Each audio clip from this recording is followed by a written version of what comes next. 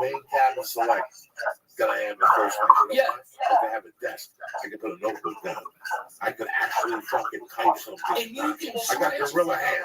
You can stretch the You can fuck stretch out. that. It's got more space than first class does. You have to hit a button. They bring you free food, free booze. Everything's out of the house. So it's still first class, only not in first class. And you still stay on the first class line. That fucking bread. And if you want to fly first class, you call 12 hours before the flight. Yeah, if it ain't full up. 149. Yeah. Book, they bump you. And So that's you always going have to across the fucking up. country. That's going across the The country. only problem is they like, all right, I want to go to fucking Austin from LAX. Right. No. You gotta go to San Francisco first. Yeah. That's the problem that I foresee. Chicago, I'd love to take Virgin to Chicago, but you know what? I don't want to get to LAX at 9. Yeah, The that's LAX at 9 is rough. That's a rough flight. You know what? American will get me anywhere at 5 a.m. if I call them and ask. That's one thing about American. That's one thing about American Airlines. That's they why. have flights. That is why I fucking fly American. Because 9 out of 10, they got a vampire flight.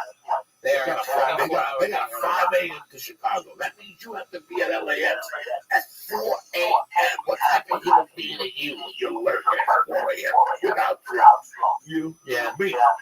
You know, it would be more effective, like, if they ran, like, Southwest is almost a 24-hour-a-day airline, and especially with all its international flights now.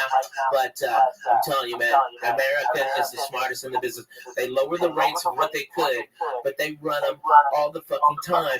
And they lower the rates in that so they have more people go to the off times who are bargain hunting like the rest of us used to, and then main consumers can pay at an accelerated rate for the last immediate good flights that aren't as full because the cheap people got diverted to the other flights. It's a goddamn beautiful business model. That's how you fucking make money. But it's amazing how much these companies treat the customers like crap. Like, especially, well, there's no fucking reason why they. I mean, all right, if you are the worst person in the fucking world, go work at the airport, because no one will bitch about you because they don't have time to fill out a form. They don't have time to fucking go and talk to your manager. They just don't. They got a plane to catch, so they go, "Oh, that guy was a dick," and they watch your next plane. You get it. It's free. It's awesome. If you're an asshole, go work at that airport. About a year ago, I made a really bad mistake. This is the type of person I am, because I know it's a corporation, I know it's a company, and I know. Was it you running that ad? No. I was on a chat today with somebody about agents. And I said, listen, I know people who are shit agents, but the agents are killing. Yeah. Doesn't matter. Just because you know, I was looking at it. Here's the funniest thing ever. IMDb, they've got a rating for agencies and management and all that shit. CAA is obviously number 1. William Morris is number 2. Innovative is like 8. And then the agent Tom was like 200, it's like 300. You know, and it's fucking like that. There's some management companies I looked at, and here's what's fucked up. You look at Jeff Sussman's management, Yeah. you have 4,300. A regular person would look at that and go, I would be able to talk to that management company. Yeah. But what do you mean 4,000? That's how much they cost. That's how, like, that's the rating. That was the rating that was as far down the list. But they've got 3 clients, and they're millionaires. Millionaires. So it doesn't matter. It doesn't fucking matter. It doesn't matter. You understand this? It's all bullshit. What are the rankings based on? I guess The client's earnings. And the client's earnings. And so, like, I'm with William Morris, and I think worldwide they're number 1, but here in America, CAA is, especially in LA. All right, but William Morris is badass. Who gives a fat baby's dick? If they're at that level, they're I mean, unless they're worthless or fucking strung out on something. I mean, there's been a lot that have risen and fallen because of what they're snorting and what they're drinking on the fucking expense. But man, if you got one client and you're that guy's manager, and that fucking guy is Kevin Hart, your rating would be, I mean, that you only have one client and you're so far down. But Kevin will work hard and make a ton of money. But what if he takes 2 years off? just to relax and build up a new act. That's when your rating drops to 5,000 like assessments. I mean, but how much TV does even Joe and Kevin do anymore? No more. I mean, is Joe going? He's still throwing people around in UFCs, right? Right. But that's theatrical. Some guy told me this. He would be such a fucking amazing action hero. And I understand. Listen. He would be fucking amazing. Okay, with Joe Rogan, with a fucking skull and tats and crazy shit, driving a hot rod to the fucking desert for hot bitches. What the fuck? I'm all for that. That fucking nice ass Corvette of his fucked up. Oh, God damn it, run to it. He could throw it. A friend of mine asked me that. He could change a light bulb with a kid. If you put a show on TV, wouldn't you want it to be a second producer? I go, he probably would do it if I asked him. But it's the last thing on his mind. It's the last. And if you understood his life, he does the easiest path of resistance. We were talking about work ethic a couple of weeks ago. He got that job at the UFC as a volunteer. He called the guy and said, I'll fly myself out. I just want to do something with my time. You guys have an idea what the UFC pays him? What he's become on that channel? He's like the voice of that shit. Yeah. This didn't come to him because he trained. He went to the ITT Institute of He stepped up. And that's what this whole thing's about. So if you have this job, right, guys, this is how he looks at it. And I look at it the same way, right? You got this job that flies you into Vegas or whatever every once a month to call a fight. They pay you a shitload of money. He gets residuals from 2 shows, guys. Yeah. Remember, he was on 2 syndicated shows. Hits. Why would you want to drive for Warner Brothers and put up with that? Yeah. Why? You know how hard it is to be the Rock? It's fucking. You know how hard it is to be the Rock? See, people in Kansas, because he doesn't know what the fuck he's doing. He's going to wake up one day and go, first of all, how many needles can I stick in my blood? How many needles can I stick in my neck before my kidney blows up? Because that's how the public needs to see you all the time. He went on some show a month ago and said he eats 20 pounds of fish a day. That's all great damage, okay? But you got to stick needles in your body to be that fucking big. Hey, me and you go to some sushi spots. We got him on that one. Yeah, we got him. So, you know how hard it is? You have to train. Right now, Joe Rogan has a family. He doesn't want to come down there. Why would you want to listen, guys? He's got that. What do I want? Do I want the Joey Diaz show? 20 million years. I'm 52. I did blow for 30 fucking years. I'm surprised I didn't fall in the mouth for so much bad pussy I ate, like the Kardashian black guy. Oh, yeah. Lamar. Let me tell you, I was falling with the mouth. Those bitches are the fucking kiss of death. For 20 years, I'm overweight. You gotta look at your fucking weight. You gotta look at your life and go, how long am I gonna fucking live? So do I really want to drive to Paramount every day and put up with this folklore producer and director on their creative thoughts for a show for 5 more years and my glory to stick away from my kids? The kids are fine. He's fine. The UFC pays him great money. He goes on the road when he wants to with the UFC. So it's all in-house. So people make me laugh when I go to these clubs. They're like, so what's it going to take for Joe Rogan to come to my club? I want to say, listen, act to God. He comes in for one fucking night. He doesn't want, I remember in 98 being at the Laugh Factory one night. And I tell the story constantly. As whether people like him or dislike him or he's not funny or funny. Dane Cook one night walked out of the Laugh Factory in 99 and he came over and said hello to me. And I looked at him and I go, how was the last week? He goes, that's a fucking great club, man. Yeah, that was 2000. 2001. He goes, 2000. The only problem is, it's a lot of work. Yeah. Wednesday through Sunday. And I looked at him. And I didn't think about what he was saying, but I got it. Dude, and that guy had a ton of money, and we had $2 to our name, and we would have loved it. But no, he goes, I just want to do bigger places. That's it. Just one show. That's it. One show. He put that out there. He put a plan together. He changed comedy with that move. With that move, and I saw it happening. I remember saying, Who started it? Dane is the one who started it. You know, everybody before, from Mitch Hedberg, everybody, Wednesday through Sunday, maybe stay until Tuesday. The drugs are good. Every fucking body, everybody, Dougie Stanhope, everybody did it. Fucking Dane Cook was the first one that broke the fucking model. The clubs had the control the whole time because there wasn't after comedy died after the 80s, the 90s were fucking dead. There were no headliners that were selling tickets.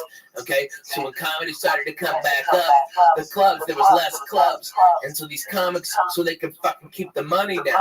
But now the dumb fucks, they got greedy like they always do when they fucking start making money. They start putting all these comedy clubs everywhere, and then they go, oh, I got no fucking headliners. And then that's when we got the power, and it was fucking Dane Cook that showed the way. You can say, go fuck your Wednesday and eat a dick on Sunday. I'm doing, no, you know what? I'll come in Thursday for Friday morning radio, and that's it. That's it. And I'm back at home in LA early for Sunday. We put it together.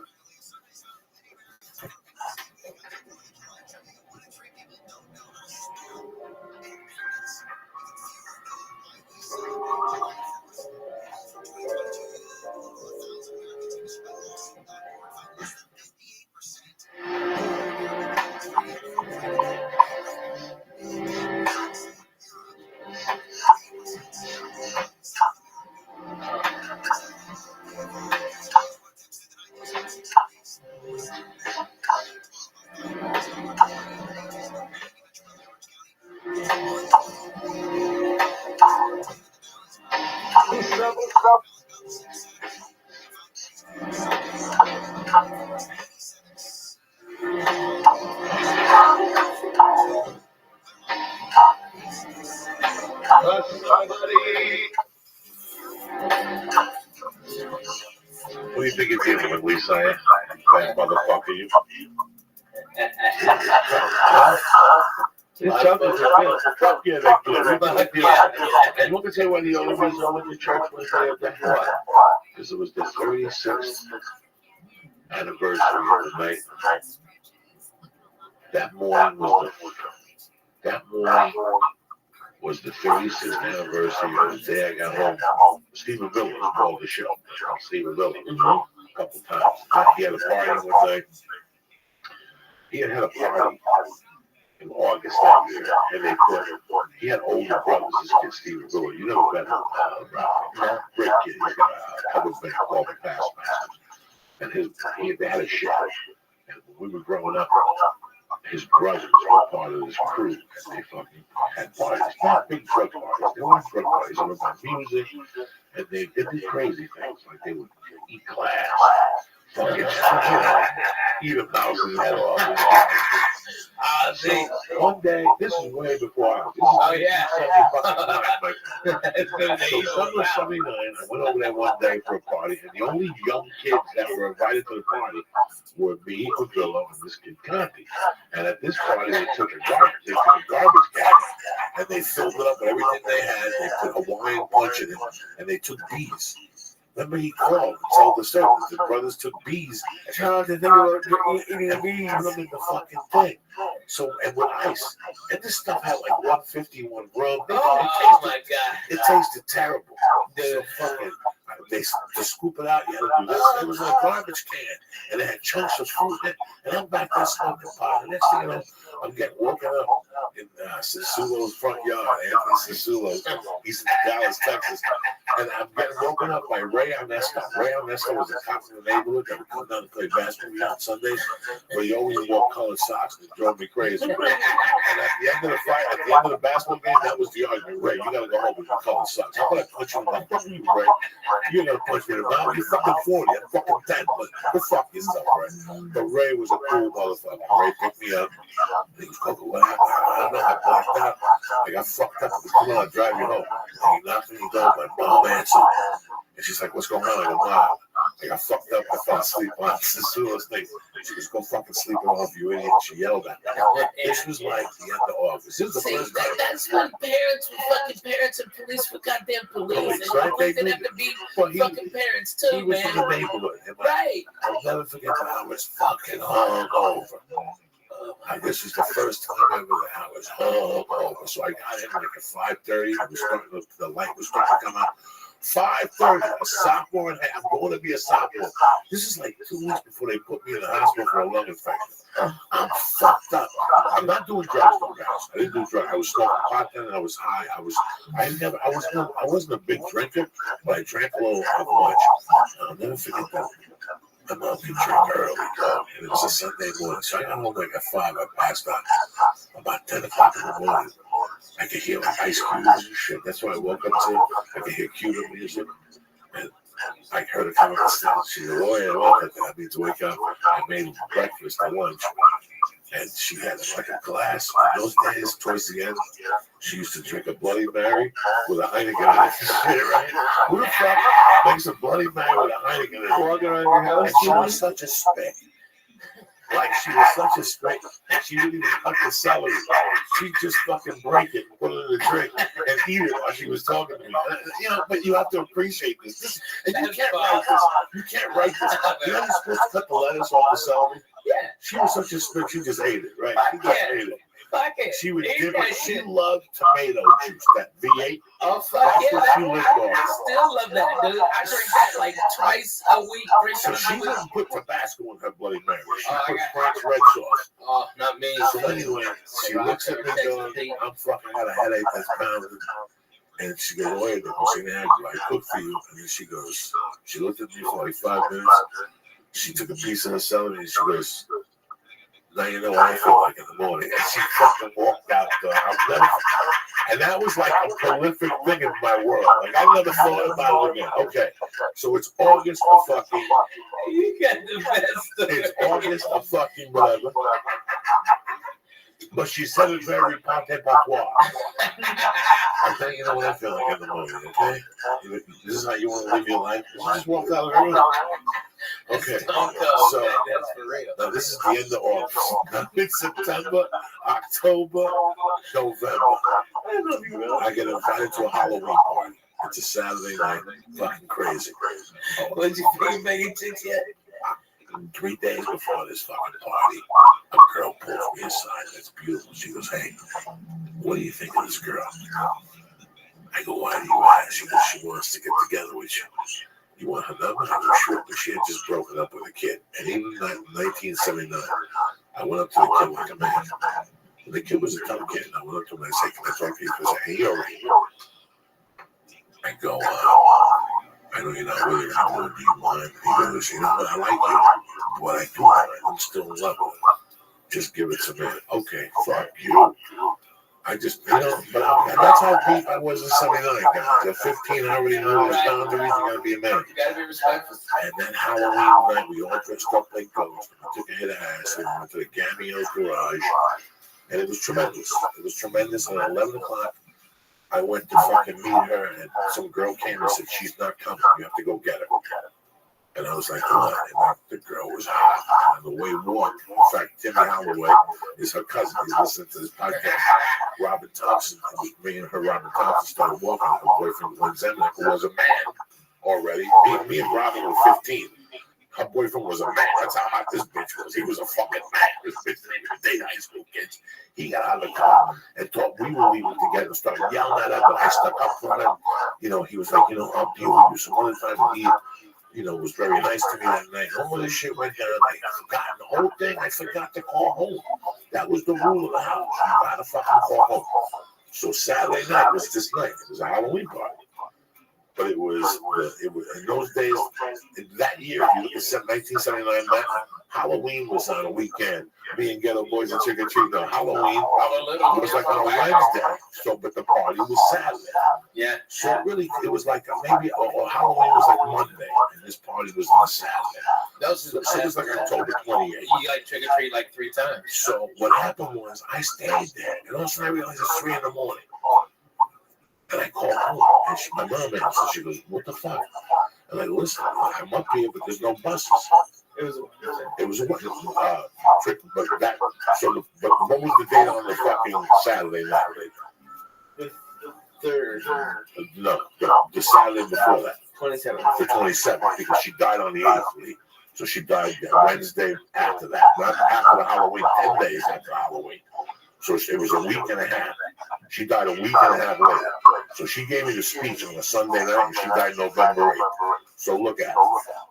You follow me? You see how we got. Wow. So that Sunday, she goes, I'm on the couch. What are you going to do? And I go, I don't know. She goes, we'll take a taxi home. I go, I'm not going to take a taxi home. I got other buddies with me. We're all going to walk home together. And I had done the acid and stuff. And the acid was coming down. Getting like the little jingles and shit. So something happened. Somebody took a ride downtown. But by this time, we were talking. It's 5 a.m. I'm not going to call her back. She was already sleeping.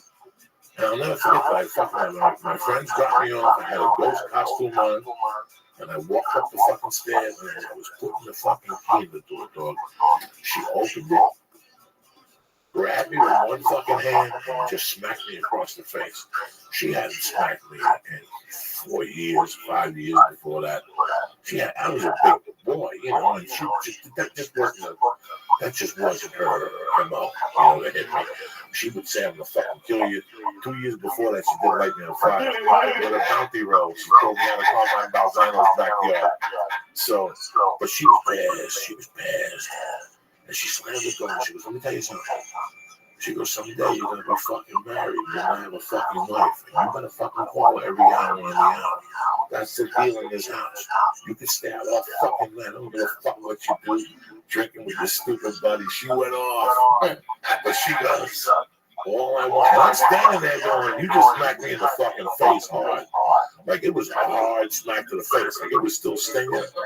And she's like, you know, you fucking idiot. You know, what the fuck is wrong with you staying out till 7 in the morning? Get upstairs to your room. I don't even want to look at you. And I was pissed. I'm like, I might even move out. Like, that's it. I might even move the fuck out of this bitch. Fuck this place. Fuck you. No wonder your husband left you and the other one died. Fuck you.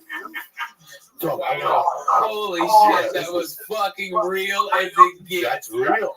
My father died at 37, and then Juan, who was a killer, left out because he hit him in the head with a fucking saint.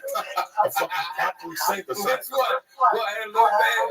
No, Santa Barbara, the man with the sword.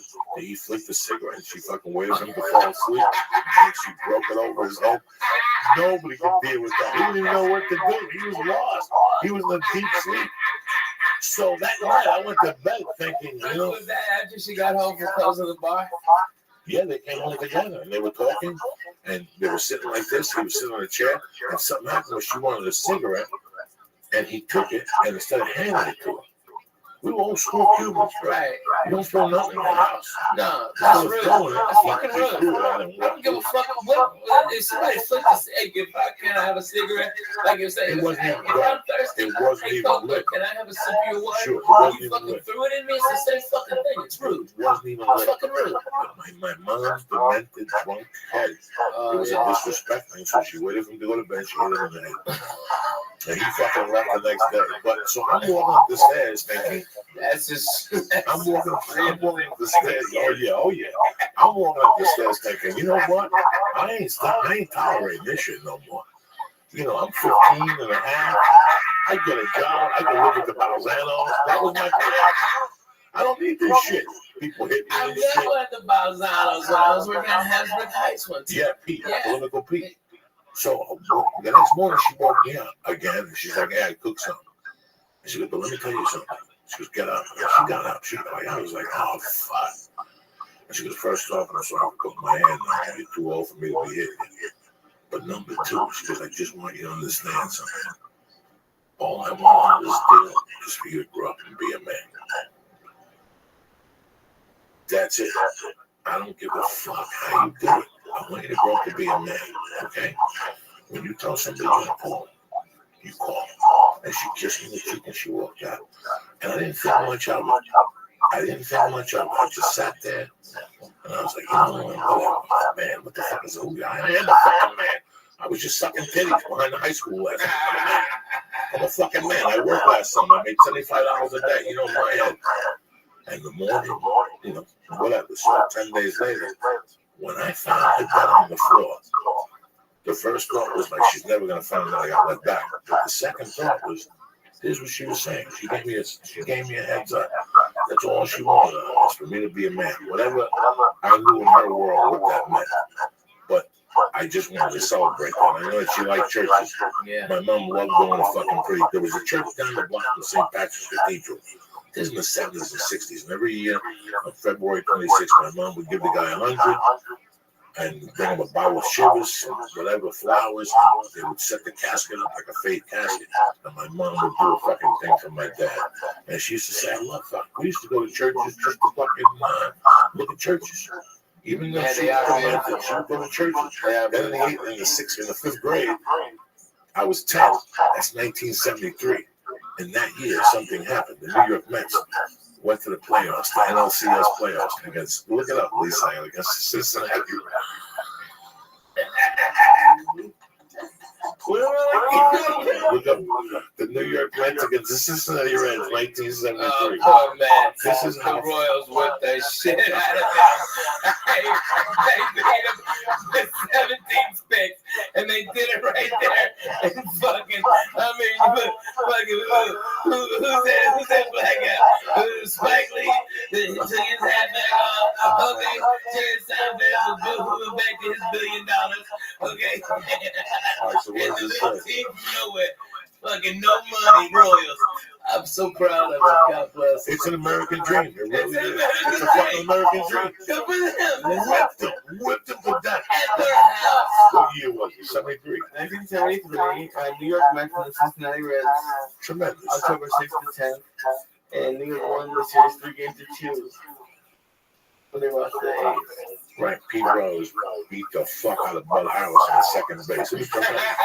when he was But that year, sliding in. but that year, my mom, when I made my first community, you were talking about. Oh yeah. So what Lee, so you went to Jewish instruction when you were growing up. You saw the kind of Yeah. It's Saturdays. No, it was Wednesdays a lot. Wednesdays and Sundays sometimes. Hey, did you have the little? No. Oh, thank God. That would have been. Just let him grow. You should eat some hot cookies and say fuck it. Just fuck with people's heads. Lee, if you did that, you know what? You don't get to grow those. Yes, you do. How do you grow those? You just let it. Yeah, just let it fucking What am I grow. supposed to do? Breathe. Who gives a fuck? I'm like an asshole. No, make a big mutton chop. Listen, Everybody think you're a hipster bag. It'd be great. What do you give a fuck what they think? You got a girlfriend? Yeah, get you some mutton You got chops. a mutton chop? Please, Get you some extra dope from a sponsor. pussy. It doesn't Yeah, chap the we get leg. some Jew wax. You get some money on a sponsor. Oh yeah, man. Louise Jew wax. Yeah, and get you one of them mustaches too. It makes you look like one of them fucking evil villains, like you got a bitch tied up on a train track. That's what you need, Lee. That would be the look. Yeah, come on, Lee. You gotta do that. Come on, you got that stash. There's no way that's my logo. Dude, that's your look. That's your look. And then shave your head, and you'll be a certain strong man. Okay, that's what you'll be. You'll be strong man. You'll be. So, I'm sorry. my fucking mom, That ass was fantastic. I used to go to this fucking Sacred Heart School for Boys. And how they did it, what they did was, you had to line up 8th grade, 7th grade, 6th grade. So to go to church, there was this bell. And you had to ring the bell. So it's just an animal go, all right, 8th grade, and she ring the bell, and you go, well, my mom used to eyeball that bell.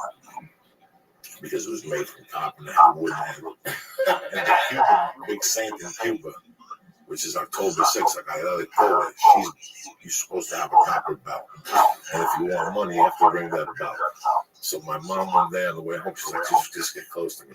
My mom shoplifted the fucking bell. and she would take it to the Met games and ring that fucking bell. So in the back of her mind, that bell was everything. That bell was bringing her luck. Every time I'd see her, she'd give me a kiss and go, "You're a genius. That church is bringing me good luck with the fucking bell." The Mets keep winning. What you stole from the church is bringing me the Lord. That's amazing. So every time the Mets would play at home, she'd ring the bell. And if she went to a Met game, she'd take the bell and put it in her purse. And she'd ring the bell at the Met game. This is true fucking story. This is how crazy. This is where I came from. Oh man. I know you don't have all this time, but have you thought about like trying to go back to 1973 Met game like video and see if you hear the bell? That'd be Oh crazy. shit! You're a You're genius. blowing my fucking You're mind. blowing my fuck. I couldn't. Dude. No. I couldn't go. You would hear it too. You would hear it going, "Rusty, stop." She would throw chicken wings when he'd run back. She hated Rusty, stop. So she was like, "This side of it. No me pongo a palabras a comprar." Yeah, I mean, she hated him to the point when she'd tell me to the point that the usher would go, "Denora, where do you want to sit? You know, you want to sit in the right field?" And I think Rusty, where did Rusty stop play? 73 Mets. Was it 73? Wherever Rusty stopped, they had a horrible, I think it was Rusty Stop and George Theodore. Oh my God, he was so pissed. He was the right fielder. Yeah, he always had to hit the cutoff. That was the So story. when the guy would, I always go. And so she's Don't talking get about chicken wings. right now. Oh my God, that's the best. Here's the deal. The guy would go, "Denora, I got side on the right field only." So he would have to run past her. If she would sit there and he ran past her, she would lose her mind. She would go ballistic. All 8 times he run. "Oh yeah, Ruti, hijo de puta." She'd fucking yell in Spanish. And then if she was close enough, she'd throw chicken wings at him. "Oh yeah, hijo de puta." So when the guy would ask her, "Where do you want to sit?" and he'd say like, "What do you want to sit?" My mom would go, "Oye, no me ponga para ese lado, compadre." I don't like that fucking dude. So she would sit on the other side.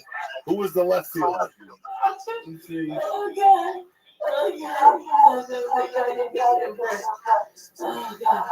Plus they had Wayne Garrett on third, so she was in love with Wayne Garrett. If Wayne Garrett took his dick out, my mom would jump the fence and suck his dick and Tom Seaver at the same time. Okay. Your mom's got life. Give me the team. By the way, this Friday I'll be at the Club Nokia here in Los Angeles. If you're a church member, please come in. I'd love you. I'd love to see you live. I'm going to do about 2 hours and blow your fucking minds. Come on, baby. That's the team. Who was the left fielder then and who was the fucking third baseman? All right. You want the left fielder or Cleon Jones? Cleon Jones, and who was the third baseman? Wayne Garrett. Yeah, bad motherfucker, dog. He reminds me of David Wright, the hot corner they used to call it. And my mother loved Wayne Garrett, so she could tolerate Wayne. And my mother used to call Cleon Jones La Cleon. Vamos para la Cleon. Vamos a hablar con el negro. Because he was black. So my mom would clap, and Wayne Garrett, she liked Wayne Garrett. But if you put her on the other side, she'd be tormented the whole game. With Rusty stop, she'd turn and look at me at the people. I don't want to look at this motherfucker. I gotta sit there and look at this motherfucker. So, speaking of error, she lost like $10,000 one time because he dropped the ball, and that was it. That's it. My mother's world. Because I heard No, he did something stupid. He couldn't throw it to first base. He had to hit the cutoff. I don't know what he did to my mother. My mom just didn't like him. So my mom, if she sat on the right side, not only would she ring the bell for the Mets, but then she put voodoo on Rusty Style with the same time. That year, bro, listen to me. The fucking Mets beat the Reds, right? Sure. No, fucking look. Jesus Christ. Yeah, they won 3 Right, games. Yeah, Mets won the 3. Do you understand what that was for the fucking Mets to beat the Reds? The Reds were beginning a dynasty. That was the big red machine. That was the big red machine. Now, you know what happened? Holy shit. You know what happened? My mother, when I went to the World Series, my mother quit. I remember I was still going to Sacred Heart School for boys. I still remember that plain as day. Because my mom had that belt. And if, listen, this is even going to get creepy here. This is even going to get creepier. Not only do you, the school, you go in on Sundays, and you come home on Thursdays. Here's where it really gets creepy. Wait, go a little deeper. See what day the World Series was on. The game that what was the series when the Oakland A's beat the Mets?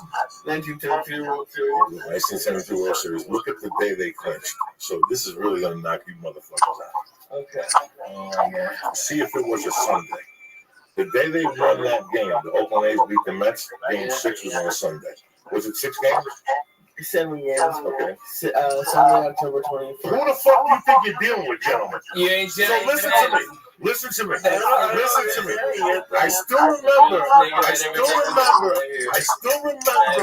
what's his name catching the ball, and my mother looking over at me and going, let's go, we're going back to that fucking school. And I'm away, they're like playing, she wouldn't even look at that fucking belt. So for the last 3 months, all she does is she loves this belt. She put the belt on it, like light a candle next to it, cut a chicken head and cut it.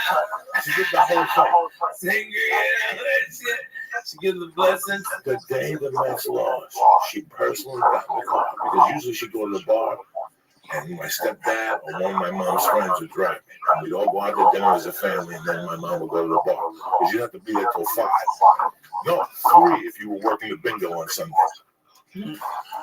My mom, that Catholic church is amazing. my mom personally drove me to the fucking school, got me out. I could see she was agitated the whole time.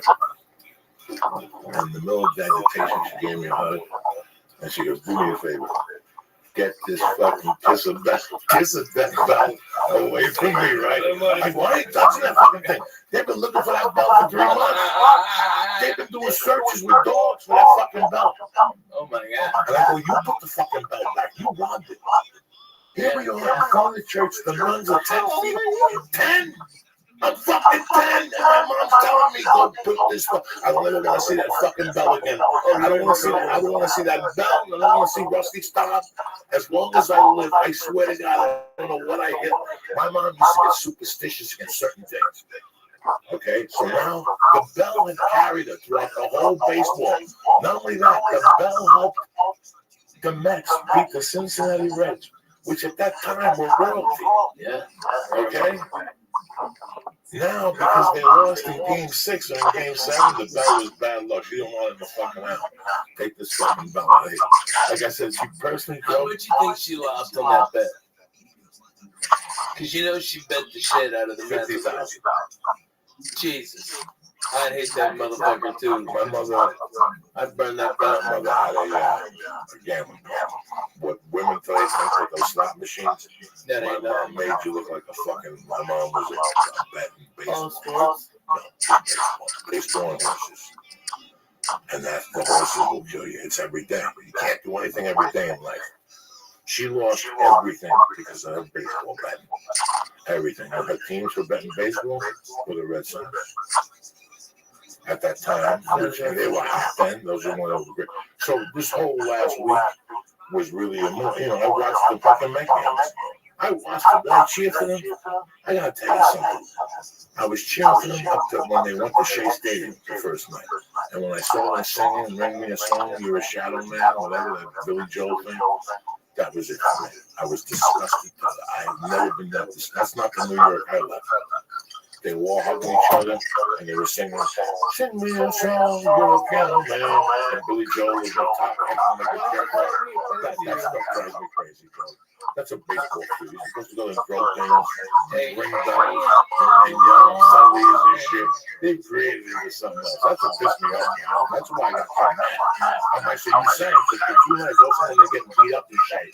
No, that's why I kept tweeting last night. This is what I was tweeting last night. It was fucking Billy Joel. Get him singing. That's the night they won. The night that he fucking sang that song. Now they're losing. What's good Billy fucking Joel when you know them? Where the fuck is that top sucks? Fuck yourself, Billy Joel. That's what I Yeah. Kansas City, let me tell you what song Kansas City played. Kansas City played "For my man Brad Pitt was trying to sell Moneyball. Moneyball, you know why? Did you watch the series? Fuck yeah. Fuck, I didn't watch it. I was disgusted with Are you it. serious? Is that even that piece of shit Monday night game? Did you watch that fucking football game? It was hot garbage. What were you watching? I was here. He was here. Let me tell you What the something. fuck? You got You know a this was not fucking 9-foot TV behind you. No, Dumb you dumb. say you don't watch all this. I like the World Series. That's American as What fuck. you doing? Were you playing some He shit? was here working. He was He here was working. playing that shit He again. was here working. One of those screens that run infection games. No, He was shooting somebody in fucking His in reason. Belarus right now, and they're both cussing out dirty fucking He knows restaurants. he I can't. know. He was googling his fucking cousins. All right. Whoa. Yeah. You know what the Kansas City did? And I love that. I hate when people forget about the game. Small ball. They stole bases. They stole I back. love when people steal. They put pressure. You really want to fuck with a motherfucker? And if you look at the Cincinnati Reds, the big red machine, that's all they did. Their job, next time classic baseball, the Cincinnati Reds play, you sit there and you watch that whole game. And you're going to go, oh my God, nobody had more than 15 home runs. Eric Foster. Small Small ball. ball. The main job they did Hit. was steal. Single. Get a single and steal. Steal and singles is something that's forgotten about. Yeah, man. You know that's why Ricky Henderson played baseball so long and for so many teams. Because think about it. He played for the Red Sox. He played for everybody. Ricky Henry played for everybody. Listen, Ricky was goofball dumb, but he was one of the greatest baseball players to ever get behind. All right? This guy, if you've got a pitcher and he is out of business at 96 pitches, and Ricky gets on base with a bunt or a fucking single or walk sometimes, he gets on there, he jumps out. That guy's going to have to throw over there 3 or 4 times. He's going to wear out his arm. They're going to have to bring that middle reliever that's a piece of shit that hadn't worked in 8 days in, and then they have to go through 3 closers. So what do they do the next day? Ricky Henderson blows out their next guy. That's what genius small ball is, and that's what they did, man. They played fucking great baseball, man. They played Great baseball. If you Beautiful watch college the ball. whole Cincinnati Red games, their leadoff was always Joe Morgan, and he always stole. And once once Geronimo came on, those fucking Indians, those Geronimos, they go crazy. And they had like 3 people who would steal them. Pete Rose would steal on your ass.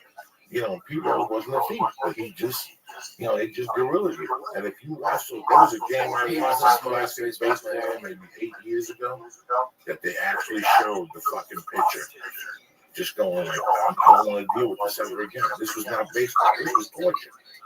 Because it's small ball. It's slow torture. Every pitch, something happens. There's always something happening. Every time you let that ball go, it's either a single, a bunt, or this motherfucker's stealing. That's torture on a pitcher. You can't focus. You lose your concentration. It's fucking crazy. And I used to love baseball. I used to know everything about the Red Sox. There's 162 games before the postseason. I don't have time to watch all those games. I don't know. Well, not every one of them, but watch one of each series and feel like a fan. You know what I mean? I like the Houston Astros. I started stand up there in '90. I loved them. Me and John Wesley, we went for a foul ball. And the little kid was going for a foul ball. We were thrown out of our balls. And instead of me squashing that kid for that fucking foul ball, I broke the seats. Okay, and the kids got the ball. And everybody's cheering. And we're on the big screen, and I'm holding that chair together, motherfucker. I got my left hand on the chair up. Okay, and John's laughing. He goes, you broke that chair. This motherfucking chair is dead. I broke that ass to dumb and been there 30 fucking years. And I fucked that chair up. We got up, it fell to 4 pieces. You gotta swear to God, get Johnny West on the phone. That is so fucking funny. Oh my God. Broke a couple of things. I broke a lot of shit. I broke a lot of shit. Break lawn chairs. Lawn chairs were not. Remember the Pittsburgh Funny Bone? Yeah. The Homer Creepo that used to have naked women pictures all around the bar. Yeah, right. I hated that. I always used to hate those. Man, I hate lawn chairs. Yeah, the chair you had when you were balcony. I never knew why you had that goddamn I chair. broke one and you broke one. Well, I broke I was like pushing the jar, and you came and just fought my thing. Well, for a fat guy, that's the worst chairs. When you shot your pilot, the VH1, didn't I break a chair? Yes. Something. Yes. Yeah, you broke a chair. It was awesome. For a long time, I was breaking fucking Oh my shit. God, it was so I fucking love funny. that chair, bro. One time with sleep out, and the chair broke in Miami. Dude, you broke Gavin's toilet. Remember, you went in there and you just sat down too hard and you broke that fucking toilet. And then you made the slow creep. And water came out and flooded Gavin. And Gavin got out of it because you were sleeping in my house. But you were like, fuck him, I'm going in here. I broke Gavin's fucking coupon. That was classic, though. I heard that thing snap in 8 ways. When you're a fat fuck, I break shit sometimes without even knowing. It's the most embarrassing thing. Living like a fat fuck, so you break a ton of shit. Clothes, I rip clothes. I remember one time I remember one time in somebody's car in a Jeep they had. I went to get the handle, and I went to pull up and have the fucking windshield down. Oh man, It's tough being a fat motherfucker. man, ain't nothing easy. Let me do some shout outs and get the fuck out of here. I'd like to thank Mike and Mary Johnson at Unique Bows. Thank you very much for the bows. We put them on a little hair for Halloween. Thank you for listening. Rusty Shackelford, Death Squad Dallas, and the rest of you I crazy love those motherfuckers. guys, man. Sandman, Benito Munoz, Sean Cappuccino, Jimmy Carroll, and Dirk Brooks. You know who I know is watching? Is my man D in Colorado, who's a cool motherfucker. I know D in Colorado, that motherfucker has got weed 15 foot tall. 15. Yeah, I know. The biggest ass He's bud. a good dude. Dude, he's a great guy, man. That guy's cut from I rare. just talked to him on Twitter a couple of days ago. He's a good Yeah, dude. he's a good dude, man. He's a good dude. I like that guy. You have to do it. What's up with you, Tarzan? We're going to kettlebells tomorrow?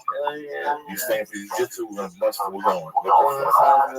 Let's do it. Let's fucking go. I got shit. I got to take those shots on Wednesday. Stupid shit. Yeah, I'm going to end it out. All right, you fucking gonna get real. Okay, we're three fat guys. We're gonna talk about workout sessions now.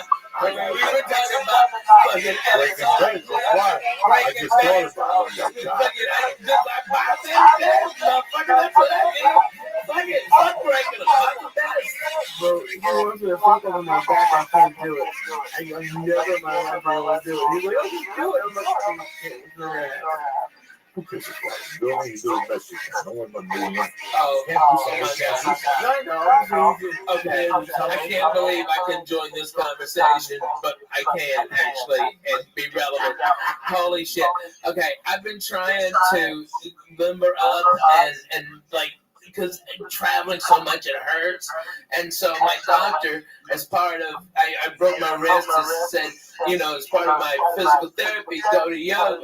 Okay, so I'm having this one-on-one with this yoga stuff. Okay, I'm going down and I got my legs spread as far as I can, and the fucking yoga mat split in the middle, and my ball hit the fucking floor, and I almost passed the fuck out. My fucking thighs have been killing me for 3 weeks. Dude, I swear to God, I did the full splits like I was trying to block a goal. It was the worst. Oh my God, dude. I think I ripped my groin muscles, all the shit. I ripped that yoga mat right down the fucking middle. You're the first person that has said that too, because it's so embarrassing. But those fuckers will rip if you get fucking 450 splitting. Oh, Jack, I busted my ass. It took me so long to be able to get up. I didn't even know what to do. The instructor just pushed me back on my back.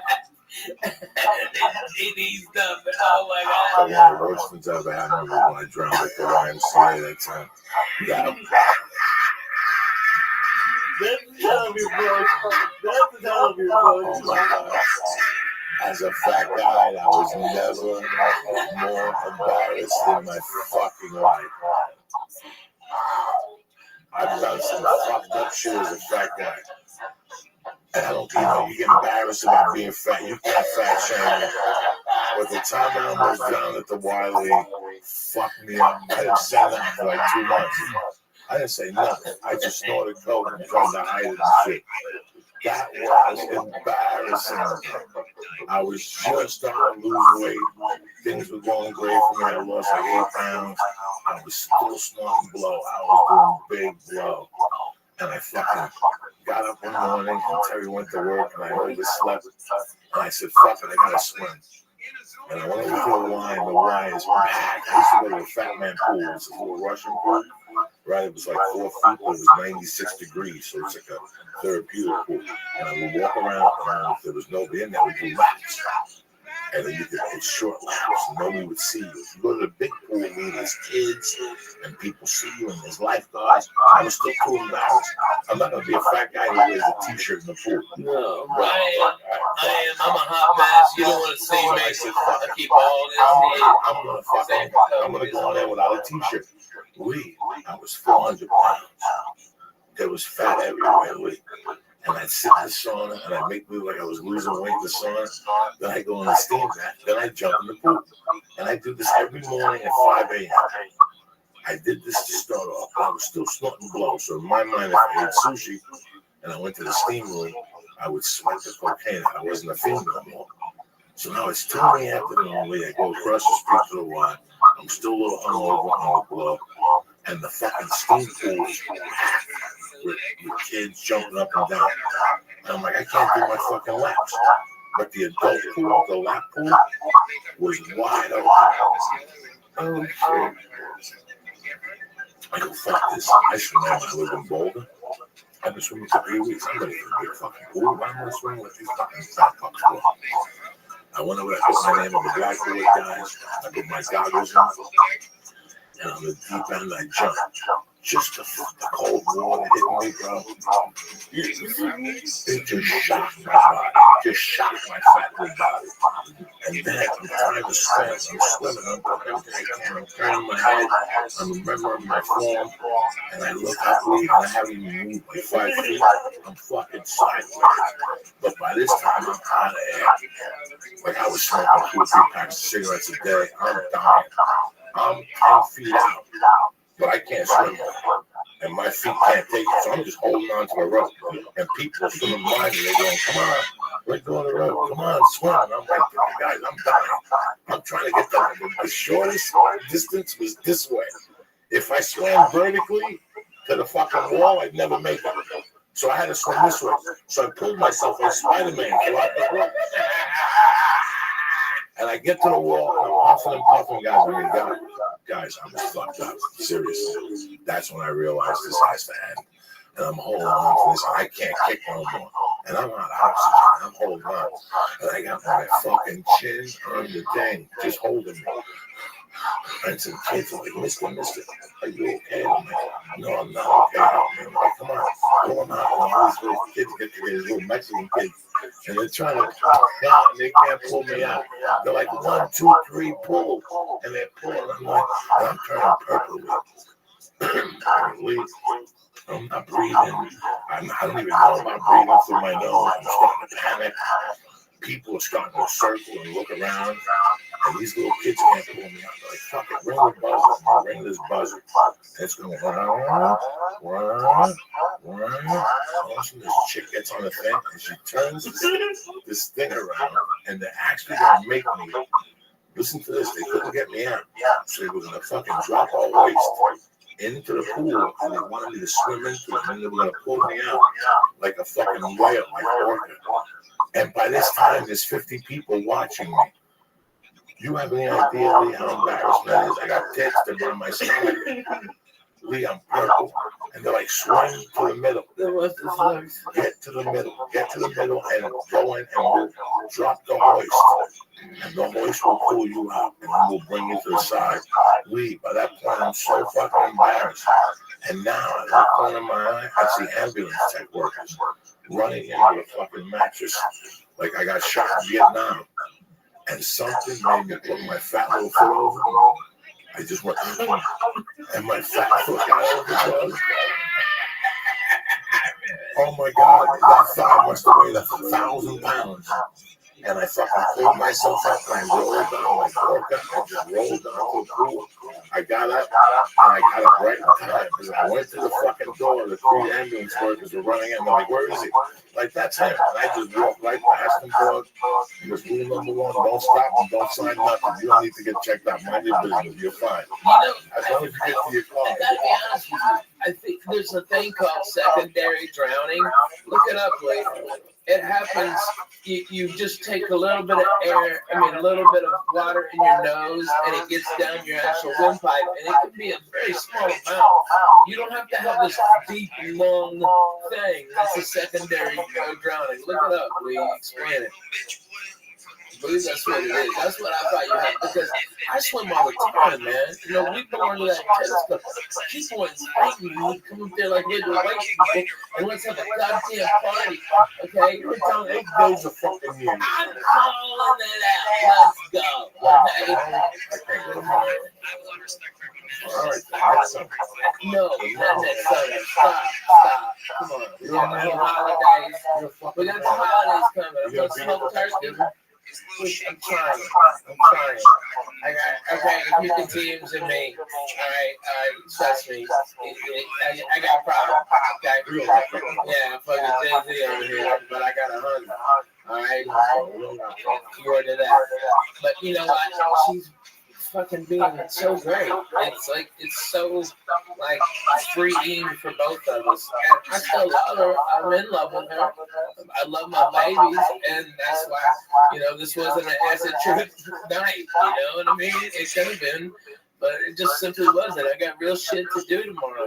I've got 2 beautiful babies, love their daddy, and I've been getting so much bullshit, about me and the wife filing for divorce. Truth was, she was just responding. They only check LA records. She was already I had filed on her like 10 days before, okay, and so there was going to be this big jurisdictional battle, and my lawyer in Tennessee goes, you're going to spend about $150,000 just fighting over what state we're going to have the divorce in, okay?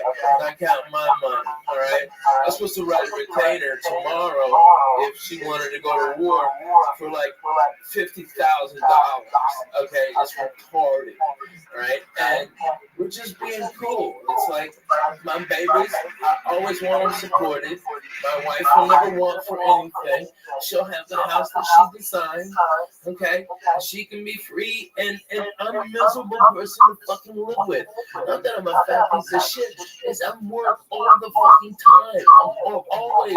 I've got babies that have to be in school. But since this shit broke on the internet, man, they have people taking pictures of my kids, man.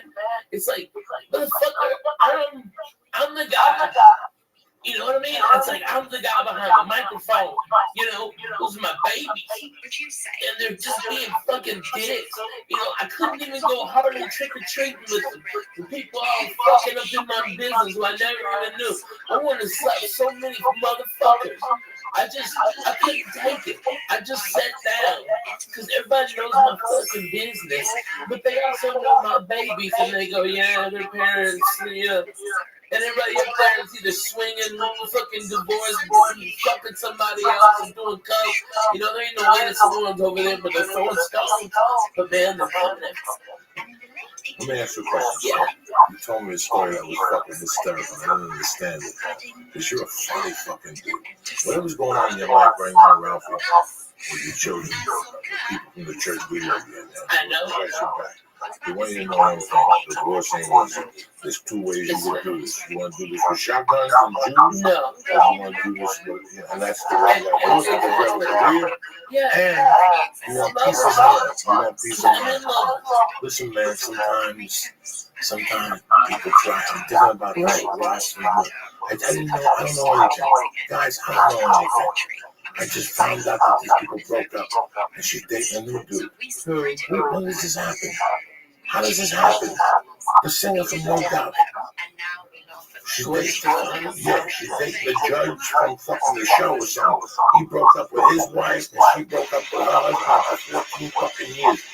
And they had like a thing today, like He's too That exotic. sheltered guy. Yeah.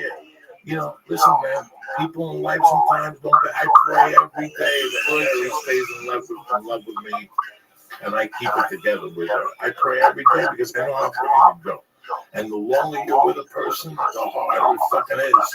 And when you have children, it's even fucking harder. So there's two ways to do a divorce. You could either A, go to war, or B, take a fucking few lumps in the head, but you're gonna take anyway. That's all. You're gonna take anyway. I've taken that my whole life. Listen, It ain't no big deal. Either 10 people could hold you down and put a big black dick in your ass, or you could just take a fucking white flag, get naked, throw it on your back, turn around, loop your own asshole, and let them do what the fuck we gotta do, okay? You know what? A dick in the ass hurts both ways, but I tell you what, it hurts more if you clench it up. She didn't do anything wrong. She didn't do nothing wrong. And you know what? She did help me in my career. You know, the truth is, when I got Last Comic Standing, okay, J1, dickhead, called me on Thursday, go, hey, I need you for an audition. I was in Hawaii working at the Laugh Factory, and he said, come back. I need you here on Saturday. And I looked online, the cheapest ticket for round trip, still had to finish in Hawaii. Nobody on that fucking island who could have done it. Right? And so I had to come back, and the ticket was like $1,100, you know, and that was 2 months rent, man. That's real fucking shit, Mike, for a maybe, for a big fucking maybe. And I rolled the dice, and I couldn't afford it. Lana had a credit card that her mama gave her for insurance, and she put it all on there. And that's what launched my whole career. So does she get half? Yes, motherfucker, she gets half. Okay? And she should get more than half. She's going to be drawing a salary from my place. She's going to be getting out of more like white people because you're Jewish. You got to respect. All right? My babies already have big things set up for them. They'll never want for anything. They'll never have what I went through, you know? And it's like, that's what you want. But now they're coming. It's just so irritating. It's like, you know, they're just dumb. These motherfuckers, you know? The internet is a good thing and a bad thing. Yeah, right. The internet is a good thing and a bad thing. You know, I use the internet for certain things. I see people use it for other things. And that's fine. That's what the internet is. It's your expression. But sometimes if you open up your life on the internet, if the result isn't going to be good. It's happened to me. It's backfired. Yeah. But in this situation with divorce and stuff, who knows? You know, all you nothing's happened yet. Keep doing what you're doing. Yeah. Try to put the pieces together. Try. Be a father. Listen, the divorce in my life had to be tougher than a prison sentence. I lost a child in a divorce. I lost dignity in a divorce. And to this day, I have animosity. I know that I'm like Michael Douglas, and what's the movie when he just snapped on the 405? Walking tall, standing tall, when he started shooting people. Yeah. Last when I saw that movie really scared me. Why? You ever see that movie? Where he goes nuts on the 405? Yeah, he's lost his job. The drug dealer goes to mug him, and also he shoots him. He goes, you want my briefcase? He's pretty funny. And now Duval is looking for him. It's a cliche type movie. But I always saw that happen to me with my ex-wife. That's how bad of a divorce it was. I forgave my stepfather. To this day, I talk to old school movies, and I always say, fuck him, you never gave me what was coming to you. You know what, so I gotta go get what was coming to me. That was my frame of thought back then. He didn't give me my mother's money. What are you going to do? For 3 years, I lived with him. I was prepared to hide under the car and grab his foot and shoot him. Where's his money now? So I shoot him and kill him. How am I going to get his money now? So I had a terrible idea. And I hated him for fucking years. And one day I go, what? This is the guy that raised me. Would you give me $300,000? What was I going to do? Was I going to invest? Was I going to buy a building? No. You'd be dead. I was going to buy a poker plant off some fucking... Yeah. So in a way, he saved my fucking life, you know? So I forgave him over the years. And I forgave him. That was it. When he died, I didn't go to the funeral. I sent flowers. I went to see his wife, and then she died. But I let it go. I let it go. I got to tell you something. I had such Yeah, a I don't bad have any divorce. anger. But I have right now, only you know, love. No, and no, I don't listen, care. right now, I'm I not saying I'm understand. the numbers. I know I it's just love not my about babies. I have to get another place here in the hand. Listen, I have nothing to do with numbers. Okay? There's levels of the divorce. When she walked out of the house, she goes, listen, I'm just going to be a mile up the road. You come over anytime you want. Let me just get some space. And I was cool. I'm like, we're going to go. This is a dream come true. I could work on comedy. I wanted to be a fucking comedian. I just got out of prison. I was doing the working stick stuff, and I go, fuck it. I want to do fucking comedy. And all of a sudden, it went from one thing to another. I hope it doesn't go there for you. I hope you handle it. No. Maturely. I love my babies. I love my life. I hope that the attorneys don't get a hold of this and turn it into something else. I hope that, because that's what happened to me. Yeah. Once attorneys get in legal, once the fine print, there's a fine print. And once that fine print comes out, just like that, they ain't no coming back. And that fine print has to exist. It has to exist. The law says it has to exist. And sometimes that hurts, you know. So, you have our love, you have my love, always. I call you every day. I hang out. I know. I send you videos of a little Spanish guy. You gotta knock it out, Yeah, man. I'm the real deal. It's like, I'm the real deal. I've been through a divorce. I've been through a separation. Guys, it was brutal. I always advise people to keep it together. Keep it together. Well, no, I disagree. But if there's no love, there's no love. If there's no love, there's no love. You have love. No, So there's we something both still have there. so much love for each other, but it's like, and here's the real deal, okay? I have really fucking bad PTSD, and now I'm properly medicated by probably the best. He's the head of psychiatry at Vanderbilt. He's fucking amazing. He's got me clinically dialed in. I sleep 8 hours. I'm up. I don't take naps. I walk. I feel great. He's done it all. He's fucking amazing. All right. But before I got properly medicated, I was a fucking nut and a complete asshole. Okay, you know what you do after 2 years of Sure, denying? I was close. You started to learn me that day. What question did you have over there? It's not a question, but it was my parents got divorced when I was in high school, and I actually had wished they got divorced earlier. Like they said, like we stayed together because of the kids. Even back then, I thought it would be better just to have like This a. is the tough dude. This is listen, man.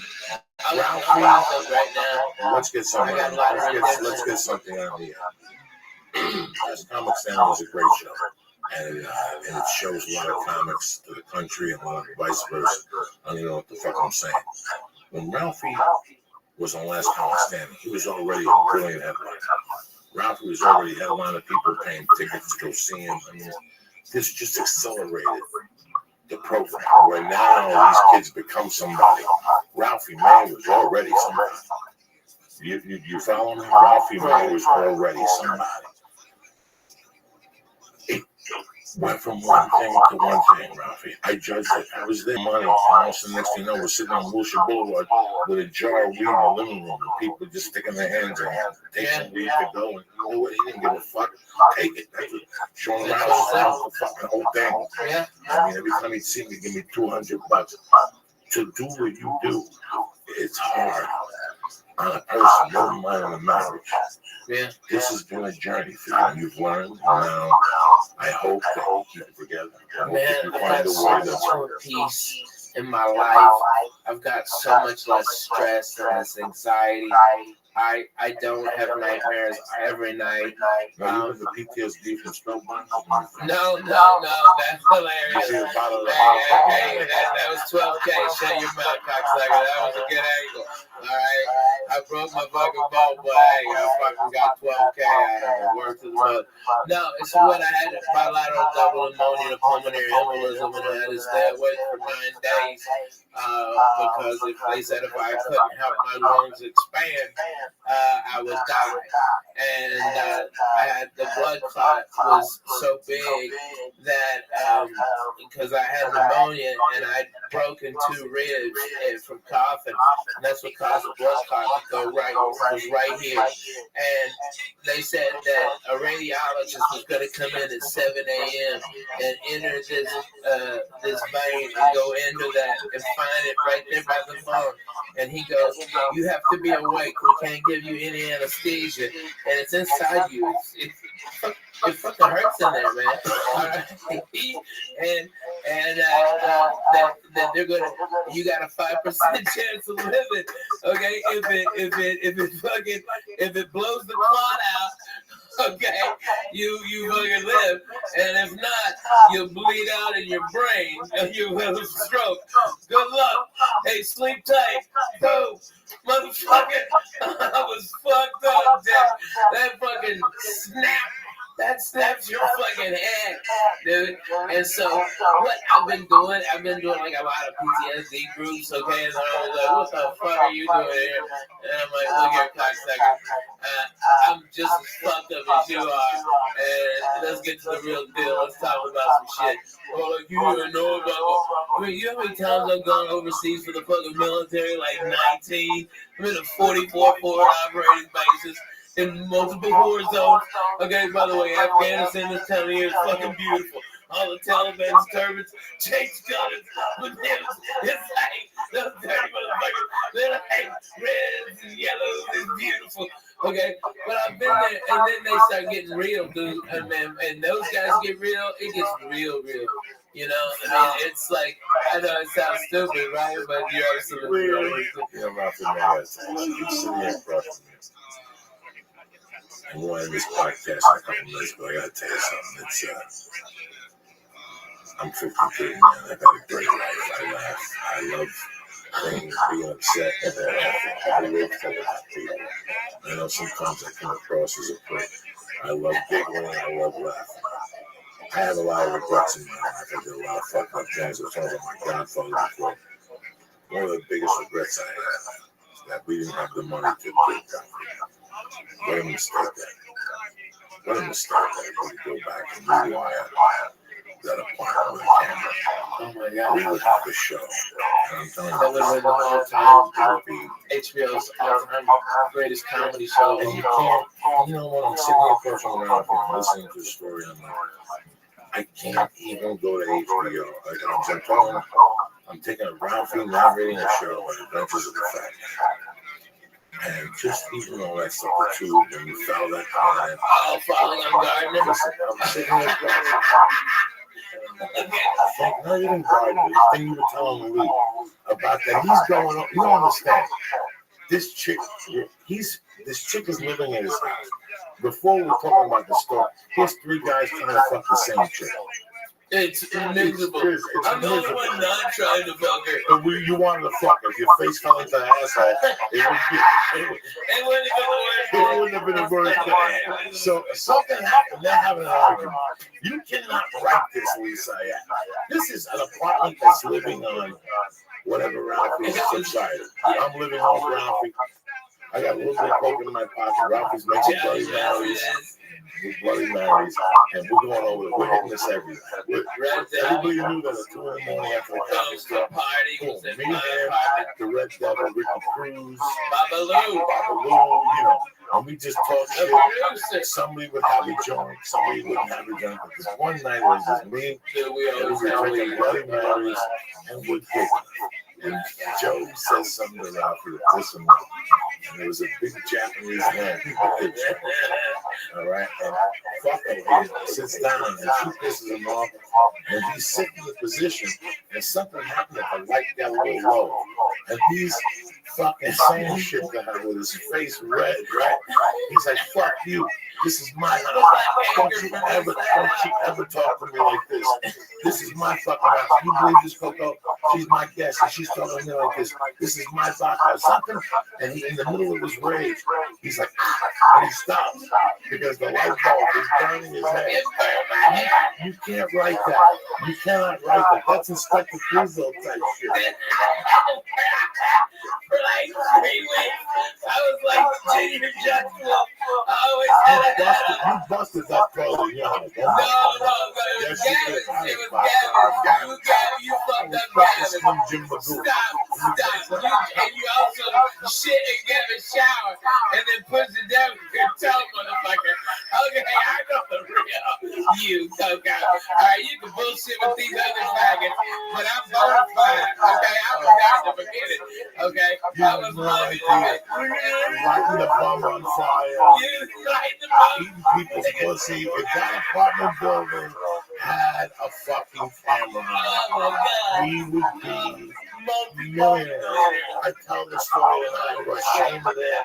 And she was giving these people, drug dealers wanted to fuck Shane. Oh, so I left her downstairs in Gavin's apartment. Gavin, oh, she's dancing. and she's dancing, telling ESPN stories. Then I come back at 5 and there's one guy like, Horrible oh, wait, impression. yeah. Oh my God, horrible impression. Oh my God. Every time I get around,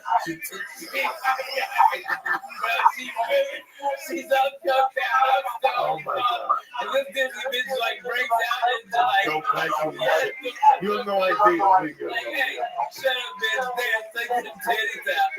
Yeah, that's what she told her. Did you remember that? You fucking told her. Goes, yeah, whatever, bitch, take them titties out. I love her. I always love her. I still talk to her when I go to Vegas. And she is Vegas. She's That's awesome. She is so cool. She opens her own body. She got a little big. She's a Dude, I mean, she's making a fucking She mess. dances. She's 45. She dances in the And cage she at a looks like lesbian bar. she's like Yeah, 26. she's 20. She dances at a fucking lesbian bar. And she keeps marrying gay guys by mistake. What? She hooked up with that dude in Alaska. I had to do this gig. What? Listen to me. About 15 years ago, I got to do this She gig. made a cake? Listen to me. I had to do this gig in Alaska one time. And Chip and Charlie's? And one of those people. And I canceled. I got like a stupid TV show or something for NBC. And I had to cancel. And she went up there and met a go-go dancer, like a male dancer. They fell in love. And she put his name on her little pussy. Oh, whoa. LA and love. Man, that's He was like unemployed. He always came up with a little bit of money. And she was dating him for like 2 years. They were in love. And then one day, she went in his email. She saw an email from old dudes. He would go to their house in the afternoon, put like a bikini on. He would dance for old dudes and shit. And he would get like $50 from doing that. So she threw him out and she was heartbroken because she always makes fucked up choices. I told this story before. God bless her. That's so hard. Somebody tells me this is the name of the guy that she's got on her pussy. This guy is a go-go dancer for old dudes, and he's smoking meth. So she throws him. Holy She shit. throws him out. I hear about this about a month later. I go, no.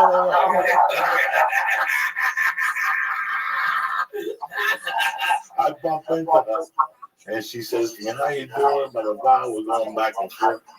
And I go, "Hey." And I knew that, I don't know what the guy's name was, but you know me. I go, "So how's Mark doing?" And she gets kind of sad. She goes, "I'm not with Mark anymore." And that's a shame. I go, "Listen, I know this old dude."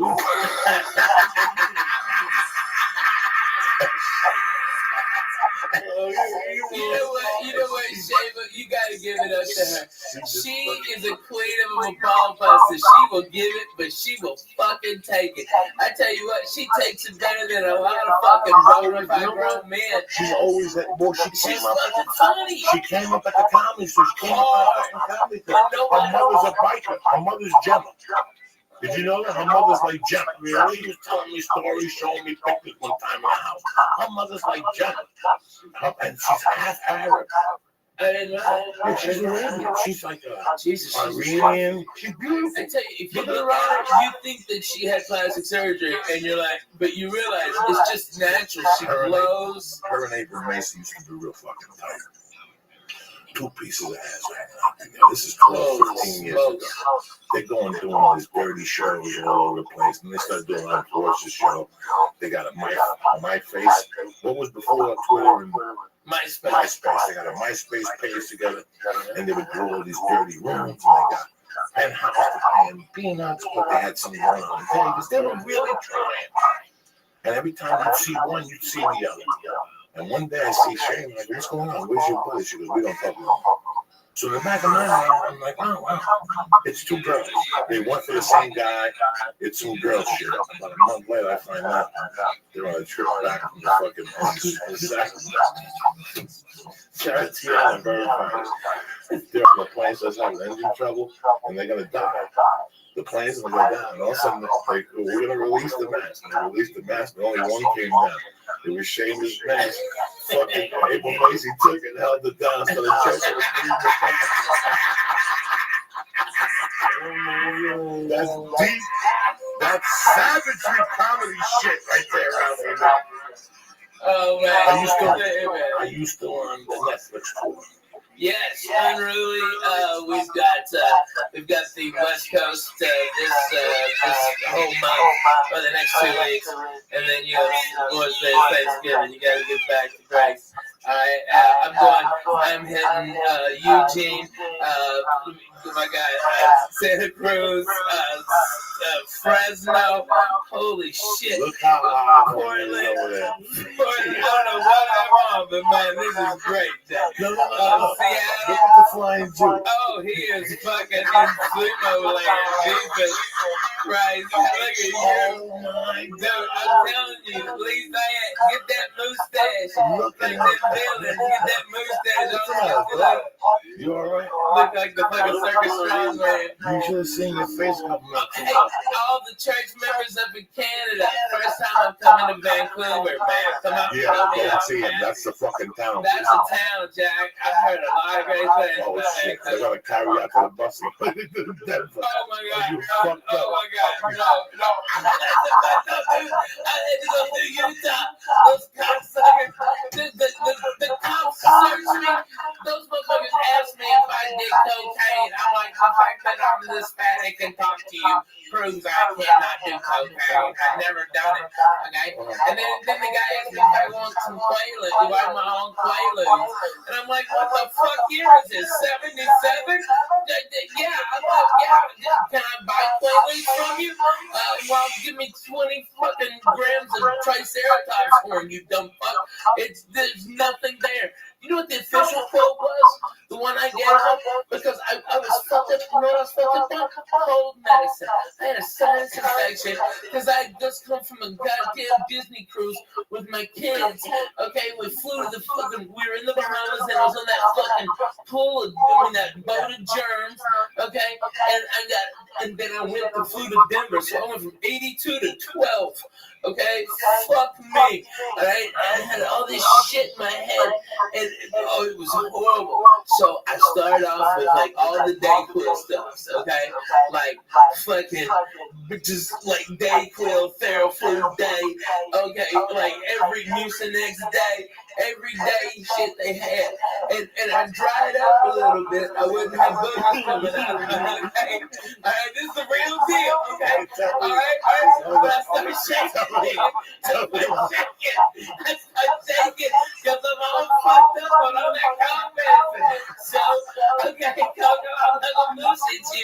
I got the NyQuil out. You know, I'm trying to smooth this ride out, you know? I'm trying to fucking mellow this drink. And then I just take a big old swallow. a fucking NyQuil. It wasn't weed. I played NyQuil roulette and lost. Okay? And you know what my wife does? She goes, why didn't you use the measuring cup? And I'm like, what the fuck are you talking about?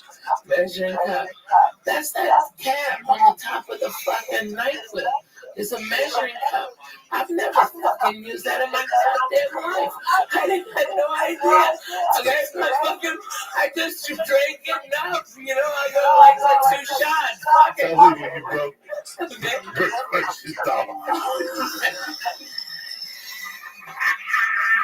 Hey, that was your fault. That was good ass fucking drugs again. Alright? Okay. That was you and gravity, motherfucker. You own that. Okay, you're a dick. And I was the only one. You fucked up some shit on getting out of there. Okay, so you suck a dick. And by the way, we went to that Jack at the box right by his house. We were smelling on it. Fucking jalapeno poppers. Bullshit, fuck you. No, I didn't go to Jack. I couldn't stop laughing. So what happened? Okay, all right. I think it was fucking happen. Never, listen to this. You keep your mouth down, motherfucker. Alright, nobody want to see this. Alright, I've seen him play in my life. Alright. Christ is No, man, be fucking right. And let me finish this, you cocksucker. Alright? Because I know you don't believe me. But my wife goes, that's a measuring cup. And I'm like, well, I might be dumb, but you're a dirty bitch. I ain't never seen one in a dishwasher. That's just gross. You leave the same cap, that's disgusting. Alright? And so I was just, I fucking hit it. But you know what I quoted them? Because they're just making lines up about me. I was like, last thing I said before I head on stage, I heard was, all I said was, yes, Mr. Cosby, I'd love another cocktail. That's all I remember. And that's just like, go fuck yourself. You got fucked up on Michael. Dude, I Let me was tell so you something. fucked You up on say Michael. you get a bottle of Michael, give you a star death, and we'll smoke a joint. It's all over. It's Dude, over. in 92, I played the hip hop comedy stop. Steve Harvey's and Rashawn McDonald, all black, at Comedy Club at a hotel. Okay, and I was sitting back there with these crazy ass, like, I met this guy and he goes, yeah, my name's Willie D. All right, and he's Willie D from the Ghetto Boys, okay? And then this little ass midget walks over Bushwick Bill, okay? And he's a gangster, okay? I mean, Bushwick Bill was no bullshit. He had knives on him and shit. That little motherfucker cut your balls off. That was our level to him. Okay, no, with codeine syrup. Codeine, and we listen to fucking slow records that this guy named DJ Screw would do. All right, but we drink that with 7 Up, okay, or Mountain Dew. Boom, they do a Mountain Dew so they wouldn't pass out, so they just drink that syrup. All right, and we was fucked up. How much did you pour in? Because every time I get drunk, how does it get? They poured a lot in mine, okay? They poured a lot, and they shitload, and a lot of us putting that, what's that, the raspberry liqueur, like Chambord or something? They pour Chambord in it too, so you'd have like grape soda with some Chambord and syrup, okay? And all those fools were doing that, all of it. It was, and it was like, I didn't even know what hit me, okay, because it didn't taste. It tastes like Kool-Aid, and I was like, what? And they called me up on stage, and for whatever reason, it was the greatest set of the 4 years I've ever done comedy. And I relax. Yeah, but I was, I've been smoking weed in the back with this little crazy midget passing it because it's so funny to look at a midget when you're on codeine and smoking weed, and like if the midget takes the joint out of your hand, but it looks so much infinitely bigger in his hand than it ever did in yours. It's crazy. Like what? Whoa. Okay, it's amazing. But I came in and blew the place apart. Got a standing ovation. All right, but a comic came on stage who hated my fucking guts. That he was trying to be like the number one guy, and he tried to do everything, and I blew the guy out of the fucking water. Steve Harvey told me I did. Okay, it was fucking unanimous, and he starts talking shit about me being fat. Like making all these fat shit jokes, and the audience turns on the guy, and then out of nowhere, you see this nickel 45, 1911, 45 caliber come up and go, and it's Bushwick Bill, and he goes, bring the fat white boy back, shut the fuck up, nigga. All right, and he was about to shoot that man, okay, because that's how gangster and fucked up this guy was. And they were like, all right, fuck it, all right, we're out of it. I had nothing fucking left. What the fuck? How can you follow what you just did? I had nothing at all. I'm like, man, I love those midgets, they've always got your back up to here. All right, and I got the fuck out. I was so scared. I'm like, he's already put a gun once. He's gonna shoot me for making a midget joke at him, but he loved it because he was all fucked up and falling over and shit. It was crazy, man. Midgets, when they pass out, they're just kind of like, weeble wobbles, and then they go, okay, things that big ass, okay?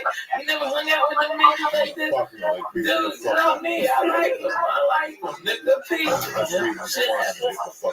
Word to that. Great church, by the way. Thank you for having me. Midgets getting fucked up on call. I want to drink more white people drinking. I saw it on Drugs Inc. What is it? The shit they drink in Memphis and the What South. is it? It's like a liquid codeine when they mix it with Kool-Aid. Oh yeah, the syrup. Yeah, that's the exact same thing they were doing. It's just you mix codeine with a drink. No, what you do is it's cough syrup. It's cough syrup, and I never got fucked up on that stuff. well, I drank NyQuil as a kid. As a kid, I discovered NyQuil when I was like 9. I knew it would help you fall asleep. Oh, So I liked it, but I didn't like the feeling in the morning. I've never tried codeine, but it's great just to have. It's like a joint. It's like a joint. Pills get my. dude, I get so fucking. I can't eat that shit. My stomach. My fucking little pooper gets worn out. I can't shit, and it's miserable.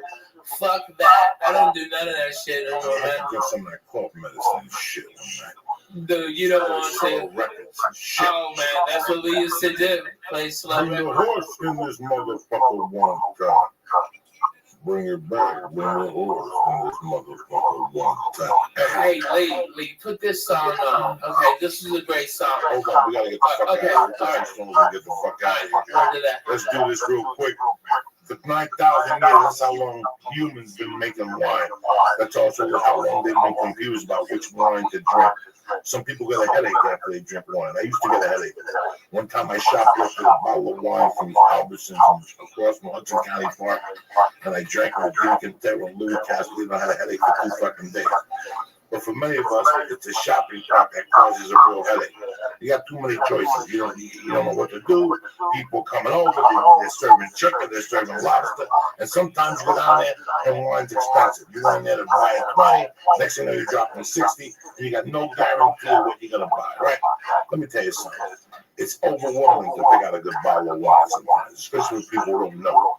Your own personal experience learning about wine and why you buy to learn about wine and that kind of stuff. This is what we're gonna do. I joined the new wine club. It's called Club W. They changed the whole game. It's easy. You go to clubw.com and you answer 6 questions. The algorithm, whatever you say, algorithm creates a palette profile just for you. I don't know where the card is right now. It's pretty cool, man. If you've ever seen anything like this, Club W is leading the great to glass wine revolution. What it means is they cut out the middleman. They work directly for the vineyards, and they cut the guy out, which in turn saves you some do-re mi. So with Club W, you get premium wine customized to your taste at a third of what you pay for at a store when you don't even know what the hell you're paying for. Yeah, you're not buying like, it's not like a club where they send you other companies' wines. These are their wines. Like, you're not going to see these wines anywhere else. But the most interesting thing is going to their webpage. When you go to clubw.com, you go on their page and have all these videos, informative videos. They tell you what wines to drink, you take a test, and next thing you know, you're involved. Which, when you don't know about that, listen, man, I grew up in a bar. I don't know nothing about wine. So when I went to Club W, I was blown away by how much interaction we have. They'll put it down to the exact thing. I mean, the nut, the grape, where it came from, the vineyard. Anyway, what they do is they save you money. It comes down to maybe $13 a bottle of wine and so like that. And there's even a no-risk 100% guarantee that you'll love when they send you. So do me a favor right now. What they're doing is, for all the listeners, is they're offering 50% off your first order when you go to clubw.com/Joey. So you understand me? 50% off your first order when you go to clubw.com/Joey. And this is not like fucking Columbia where they send you records every month, even if you don't want them. No, you order what you want. Right. So if you think you need 3 bottles, you order 3 bottles. It's $13 a bottle. They get delivered to your door, and it's exactly what you like, what you're guaranteed to love, or you get 100% money back guaranteed. So again, do me a favor.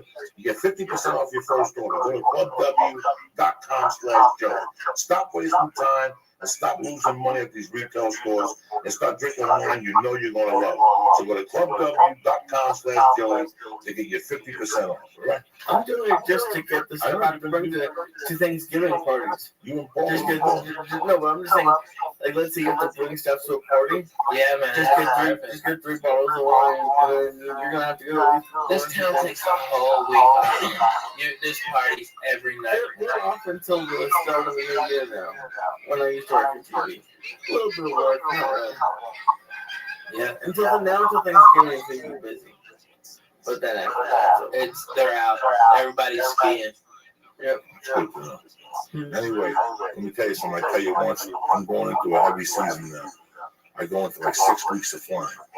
So this whole thing, dog, I got my on it.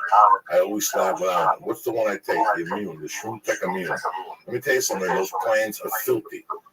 Those planes are filthy. If you think you get off a plane, they steam it with chemicals and they wipe down nothing. In my bag, there's a fucking deodorizer. I got a hand sanitizer to wipe everything. That's the first thing I do when I sit down there. I don't want somebody else's ass on my ass. Then I'm sticking like their fucking ass. You gotta wipe those fucking seats down. So do me a favor. It's just bad. When you fly, there's a lot of human contact this time of the year. Do yourself a favor. Go to Onyx.com. Get the Shroom Tech Immune. You boost up your immune system and you have a lot of human contact when you're flying, we're smoking dope with different people. You hit a vapor tank. You know, you get sick this time of the year, you lose fucking thousands of dollars, especially you, Ralph. I can't afford to fucking get sick. I can't. So I don't take a chance. I up my vitamin C when I fly, and I also take Shroom Tech Immune. But that's not only the only thing fucking on its got. They got Shroom Tech Sport, which gives you more endurance when you roll, lift weights, walk, whatever the fuck you want to do. Even when you fly, it opens you up. They have strong bone, they have the hemp protein powder, and they got alcohol. You know, and it's 100% money back guaranteed. The new chocolate, it's off the fucking charts. So do yourself a favor. Go to Onyx.com right now and press in. Sure. And get 10% off your first order. And if you get it sent right to your fucking door, you don't have to leave the house, you have to go to Whole Foods, you have to do nothing. Will you press in? Search. Beautiful. Number 2, hoodiesix.com. What did your dad say? He loves them. He says that because we said it's 5 for 50. It's half off. They do it 20. No, it's usually $20. They're 20 a piece. You get right now 86, tremendous, 1,200 guaranteed bucks right here. I'm smoking a reefer right here. My little fucking cigar here, I'm like a doctor. I'm like Pacino and Godfather too. He just don't even fucking know. You broke my heart. 86.com right now. They got the tobacco, they got the cigar. All right, then they have the tobacco, the cigarette line. It's 24, 16, 8, and 0 milligrams of nicotine. You quit smoking with it, whatever the fuck you want to do. My dad likes the flavors too. And the flavors, you can switch it up. Go to hoodiesix.com and press in. Joey's Church. Boom! And get 5 for 50, which is 50% off. NailedItLife.com. The Vapor Kings. You want a vapor pen? You like smoking? You like doing this? You want to see the devil? Go to NailedItLife.com right now. What do they run with? Tell them. When you use code Joey Diaz, you're going to get 20% off the premier vapor pen on the market for all the oil and wax smokers out there. And if you live in California, there are also makers of those Joey's around. There you go. Right? So listen, do yourself a favor. Please support Nailed It Life. Please support Hitty Sings. Please support Onyx. And please go to Club W. It's the holiday season. It's beautiful. Wine delivered to your door. That's perfect for you. I'm here to save you guys money. I'm not trying to fucking sell you no junk or nothing like that. Don't forget my main man is well. No gift either. Friday. You got it. Go to RalphieMay.com. Yes, for tickets. Go to RalphieMay.com for everything. We'll see if he's coming to your fucking neighbors. I'll play there, so you don't want to miss this stuff. I go everywhere. I'm in Portland Thursday through Sunday, and I'm in New Jersey next week at the Stress Factory. All right, guys? Hey, I love that club, man. And maybe those voice records come on. I like those things. Thank you for coming on. Hey, Chance, you know what? You know, there's cameras and microphones here, but at the base of it, it's back 16, 17 years, 14, 40. Me and you, my little glass table sitting by the window, you know. Cracking fucking jokes. Only Lee's here. That's it. Yeah. How you feeling, my brother? And that's what Coco brought up when Churchill was having a made me a deacon. Okay, you've been there. You've been right there with us, Lee. 15 years ago. Close it up. Well, thank you, Ralphie, for coming on. Friday night. I love you, I love you. Thank you, sir. Thank y'all for having me on. I really appreciate you sticking around. And I know I get more windows and I'm annoying and all that. So I apologize. But I love it. It makes me cry laughing. So, bye. So people love young. This show is brought to you by ClubW. Go to clubw.com/Joey to get 50% off your first order. That's right, go to clubw.com to get 50% off your first order. Let's do this later.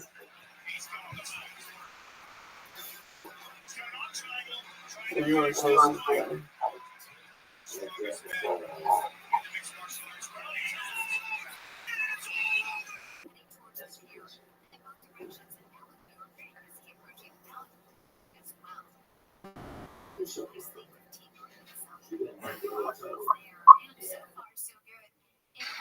We were talking about David Allen Greer. You've not watched the Carmichaels. What's his name? Yeah, Carmichael show. He plays the father, and it's like, listen, a player comes into the league, they make a big wahoo about him when he's 21. He wins Rookie of the Year. For 3 years, he does really well. Then he gets hurt for 2 years. And then his wife leaves him, and he fucks the maid. So for 4 years, yeah, he bats 261, and he gets his 31 home run. You know, but it's not, you know this motherfucker. Yeah. But also one day he turns 30. He turns 30. Now, he meets some fucking white woman somehow. You know, that's what happened to me. I met a great little white woman. Everything's fine. Everything's changed. And all of a sudden, you go from hitting 261 to hitting 361, and nobody can figure it out. And it's because, you know what, man? Anything you do in life is peaks and valleys. But there comes to a point where everything you're doing is good. And if you watch that, that's what happened to David Allen Greer. But see, I don't even know if that happened to him or if he just didn't get that shot. There was a period where, I mean, because if you look at his career and look at what he's done, forget about him living color because he killed that. He killed that. It could be around 20 years later. But even look at early movies like, did you see Jumanji when he played the cop against Robin Williams? How long ago was that? And or Boomerang, he was Boomerang. And you're like, why didn't he get more? You know, it wasn't like he did anything wrong. Like, he knows how Hollywood works, but why didn't he get any movies for that period? But and the other thing about David Allen Greer, he can kill it on either end, right? He can be funny, but then he can be real, you know. And now he's killing on the Carmichael, and then he's going to do the Wiz live on TV. Like, you know how scary that shit is to be live on TV doing a musical. Like, how easy is that to fuck up? Now, who else is in the list? I think Queen Latifah is going to be in it, and then I don't know who else is doing it, but they're redoing it live.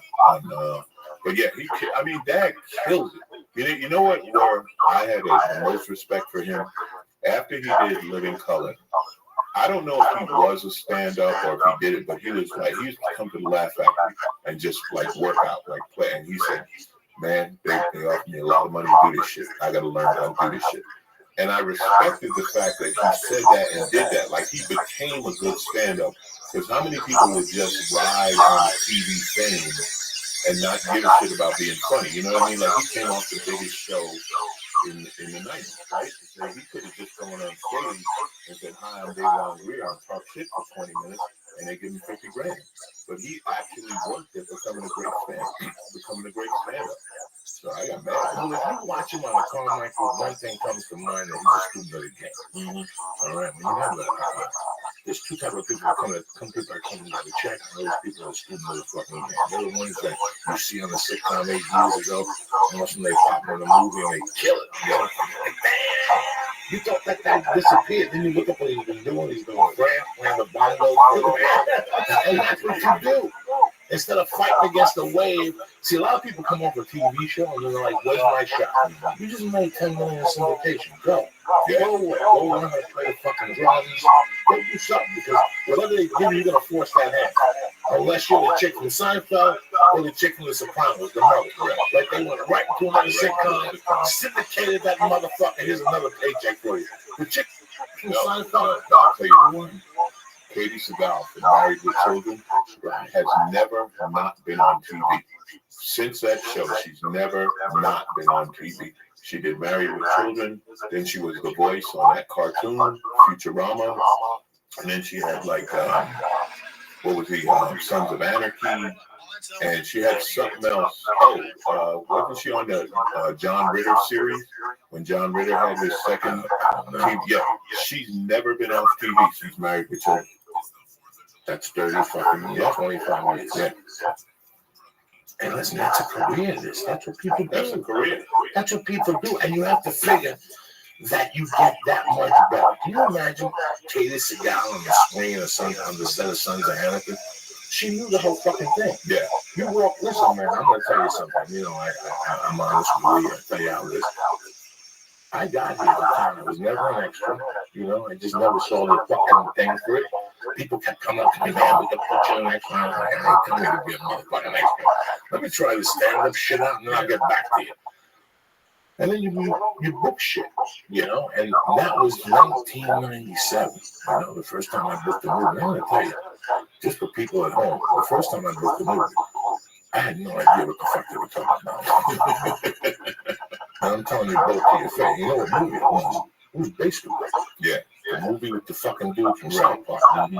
You know, and they're writing on this fame, and I'm sitting there thinking to myself, what the fuck am I doing? I got a roller skate, you know, and all this shit. Finally, I told them I ain't roller skating. But the day they called me, I didn't know why they opened this room.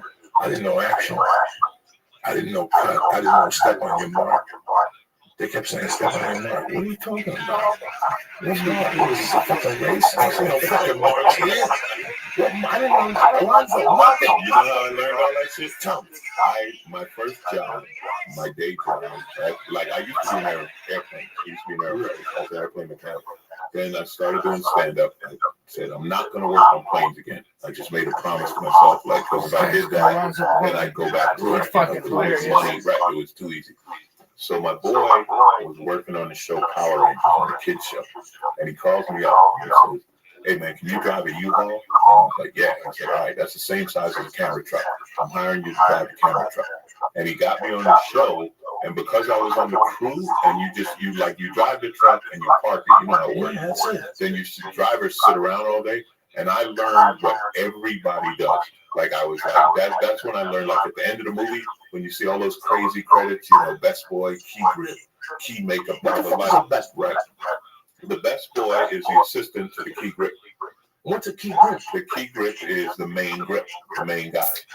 He's the key guy. I thought the director was the main guy. No, the grips. The grips is like the grips. No, grips are the guys who set up everything. Like when they say we're moving the scenes and they got to move lights and the electrical shit and all that, you know, move the cameras and blah. That's all the grips. And then, you know why they call them grips? Because they grip shit. They grab it. Like I'm telling you, I learned all of this shit just hanging around the set, talking to people, watching people, and you learn what they do. And that's how I learned everything about production. I learned being a truck driver on the production. And this is for people at home, just so you know. Like once I got basketball, I didn't know dick. Then I shot Bronx County, yeah, and I didn't know dick. But the one that became evident, and then after that, I went on the road for like 10 months, came back and got into the acting class. Now the acting class helped me, and then I booked a recurring part on an NBC show with a bunch of stars, kids. The kid from was it Anger Management? No, one of those Adam Sandler movies. He played the steroid kid when he's in Hawaii. And he plays the brother to the fucking girl that's half retarded, and Adam Sandler's dating her. Whatever. You didn't watch that movie with Adam Sandler? I know that movie. You watch all that shit. You never watched that one? Oh, 51st Dates? 51st Dates. The white kid, he was in the show. It was Stars Kids. It was Belafonte. Belafonte's daughter was on the show. Somebody else's daughter was on the show. Oh my God, it was fucking amazing. No, Sidney Poitier's daughter. Oh, okay. Sidney fucking Poitier's daughter was on the show. So I'm working with all these star shows in the plumber. I booked episode 6, 7, and 8. Alonzo's gonna change my fucking career. I was already telling motherfuckers, listen, 4 or 5 weeks, I'm bumping you, motherfucker. Right?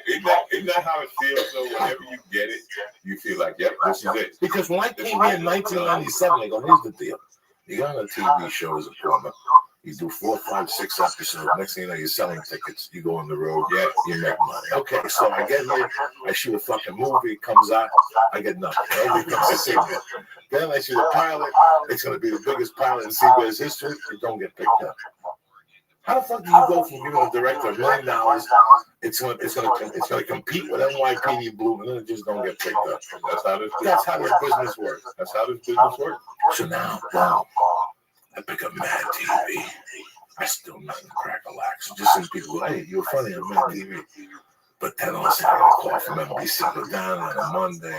I didn't want to go down. I don't want to go down. I play a fucking Mexican plumber. And I walk in, and the lady's like, what's the problem? I don't want to come and read for this. You're not going to give me this. It's a waste of my time. And she goes, read the thing. And I read it. And she's like, read it again. You got to call back home under the producers. Next time, come in here with a better attitude. And I booked it. So now I got this fucking thing. And Alonzo, I swear to God, this is my third job now. I got a SAG card.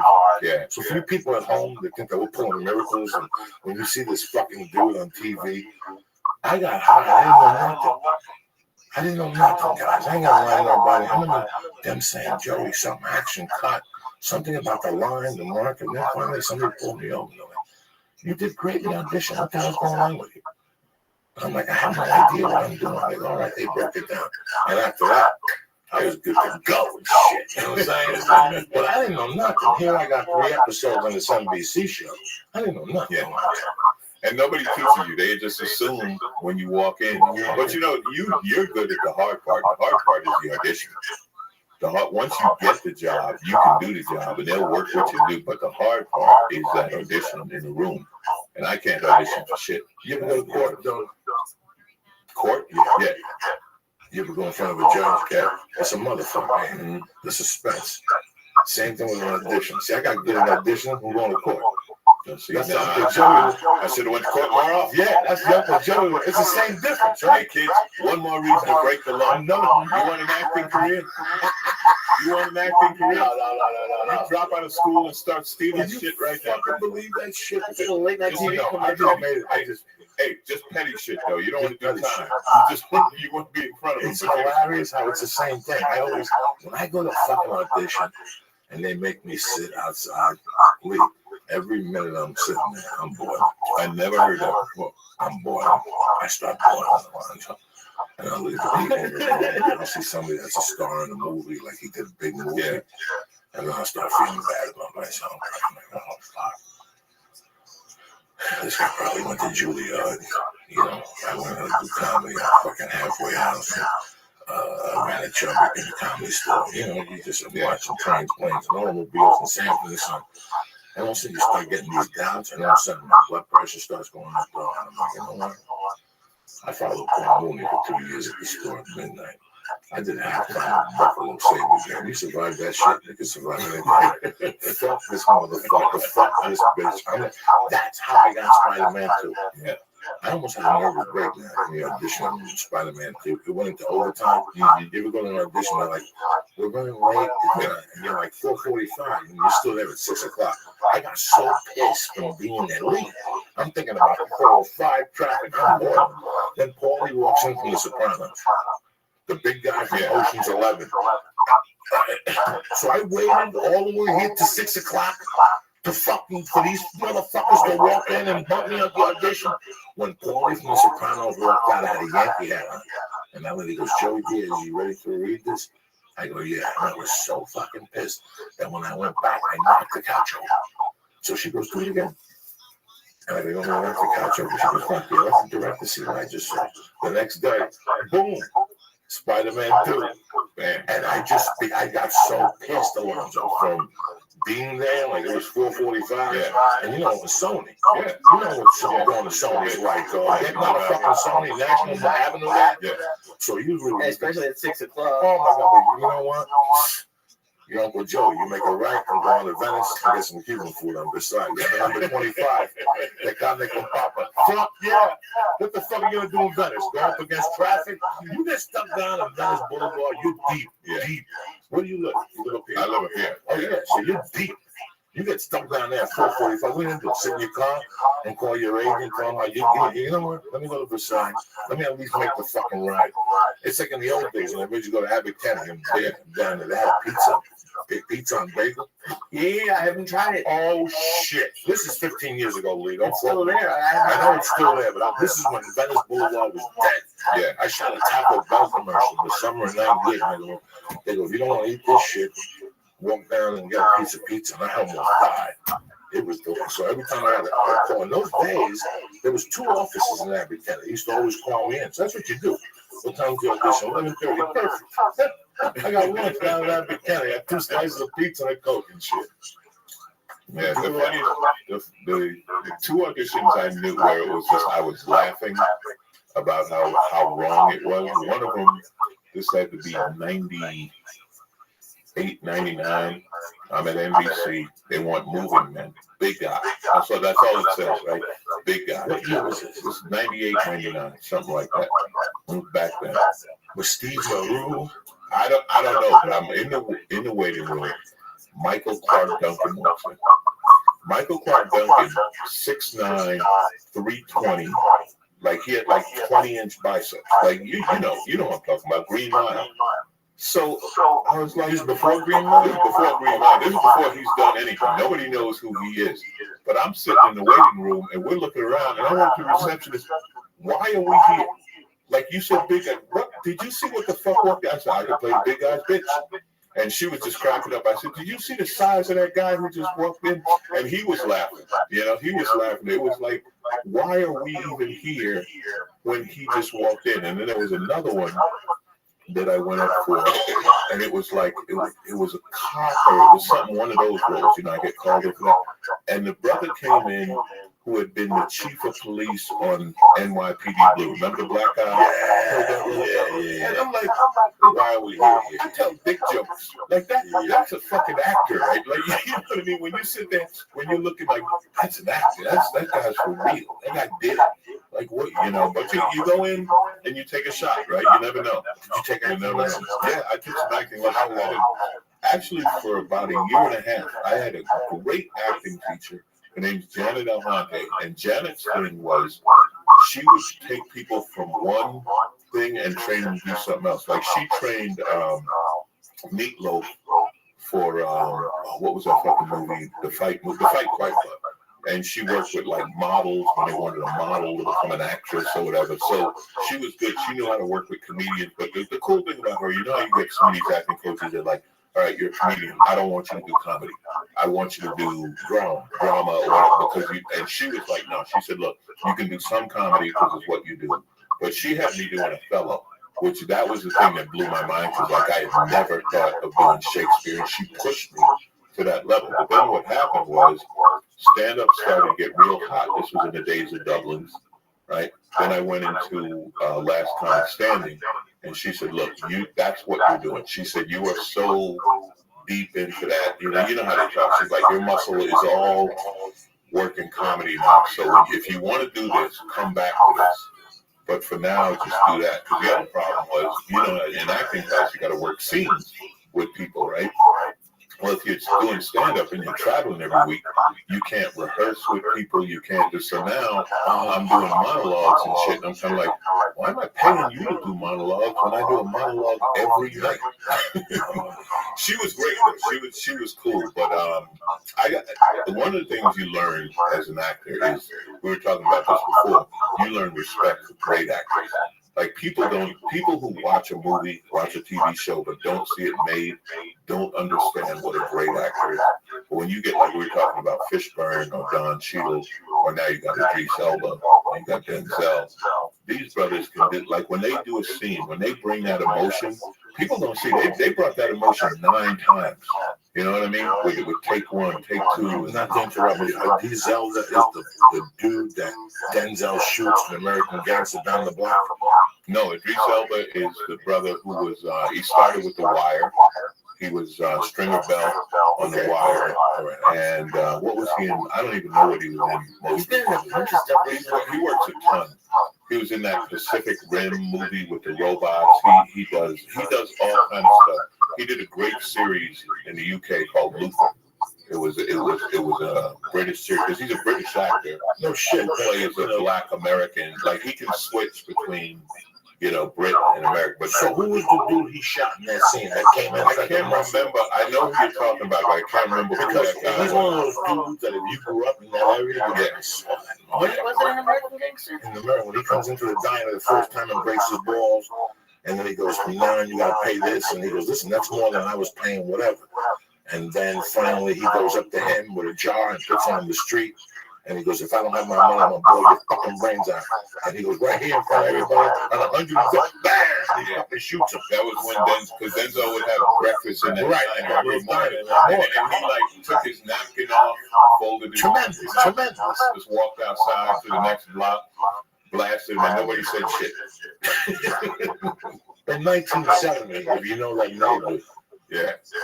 those people, by the time the cops came up, body would be stiff, bleeding. Nobody saw fucking beautiful. But what that dude, when I heard him talk the first, because when I saw him, like, oh, that dude's beautiful. He's 140. I can't remember his name, but yeah, he's just. And then he did a movie with a white chick. He was fucking the white chick and the wife and him up there. Yeah, Beyonce. Beyonce brought the fucking wife. That's Idris Elba, but that's Idris. I don't think Idris Elba was in American Gangster.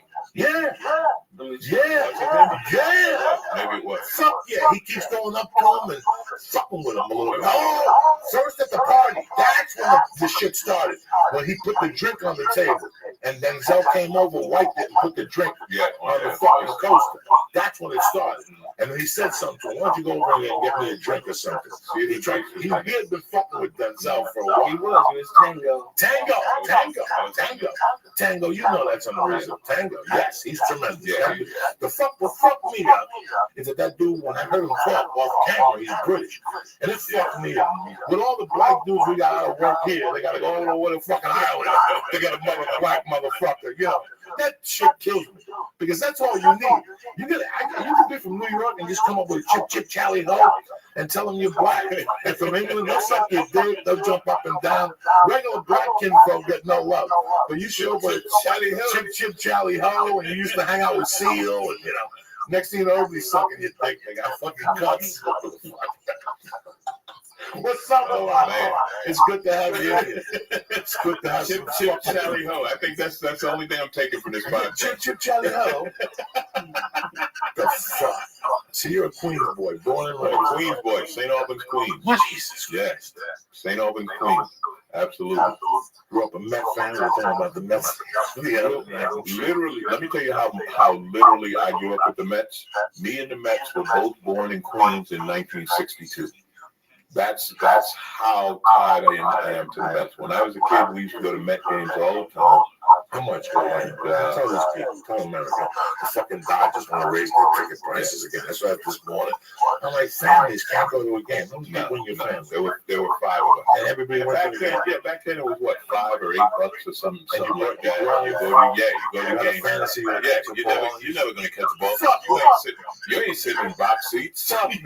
You remember back in the day when you walked in a stadium, you always look for the stairs going up.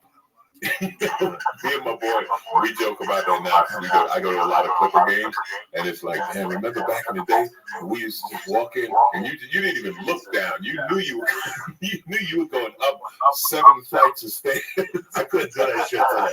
I could not do that shit. Now you go down toward the floor. You're like, yeah, we living good. But yeah, man, I used to do that. St. Albans. This is the funny thing about St. Albans. It's funny you was playing Fitty at the beginning. I tell everybody, like, St. Albans wasn't the hood, but 50 Cent said it was the hood. Like, we were just a working class black neighborhood. Like, my boys who are from the South Bronx, from up in Harlem, from Brooklyn, shit like, they're like, man, you lived in the suburbs. You had a fucking lawn. You had a garage in the back of the house. Like, yeah, I know. 50 Cent. I know. Queens. I don't know where he's from, but he got shot there. Yeah, he got shot there. But yeah, so there's a nicer part of St. Albans, not the part I live in, but there's another part where back when shit was segregated, it was where rich black people lived. So James Brown had a house there, Willie Mays had a house there, Miles Davis, I think his wife had a house there. You know what I mean? It was literally where black celebrities lived because they weren't allowed to live in the white area.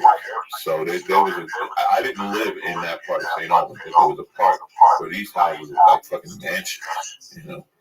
But yeah, that's where I grew up, and then came here when I was 18.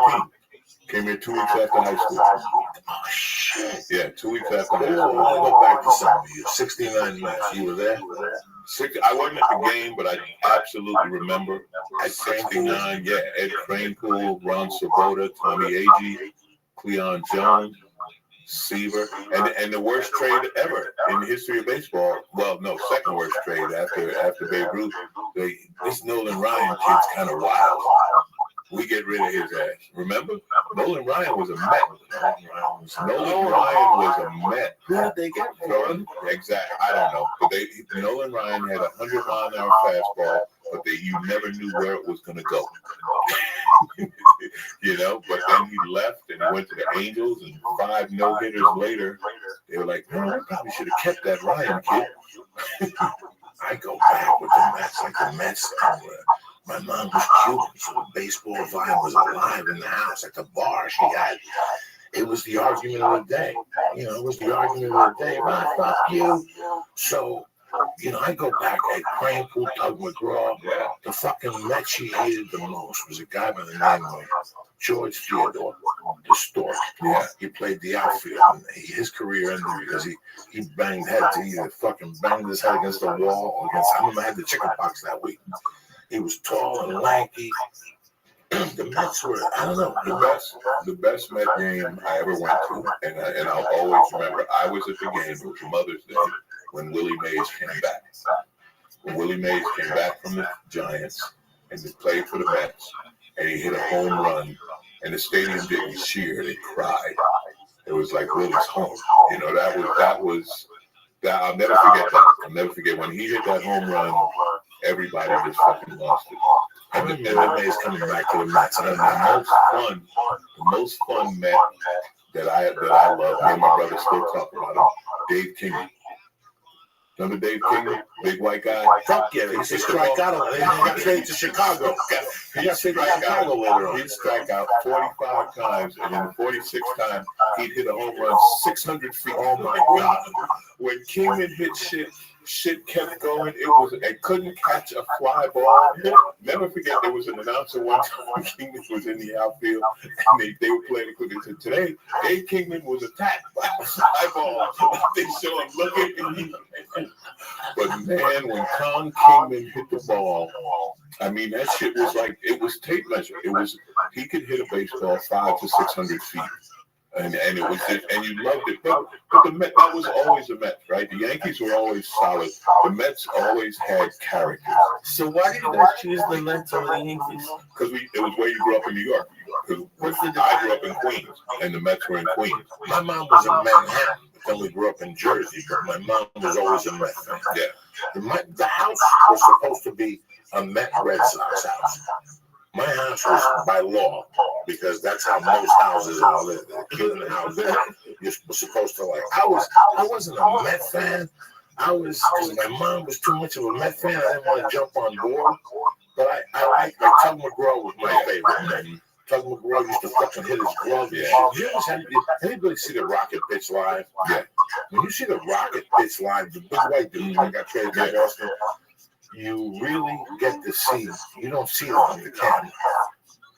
He pitched something completely different than what you saw on your home TV. The Rocket, what's his name? Roger Clemens. Roger Clemens used to fuck with batters. Clemens was old school. And Clemens, he's the one who punked the Mets. He punked Mike Piazza in the 2000 World Series, and that changed the whole thing. When he threw the ball at Piazza, and Piazza didn't rush the mound. When Clemens stood up there like, what you gonna do? And Piazza dropped his bat and went to first base, and Piazza was the leader of the Mets. He was the best hitter on the team. Then the whole shit went, and then it was literally like Roger was like, I got you. Like that was, you supposed to rush the mound. Roger Clemens was that old school, like when back then, they didn't fuck around. They'd throw that shit right at your head and stand there looking, what the fuck you gonna do? And if you didn't rush them or throw you lost the war. You lost the war. It was all psychological. I saw him pitch when he was in Boston. I saw him here one time, a couple against the Dodgers. I don't know who he was with. We played against the Dodgers, and I didn't see it that time. When he went to Houston, my friend had tickets behind the fucking mountain, the catcher's plate. And the shit he would do. The shit he would do. He would walk towards you and then walk back and not fucking break contact with you shit. I grew up hating him. When I grew up, he had already left the Red Sox. He was okay. When I started paying attention to baseball, he was the game. And he was killing me. I used to hate him. I'll tell you. He was so good. I'll tell you who was better and who would have been. There's two players that would have been first ballot Hall of Fame. Dwight Gooden and Darryl Strawberry. Yeah. And Dwight Gooden, he only had two pitches. It was like, look, I'm gonna throw you the fastball or a curve, and you are not gonna be able to hit him. Then what was his rookie season? He was like 20-3 or something. How old was he? He was 19. 19, ladies and gentlemen. And he was 19. Dwight Gooden was the most, but cocaine fucked him up. But he was better than Clemens when they both pitched. When he wasn't fucked up, All right. he was better. So his rookie year, 1984. Wow. He was 17-9 with a 2.6 ERA. 7 complete games, 3 shutouts. He had. They wouldn't allow that now. Now they'd be like, oh, you're 100 pitches, you got to sit down. 7 complete games. 218 innings. 276 strikeouts. Baseball's changed. Yeah, like everything else. Yeah, The NBA changed. the strategy of the game has changed, but Dwight Gooden. But for a 19-year-old rookie, Dwight Gooden was amazing. Dwight Gooden was like, What did we just witness last week? What did we just witness with the 6 games we witnessed? How many games they played? 5, 6? I gotta say, it was 5. My brother called it. My brother said, man, the Mets can't catch the ball. He said, it's gonna fucking catch up. He said, sooner or later, it's gonna catch up to him. And when first you had the bad omen was Cespedes on the first hit into the outfield when Cespedes misplayed it and it was an inside the park home run. That was kind of like God saying, yeah, this ain't going to go well. Daniel Murphy, ball goes through his legs because he doesn't get, but it was fundamental shit. The ball went through his legs and you didn't get the glove on the ground. Like when you're a little league kid, what do they teach you? Get in front of the ball, put your glove on, put your knee down. You had blocked the ball. Then you had Cespedes kicking shit in the outfield. And they love Cespedes throughout the season. Yeah. Cespedes was great, but Cespedes thing, he doesn't dive for the ball. He reaches for the ball. So if you reach for it and you miss, this shit's gonna then a single turns into a double or a triple. And that's what killed the Mets. And KC, the respect I give KC is every time the Mets made a mistake, KC scored. KC never let KC. I don't know who. Cincinnati Reds. Listen. Some things get figured. When I was growing up, you go to Kung Fu, the first thing they teach us is sweep. You set the guy up with 2 sidekicks. Now the guy's looking for sidekicks, and all of a sudden you do a spinning thing. He goes for the sidekick, and you take his front leg out. He's on his fucking head. Everybody was doing that. That's what you practice. Just spinning around the fucking floor and sweeping motherfuckers. They don't do that no more. Well, guess what else people don't do in baseball anymore? The most important thing in baseball, me, with my mind, the first thing I do if I got a baseball team is the first guy has to fucking hit singles and he has to line and he has to steal, a.k.a. Joe Morgan. Yeah. This is the blueprint. Ricky Henderson. This is the fucking blueprint. I need somebody who's going to torment pitches. Listen, I remember, and I tell you all the time, there's a classic Cincinnati Red game on classic ESPN where you could see when they took the pitcher out against the Reds. Like after the lineup, I've been up against them 2 times. Like the Reds would take you 2 times. You'd see the same batter 2 times. That's unheard of. And and it was all done with bunts and steals and stupidity. Nobody was hitting home runs for the Reds. Eric Boston or whatever, George Foster. Nobody was a home run hitter. Pete Rose was no home run hitter. No, Johnny Bench could hit it. Johnny Bench could hit a home run. That's it. Plummer was no home run. Tony Perez was it. Geronimo was it. They just hit and steal and they stole and they tormented you till the pitcher finally goes, you know what? Take me out. I'm done. I don't need this in my life. This ain't baseball. This is torment. But even that though, the Mets, like, okay, so you got a guy steals second, forget it. There's 2 outs. Just get the batter out. You know what I mean? Fuck the guy. They fell apart. They fell apart on fundamental shit, not turning a double play, and that's what killed them. And the Mets depend on hitting the home runs, and the home run hitters disappeared. Cespedes wasn't hitting it out. Murphy stopped hitting it out. But did the Warriors make the playoffs last year? Yeah, lost the World Series to San Francisco. So do you think it was like just they weren't ready to be there? Oh, they said that. Well, one thing is they always say that you learn. They say the first time you go, like you think you know, but when you get on that stage, when it's that big and everyone's looking at you, some people can handle it. Some people can't. Fucking Jim Kelly, Buffalo Bills, right? Jim Kelly went to the Super Bowl every year. Never figured it out. Joe Montana went to the Super Bowl every year. Never lost.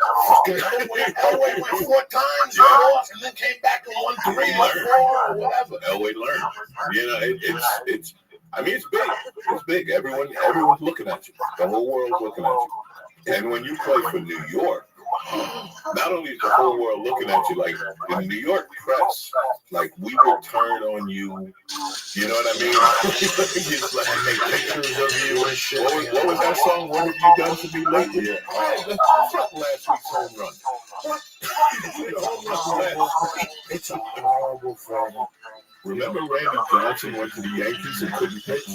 The 6'10" guy from Seattle. He went to the Yankees. He had never been into that kind of pressure. And then he went to Arizona and he started pitching again. He said he could not handle the pressure of New York press, every day. I want something interesting right now. I stay up against this. I know you know about it because you're a sports fanatic. You might have been too young for this. I used to go on my farm in Golden and all the wrestling shit. So I lived in Golden ever since '85. You got to clock me in Golden from the beginning. But full time, it was '87. And what are you doing when you're in town? You pay attention to football. I paid attention to the Broncos at that time. And I paid attention to Colorado Buffalo. And that's when I walk on the comedy store. I'm going through, I could go to Vegas, but I like to like online from 30 to 30. Oh, yeah. And I started one time. I still remember Sal and Nancy. He had stomach cancer, and they passed the ball. This is a fucking great stuff. I mean, then they lost the national championship in Notre Dame. And what they did, they came back on this year, but they were 3-1 and 1. What happened? The 5th down game. You remember that? Yeah. We don't remember that. We 5 downs and they got away with it. And then they attacked the guy because he was a Christian. And he's like, I ain't overtaking the game. I spiked it on the 4th down. Who spikes the ball on the fucking 4th down? Lee, it's fucking amazing. I forgot all about it. And they got away with it. Yeah, they got away. And this was before replays or anything. Yes. Like that. So all you had to do was snap the ball. And they got 5 down. Lee, tremendous. I'm sitting there going, you know what? I'm going to go to bed at 11:30. Fuck, I'm going to watch it all the way through. But they told the 2 stories at once, which I didn't finish. I talked to my buddy playing Boulder, and we were talking about like that team was amazing. They came back the next year and they beat Notre Dame on Ishmael. Yeah, that was the play. Rocket fucking won it. Notre Dame had the fucking game, but they called them back. They called them back. Fucking final play. A clipping. Who gets called back on a fucking punt return? Clipping in the last play of the game. And Colorado Buffalo. Has anyone been that fast since Rocket Ishmael? You know what I saw him on one of those Bo Jackson football commercials? Watch the game with Bo. He's on one go. What team did he go to? I think he finished his career with Dallas. I think his pro career ended with Dallas. I think he was a Raider and then a Cowboy. I was doing that. like he was so fast. Like he was just literally he was a little guy, right? He was like what 6 feet, maybe 160, something like if he was 6 feet. But he would literally run past people. Like it was amazing. Like he would just run past people. Like they were right there. And it was like, what's up? Hey, that's what Chad Brown was from. Chad Brown said, I had a simple tackle. Yeah. Tackle 101. I had it. But he broke my left. Yeah.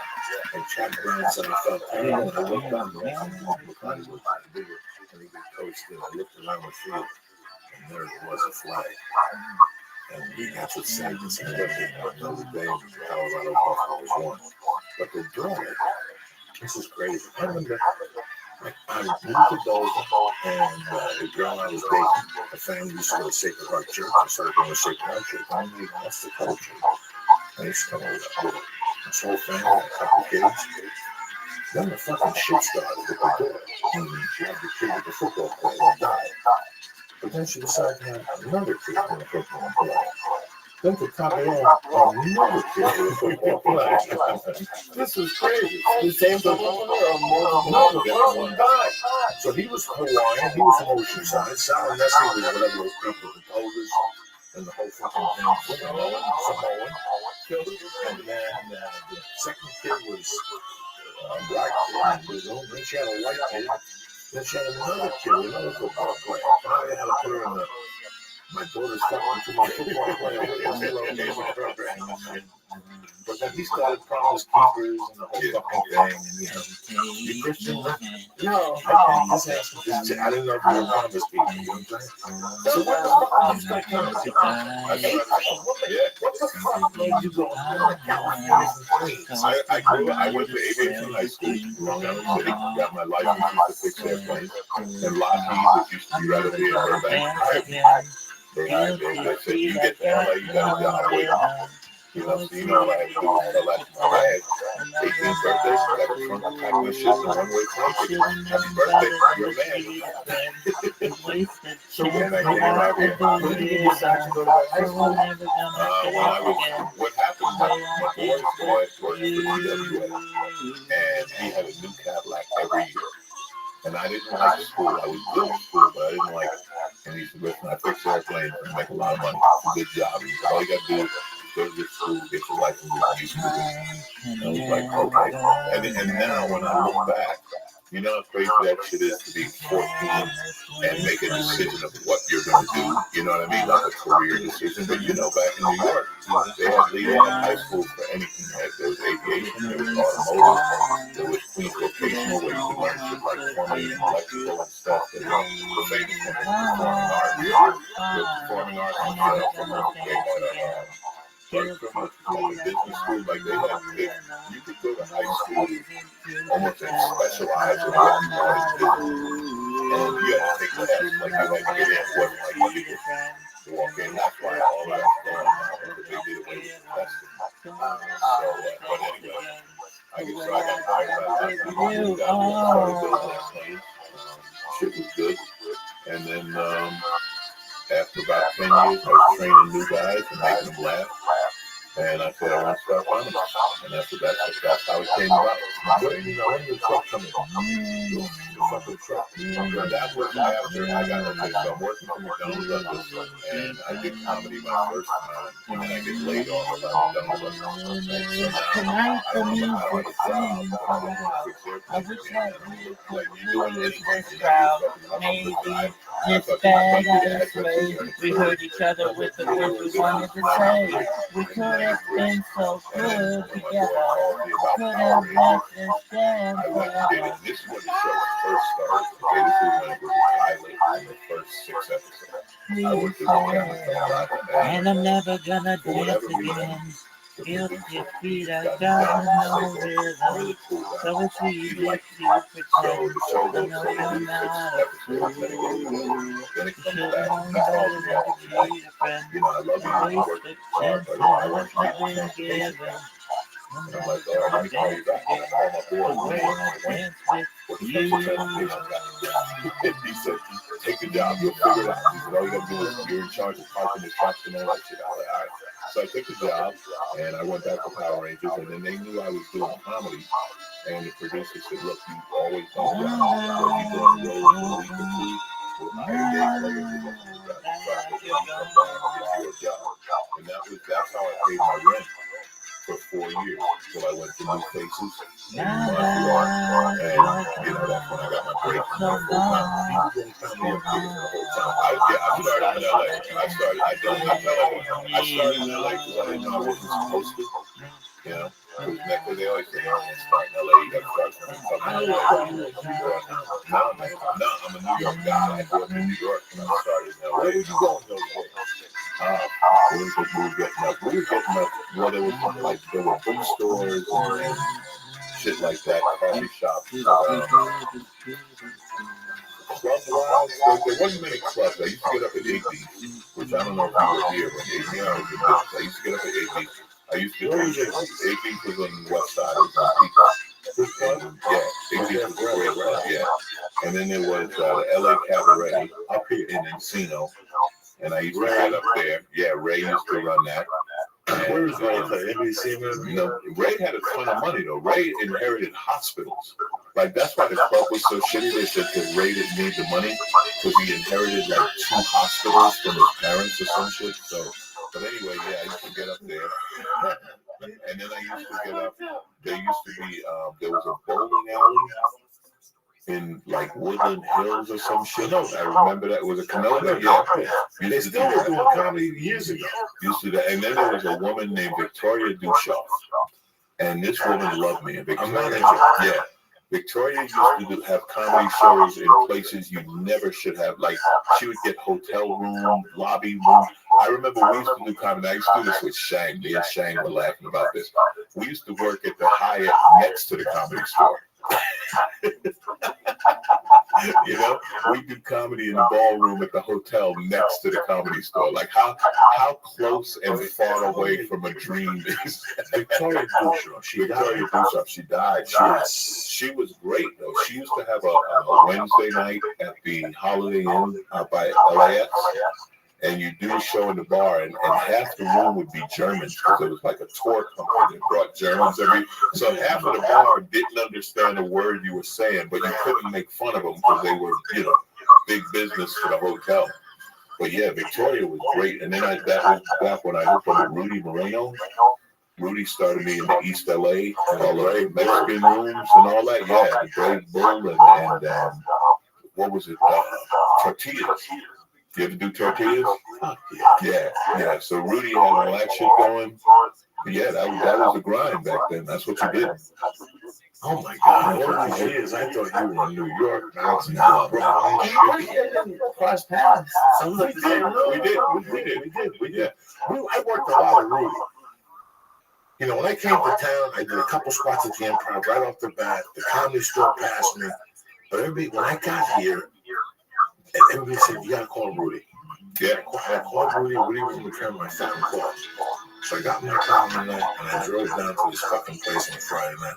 I go, who's Rudy? I remember the Brave Bull. Right? The Brave Bull, and I went up, and I go, you're Rudy, I'm Joey Diaz. Hey, I was on the call. No, you weren't on the call. I go, since you're not going to give me a gig, let me do a guest spot. And he booked me. He used to pay $35 or something on Friday nights. You went there Fridays and Saturdays for $35. But I tell people, like, you're not a comic if you haven't done a Rudy Moreno gig. Yeah, no. Everyone's done, like fucking George Lopez has done Rudy Moreno gigs. You know what I mean? Like Paul Rodriguez. Everybody has done stuff. Rudy used to just fucking run. He used to have an Irish bar in front of the strip club. Yeah. That little Irish money going for a while. Monday nights or something. That was great. Yeah. We had the casino. Yeah, we had the best Chinese food. Yeah, Commerce Casino. Yeah, Rudy. And those days were fun. That was when Fluffy started. Like I remember working with Gabe. When Gabe was making the bicycle club on Thursday night, $35, $50. Come the next day and pick it up. Me and him were talking about that. I saw him a couple of years ago, and we were talking about that because we knew even then we were like, man, this fat kid's fucking amazing. Because everyone loved him, right? He had that fucking that magic that everyone loved him. And but yeah, those were the days. Rudy used to send us to Tucson once every 90 days. Yeah, Bugsies. And he had the oh my God, you would do Tempe Improv on like Tuesday night. Tuesday night. And we stayed in that shitty hotel next to the outlet mall. Remember those? But This is 15 years ago. Yeah, but I tell everyone, that's how you get good. That's how you get good. You have to do that shit, right? You can't get good doing 6 minutes at the hippest room in Hollywood. You can get on TV, you can do this or that, but if you want to become a comic, you got to do those fucking rooms that it's just shit and it's grinding and it's, you know what I mean? Like you got to earn it.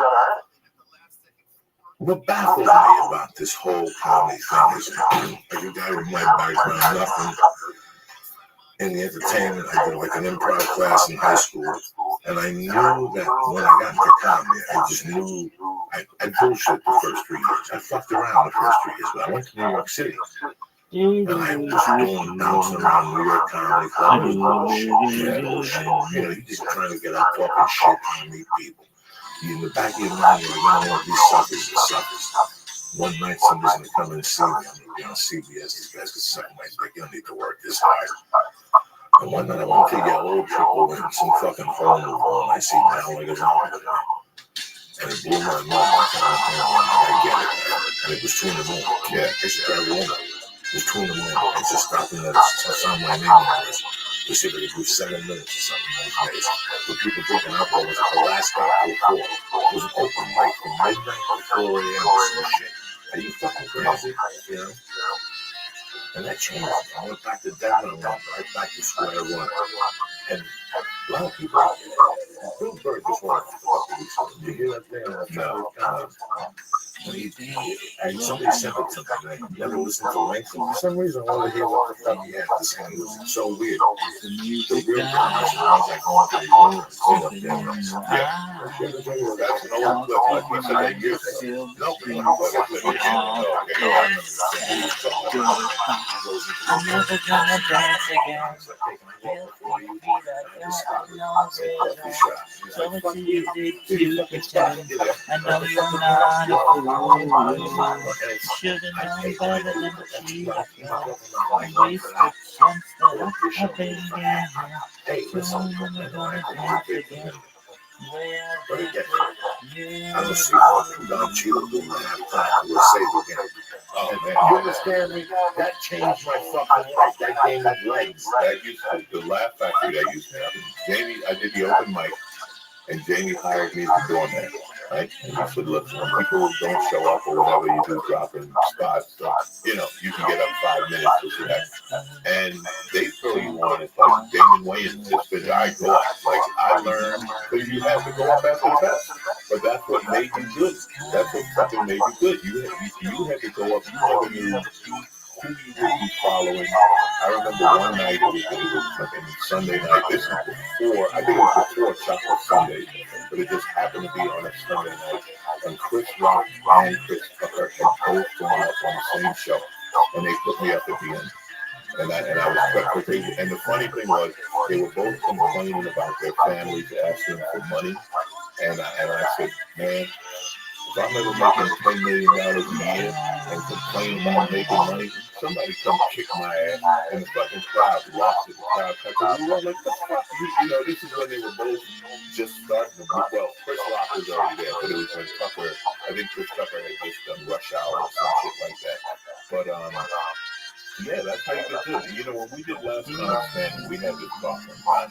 And because you had some comics who had come up through the ranks, like me, Efron, Kathleen Madigan, and Corey Holman, you know, who did all this shit. And you had other comics who, like Gary Goldman, they went to work, so he was open to things, and he was working 8 years, you know, money, alternatives, and they were talking about how the audience should be supportive and help you grow and stuff. And it was like, that don't sound good. But when you're doing a fucking biker bar in Montana here Wednesday night or then your ass better be funny. Like that, there's no support. You know what I'm saying? It's like, what's what's that called? Funny or Die? Those shit was like, yeah, this is literally Funny or Die. This is literally Funny or Die. And then they start acting you got no way. Oh man, I remember doing a fucking roadhouse in Beaumont, Texas, and ripping on this big redneck. And when he left, they were like, "About time someone went off just because he runs the Klan around here." I'm like, "What the fuck? What?" And that's when after the show, you can't stay in town. There was a Beaumont, Texas always had a comedy scene. And Beaumont, Texas is time to go. Time I caught coke one night in a fucking terrible neighborhood in Beaumont. Beaumont was a rough fucking town. Oh my God. You wouldn't go to Janis Joplin Museum. Yeah, there's like a pair of underwear and a fucking pillow. Who needs to see this shit? But Beaumont used to have a club that was owned by black couples who were engineers. They took their money and locked up a black club. And they did it for a few years, then they got rid of it, and they opened up a Slade. Yeah. Slade opened it with his buddy. And that club was free. It was fucking crazy. It was crazy. Well, what happened? Every time I went down, it was crazy. See, Alonzo's a nice person, you know. Every time I went to bar, that's what I would do in the Valley. I retired. That's what You think I don't do it? I retired. I fucking ate 30 Valiums in 3 days and drank shots of Jägermeister. There was one point I laid down on stage and shit. Come on, guys. That's not my fucking bag. It was terrible. But it's just the number one I do it. You want to get bloody up to go to this weird neighborhood. And they're like, it's KKK, so you have to sit in the car and we'll go in there and get the coke from the KKK and shit like that. Alonzo, you know one thing about this month? You were there the night that they called the cops on me.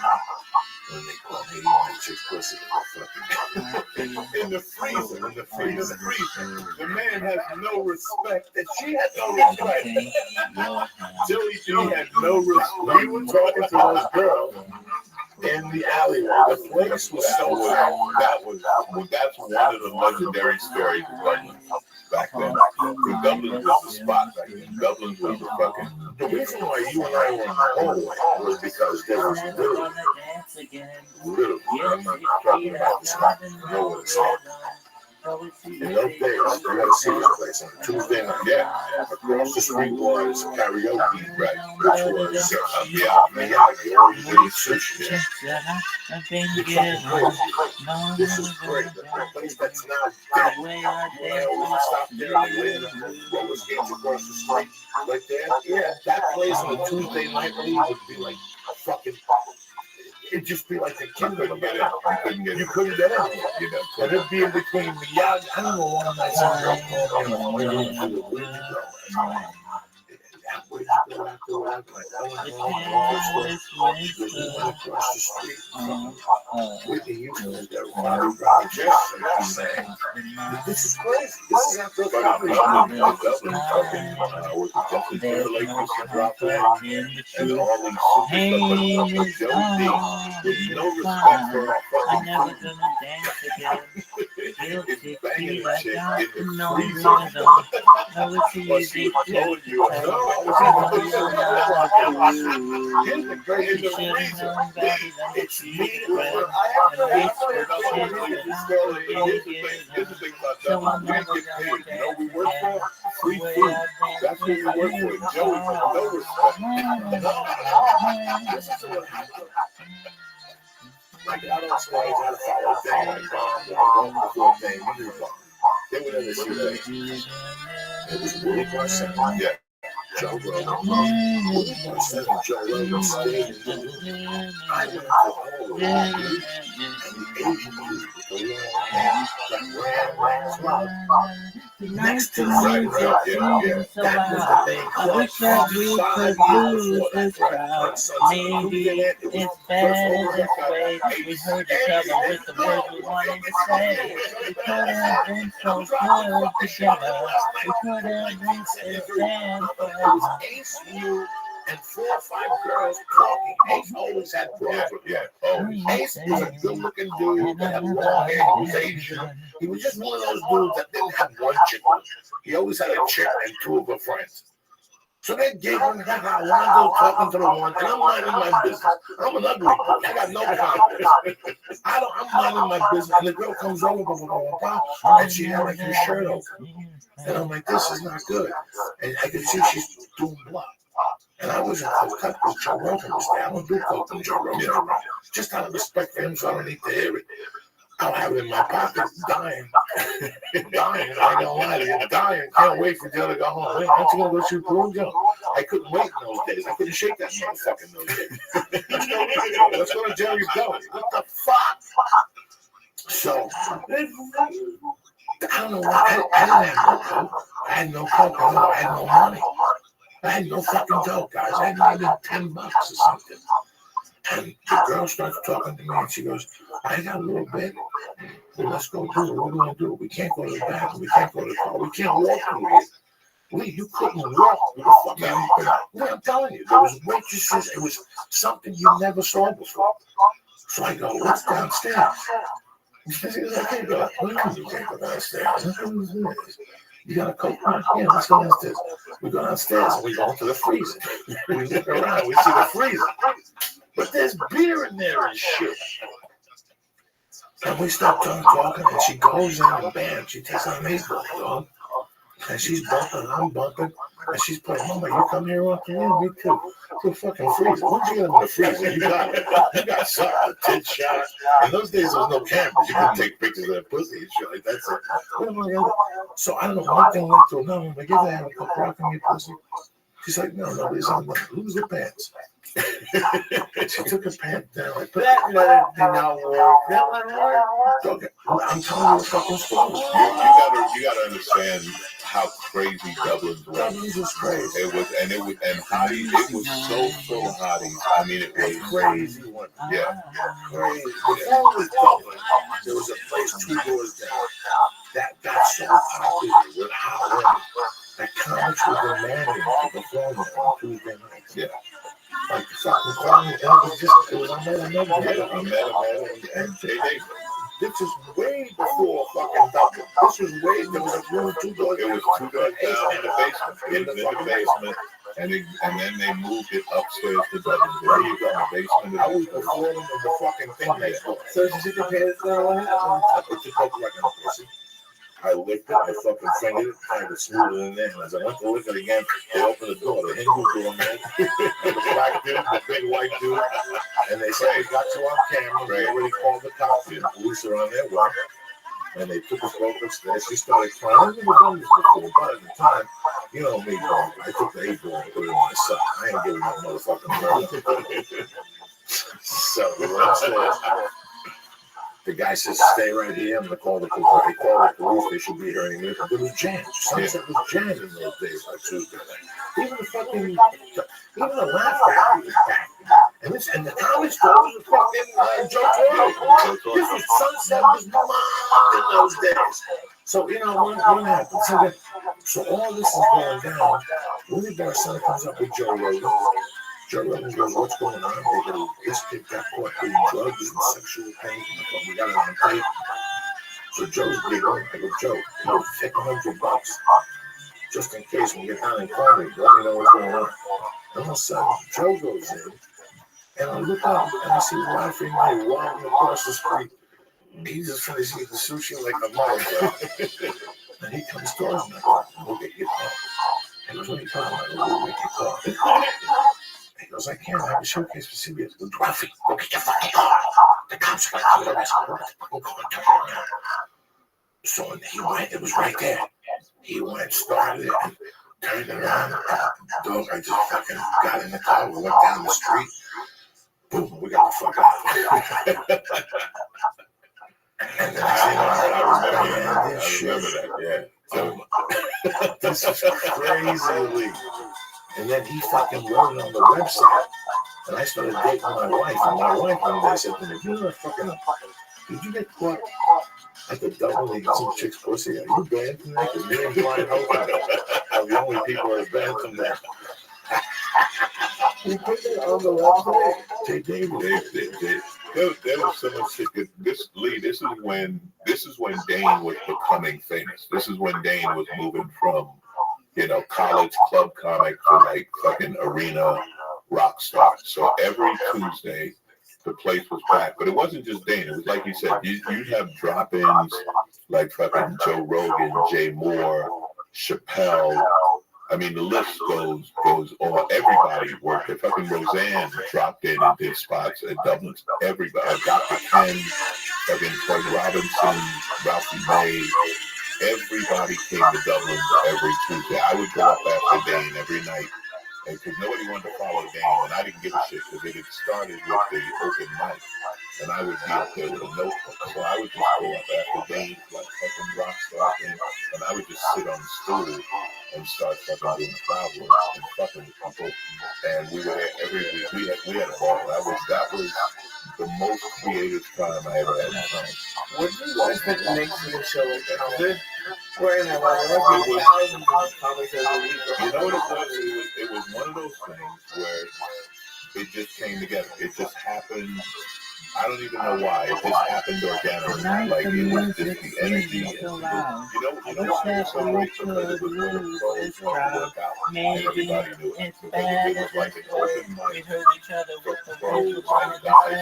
Like we had this talent to work with. Like I said, if you look at the roster of Dublin, was that 15 years ago, 12, 15 years ago, and then you look at Hollywood today, and how many guys are on sitcoms, movies, or you know. We were learning, we were coming up. That was before I did last time. When I did last time after that, I had fucked around and done so much Scarborough with Dublin.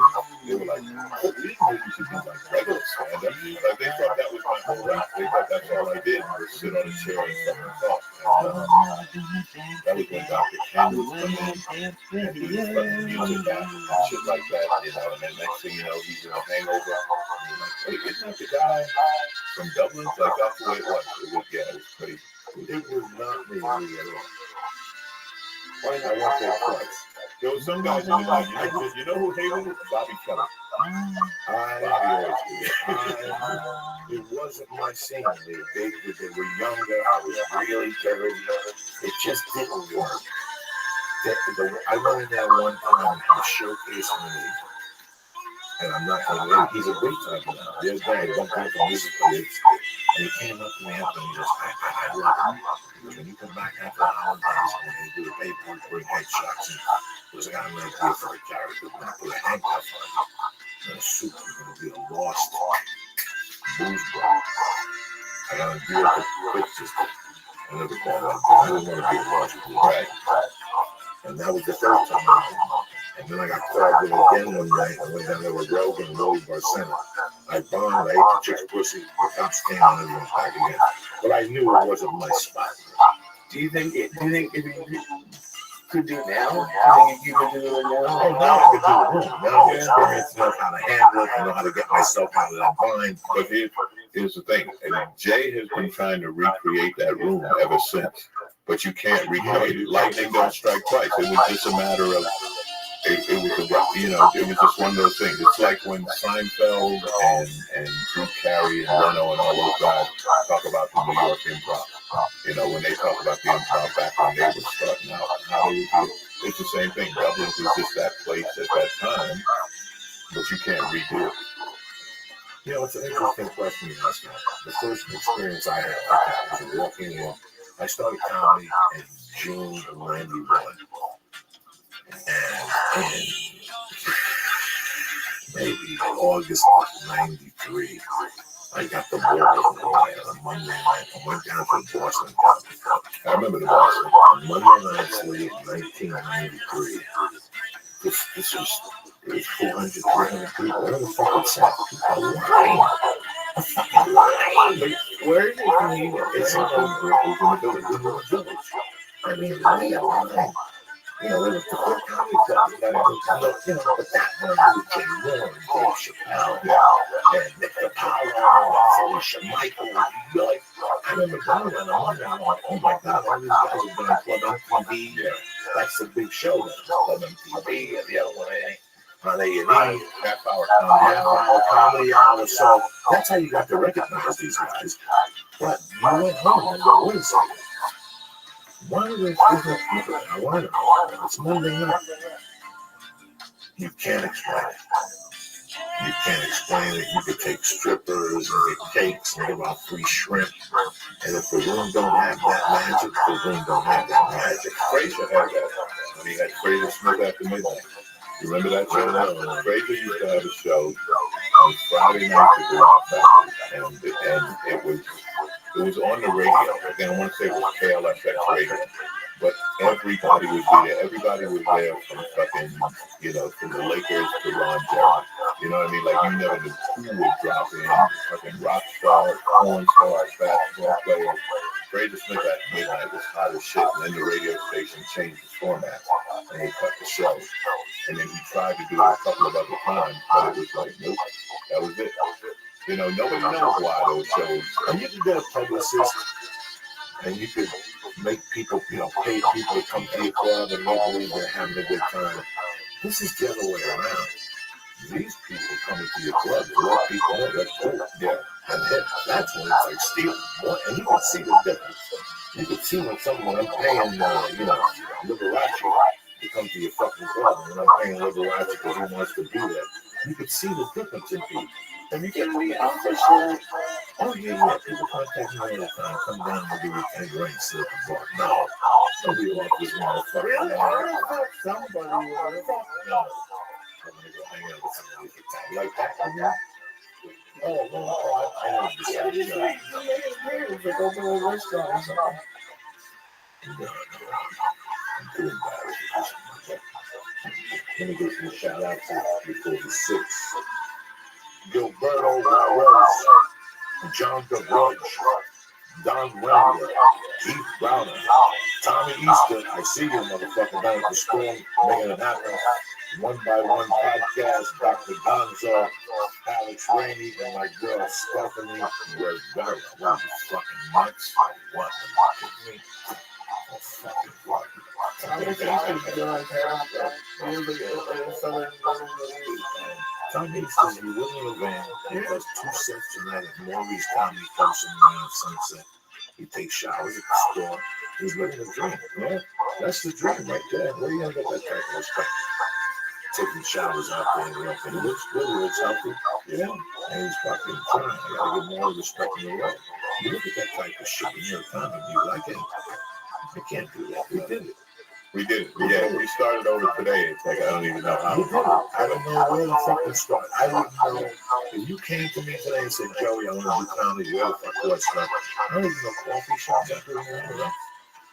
They're out there. My friend says he goes to a place on Tuesdays, and it's a sandwich shop in Berkeley. They have websites with all the open mics. You just put your music on. Really? Yeah. Yeah, let's see what information there is. Okay. Let's see what the fuck's going on with this motherfucker here. I remember that having a list on my wall. Mm-hmm. And having Monday. Well, you know every night. Monday, Tuesday, Wednesday. And that was like the list I would go. And remember this? This is funny. Remember when you used to dream about working on the weekend?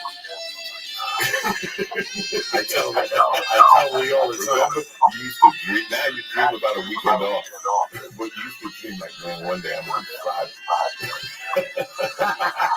One day I'll be Friday. You be funny as shit on Wednesday. Oh my God. I tell you guys, I get home on a fucking Wednesday night and dog sets, and I fucking get a bag of blow and I open up Just for Laughs magazine back there. And in the back I circle all the things. I was gonna work somewhere. These people didn't like me for it. They're a bunch of cowboys. I would give myself an excuse. And they go, listen, someday I'm gonna work in fucking Seattle. Underground. Yeah. Godzilla joke. They're gonna understand my Godzilla joke. I bet it's crazy. This is new. It's what's tonight? For tonight, there's the Oyster House in Studio City.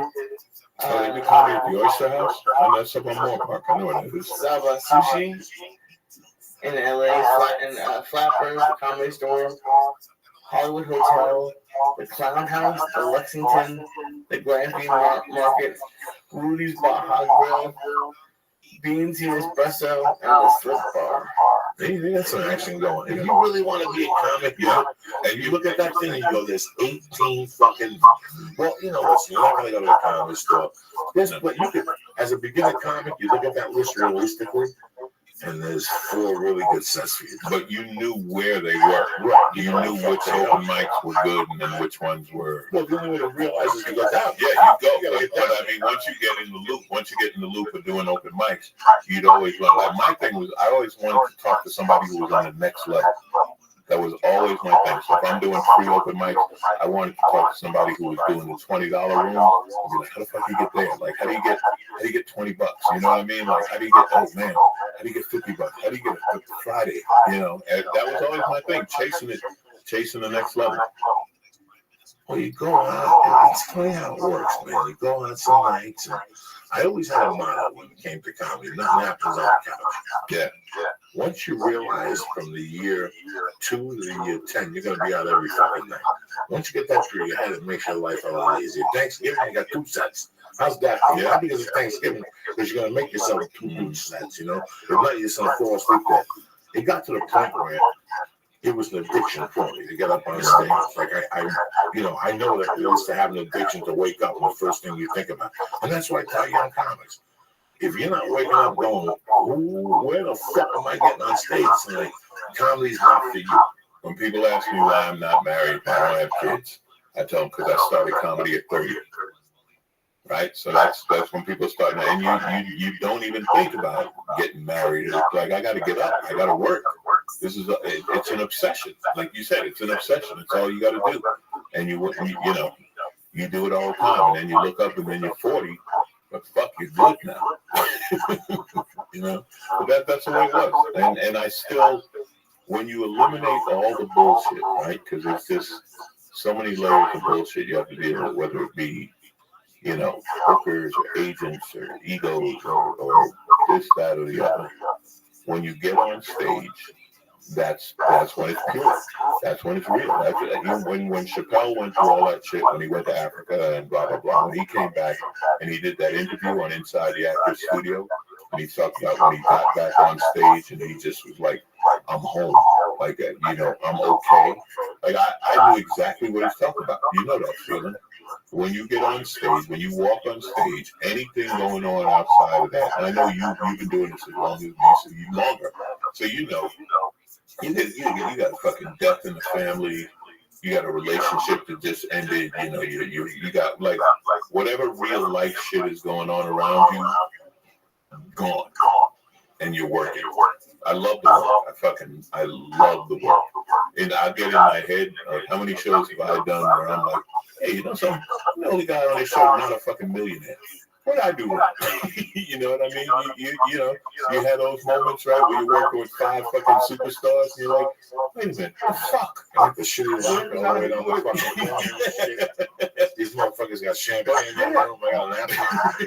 But when you're on stage, none of that shit matters, right? Because that's the game. That's that it's pure. I love it. I fucking love it. Still. I love it. I love it. Sorry, man. Bits and parts. I had a great time at the store last night. I love working at it. I love going to the store and there's 60 people. Yeah, on a Tuesday. You know, Friday and Sunday, I'm on place to be sold out. But for the last 3 months, you go to the store and people, there's 300 people, man. You can't try fucking new shit on stage. You gotta stick to old reliable one. And everybody's been up there, so you gotta come up with your A shit, or now you're gonna die a slow death. And I miss going up there and fucking around. You know, I miss, you know, you have an idea, but then when you take it to the stage, it becomes something else. Oh, shit. And you can't, you know, sometimes you're like, oh, I gotta say something. You know what, let me go home and write this. Yeah, gotta write it down before I forget. Let me write this motherfucker down word for word. I used to remember yelling that in the crowd, like, what did I just write that down? What did I just say? You know, just so somebody would fucking remind me. On the way out the room. Oh my God, it's such a great album. You know, I can't believe I survived 24 years. I can't believe I have a Screen Actors Guild card. I can't believe it. I can't believe it. I made a union for something. Like, remember growing up, people in the union? Yeah, I'm in the Actors Union. It don't mean that. you know, nothing. If I put it in my shoe, nobody will give a fuck. 20 years ago, you had a union card. You go to movies for free. Yeah, You got headshots 50% off. Show up with a fucking union card now. They give you nothing. No, that's not true. I get discount parking at the airport. Do you really? The parking spot gives you 20% off if you have a SAG card. What's the parking spot with the yellow With the yellow polka dot. Fuck that. What do you got going on? What do I got going on? I got a pilot. They're shopping with Sci-Fi, so fingers crossed on that. My new Showtime special, Historically Incorrect, is going to be out in February. Okay, just recorded that in May, and grinding. AlonzoBolden.com. Check it out. Follow me. I love doing it. People wake up in the morning, you would drive in California. I can't believe you're still here. Like you look at a Every now and then, man. Every now and then, shit hits you, and you're like, "This is fucking unbelievable." I tell people all the time, it beats honest work. I used to do honest work. You know what I mean? When you get up, you go to the fucking plant, you punch your time clock, and you fucking build airplanes all day, and then you go home, and tomorrow you do it again. You know, that's fucking honest work, and this shit beats the hell out of honest work. Well, I didn't like doing that. My cousin did that for the Air Force, and he hated it. So he, No, it wasn't a matter of hating it. It wasn't a matter of hating it. It was a good job. It was just that I had something else in me that I didn't even know about. You know what I mean? Like the comedy thing, I didn't know about it. Like if I had known, sometimes I think if I really want to mind fuck myself, I think, wow, what if I had started when I was like 20, when in 1982, when the fucking boom was about to, you know what I mean? Like, would I be a fucking millionaire today? I remember George Wallace, who's one of my fucking heroes in comedy. We were at the Laugh Factory, and I'm doing this. He's like, man, you good. He was around the 80s. You made some money. But that's I was out here in '84, though. oh yeah, Comedy was not even on my fucking brain. Right. I didn't know where to start or who to call. Yeah. I knew nothing. It wasn't even close to. But I knew I didn't like California. Yeah. So I knew I wasn't going to end up here, you know. It's funny you said about, there was two things you said that were pretty interesting. One, that you wanted to, that you're still single, you know. Yeah. Listen, man, when I got into comedy, I read that fucking crazy book with that crazy Jewish comic that lived in a fucking Chelsea hotel and shit. And he did heroin and he hung out with jazz musicians at night and Lenny Bruce. And I gotta tell you, that was what pushed me over the top, was having no responsibility, being able to come and go when I please. That's how I was raised, you know what I'm saying? I had kids and a wife. That's the least of my fucking aggravations when I got into comedy. That's why I got into comedy, not to have that at all. I thought I was going to be like Charles Bronson in one of his movies. He died alone in his little room in Death Wish or whatever movie he was in, Hard Times or whatever. That's what I always thought, man. And now I got a little baby and a wife. And it's great. Yeah. You don't know where it's going to fucking, whose journey's going to take. One of the things I tell, like when I'm young comics, because it's funny, like in the past 5-6 years, I've become the old guy. Like remember you were the young guy when you used to ask advice, and now they come to you. And I tell them, if you got a wife or you got a kid, I said, good for you. You got something real. I said, never forget that shit's real. This is all bullshit. That's real. Fucking love that and hang on to that. Don't fuck that up. But do this. So good for them. But it's something I didn't do or haven't done yet or whatever. But I respect it. You know. You know, I'm trying to write a book, and I wrote something about a month ago, and I looked at it. I forgot I wrote. I wrote on this thing I have written, and it was about dropping my daughter off. I have a daughter that's 25 that we don't talk. And when she was 5, I was just starting to do comedy. I had just gotten the division. Like I hadn't started already. I had been doing comedy 18 months, but I was dicking around. I wasn't really working. I read the Judy Carter book. I was doing little things. I had 1-2 go joke, but the rest of the time I was just bullshitting myself. This was something I was just killing time. But once I went to New York and took a good look at what I needed to do, I said, fuck this. I went back to Colorado, and Colorado was real. The war's going on. Me and the wife didn't get along. I mean, I was getting hot with this bro. I was pushing my buttons. And I made a deal with myself. Every Wednesday and Sunday was what I had. And before I pick her up, I'd roll a joint and I put in the trunk of the car under the tire. And I pick up my daughter at the best time and I drop her off. And it would break my heart when I drop her off. I'd wait for them to pull away and I'd go in my trunk. I'd take out the joint. I'd go on Route 36 and I'd shoot at them and I'd smoke that joint. And sometimes I'd cry and sometimes I wouldn't. But I'd force myself to go to an open mic that started at 8 that followed a line dancing class in 1993 just to get me out of that dark place. Yeah, it was crazy. And I did drugs later that night, don't get me wrong. But a lot of people wouldn't do that. They get depressed and go to fuck home and drink. I forced myself to go out, especially on those visitation days. And that's how I got on the visitation. As soon as I dropped her off, I fucking was headed to an open mic.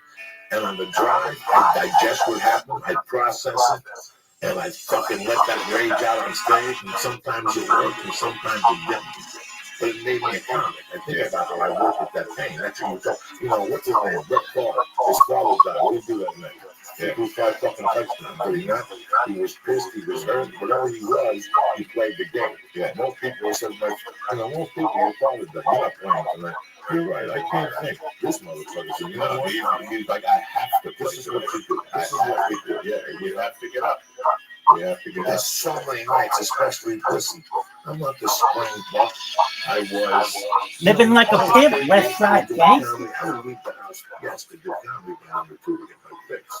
So it was a twin, and that was part of it. The way to get my fix was to get on stage, and I like that justified me doing what I did. So now I don't do anything. So when I got 11:45 spot lines, I'm 52. You know what I'm saying? I'm tired. I gotta take my fucking energy drink or coffee. But that's the other thing. I never did anything. I got sober 5 years before I did comedy. You know, so I've never done comedy high. I've never done it once. Like I've been sober the whole time. You're a fucking gentleman. No, what? No, I tell people. I was telling Joe. I said I fucking timed it wrong. You know, I should have went to rehab right after last time I standing. I'd have been a fucking star. And then winner in Los Comics in rehab. I'd still be on TNT today.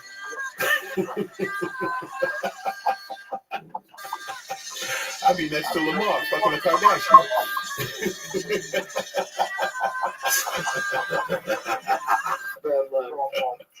That's fucking crazy, man. I'm happy you came on today, bro. Man, thank you. Thank you. We've been trying to put this together. I love you. I love you. I'm happy to be here. Lee, you fucking talk way too much. You got to turn it down. No.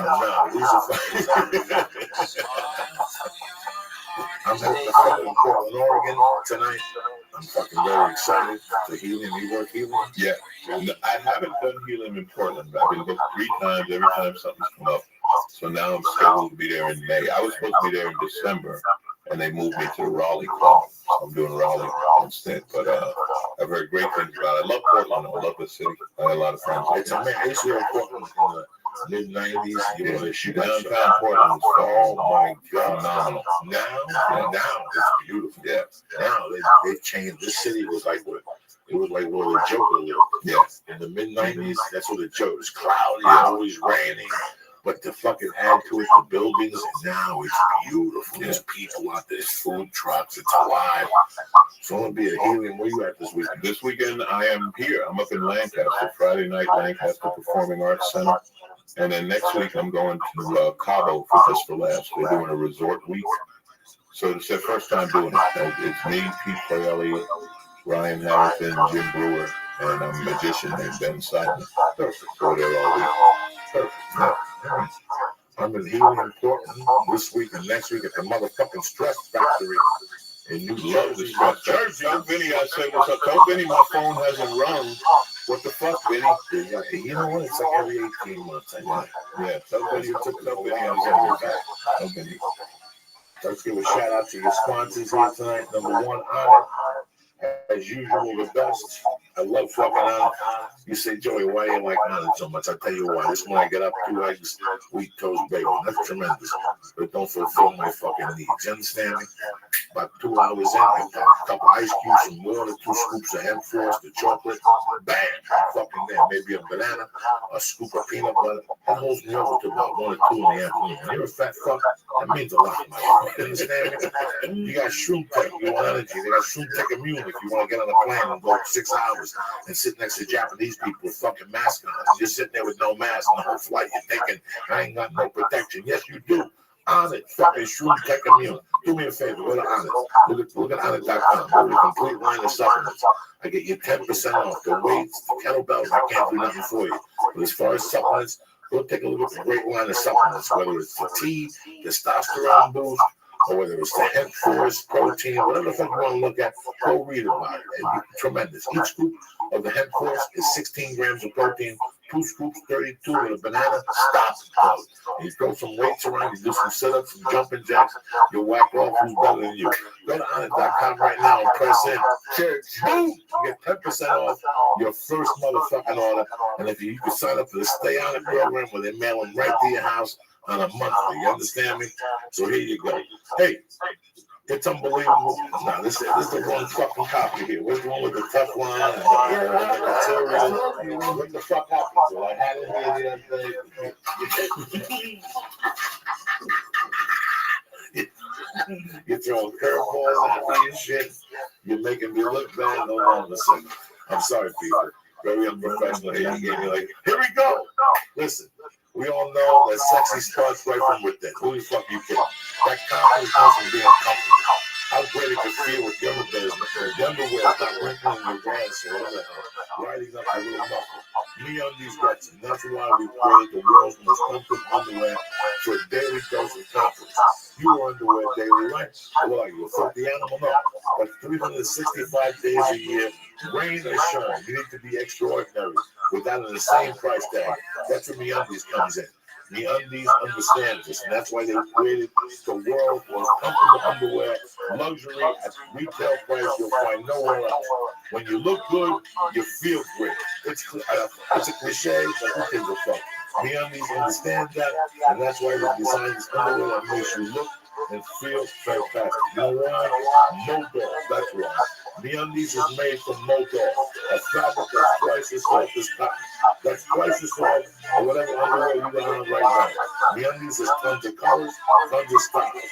And it's the only place you get matching underwear for him and her, or him and him, whatever the fuck you're doing these days. They even release a new design every month. I got my undies on right now. I got the black ones on right now. Tremendous. I feel I got the black ones with the purple stripe. Anyway, we all know that paying for shipping sucks, right? So MeUndies has removed that from the equation. All orders in the U.S. and Canada, bam, ship for free. MeUndies even has a money-back guarantee. If you don't love your first pair, you keep it for free. You literally have nothing to lose. Do me a favor. Go to MeUndies.com right now. Go to MeUndies.com right now. Boom. Go to MeUndies.com/Joey. No. Go to MeUndies.com/Joey right now. Get 20% off your first order. Plus free shipping. All right. That's a special offer for all my listeners. Make sure you go to MeUndies.com/Joey. Get 20% off your first order. And tell them that I sent you. Right? What do you want from me? I don't even know what's going on here. I got problems. People calling me. They're harassing me. Whatever they want. They know I got MeUndies on. Go to MeUndies.com right now. The best underwear. Go to Onnit.com. Get 10% off. Alonzo, I love you, bro. I love you, Joyce. Thank you. Rocking beautiful. Always a pleasure to see you. Alonzo Bolden. What? Fucking house here. This guy's gonna torment me now, I guarantee you. For 4 months I've been here, nobody bothered me. Now I got my great audition, CBS wants to see me. It's gonna be one of those things, I guarantee you. Put the music on, wait. Oh, wake him up. What's going on? What's the problem? You're sleeping. Which Portland? I'll tell you, I used to go to Portland in 1995. When I used to work at Club Harvey's, which is still there. But Harvey's is a very clean room. You know, helium is 2015. You know. Were you clean when you went to work at Harvey's? Oh my God, I tried. The guy's mother came on Saturday night for the early show. Oh, what's that place? Oh, she fucking hated me. Harvey's was, in those days, I don't know. I remember Portland. It's just being dark and a lot of strip clubs.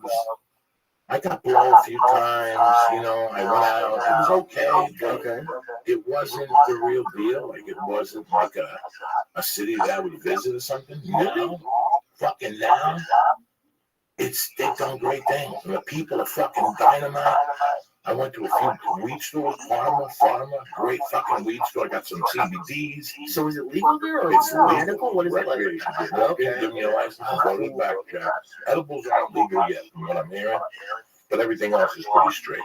You know, we always, if you're a comic or a fan of comedy, or you listen to Rogan's podcast, whenever I go on there, in my comedy, whatever, the city was Houston. You know, in the 90s when I was developing the fun city, I had a lot of fun cities, but the ideal one, the comedy scene where you went, you had to have your A game, it was Houston, Texas.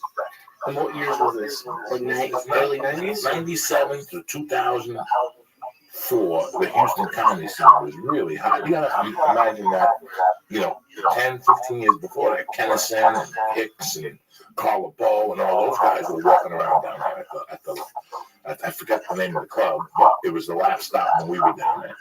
So since you've been doing comedy, what are the bigger markets? Like, so it was in Houston for part of, what is it now? Houston just became The like West Side comedy. Gang.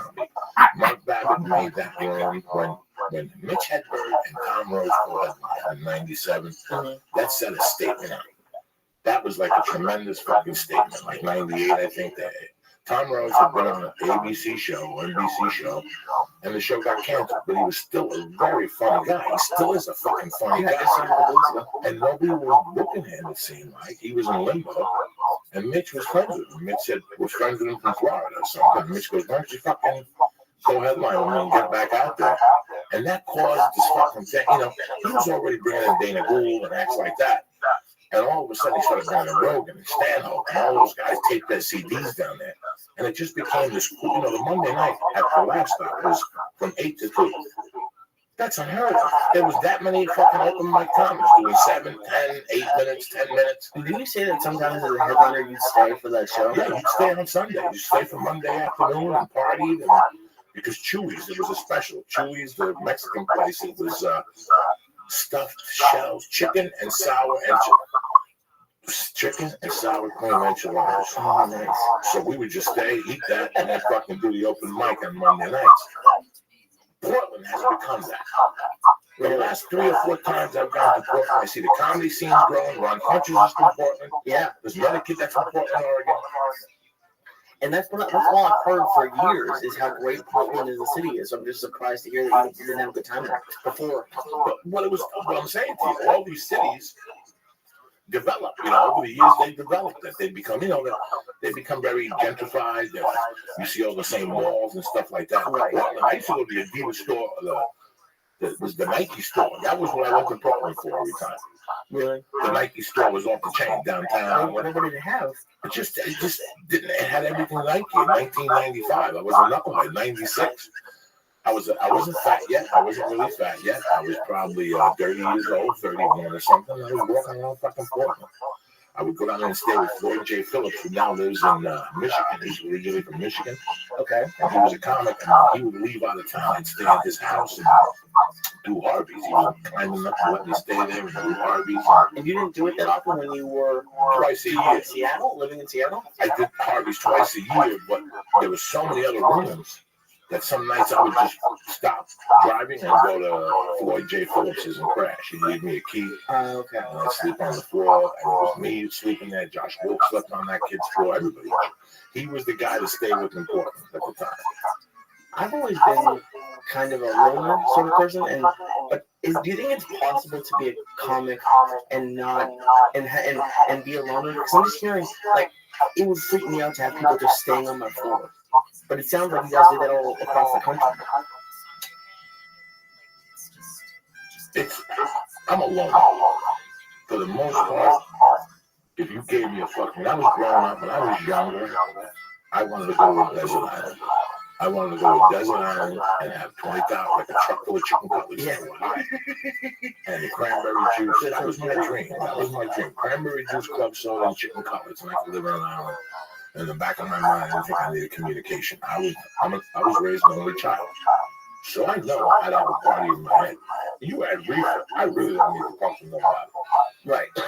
You know, there's days when I do comedy, I won't leave the hotel room. I'll go eat and I'll go for a walk to 7-Eleven or whatever.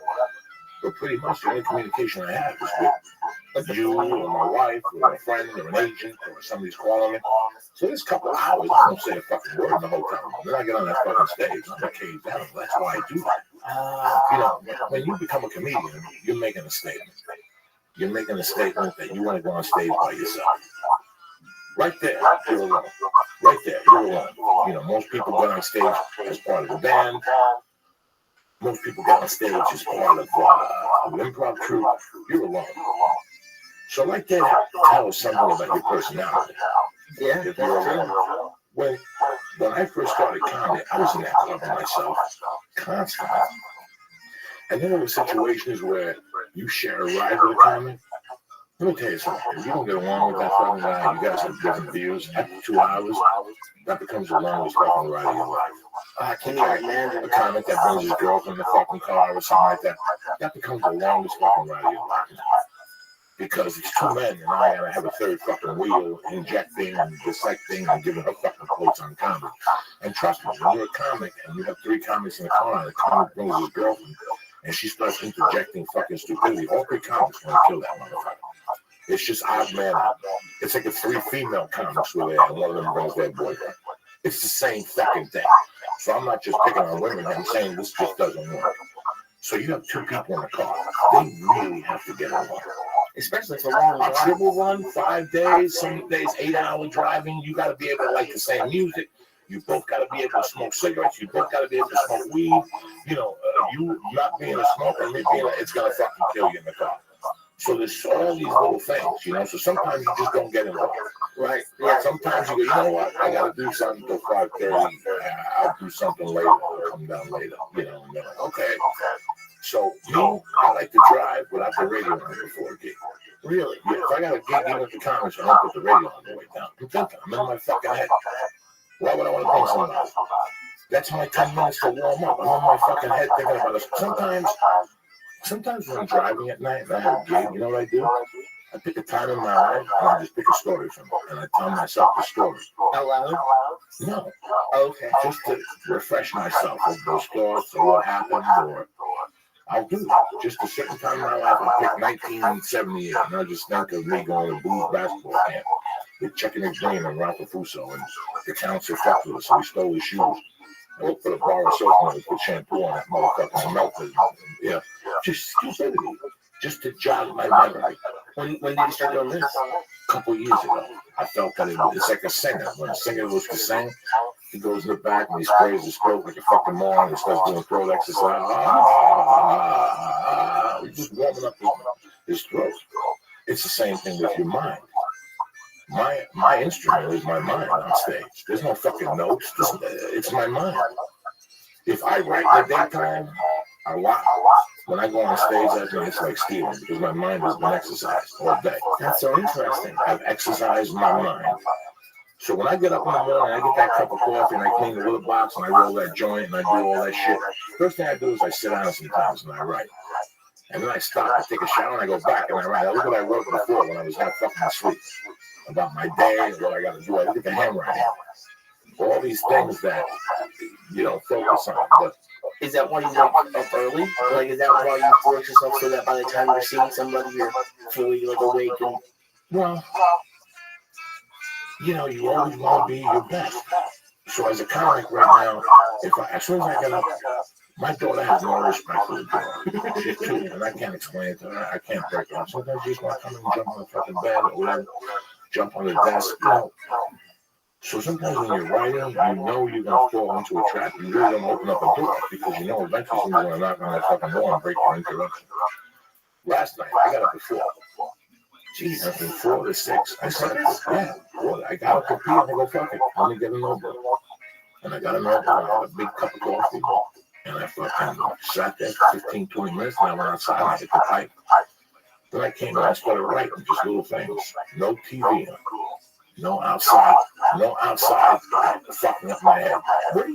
for you, because I know it's probably different for everyone.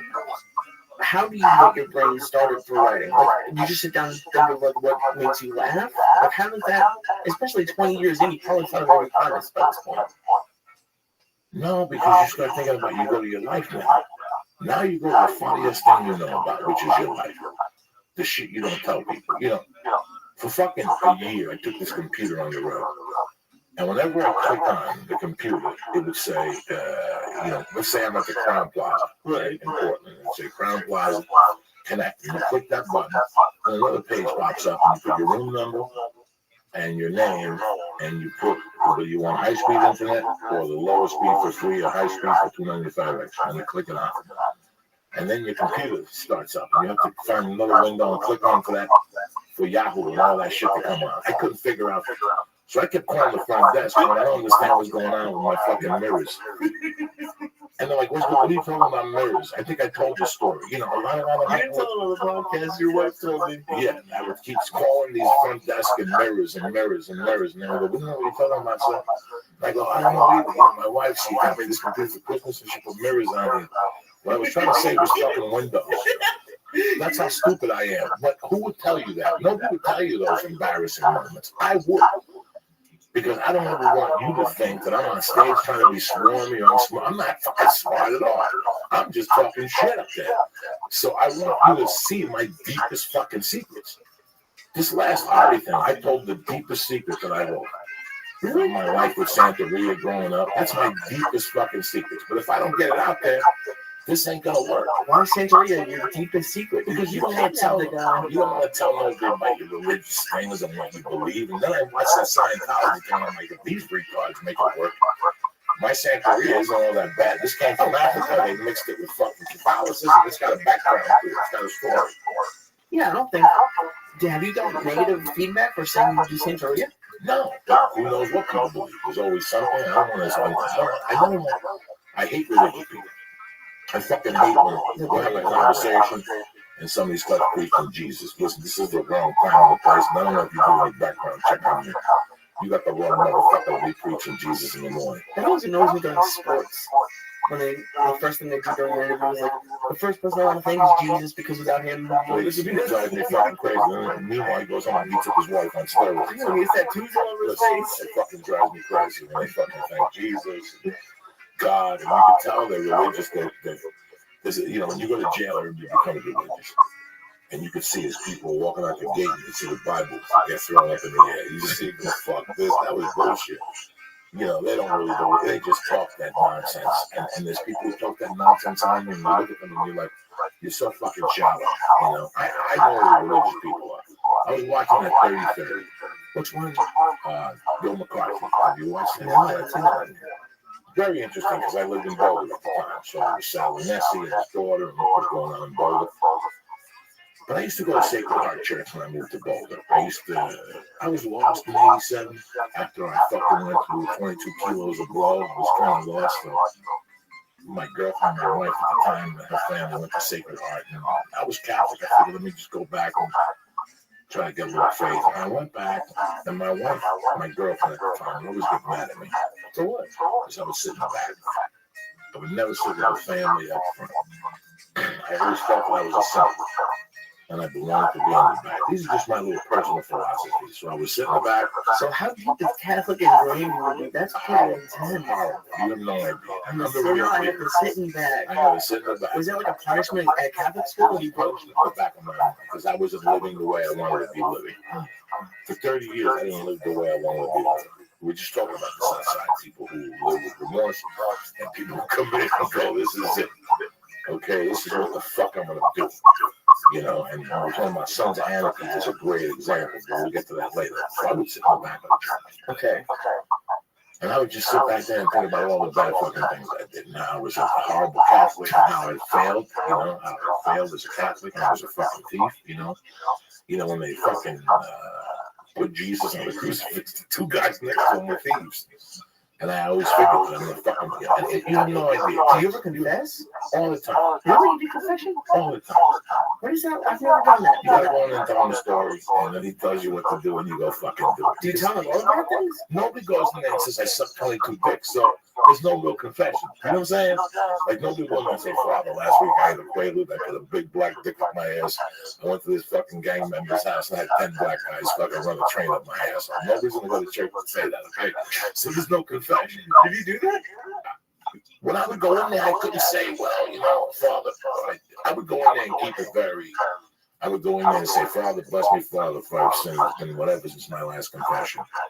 I stole, I lied, I cheated, and I fucking, this was not me. I didn't break it down. I didn't tell him that I kidnapped somebody. I didn't tell him that I broke into some guy's house. I didn't tell him that I robbed my godfather. I just kept it very bland. Okay. Do you think if you hadn't done drugs, you might not have been a criminal? Because it seems like the only reason you did those crimes were for drugs.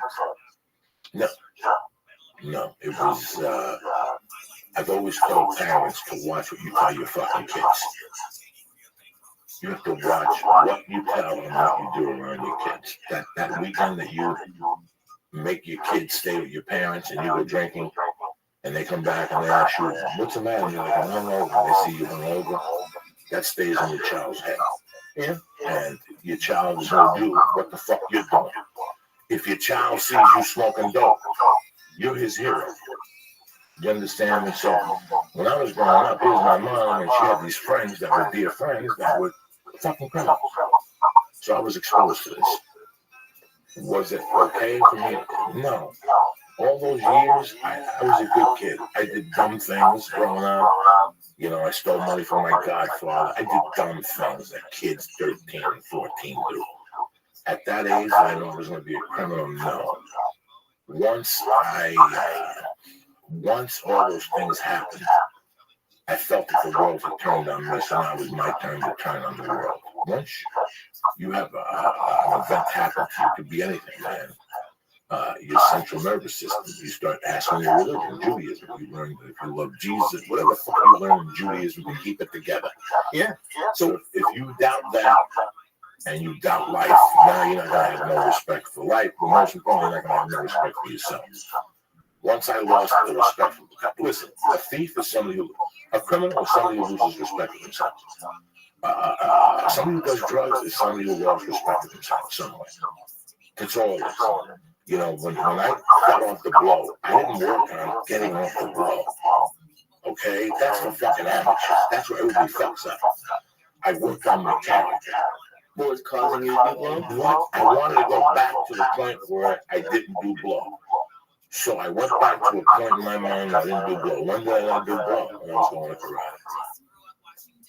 When I was with those kids. So what did I do? I went and joined the karate school. Just to open up that avenue. Maybe it was that was attacking me. Most people that get off drugs, they live their whole life getting off drugs. They don't work on the things that got them on drugs. Jesus. This is why it took me 30 fucking years to get off drugs. Why don't they do that in rehab? Because they don't fucking know. Because the people that are trying to get you off of rehab have never done drugs. They have gone and taken a fucking course on your mind. Nobody knows the fucking human mind. Especially when you do drugs, you have no idea. If they set 10 real junkies in a room, I'm not talking 10 fucking AA rejects that come and tell you about the night that changed their life. I'm talking about when people really go, oh, I didn't have suicidal thoughts. But let me tell you what I was thinking. Let me tell you what I was thinking on 5 in the fucking morning. Okay, when I was not fantasizing about the kind of glamorizing. You know, this is what people will tell you. So when you go to rehab, we have to stay clean. They focus on staying clean until you get high again. They don't focus on the things that got you high. What got you high? Where did you break down? What happened? Give me a week. What happened? And all of a sudden you hear these guys spouting. When they were 13, they're fucking lizards. They seen their dad step on. It's something so fucking simple that broke you down as a human being. How long did it take you to figure out what it was? Like, did you sit down for like a couple of weeks and just think? Like, I sat down for a couple of years at night. At the end of the night, when I was going down on the coast, you have this huge crash. You have this huge depression. I don't know if it's like this with pills or whatever the fuck it's like. And I would go on and not kill myself. But I think about what the fuck is going on with my life. And I'd make these dumb notes. And one night I'm sitting there, I'm like, wait a second, when did I do drugs? What age did I detest that? Because there was an age where I detested all that shit. I understood the marijuana. Let me tell you something, I always understood marijuana. So you never considered that a drug? No, I always understood marijuana from day one because I saw people giggle. I saw a drink that made fucking people giggle and get out of their heads for an hour. I saw people. So you see people high? Yeah, I saw my godfather high a lot. My God, my real Catholic godfather, the guy who baptized me, was the first one I had contact with. And he was great when he was stoned. When I was a kid and he could be stoned, my life would be a fucking paradise with him. What, movies and food? Movies and food. And stupidity. Giggle. He'd fucking giggle. I've been thinking about my godfather since last Sunday at church. I don't know why. And I looked him up online. You know, we were talking about my wife went onto a fucking thing yesterday about a documentary she saw about some woman who was a cheat on Netflix. She used to steal diamonds. She was the greatest. Oh, yeah. And my wife was blown away at two things. She was blown away at the woman's ability to lie, and she was blown away at she never knew about the person's commitment. You know, we're talking about commitment. And I was telling her, she didn't understand. I was telling her, when I used to go into jewelry stores, you have to do certain things. You know, you have to, like she said, they would tell the truth to rob something, you know, to gain trust. All these things that a lot of people don't understand. Regular, normal people don't understand. It's hard to understand. Like for me, the hardest part would be the worry that I'm gonna get caught. Like just always looking over my shoulder. That seems bananas to me. That part of being broken.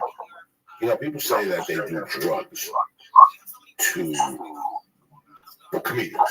Okay, like I was watching the Kennison thing, and all because the comics go home and they want to keep that energy going. So they do coke. That's a great fucking cop out. That's just a great fucking cop out. Not the case. No, because there's times I go home now and I just want to drink coffee and smoke a joint and go to sleep. So the energy somewhere went. That's just something they say. You know, he wants to keep it, whatever. But it's so interesting how, excuse me, I got to tell you what my biggest fucking rush was.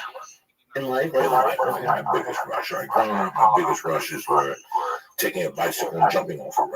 Like the first time I fucking took a bike and made a ramp, you know, and I landed on my rear tire. Jesus fucking Christ. That makes me nervous just thinking about it. But it was a 3-foot drop. I ain't no fucking evil Knievel. I was always a black bag when it came to that shit. Jumping off buildings and shit. I gotta go walk around with a cast and people gonna sign it.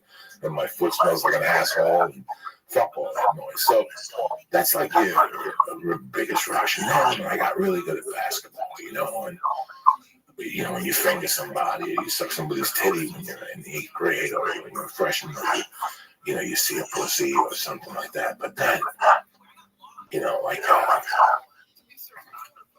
a big rush for a young man is when you think you're a man, when you're walking to a bar for the first time, and you know, just anything like that. It's a big rush. Let's talk about rushes. Let's talk about something that makes your fucking heart beat and your ears ring. Okay, there's nothing for me. When I would break a door down or climb through a window and I'd land on the other side of that window and there'd be nobody home and I knew where the coke was. You have no, just thinking about it makes me want to take a shit from the anxiety I'm getting right now. What if the cops come? What if they come home? What if the neighbors hear you? What if they listen? It's like anything else. Why did you try comedy? What if you failed? What if you but they're sending you to prison. Listen. The others, you try a different job. Don't even think about that stuff. Oh. I know you're guilty, right? I come here once a week. I come here 3 nights a week. I buy powder from you. Particularly, I fucking like you. And I know you don't fucking like me. You always got some fucking smart. You always got some fucking half a fucking moron in your heads or something like this. Or whatever, some jerk off. I know you got 4 to 5 ounces in here at all times. I know you got 6,000 to 7,000 in here. I know you got a safe. But I know that I can fucking break into that fucking safe. I know I can hit it with a sledgehammer and throw it out the window or whatever. Maybe you don't have a safe. I don't know. When I sit across the street, I come over here and I cop a few times and I never make myself suspicious. I never catch me looking around.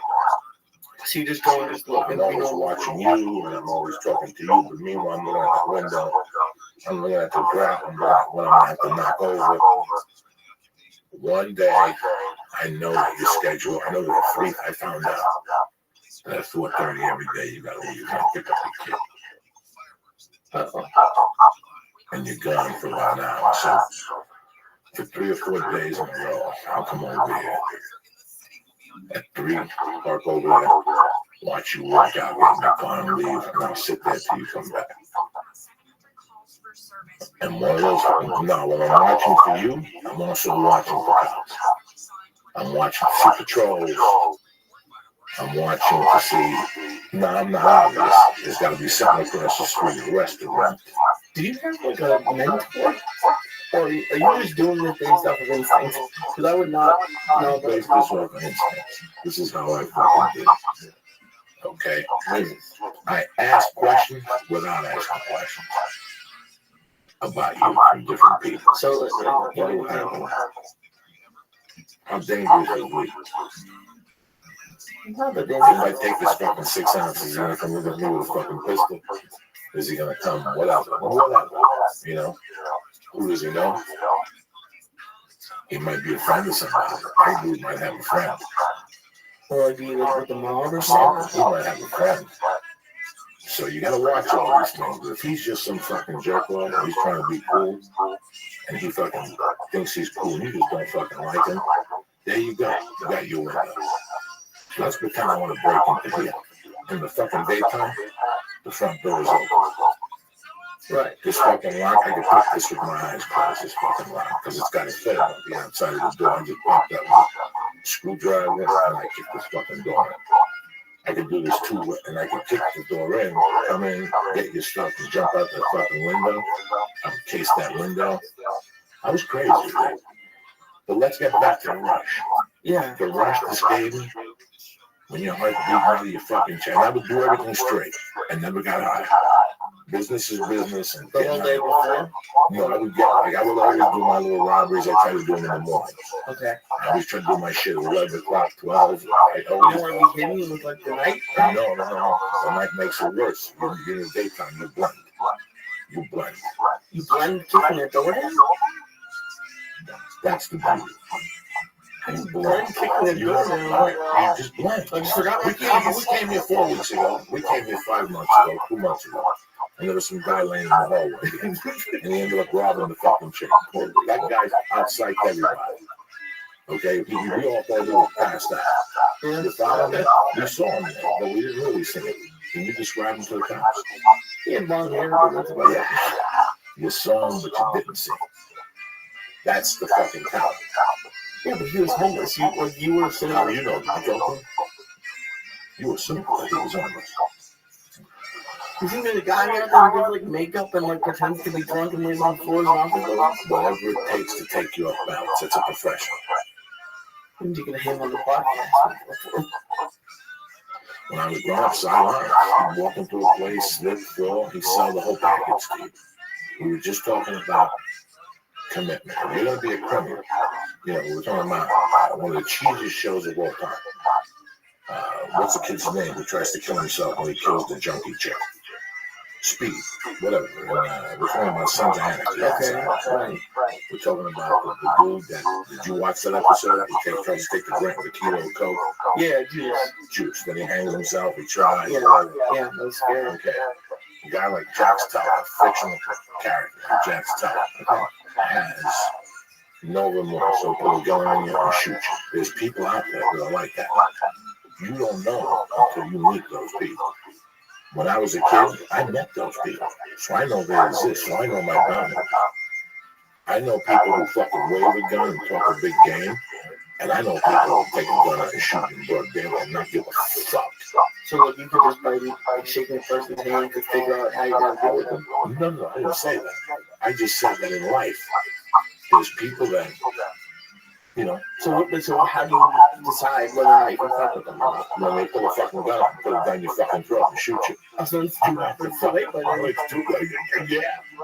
You follow me? You never know the animal you're fucking dealing with. You know, if you look at the 3 last big TV characters that we've dealt with some great TV characters. We dealt with Walter Walker, right, in Breaking Bad. Yeah, he's good. Right, this guy wasn't a tough guy.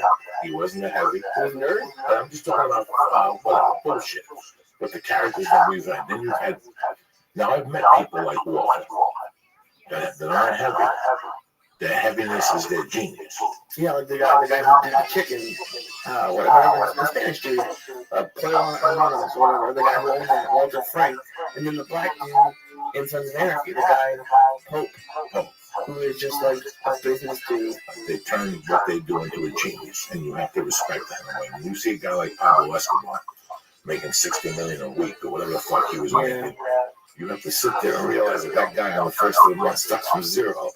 He starts from zero like we do. He figured out a way to, whatever on the system. I'm not talking about a hero. I'm just talking about a person's character.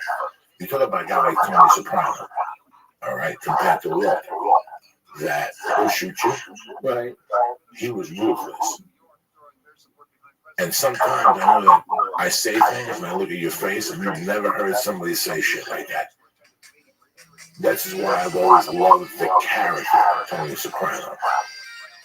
Because he sucks everything up and he moves on with it. He knows this is a business.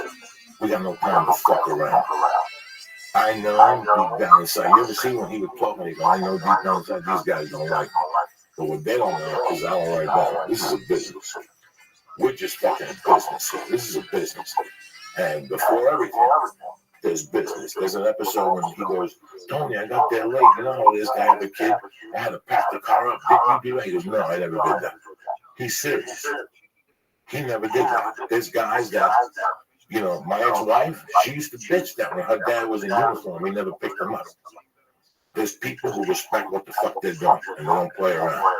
I understand. I look at Mercy, I look you straight in the face as a man. When I had Jackie, I would kill you. I was fucking that crazy. Because I don't know what I was trying to prove, and I don't know where the drugs were taking my mind. I look at Mercy now, at my age now, and I couldn't imagine doing what I was doing at 20 to make a living. I don't know how a person with a child could carry a job. That's beyond me. I look at my stepdad, I look at what my mom was doing, I look at what the people around me were doing. I thought you wanted a gun. I thought you were. I want a gun, but for protection. Okay. I'm talking about, I don't understand how people with a kid could get in their car today, at my age now, with what I know and what I've seen, to get in their car. Like the worst thing I could do right now, if I stopped doing comedy and stopped doing this podcast, and I had to make a living, I'd probably book it. That's the safest thing I would do with a child. Sports book, numbers, little gambling. That's the safest thing I would do. Or I get into the legal medical marijuana business. You follow me? That's the only option I have as a criminal. For me to, let's say I was Italian, and to come out of jail and have a baby at 52, and have to go out and be a captain and smack people and shoot people and have stolen stuff around me and fucking deal with people. Are you kidding me? That softened me right up. Yeah. Mercy took the wind out of my fucking sails. Could you have done it without Mercy? Oh, fuck yeah. That's what's in my DNA. Okay. So I understand compartmentalizing like the stuff you do as your job, right? And I get the rush.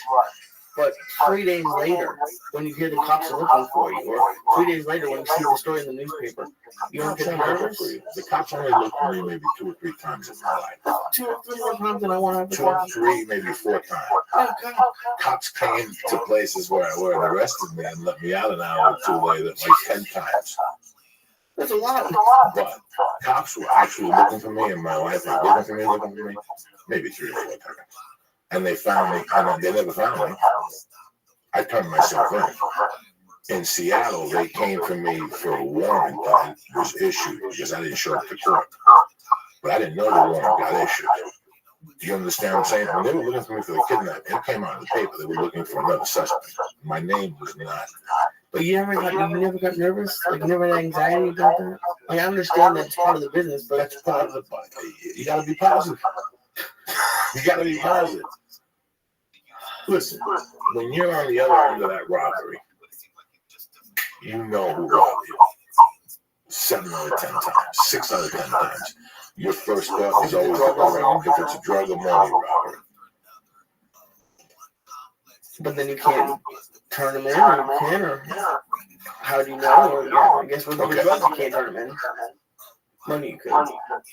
If you were a drug dealer and you sold drugs for a few years and all of a sudden you got robbed, you'd make an inventory of who knew you had the stuff, who was asking questions, who you saw around the building. That's another thing. If one of your friends saw me at that restaurant across the street eating and looking at you, I'm done. Yeah, the scam is done. So I have to tell, oh my God, you have no idea how I used to have to case joints. Did you ever get caught? I was going to ask. Tons of times. Like you were sitting in your car, you might have tons of times I caught. Tons of times. I was in the neighborhood eating. Oh my God, what's happening? Nothing. And when you're casing a joint, you're not sitting there with fucking binoculars like the DEA. That's why the feds always get mad, because they're fucking stupid. They sit there or they get in an apartment, you see the curtains moving. You know. You make somebody, you drive by, you walk by, you have to have a purpose to go there. You always have to have a purpose to go there. Well, especially if I'm a drug dealer. If I walk out there and I see Lee across the street, Lee, what are you doing here? Oh, nothing. I'm just walking the neighborhood. Boom, right away, red fucking flag. Why? Because what's he doing in my neighborhood if he's not doing something? He should be, if he's coming to my neighborhood, he should be coming here. He shouldn't be walking around the fucking, now let's say there's a Chinese place across the street. And you go to the Chinese place, and you bring people with you. You okay. I'm going to tell you a story real quick. Okay. I'm going to go and break it. There was this kid when I was growing up. I didn't really fucking dig him at all. His dad was a mobster. He left a wife. He was being raised by his mom. The kid was a spoiled fucking girl. Fuck. And he, I think I told this, he fucking, later on after high school, when I went to Colorado and I came back, and I was buck wild. I tried to work, I came back in 84, and I tried to work from February to like May or June, and I said, fuck this shit. This is not working. I'm going for it. Just criminal stuff? Just criminal stuff, bartending to keep me sane, but just criminality stuff. Selling coke. If I could rob something, I'd rob it. If I went to a party, something, I was always on the fucking make, bro. I could not be fucking trusted. Okay, I could not be fucking trusted. I had my friends who I would never rob, but I loved the Holloways, Conti, shit like that. But I loved I was a 24/7 criminal. And one day, I found out this kid was selling coke. And I knew his stupid hours. He had a day job and he partied all night, but he came home for lunch to get coke. Did he sell coke during lunch? I don't know what he did, but he came home for lunch. Okay. So my scam was, I didn't want to catch him before lunch. I had to catch him as he was leaving. Why? Because after he gave me more time. All I would have was 8 to 12, and then he would know, and he wouldn't go back to work, and he would be hunting all of us down. This gave me, I just took like at least 5 or 6. Right. So I clipped this guy at like 10 after 1. As he was leaving, I went in.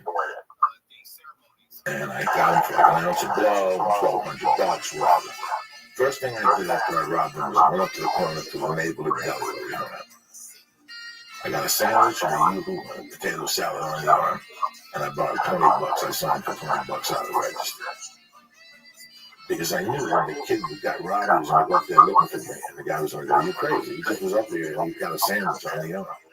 And he bought $20. Jesus. I was covered the whole fucking while. I would not do a line of coke. I would take the money I robbed him and give it to one of my friends, and I'd take the coke and stash it, and I would not touch that coke for 2 days, so he couldn't tell it all. But then, this is another question I always had. Yeah. When you stash it somewhere, I always be thinking about it. Like, I'm like, I don't know if it's even still maybe right, it's got it. Like, you don't worry about it? Sometimes I would sell it and flip it and keep a little bit and do a couple bumps that night, but mostly I would stay clean for 2 days. Just so if he came at me, I was clean. What are you talking about? Look at me. I haven't done a fucking line in 2 days. You're wrong.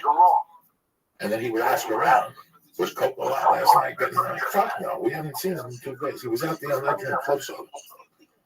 Jesus. It's a commitment from A to Z, though. It's a commitment from A to Z. We're talking about remorse. I was a horrible person. Not that I hurt people, nothing like that, but I was robbing people. Do I feel bad about it today? Fuck yeah. There's certain people I feel horrible about. but it's done. It's water under the bridge. Have you apologized? I tried. What do they say? Fuck you. It's understandable. There's a couple of people I don't want to apologize to. My godfather, I really do. I feel that I could tell the couple times I seen him that he was heartbroken. And now as I get older, I know what that heartbreak is. You're one of your friends and you don't get along or something. I could see it. I didn't understand the heartbreak at 21, 22 when I had done that to him. You know, so I feel really bad about shit like that. But I had no remorse at the time. If it was between me and you were going down, Jack. You were going fucking down. If I was in a pinch, I would just take those drugs. I loved it. I fucking loved it. And that's why I think I like comedy as much as I do. That's the point I was getting to. Because the only thing that gave me a rush like comedy in the beginning was, like thieving, was comedy. I loved my heart to beat. Oh my God. I used to. Is it when you're killing, or what about comedy gets you that rush? Excuse me. You know what gets me just going up there? That first 20 seconds, man, is fucking phenomenal. And once you learn how to control that rush, and now I understand roller coasters. I don't fucking like roller coasters. Okay? All right, I'm scared. I'm a pussy for roller coasters, but I would never judge somebody who went on roller coasters because I understand what it's like. They control that rush. But is it like, does it have to be an ovation? It could be 4 people. Just the fact that I'm going on stage, those 30 seconds. So it's not like the crowd going nuts. The applause and all that, that's bullshit. That's a complete different part of the game. Just getting up there, just sitting in the listen. You know, it's like me saying, listen, you're going to jail in 20 minutes and sit here on this couch. You're going to sit until you think, well, it's the same concept. You have to make it like that. Like, for me, I turn it into fun. For some people, it's horror. Like public speaking, in front of 200 people. The first time you did it at the Laugh Factory, you were falling plus you high. You're very good at it now. Well, I had done it at the Ice and Laugh Factory. It was pretty tough, but Jesus, it's crazy. I mean, did you ever, when you were starting comic, ever like pretend you were announcing yourself at like a comedy club? Coming to the stage, the crowd goes wild. Joey Jones. I can't remember what I did, but in the beginning of comedy, I was very cliche-ish. Really? Like, I believe that you got to see it before it could happen, you know? And you don't. You really fucking, as dumb as that sounds, as dumb as that fucking sounds, you're not going to be good at something unless you see it happening. Like, and you kind of see it in your mind sometimes. I was a huge daydreamer when I was a kid, but like that, I always imagined myself doing things like that. We all do it. If you're not fucking dreaming, you're not alive, man. Think about that. You know, what gets you to the next level? A dream. Every fucking time. Every time. If you think about it, what gets you to the next level? You were going to deliver pizza or go back to Boston. It wasn't a dream to get a job, but you had to think of something. Yeah, that's true. You have to see it first. And then it happens. You know what? I was sitting there last night. I see this documentary. I called you at 1 in the morning. First time I ever called you after like 11. That was the first time. Really? Yeah, because I was like, this is an idea. That's commitment. That's what we're talking about. When you don't commit, you're going to fucking live in doubt like Juice did.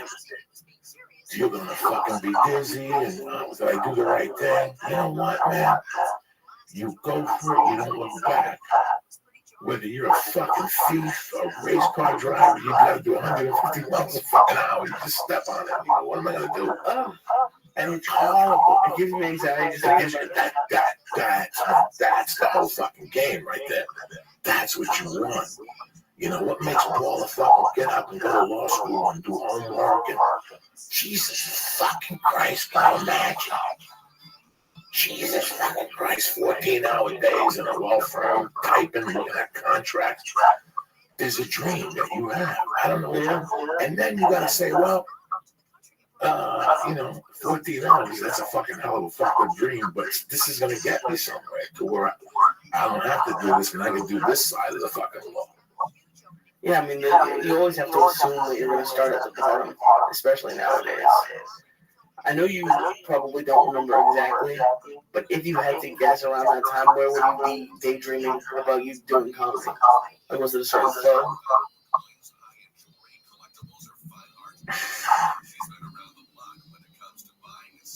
I would daydream at night. When I got home, whether I had a good set or a bad set, I would daydream that things were going to get better. You know what I'm saying? I would daydream that I would have an apartment, that I would have a car, and I would daydream that I was just working certain clubs. But one of the most obvious clubs that I wanted to work was the Comedy Underground in Seattle. And you just think about it. And I would think about that club. I think about the Comedy Works in Denver at the time, like headlining someday. Like, I didn't even see this other side of the business. I just saw that I was going to stick it out. So let's say I went home and I had a great set. That would fuel my goals. You're going to do this tomorrow. And if I would go home and have a bad set to take away the sting from a bad set, I would fuel the dream with tomorrow. Did it have anything to do with you playing your sets at all, or was it just the act of doing stand-up? I think it was just the act of doing stand-up because I knew I would get better. That's interesting.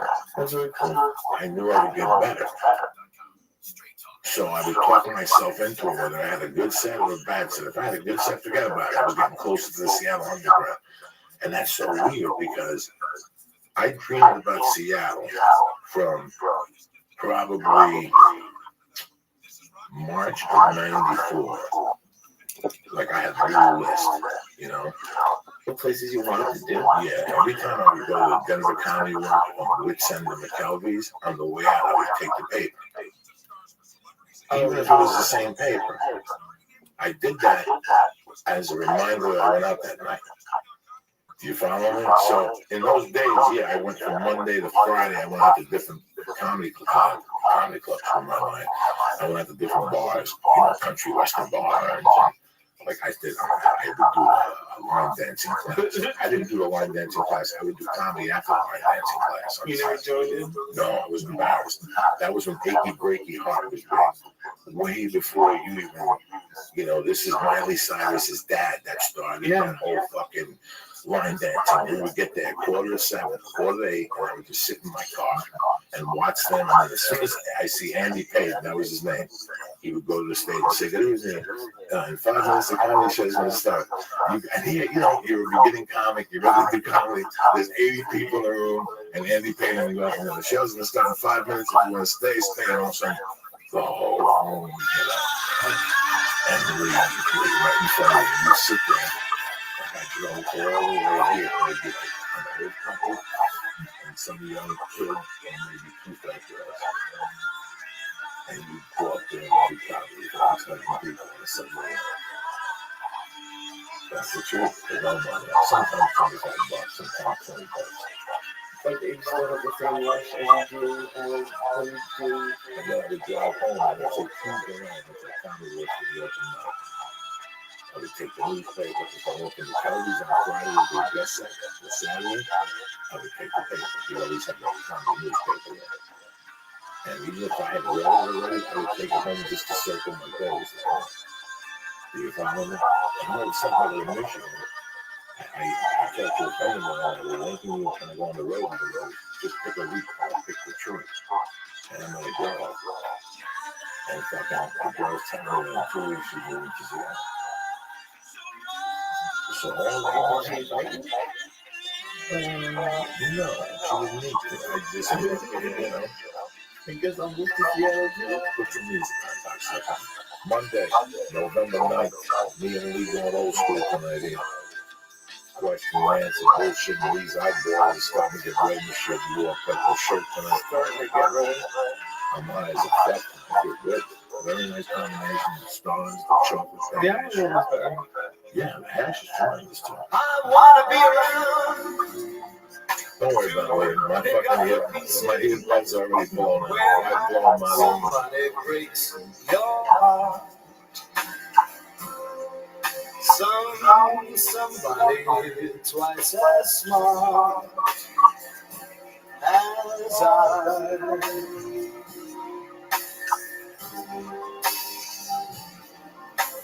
Somebody Kettlebells tomorrow, jiu-jitsu at 9:45. We're meeting. I don't know if you're going that early. Let's see how I feel. I gotta go and sweat a little bit. Kettlebells at 11. I got acupuncture tomorrow. Surprised she hasn't called me to confirm. I got a spot at the store tomorrow night. Been busy a couple fucking days. I put this audition down for a pretty funny fucking show, dude. And did they ask you to audition, or are you sending it in by yourself? I sent it in already. I went and But did they ask you? Yeah, That's cool. It's a pretty interesting show, but like my lines are fucking out there. Is it something you could be on every week? Or I think I'm too old. Let me tell you something that did, guys. Clear. Last week I went and spent $369 to confirm what I already know. I'm an ugly old cocksucker. Do you understand it? And you get old queer people. You have no fucking idea. why would they charge you for that? That's what it costs for headshots. Oh, I didn't know what you did. Okay. What do you think? I know I'm fucking ugly. But today I got the pictures. She took 80 pictures, all of them. We could put them in a horror magazine. It's fucking a horror show. I don't even know what the fuck I'm looking at them for. I'm looking at these things going, wow. You gotta really stop doing drugs early. You gotta catch yourself. And you gotta take good care of yourself when you're young. If not, you get old fucking quick, dog. I was in shock. I know, I accepted it. What are you gonna do? You can't stay like, I can't let you walk good forever. No, why? They don't need to be $369 to look at these pictures and go, oh my God, it's almost over. It's almost fucking over. Is that all you're saying when you're looking at them? That's all I was thinking. I wasn't upset. I know, as long as you know what's going in. So you're using it or no? I don't know what the fuck I'm gonna do with these things. What poses do you do? Oh, you know, man, Mr. Olympia poses, sitting by the pool. What kind of poses do they do for a headshot? Dumb fucking things. And it's like I got 9 chins. I got fucking, I don't know how fucking this pimple was alive and kicking over my head. So every picture I got a red dot. So I got to take it to the room to finish and now I'm blurred out the fucking pimple. I hate that shit. I like my velvet water to come in fucking full effect. You know what I'm saying? I feel you, though. I'm pretty sure I'm gonna shave my head tomorrow. That's what you want to do. Walk around for fucking Jew holiday with no hair. What are you gonna do? I worked with this guy on my last TV jobs. He had like no hair, but he still kept it. And I remember thinking, I was like, if I ever look like that, I have to shave it. And we moved the camera positions today, and I looked, and I was like, oh, bro, this is going down further and further. I always thought I had more in the back, but it's just gone now. I had no idea. It's the reefer. Nah. Who knows? Maybe they're abandoning ship, but everyone in my family's bald. Literally everybody. So I think he actually shaves it too. He's been shaving it for a while. I think it was tough for you, Lee. Yeah. I had a friend that was very, my God, I think back on how much time and effort he took to hide, conceal, spray paint, go to fucking tests, vitamins, rubs, magicians come in. Well, for me, I think of his life, and it was just grueling. I took Propecia as a kid. But no, what's Propecia? It's a pill to stop it, and it works. Maybe in middle school. And it stops it. It does stop the hair loss, but then they came out that it fucks with your dick, so they took it off of it. But I think for me, I was just chubby from like an early age. So like even I'm just now learning like what kind of clothes to get. I would always just get jeans and polo shirts. That's all I would get because that's really fit. So I never like was that like into like going for girls. I was always shy, and everyone in my family was bald. So I was like, yeah, it's just gonna happen. I was short and bald. Like, and I just know that a lot of people, you look at a lot of men and they're getting the thing, and it's torture for them. I had a friend that, I thought, I love him, and for years he lied about it, and I accepted it because I couldn't imagine. What are the options though? The comb over looks stupid. getting plugs, I guess, which I guess is looking better, but I don't know. I don't know what The plug still looks like a fucking wig. does it really? To me, it does. There's a guy that does 1,000 commercials. You know who I'm talking about? There's a white guy, nice smile. He does 1,000 commercials. Those are Yeah. And I look at the hair and I go, Like American Hair Club. he does he does everything but American Hair Club. Now he's in the commercial, he's in a race car, and he gets in the passenger seat, and the chick drives. He's always in a fucking commercial. He's got hair plugs. And whatever, I mean, I'm not mad at him. I just always, from my perspective, I wanted to know why my friends went and lost it. I mean, this went on, and it was fun, and I was a friend of his. So when he had a few cocktails, and he'd take Valium or whatever, he'd spill the beans to me. And I'd sit there, and I'd feel bad inside, like I want to grab him and go, your dad was, no, his dad wasn't. Did he love his hair, or did he like spend a lot of time on his hair? No, when he started realizing he was losing his hair, he went nuts. I always just knew, I guess. From the spray, I remember going in his car with him, and they were going to look around, and I thought they were going to do a blast of coke. And all of a sudden, he'd open up his window, and he'd take a spray can, and he'd spray the back of his fucking head like, shh. And I'd go, what the fuck? I didn't know what he was doing. I tried Rogaine for a couple of weeks. He did Rogaine, he did Rogaine, he did the stuff you rubbed. He went to a specialist where you rub stuff. He went to an organic healer. Thousands upon thousands. I think there's any way to reverse it. I could see now. I've been losing my hair for fucking 10 years from this headshot. And I was like, wow, I've lost a lot of hair. But the shape of my head, no, because this is part of who the fuck you are. Listen, somebody once told me something when I got the house. They go, you're gonna win the whole time. They go, good looking guys get old, they get ugly. You're ugly to start with. You're going to get ugly and old. It's not going to matter. You're going to stay the same, which makes sense. But you look at these guys like Richard Gere, he's old now, you know. Val Kilmer ain't the same fucking Val Kilmer from Top Gun. He ate 1,000 fucking cheeseburgers. What about, are you going to see the new Rocky? From what I'm hearing, yes. Really? Is it supposed to be good? Yeah, they already put an order in for a sequel. Jesus Christ. Because it's scoring so high and the whatever. Listen, man, we've had this talk about tons of people, from myself to David Tell, to just because somebody is not, what's that word to you, appealing to you, and you're like, oh, fuck him, doesn't mean he's not doing good work. Stallone is a fucking genius. You look at the guy and you're like, look at this moron. How many he has two of the biggest, well, people will describe brands today, right? That's what people say, everything is branding. Well, guess what? Who do you think invented the branding? Sylvester Stallone, Rambo, and Rocky. One started in 70 and one started in fucking 80, 81. So what branding are you fucking talking about, fucko? And my issue isn't really with Stallone. It kind of is because they wouldn't do the movies if he didn't want to. My issue is just like, what is this, number 7? They wouldn't do the movies if they didn't make money. Let's get it. It's not because he goes in there and says, fuck you. They do it because he goes, they tell him, go back and write another script. He's going to learn about Rambo killing ISIS, a 70-year-old with muscles and explosions, you know. Oh, no, and we forgot the Expendables. Right? Another franchise, another brand. As you fucking morons out there believe that everybody has brand. No. Who do you think invented branding? That fucking moment. You know, whatever. 7 movies. What are they putting out? They're doing a remake of The Magnificent Seven? Listen, did you see what happened 2 weeks ago in Hollywood? It was the lowest box office in fucking 30,000 years. Oh, they've been terrible. No. 2 weeks ago, the Bradley Cooper movie made $5 million opening weekend, and the Sandra Bullock movie made $4.3 million. Jesus. Okay, that's Sandra Bullock and that fucking mama who played the retard who was married to Angelina Jolie. Listen, these new kids now, these young kids, they don't give a fuck about that fucking dude. They don't give a fuck about that dude. And Sandra Bullock, guess what? It's time for you to show those titties and that pussy.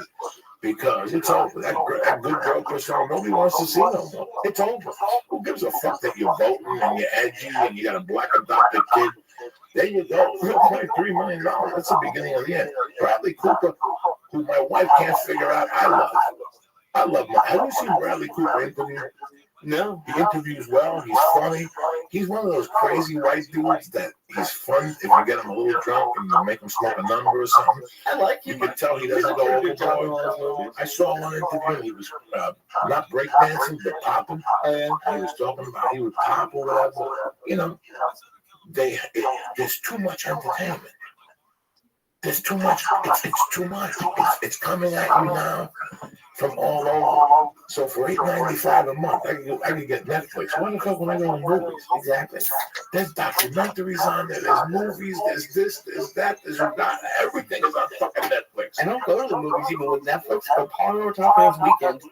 We don't remember the last time we went to like we saw Black Mass, which was a disappointment, and then that's really it. This has been a really slow movie year. I went to see Mission. I told my wife, I still love Tom Cruise. You know me, I'm a Tom Cruise dude from way back, all right? Why? I don't know. I like Tom Cruise. I like Tom Cruise in Collateral a lot.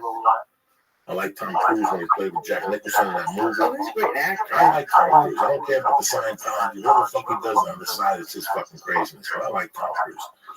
But I think I was telling my wife that I tell you who they have to use that they haven't been using. That's that kid from Sons of Anarchy, Jack's job. They gotta use him in more stuff. He's perfect. He's English. They gotta start using him. Yeah, he's really English. Don't you see it? Don't you hear his accent come through? It's terrible. He has to really struggle with it. No, I didn't notice it. Come on. I'll have to Tonight when you go go home, and watch. tonight when you go home, IMDb, whatever his name is, Charlie Hunnam, and pick a movie that he's been in and click to that movie. He's English. He's either English or he's English or he's English. You didn't know that. No, listen to him. Sometimes he fucks up his words.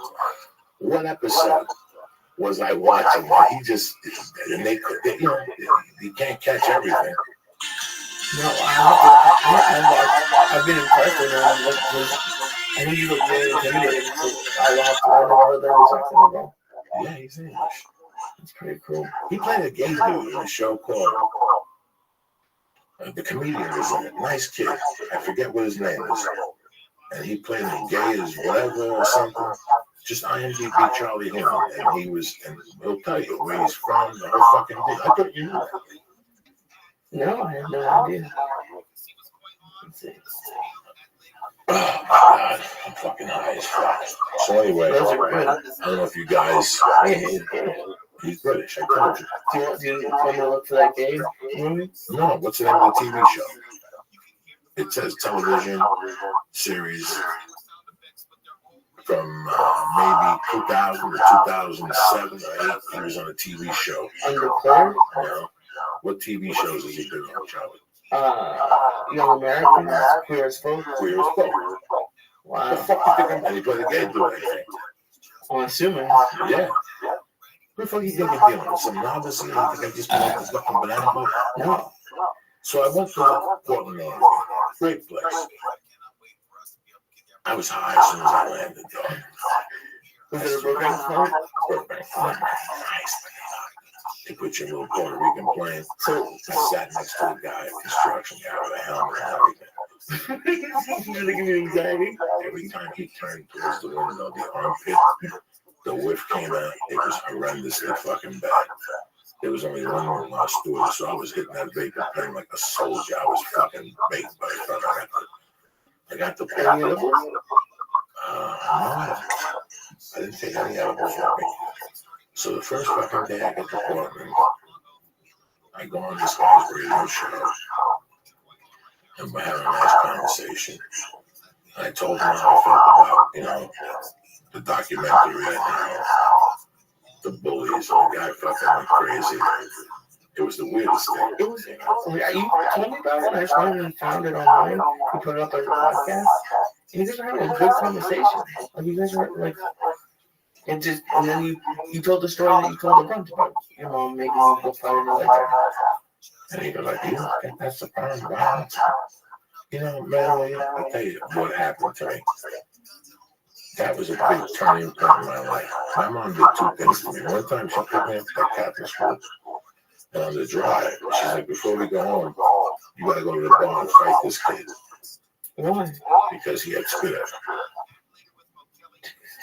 I was maybe 9, How old was the kid? maybe 10 or 11 or 12. And my mom told the kid to be there Friday at a certain time, but her son was gonna fuck him up. This is how crazy my mom was. And I remember fighting the kid on the side of the fucking bar. We threw like maybe 3 or 4 punches at each other, and I cut his lip, and he fucking got his buddy, and that was the end of it. My mom gave me like $50. I was a fucking national hero. That's what I daydreamed about it sometimes, because I never got in a fight. I would daydream about fighting the people who are mean to me. Listen, you know how you daydream fighting? Yeah. You get punched in the fucking head, the daydream goes away, right? You don't want to be a fighter. You don't want to get hit. No, Jesus. Once you landed on me in that thing, I don't want to fight you. You're a little torpedo, but that wasn't sticking up for yourself. You know, for years living here, I didn't stick up. Like, as a comic, I never stuck up for myself. The comedy club owners, I never stuck up for myself for years. This is recent. Because when I was hooked on the blow, and in the beginning as a comic, I didn't know any better. You don't know how many years I took shit because I didn't know any better. From who? Who gave you shit? Bookers, fucking bookers when I first got here was so fucking dickish to me. What would they do? How would they be rude to you? Like, what do you want type attitude? Like, who the fuck are you to call me? Who told you to call me? Really? Are you funny? Like, they would just have this really weird attitude. And I had it, like, I got along with some people, but I was very fearful. One of the worst calls I ever had was I got a call from Rogan one day. And he goes, hey, do you want to work Las Vegas with me in July? And I go, yeah. I was a young comic. It's 1998. You dream. All you hear is how you make all this money in Vegas. Right? Now, when I first started in comedy, a lot of people kept coming up to me going, hey, man, did you work with Steve Sharippa in Vegas? And I would go, no, he's going to fucking love you. He's going to fucking love you. You and him are an item. Wait till he meets you. And as a comedian, very funny. I love him with all my heart, Steve McGrew. And Steve McGrew and him were tight. And I remember working with Steve, and Steve was, I'm going to put a word in the phone with you. You and him are perfect. You and him are 2 peas in a pod. So when I got the call from Joe Rogan, like, even then, I didn't disrespect the guy. I could have called him and said, hey, Steve McGrew told me to call you. It's Las Vegas. I was never good enough for Vegas in my mind at the time. So when Joe called me, I was very in shock. What year was it? This has to be 98. And that was your first time doing Vegas? First time ever. And I go, yeah, I'd love to do it. And he goes, all right, you'll fly with me. And then they'll call him. He wants to talk to you. So I call him, entertainment, please. I speak to Steve Sharippa, who is Joey Diaz. Hold on, please. Hey, Steve Sharippa, how can I help you? Mr. Sharippa, this is Joey Diaz. Joe Rogan said to call you. Yeah, I've been hearing a lot about you, blah, blah, blah. I mean, weird. It was a very weird conversation. Like, it wasn't, and I don't know if I said something that was off color or something. It wasn't very weird, but I knew it wasn't the conversation I wanted to have. Because the weekday's 200, it's 2 shows, you get a meal card, and that's it. This conversation's over. Send me your bio and resume. He hands out. Fucking 2 days later, I got a call from Rogan going crazy. What'd you tell that guy? He's all pissed off. He doesn't fucking like you now. He doesn't want me to bring you. It was the weirdest thing. And you didn't get an argument from him? No. I had that situation with the other guy that used to book you for 6 nights. And then a week before the gig, he'd call you and he only have 2 nights. That's a scam, Lee. Where I come from. Yeah. Always did it. You did more than once? All the time. Oh, no, yeah. Okay. So what he'd say, he'd go, where are you September 12th through the 17th? It would be Tuesday through Friday. I'm just assuming. You go, I'm home. Okay, open up your book. The 12th, you're going to go to Nebraska. The 13th, you're going to go here. The 15th, you had 5 nights. And all of a sudden, he'll fax you a fucking copy of your itinerary.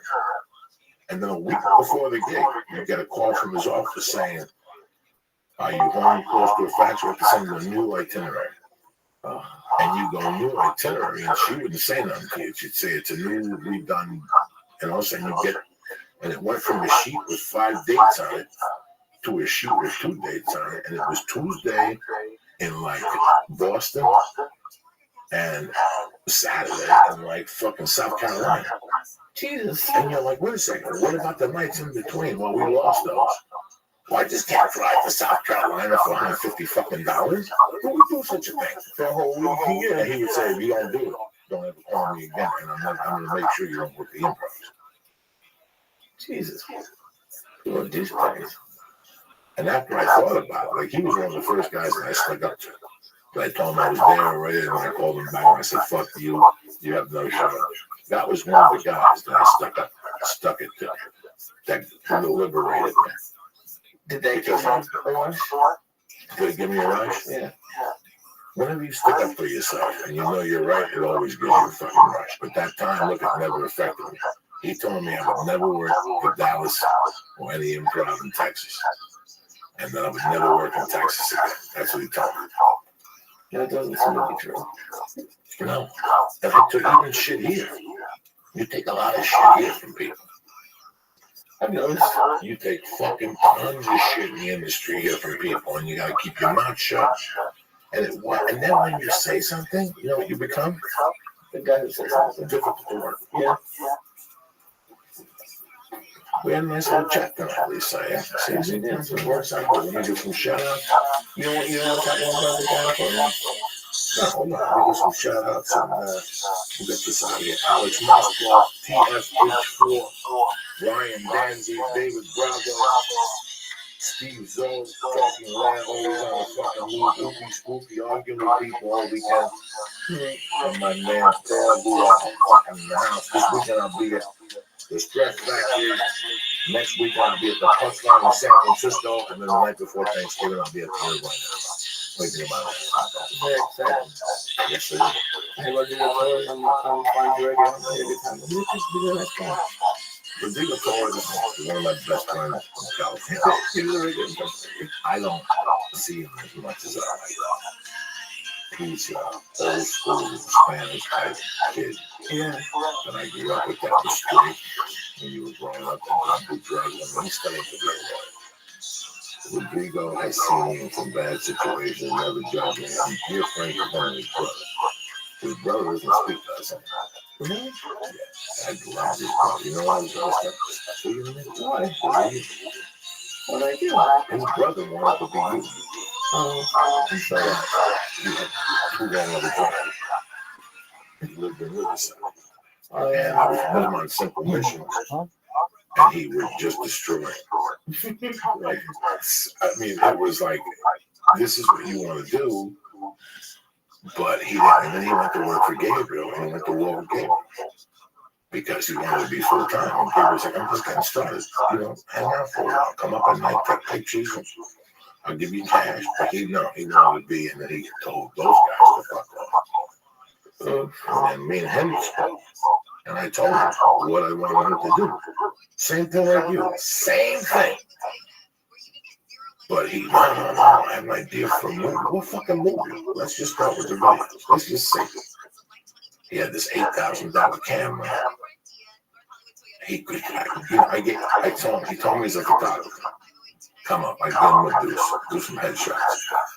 He did these pictures that I had to rip out. Like they were this weekend? No, I was young and then these pictures they weren't headshots at all. They weren't focused or nothing. But they told me they wanted to shoot a Joey Karate video. I go, let's shoot the video. Guess what he did? He put the video up without anything. So the first 8 takes, he left on the fucking video. On your serious? On YouTube. What was it? Who knows? Who knows what he was thinking? Oh my God. So then he came up and I said to him, listen, this is how we're going to start. This is how we have to do it. If you're interested. And I never heard back from him. Thank God. And maybe 2 or 3 months later, you popped up. And I bumped into him. Like maybe 4 months later. And he was very disappointed. And I told him, I said, you got back to me. You didn't want to put the work, brother. You didn't want to put the work. You just want to get the line. Just get put on. Like, I just want to come to work. Give me a check every week. What am I going to get a fucking check for you? I'm not allowed to get a fucking check. Like, he was bad. So, but Rodrigo was a great kid. I'm happy to have him on the podcast. He's a great comic. He goes to school, he goes to Mexico. That dude will fucking tell you about history. Your mind will fucking blow up. You understand me? Really? You sit Rodrigo down, you give Rodrigo a joint. He's a history fucking nerd, bro. He knows what I'm talking about. Oh my God, you didn't talk to me about that shit? No. He can break down everything in history to the T in a way that he explains it so fucking. You don't he asks me a question and I talk down to you. Yeah, he doesn't talk down to you and explains history. He breaks it down to you. He explains the whole Armenian. The hundreds of massive guys. It was fucking amazing. I had heard the story, I had read about it, but he broke it down so beautifully. I fucking love people that can break history down. I'm a fucking moron. I wish that I could take a story from history and break it down my way. I just really don't know history. I forgot. That's why I wanted to fucking take classes. What's going on here? What are you doing this week? Look at the shape here. I gotta go fucking New Jersey watch it. You know what? I went to look because I was gonna switch my plane ticket to the New York Comedy Festival with Ari and do what's his name show, but really it was murder. Oh, it was murder. The fucking plane ticket to switch it. Oh my God, they wanted $377 to switch the Brooklyn plane ticket. $377. They wanted to change the fucking ticket. Yeah, if you're gonna go out with fucking holidays, read the fine print. It's not. It's just it's so expensive. Have you looked at it everywhere? Yeah, I can't even. I'll go back to Boston at some point, but never going to holiday. I got an idea. Don't worry about it. Anyway, so we were talking about the booty thing. Right. And this guy went on, and I went to the hotel, and I went on Twitter, and he had said some stuff, but he had said some stuff and blocked me. But I really thought about it. I thought about it a lot about it. And I thought it really affected me. And I think about mercy. Now every time I run to mercy. What do I want mercy? There's gonna come a day, every fucking day, when mercy will come home and says, okay, they don't accept like that school. 2 times before that. Well, you have the second, the first one, the second time you're gonna inject the foot. They all fuck around with that school. That school got fucking out. It's a apologize. Everything I say now, I think about mercy. I think justify this to mercy. Do I want mercy to come home and complain to me? Do I want to be one of those parents that goes to school and just gets a teacher and pulls the teacher aside? I don't want to do that. Obviously, the thing that I just turned it off because you can't listen to an argument. So his whole argument on Twitter was that you were advocating assault. You're not trying to monkey to get a pipe and beat it to death. You're just trying to fight back and stand up for yourself. Maybe you're not talking about assaulting little kids. Why do you think I asked you to go beside meeting people? I know you like talk. Yeah. You know what? You at 20, I was prepared to fucking step. I was crazy at 20. Like I had some kind of weapon on me. I think that's where you live. Where you go with all. I watch you.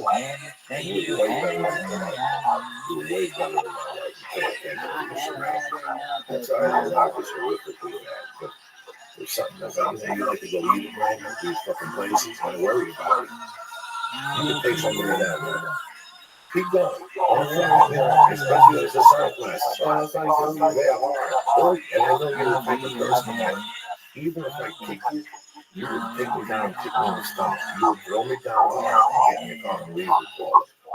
You have to assume this is going to happen someday. You know we're going to be prepared. We're going to be like Red Man and Bird back at 2 in the morning.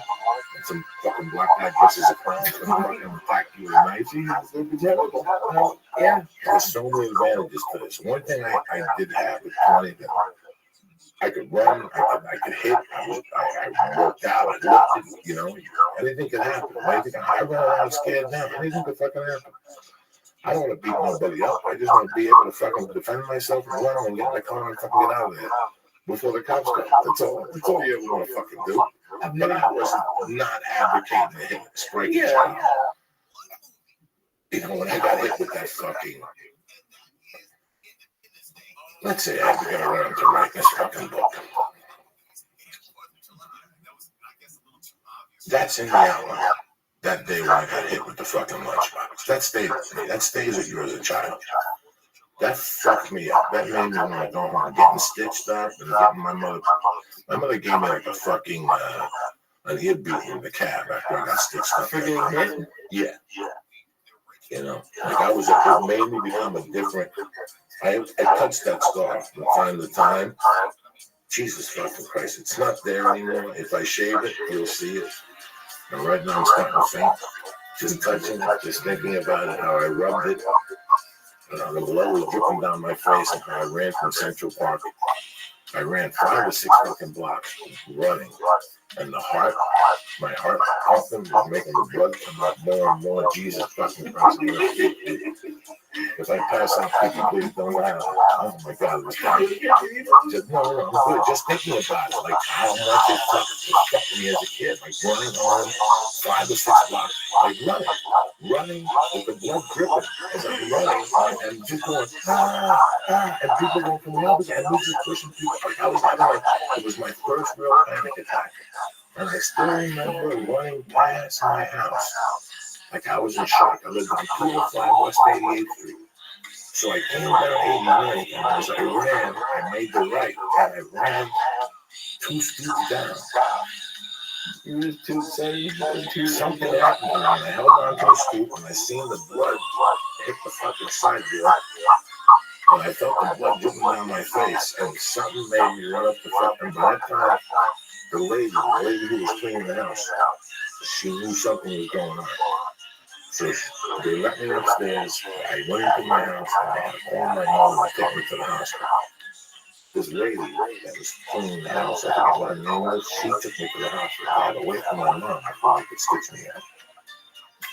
That's fucked up. So by the time my mom got there, my mom was like fucking broke. Because first of all, I wasn't supposed to be in Central Park. Oh, that's okay. So right off the bat, my mother was gonna beat me right there at the hospital. This is why can we do from the blood? Because I'm supposed to be at school. I played hooky in the first grade. Oh, Jesus Christ, Joey! Oh, no. This is the real deal. Why did I look in first grade? I didn't go back to the afternoon section. Me, Debbie Dominguez, and some other fucking kids just took off, and I went. I had this. I used to eat hot dogs on the corner of 89th Street by PS 166. There used to be a little hot dog man. I made tremendous fucking hot dogs. They stopped me and used to give you an orange drink for a quarter liter. It was this little fucking container with an orange drink, not orange juice. Little plastic cartons or jugs. Cartons, old school, this little carton. This is 1969, 68 late. Your daddy was still fucking coming on the girl in Boston. 2 fucking elementary schools. Right, so you don't even thought at that time. And in the afternoons, they used to say you're not allowed to leave the premises. So my mom, they made us take a lunchbox to school. That's what happened. One day we were fucking like, fuck this, let's go to the park. And we went to the park, and the park started running in different directions. And all of a sudden, these 6-year-old monsters. and all of a sudden, these little kids, I took them for granted. I thought we were all together. So it was like bushes in Central Park. There's a lake in the middle. But we cut here and go down the walk. In those days, you wanted to be a kid. So you want to be adventurous and you jump that little wall. It's been years. This is, I was active a lot in Central Park in the 80s. I would go there and kill time. I would go there, smoke a joint, and walk through the park in the daytime. It's scary, man. I wouldn't go in there at night in the fucking 80s. It was known for people getting fucking beat up. I don't know. I don't know. I just know I wouldn't go there in the nighttime. I would go there in the daytime to kill time. To smoke a joint and walk through the park with a walking dog. Okay, with a lunch. And it was a zoo, but no, it wasn't until it was a lake, and you walk around by the lake, and you rescue through a fucking bug. This is 40 fucking years. I don't even know what it looks like now.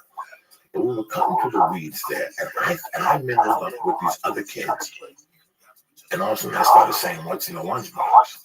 And I looked at these kids like I was with some kids, then I turned into some other kids. And one thing led to another. They asked me what was in the lunchbox, and one thing led, and then something happened. One went to pull the lunchbox. And when he went to pull the lunchbox, I didn't know what the fuck to do. And all of a sudden they started swimming at me. Like, So random like group of other 6-year-olds, like normally would take apart. 8, 9, whatever the fuck they were. And it was 3 of them. The next thing you know, I got punched in the fucking head. I threw a couple punches. I threw a kick, and they took the lunchbox from me. And they opened it, and that's when the kid hit me in the head with the fucking thermos. The thermos had glass in it. I'll never forget when the thermos hit my head. I had the glass breaking. Jesus Christ. And I remember getting up and I swung him 2 or 3 times. Like now I connected with one of the kids.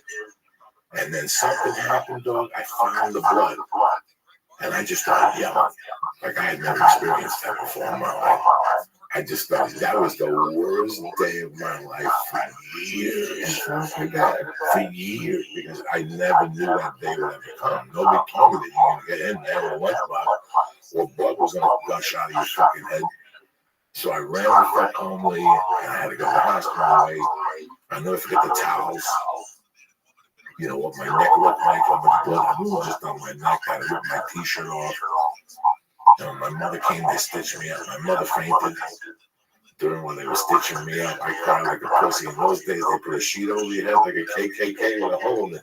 And they stuck a needle of Novocaine into the fucking, oh my God, my eyeballs hurt.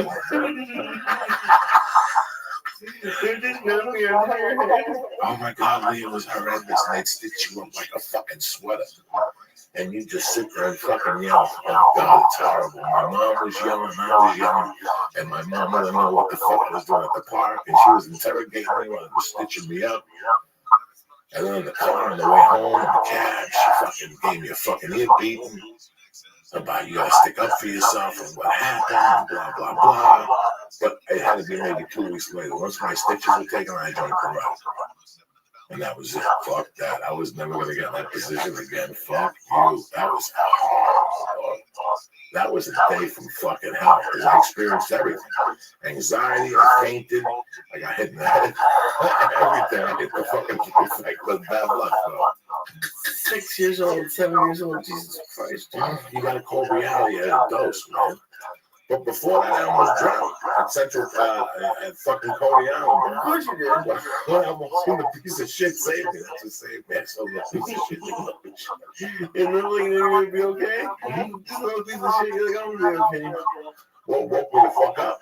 You're at the beach, you think everything's beautiful. And all of a sudden, you're in the ocean, and a little piece of shit floats by you. Oh my God, Lee. So, what? Yeah, so he kept saying like you were advocating assaulting kids and stuff. At the end of the day, fuck him, man. There's people that have their thoughts, and then they raise these kids, and then they blame everything on society. Our kid, it's a cold world out there, man. I was bored. I wish someone had talked to me into fighting some people. I wish I It's not even about the fighting. It's the confronting to make them stop bullying you and what the consequences are then and how you adjust to that. That's a big step for a child. And it goes with you the rest of your life. You know what I'm saying? Like it stays with you. And eventually you stick up for yourself. We've had discussions, and you said different things, and I appreciate it. It was hard for me. No, and it's very good. You have to fight for what's yours. You have to say something for what's yours. If you're mistreated, you have to raise your hand. I feel like I'm being mistreated. Because if you don't stop it, then it fucking never ends, and it'll keep going. You carry it into other situations where I break your balls all the fucking. The fucking guy break your balls. Right. There's a big difference in disrespecting. There's some people that are your bosses and they say shit they really And here in this town, oh fuck, they'll say anything to you. These fucking savages. So, no, I just, listen, I don't give a fuck anymore. I really don't. I'm an angel. I don't give a fuck. But you said he has a reputation for starting fights. Like that's what they were saying. That he's been arguing about people from San Francisco. He always talks shit about some fucking, he's on AM. That makes sense. You get it? Yeah, but it's awkward to listen to. Like, what do you do? There's some people that enjoy that shit. Oh, God. there's some people that like that stuff. I don't know if I can go on this podcast. I don't know nobody can cut me. Nothing fucking can cut me very well. Yeah. This is a forum for fucking us talking and telling our stories and whatever. You can see fucking edibles and whatever. I don't want to fight nobody on a fucking podcast on the radio show. That's the last thing I wanted to do. So I didn't care. And they, yeah, that's all that matters. I yelled back at him. I stick with what I fucking believe. And fuck him. And then I found that lady has a kids foundation. I don't give a fuck, man. Kids, whatever. You have to, I don't want my child getting bullied. No. I want my child to be aware of her surroundings. I want her to know what she's able and not able to do and how she has to fucking behave. And you also don't want her to be bullied. No, I mean, there's a crap for this little girl that's being bullied. And I can see how much she walks around. I know she's instinct for love. She's a really people. You know, and it's like I said, there's a difference. But I learned how to speak to disappear, how to hide, and how to be in the room without being in the room. You learn these things, you know. Thank you for calling it instance. Yes, I learned my show on my own. I was a predator at a young age, and it carried over. And now, even before the podcast, we were talking about agents and how well I was doing 10 years ago, theatrically, because I was more in control. I took chances, I got tapes to people. I knew what film, I don't think it's going to have the time anymore to spread out too thin. But if I had the time, I know there's not much going on. But what would be going on, I'd be going in there. Because I know how to get my foot in fucking door. It's a little complicated. It's 9/11. You just can't walk on the street and say, I'm going to drop one down. You can't. And they have public addresses, like they have P.O. boxes on Marshall.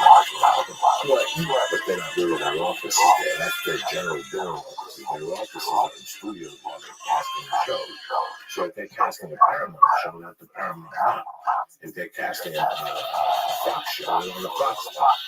Their office is where they keep whatever. You don't even know what their offices are half the time anymore. You don't have to go there. No. In the old days, when I got here, you want to book something.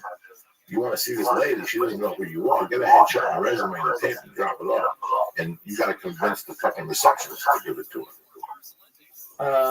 What was it you had to do? You have to convince the receptionist. How did you convince them? By being nice and being honest.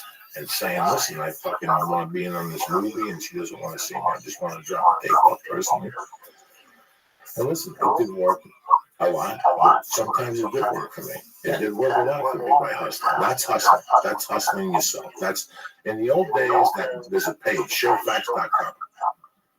Showfacts.com used to be a great source for breakdowns. I built at the beginning of my career. I booked Coates out of that fucking page. I booked a few films out of that page. When I first got in, my first resource for acting was Backpage. That comes out on, or whatever, not Backpage. That's a porno one, right? It's like a Backstage Backpage. Backstage was the one that came out Wednesday afternoons, but those jobs didn't pay. I knew I had to build a reel up. And then that came out on Showfacts. And Showfacts provided a service for co-stars, non-union films, and like categories like extras. But some of those films were leads. So they're looking for extras, and so you're looking for mafia types. That means you're looking for leads. Even if it's a short SAG film, they would pay. I'd go down there, boom, get 200 a day, whatever, at least get real. And learn what the fuck I was doing and get paid. I didn't know who was going to see that fucking movie. Were they like longer movies, or were they like short films? What were you shooting a lot of? I have a lot of films on IMDb, but I guarantee there's 20 things I did on IMDb because I think about it, I'm like, well, what the fuck ever happened to that? Those people gave me $1,500 for 3 days. What happened to those people? And I looked to see the project on the webpage, nothing. There was a movie I did where the whole family invested on this movie. They remortgaged their home. I never saw those people down this time. I wonder if they saw it overseas. I go to IMDb and the movie's there. It's amazing how many things I did that are not on IMDb. I did a trailer for Michelle Pfeiffer and Pierce Bronson. I never saw that again. I did this other stupid movie about gambling that we shot at night that they paid me. I never, maybe 2004, I never fucking saw that on Earth and those people again. The check cleared, and God knows what happens to those fucking things. Jesus, it's scary. It's really the movie that Ari did with the dude. That's that movie. They got a trailer that they took again. It's really bad. Ari did a movie. What's the name of the movie? A new movie? Yeah, look and see. Ari's got 2 movies on IMDb. Inappropriate comedy or something like that. Remember that movie they all did? Yeah. Okay, that kid came out here with $3 million. Okay, he fucking booked a bunch of people. It says Keeping Up with the Joneses. Ari Shaffir? Yeah. No, what's the movie? I don't know what the fuck. Yeah, Keeping Up with the Joneses. Who else is in the movie? Click on it. Dog the Dog, Isaac Fisher, John Hamm, Zach Galifianakis. No, that's not the one. He did one before that. Yes, who's in that? That's what the fuck I'm saying. They didn't tell you there was an inappropriate comedy. I thought you were talking about that. Jesus Christ on a crutch. Inappropriate comedy was Lindsay Lohan. Rob Schneider, Michelle Rodriguez, Aaron Brody, Lindsay Lohan, Ari, Dante, and the guy who directed it was Vince Offer. Okay, well that movie, the guy had loot. Okay, came out here and started giving out fucking loot like it was nothing. 30 G's, 50 G's, 60 G's. They sucked him dry. He had to get more loot to invest in the movie. And the movie came out and bombed. Like it was just a disaster. A movie, maybe he sold it overseas or whatever. I'm not criticizing the film, I'm just telling you the result of the film. At least there's movies that you do like that, you know, but they pay you. I did a mob movie for like 11 days that paid me. I never heard of sell those people ever again. I did Raging Bull. With remember that you were hanging out with me? Yeah, and then they never came out. Never came out. And everybody, they keep re-releasing the fucking thing. You have no idea, guys. That's why when you shoot something, I used to worry. I want to get a reel, and I just let it go. I shot it. Who the fuck knows when it's going to come out? How, when, who? It doesn't matter.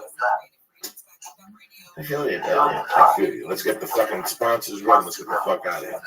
Give me a new one. Yeah, thank you, my brother. Bad motherfucker. At least I had here. All right, man. Let's see. Where do we start here? You know, I can't tell you the frustration I feel when I want to read about topics that interest me. And most of I manually search for content on the internet. For those of us who want premium content and don't have time to waste finding it, there's a thing called Texture. The best way to read all your favorite magazines anytime, anywhere. Texture is the app that gives you an all-access pass to the world's best magazine right on your phone or tablet. Browse hundreds of magazines and cherry-pick the articles that interest you the most. The Texture editorial team recommends stories for me daily. Yo, dog, what up, Pimp? How are you? Curated collections let you dive deeper into the topics. Sign up to Texture right now and in mere seconds gain insider access to every best reads plus exclusive content. The best part is, Texture is offering my listeners a free trial right now when you go to texture.com/Joey. Think about that. You'll gain unrestricted access to the world's best magazines from back issues to the ones in newsstands today. Try Texture for free right now when you go to texture.com/Joey, okay? The Texture app is the easiest way to get the top stories and news noteworthy sections updated throughout the day. Let me tell you the magazines that are on there. For you people who are fucking into magazines, this is a tremendous thing. You can download them, go on a plane. We love it. We use stuff all the time. You got People, you got Popular Science, you got Rolling Stones, you got Running Time for you people who like to run. You got Motor Trend, National Geographic, Draft, Domino, Dr. Oz. Look at this. This is just you have a premium also. But yeah, it's all included. I mean, Oxygen, Parents, PC Magazine, Esquire. It's just the beginning. Do me a favor. Go right now. Get a free trial right now when you go to texture.com/Joey. Think about that. You'll gain unrestricted access to the world's best magazines. All right? Go there right now. You're going to love this. Right now, try for free when you go to techshit.com/Joey. How's that, Lee? There are a lot of people who take like the train to work or the bus to work, or they fly a lot. This is perfect for you because you can download them. So you don't have to be on Wi-Fi. You just download them before you leave, and then you have full magazines. It's really cool. Very cool. Number two, you know me. I'm always running with on that Shroom Tech. When I fly in the fucking winter, Shroom Tech, what is it? Immune is the only way I go. 2 before I get on the plane, 2 while I'm on the plane, 2 when I get off, and the whole trip in that fucking comedy club. I'm taking Immune. I get that by the fucking box every month. That's the only way I travel and stay fucking healthy, guys. I'm not gonna lie to anybody. I live off those Shroom Tech Immune. So if you're in contact with a lot of people got herpes around you, you don't want that shit in your life, get some Shroom Tech Immune just to get the party started. Let's say you want to jump up and down for a few hours, get some Shroom Tech Sport. What I'm telling you is go to Honest.com right now. They have a great selection of natural supplements. Their highlight is Alpha Brain, complete earth-grown nootropics with Alpha GPC and AC-11. Ask me what that is. I have no fucking idea. What I know is you make you feel good and you get 100% money back guarantee.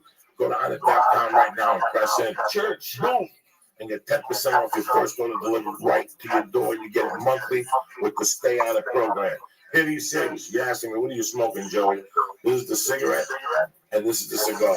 Your cigarette comes in 24, 16, 8, and 0. The cigar comes in tremendous 1,200 guaranteed puffs with both of them. You can't fucking lose. Go to hittycigs.com right now and press in Joey's Church. And usually they're $20 a piece right now. You get them for $5 for $50, 50% off. It's a deal, cocksuckers. 1,200 guaranteed puffs.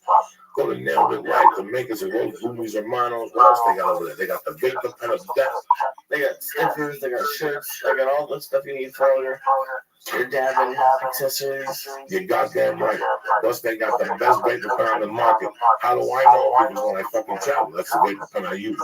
Go to nailthelife.com right now and press in. Joey Deere. Boom, get 20% off.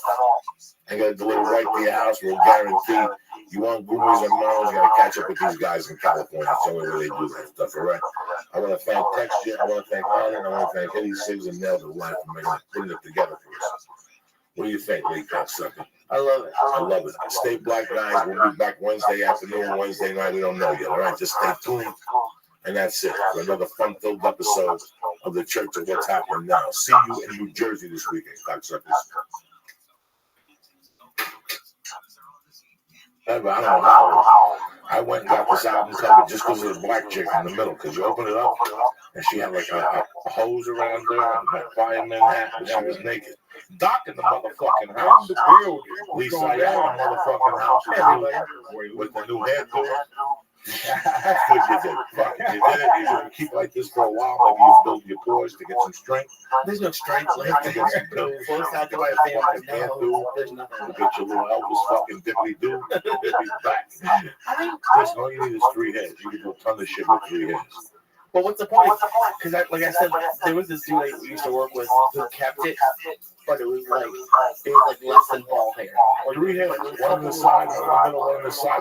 You gotta get it. I could work a fucking out with 3 heads. You understand? You don't need to be no goddamn stylist. What's up with you, Doc? No, Doc, when you walk in here, you and Lee were fucking talking about shootouts, breaking down and shit. So you weren't your store that night. When I left that night, I wasn't there. You weren't there. I took off that time. And like I was telling him, I was down at an open mic doing like working on some jokes down there and talking to one of the young guys down there.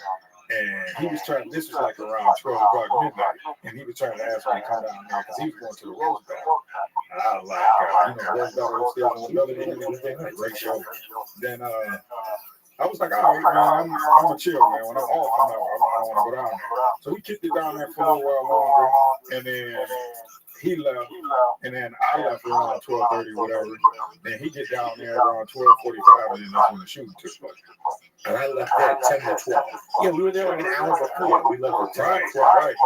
You just left. Well, we just didn't leave. We left an hour before. We didn't feel nothing. Tension. I can't tell you that. Yeah, I was in shock the next day. You're always in shock when you're somewhere where somebody got shot. 1,000 possibilities run through your fucking head. It's scary. It's like we were just there. Like if if you had wanted to get a water, or you wanted to go to the bathroom, in theory, like just something could change. It's scary to think about. I mean, you just like you don't expect that, man. In a public place, everybody's sitting right there, right where who like, and he just ran up right in the middle of everybody. That's what's like bizarre. It's not a drive-by. It's him running in the middle of a packed bar and just shooting one person In the front. In front of 20, 30 witnesses. 20, 30 And minutes. nobody saw fucking nothing. It's amazing.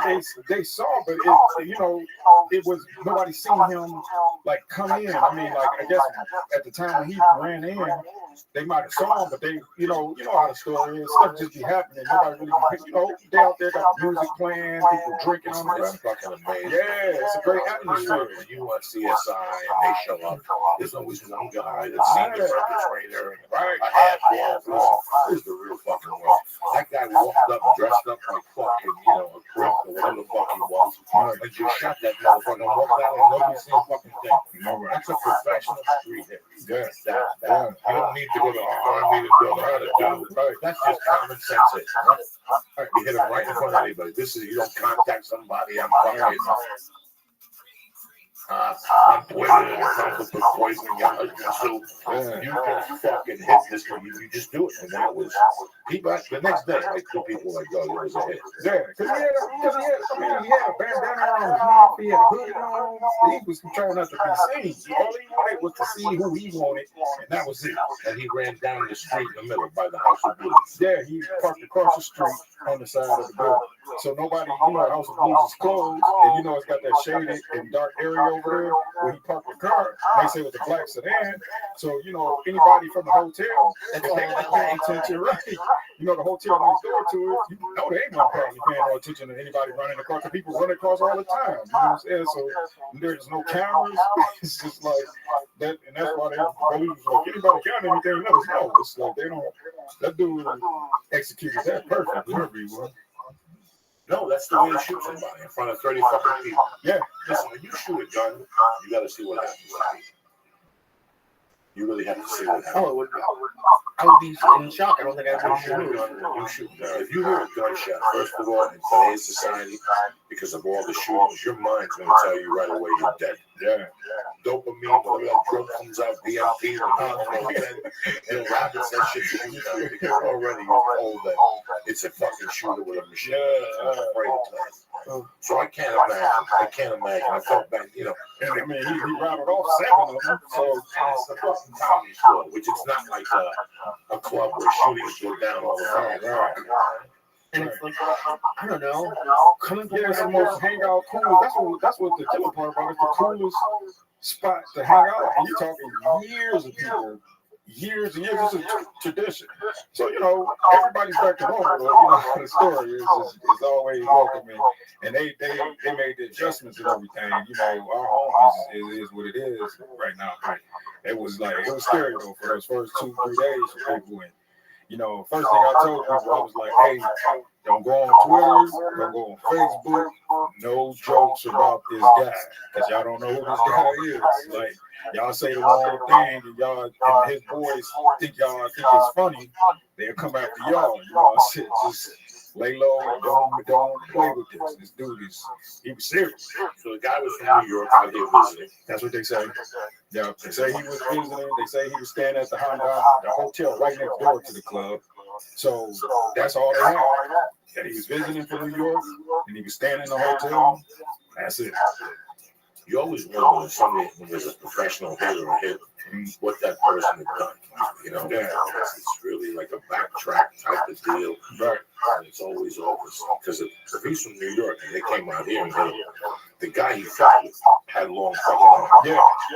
Obviously we knew people out here, which is even stronger than that fucking thing. Right.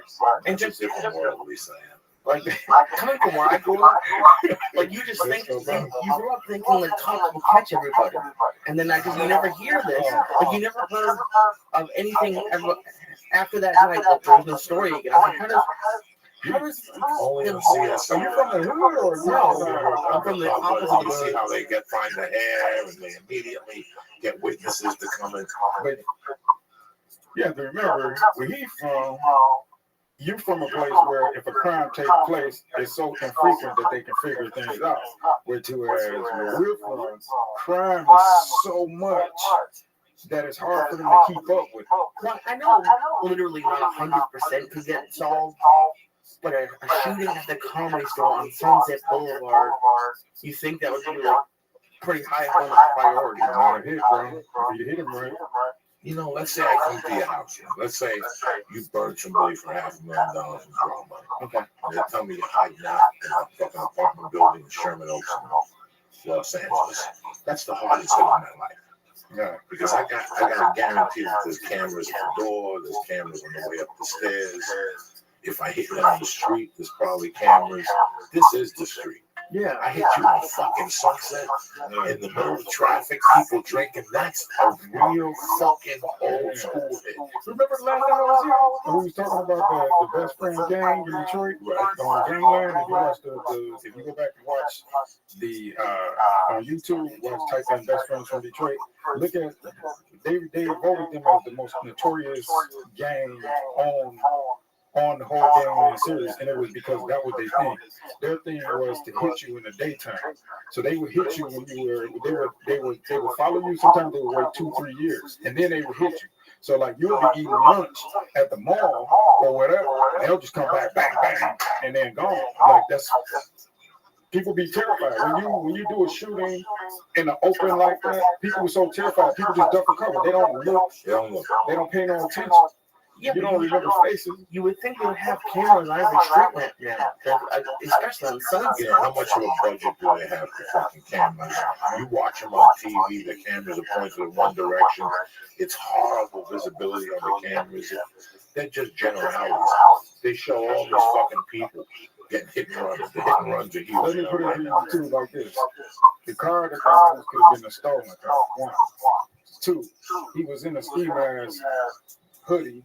What's the identifier? 3, if you do a hit like that, you're gonna do it and time it as perfect as possible. Yeah, because if he'd done it any earlier, Sunset, he might not have went away. Right. So he planned the whole thing. 1 o'clock in the morning, man, almost 1 o'clock in the morning, hardly too many people out on a Tuesday. Perfect. You can't get it no better. That's the perfect escape. And he parked on the downstream. So the police station is over here on the down end coming up. He's going down. You know what I'm saying? And the only cops that could have got him was the ones that they said that was like 2 minutes away at the light, and they didn't get him. So it's too chaotic of a situation for them to and for them to even. The only way they would have been able to get him is if they would have got that license plate and that guy would have got caught a mile away. But at that point, by the time they realized he's 6 miles out, they might even switch cars by now. And especially if he's from another state, city, he's gone. Why you gonna get him? It's scary that's what they live in. Do you think? Okay, am I watching too much TV and movies, or is it possible that if it was a hit, the guy from New York could have had him tell me like he's gonna be at the store, park here, there's no cameras here? Like, does that stuff exist, or is that all real? Right. Like, you gotta understand that's why they call it casing again. Anytime you can see a person rob a house, they call it casing. Casing means set up the scenario, make sure everything is set up perfectly. Okay, he's here. All right, what can we do? How do we get him? All right, put the call here. As soon as he come out, hit him, bang, I'm gone. And by the time the police get here, we'll be out. Everything about that hit. He's not a genius. He's very common sense. Is it really? It was very common sense. The guy could be a fucking total moron, but it's very common sense. Don't let them see you run across the street.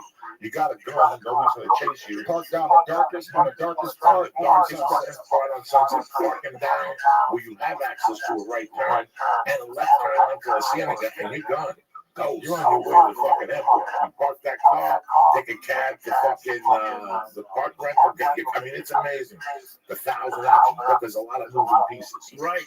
You follow me? That's why I don't. If you're gonna ice, like for years, I wanted to ice one when I was growing up. And then when I went to Colorado, I met my buddy, and he taught me all this weaponry and all this type of shit. And there was one way I was gonna hit him there. and it wasn't going to work until when he was coming home. He didn't drink. For me to hit one and get away with it in those days, the best hit would have been at 6 o'clock when he was leaving the flower shop and walking into that bar across the street. Nobody would have shot. The only problem I would have had is to pray to God that nobody else got a piece. There's no fucking heroes. That's the only thing you got to look for. Because once you turn around, they could be a hero there and just start shooting. There goes your party. But trust me, 9 out of 10, you're in shock when you hear a bullet. When I saw Ron shoot Nico when I was a kid, I wasn't in shock because it was a direct shoot. I was watching. I was my stepdad. But years later, I went to cop one time, and I heard bullets go off. And I had to tell you, man, I didn't see what direction they were coming from, which sometimes makes it worse. You shit your pants. Yeah. When you got your back crack and you're doing a blast and all of a sudden bullets go off, you shit your fucking pants. And you're sure it's a bullet, there's no chance it's like a backfiring car or something. You know when you have one bullet off and people start yelling. Yeah. I mean, I've been at 22, 21, 20 when that shit happened in Spanish Harlem and that shit. I went home, I was fucking numb. I'm not gonna lie about it. I had a retime, actually, that's why I always told people. Like, life changed every day. In the movie, people just pull out a gun and drop to one knee and shoot. That does not fucking happen. Never. I don't care how you have to be experienced for that type of action. It's like when we do jiu-jitsu, right? And you breathe and you're moving through me, and I can't. Or I do it to you. You know, there's a part where, you know what I'm saying? What's my fucking point here? You get used to it. It's like muscle memory at a certain point. Right. Yeah. Like when I was on the street, I remember one time when I also been shot several times. I never got shot. But one time I'm in the corner, and one of the guys in my gang, he goes, "Hey man," he goes, "I got into it with such and such, and I shot up his truck." And I was like, "I shot up his truck. Who does that? Like, you didn't shoot the dude?" And he's like, "No." He's like, "So people be on the lookout." So I was like, "Man, whatever." He was like, "Man, whatever." So I said, "We on the corner, slinging dope, laughing, talking." Now nighttime comes, we still out here making money, whatever.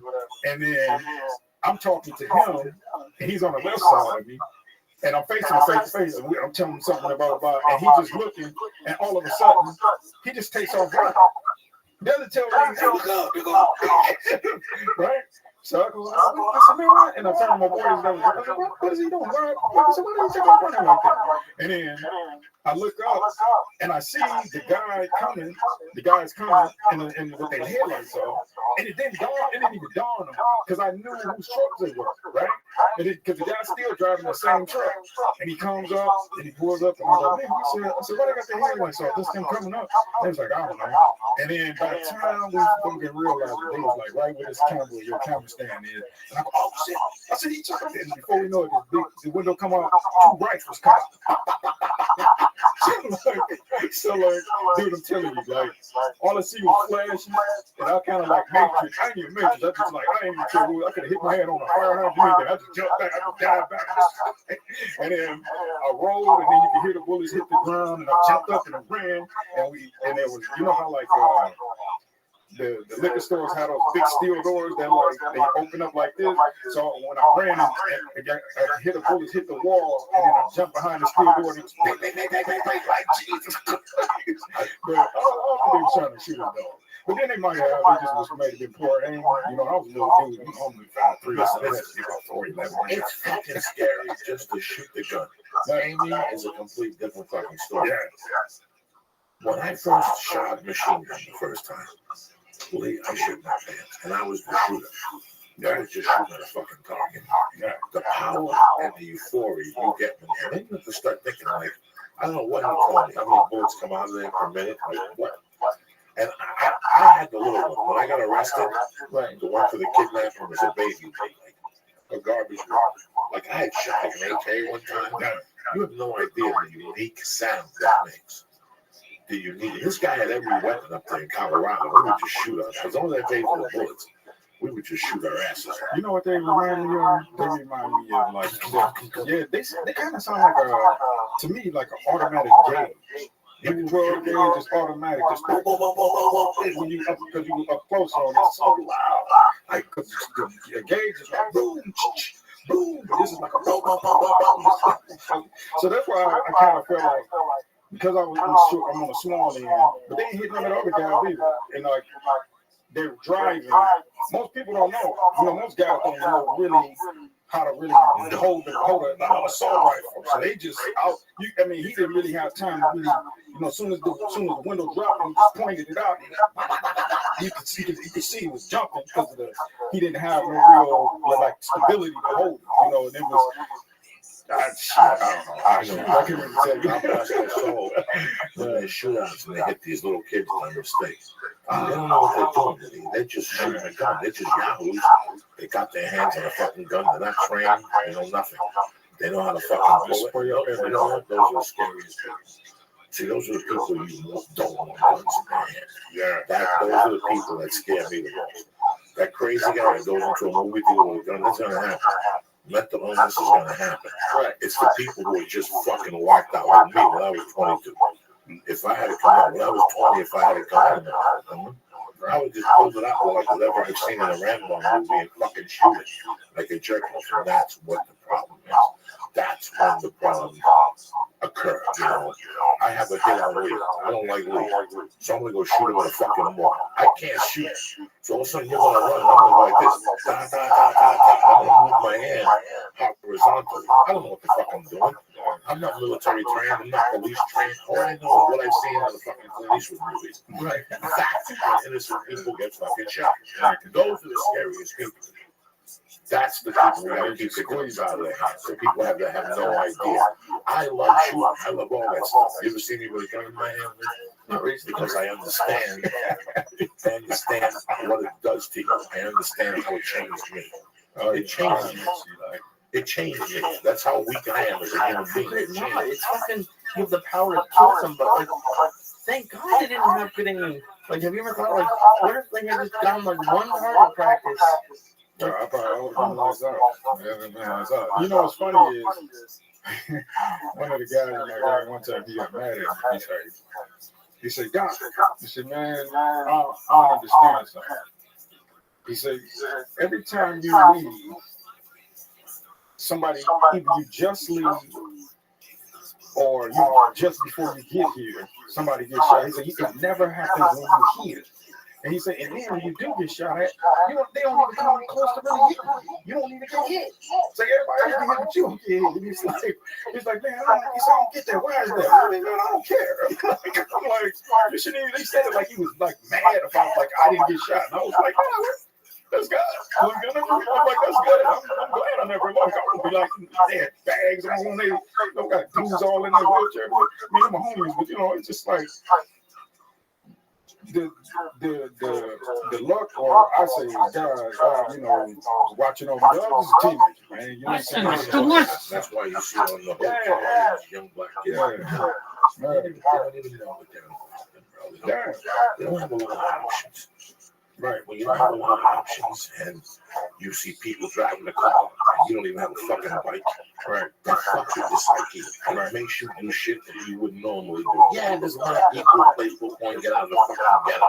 And they're very lucky they have a hard house. They have one of those black fucking militant fucking parents that goes out there with slipper and shit and big shit. Those kids are fortunate to make it. They're fortunate to make it. Past the other stuff, because the other kids don't. And my mother, it's just funny, you just said this. I was just talking to my mother yesterday about me, because it was something about, she said she don't like when I talk about me being in the game. She's like, that's your past, and that was a long time ago. And I was like, no, I said, what I do is for that, and I was trying to explain it to her, and then she said, yeah, but unlike them, you had a way out. You had somebody to help you out. And I was like, true. And I was like, that's what I'm doing. I was like, I'm being what you are, but I'm trying to do it on a bigger scale. Because kids in the hood, they don't. And when you're talking about those black, you're talking about black Latino hoods, and you're even talking about trailer tracks. White hoods. Yeah, white hoods are no different. They're no different. Yeah, like, so when I look, like, I'm like, why not be a comedian and blow up and really become the dude to make that change? I feel, because I know how to do it. I know exactly how my mother did it for me. And all it is I was reading a book by by Princeton University about Albert Einstein called Unquotable Einstein. And Einstein said this brilliant quote in there. He said something like, American people, he said they might not be as intelligent as the Germans.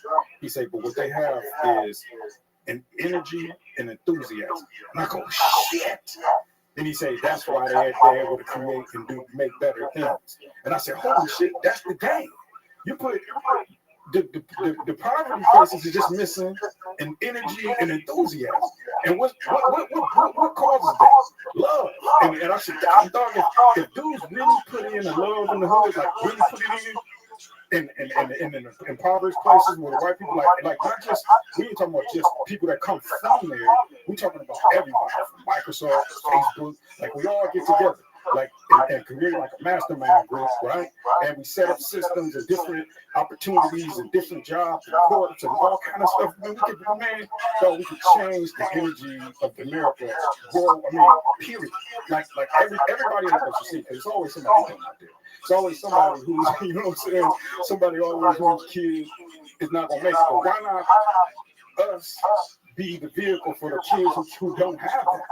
You know what I'm saying? Because people just turn it back, and that's why we got so many drug dealers and people like that.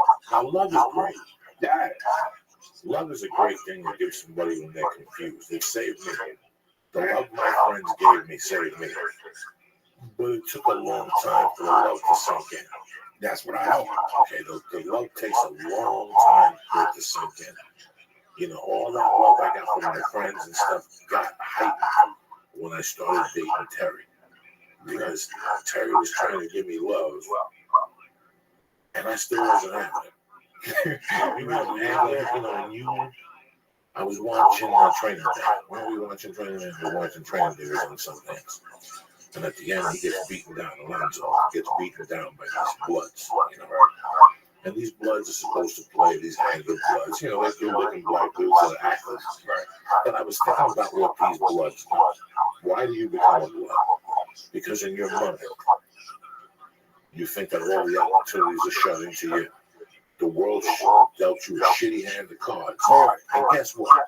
You could never change it, even if you want a motherfucking wanted to. Yeah.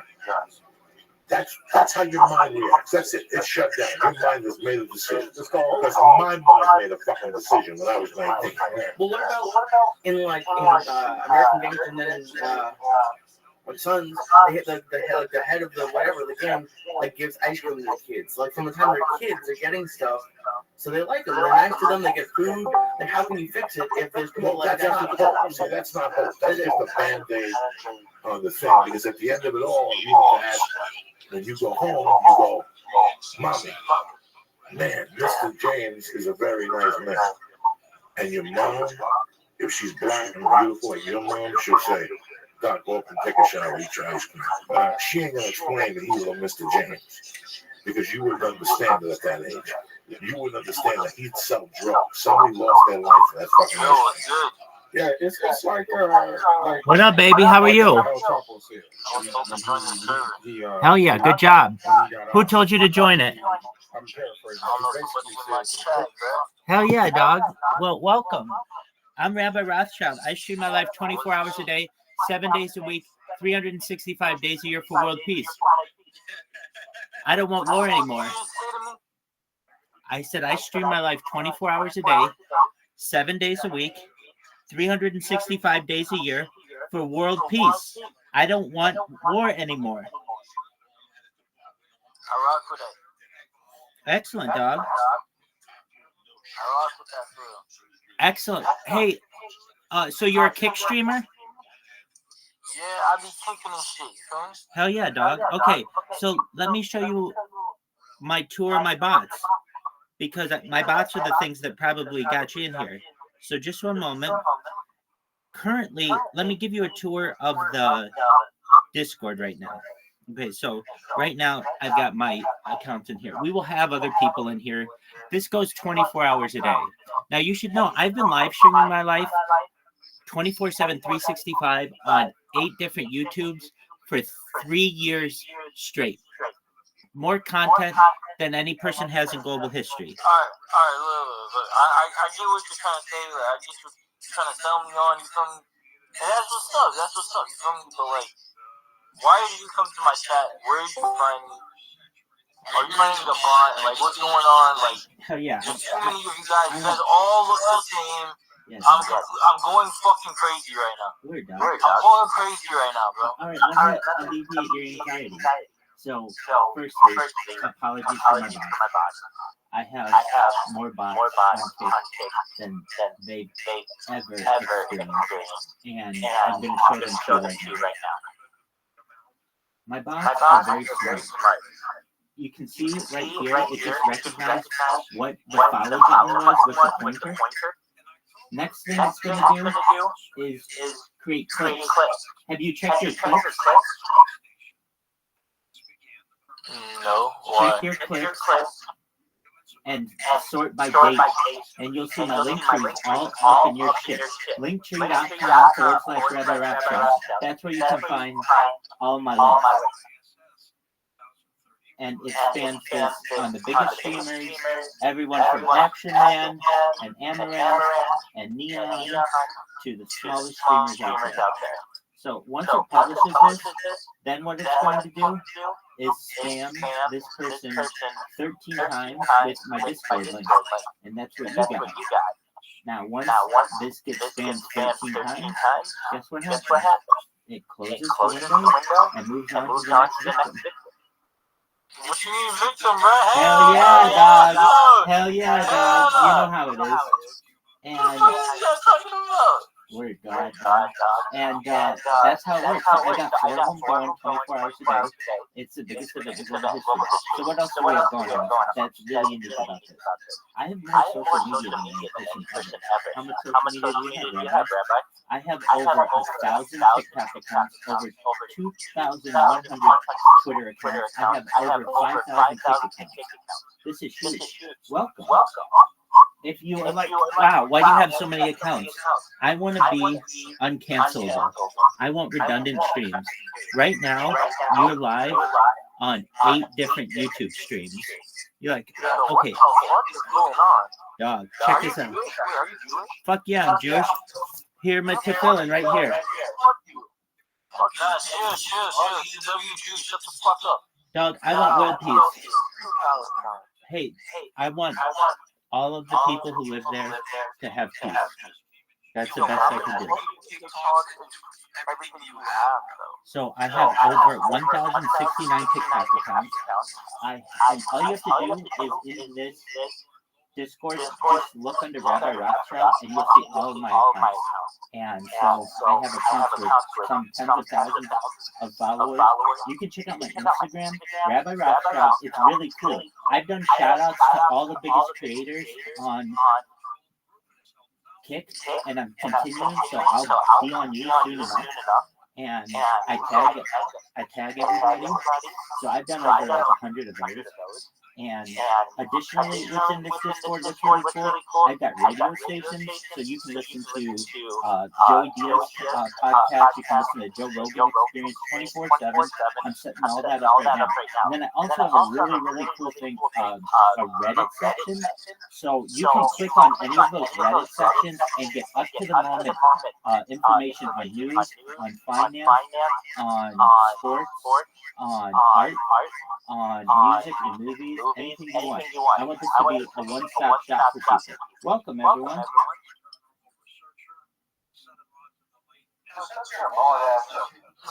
Hey, welcome. Hey, apologies for my bots. I was just explaining how they work.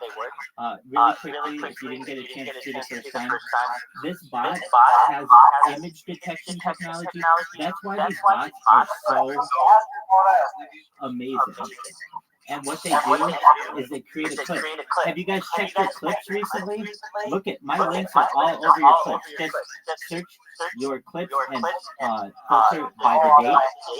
And you really think you're gonna fucking become a celebrity off doing this?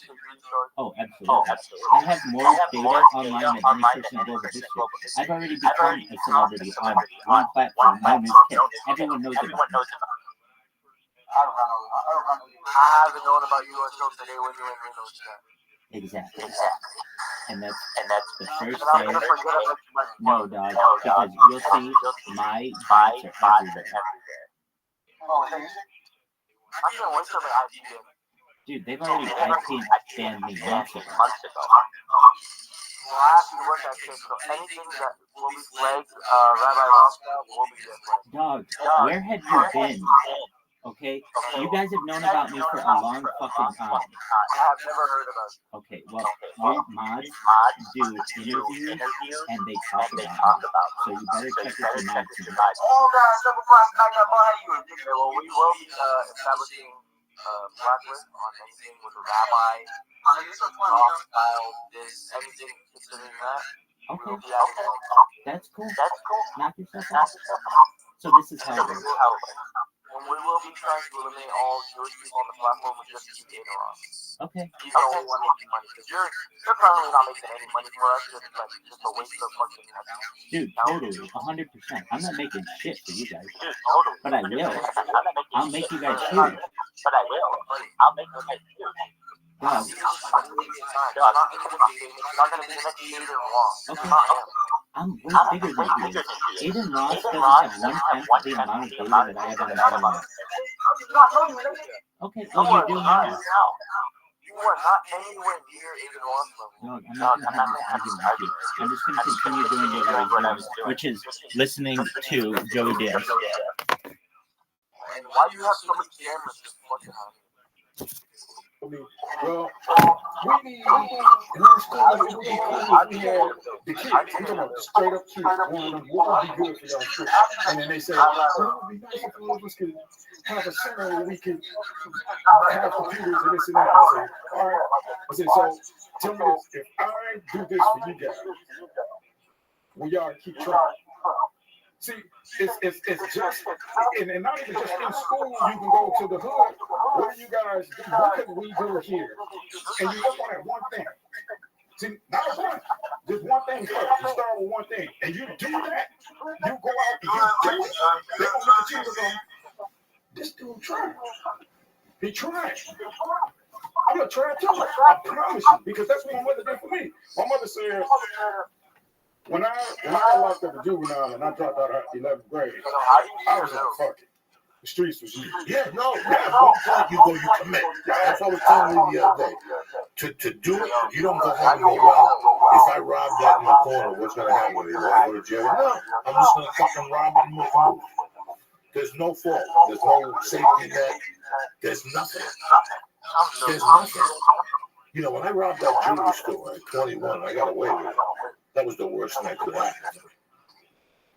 There's so many things that the worst thing that could have happened to me at that age. Because I was invincible. But when I went to prison at 27 or 26 or 25, I knew when I was going to prison, I was paying for all those dumb sins I didn't get. Wait, hold on. Are you a Rothschild? You're talking something that we all know. I mean, you're not wrong. But doing it is the other side of that. Right. Doing it is the other side of that. And for some people, they look at it and it seems like a fucking eternity. That's why most people don't get to go to Yeah, the I'm fire. Rothschild. It's Because on my they- driver's license. every time they go to try something, 100% Rothschild. I say to you, how long does it take to be a good cop? 10 years. Fuck that. How long does it take to be a well cop? 4 years. Guys, Fuck that. just chill. We're How just long does it listening take to a be 4 podcast. years? Just How much listen. you gonna pay me for Guys, 4 just years? listen to the podcast. Fuck that. I want to swing drugs. $8 an hour, $320 a week. After taxes, $243. If you claim two, whatever the fuck you claim. 243 times 8 is what?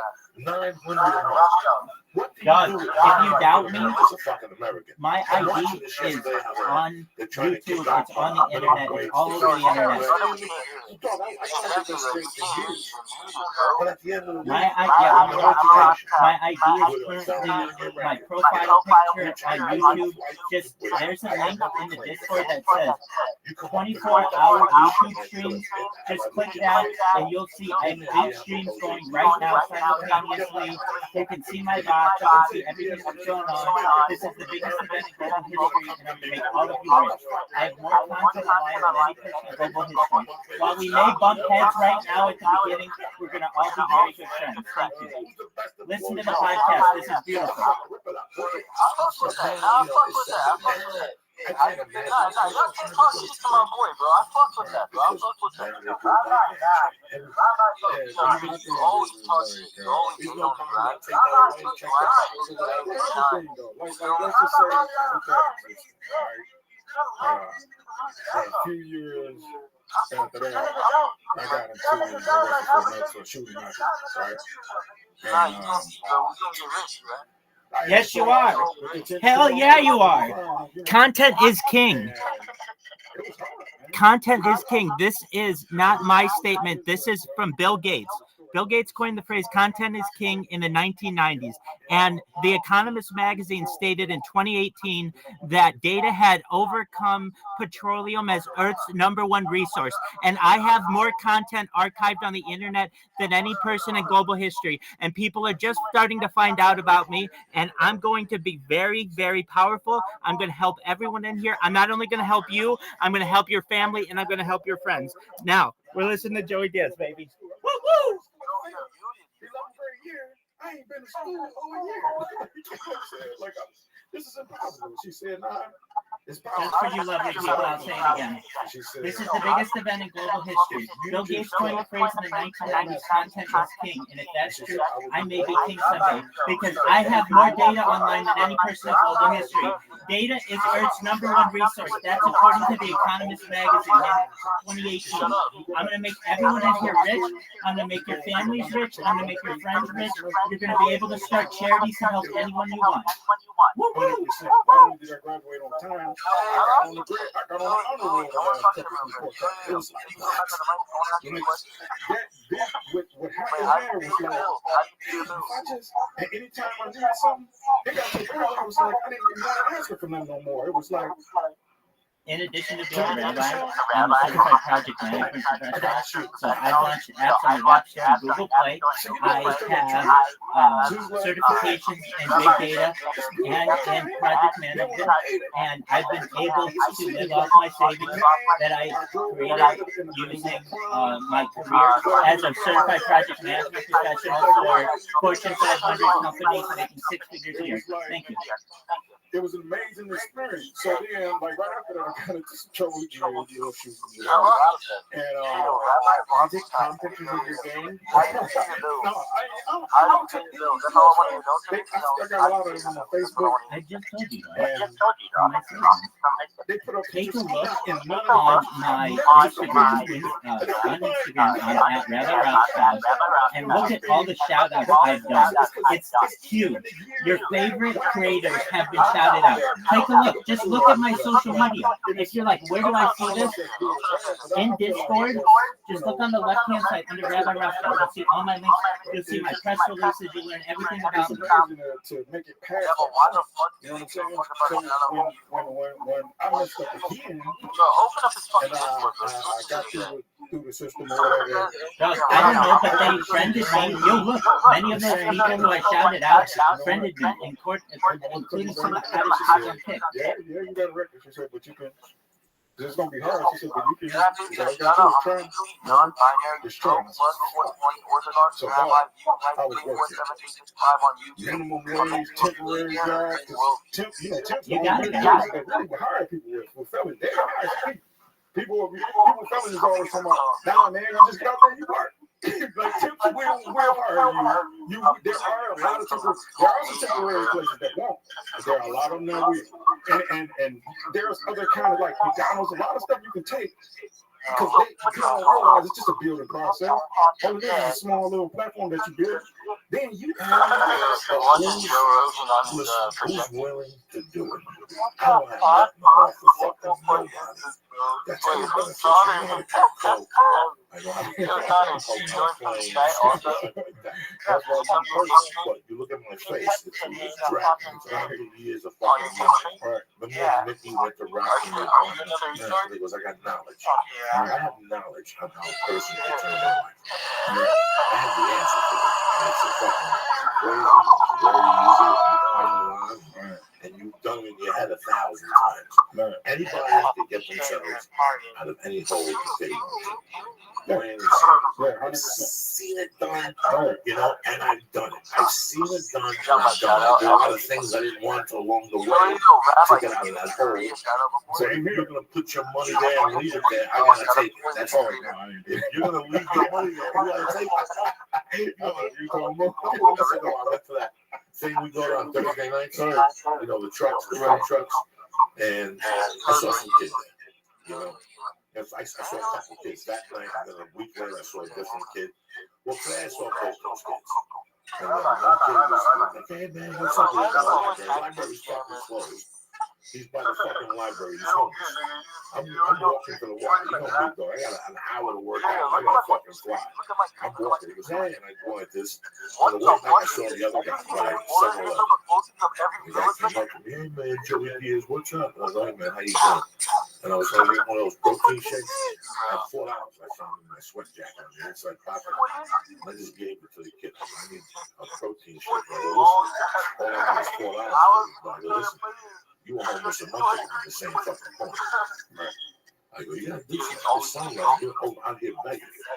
Because you have been on the side. You never stay. Bro, you take that bottle of water across the street, you wipe your face. Somebody will fucking hide. You gotta go and work in Mexico. Right. You gotta put it physically and mentally in your mind first, and you're gonna go out and work in fucking Mexico. Right. But see, the key thing was, he said, yeah, but I don't know. That's what it is. And you were able to show them. See, that's what I'm saying. That's all you people need. Like, just that right there.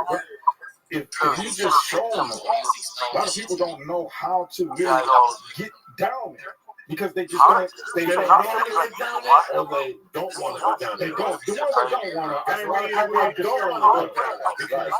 Because, listen, there's a lot of people who just don't want to go down there. Lee does not want to go to jiu-jitsu. But Lee knows as soon as he gets there, he warms up, it's hard, his face gets red, he starts having a good time because you learn shit. Right. But most importantly, you learn about things you can do. Right. You follow me? That's the most empowering thing a person's life is about. Right. When you realize you could do something. Right. You know, it's like when I realized I could fucking function. Even though I was a junkie, thief, piece of shit, I know how to do laundry. I know how to keep a place clean. I know how to wash dishes. I can cook a chicken cutlet if I got to, not the bread with the egg, but the plain gravy with 2 pieces of Wonder Bread. I can sustain. You know, I lived in a fucking apartment for $68 a week with more roaches, Lee, roaches for 4 fucking weeks. When you put your pillow down and you hear the roach crunch, you have no fucking idea. I used to cook in there, make ramen, boil everything. I had more roaches, but I tolerated it for $68 a week. I tolerated it because I needed to get on my feet, and also I needed to feed my addiction. I knew that I could afford $68, so instead of paying $168, I could snort blow and live with roaches. You follow what I'm saying? I mean, that was but I got through it. There was times when you got healthy people put you up for 4 weeks. How many times you help a motherfucker out? Lee, you're my witness. Lee, how you doing? Joey Diaz. What's up, Lee? Nothing. Lee, I'm moving out here with you. No, I'm coming out. You want to stay with me? I have a 1 bedroom, and you can stay on my couch. Good. For 4 weeks, Lee. They're looking at the watch page. You leave to do something with Joe Diaz at 10, you come back at 2, they're still on the fucking couch. They've eaten your food, they got their shoes on, they still haven't taken a shower. After 3 weeks, you gotta say something. Me, I go to Lee's couch. I get into town Saturday. Lee picks me up. We smoke dope Saturday. We get crazy Saturday. We watch Narcos.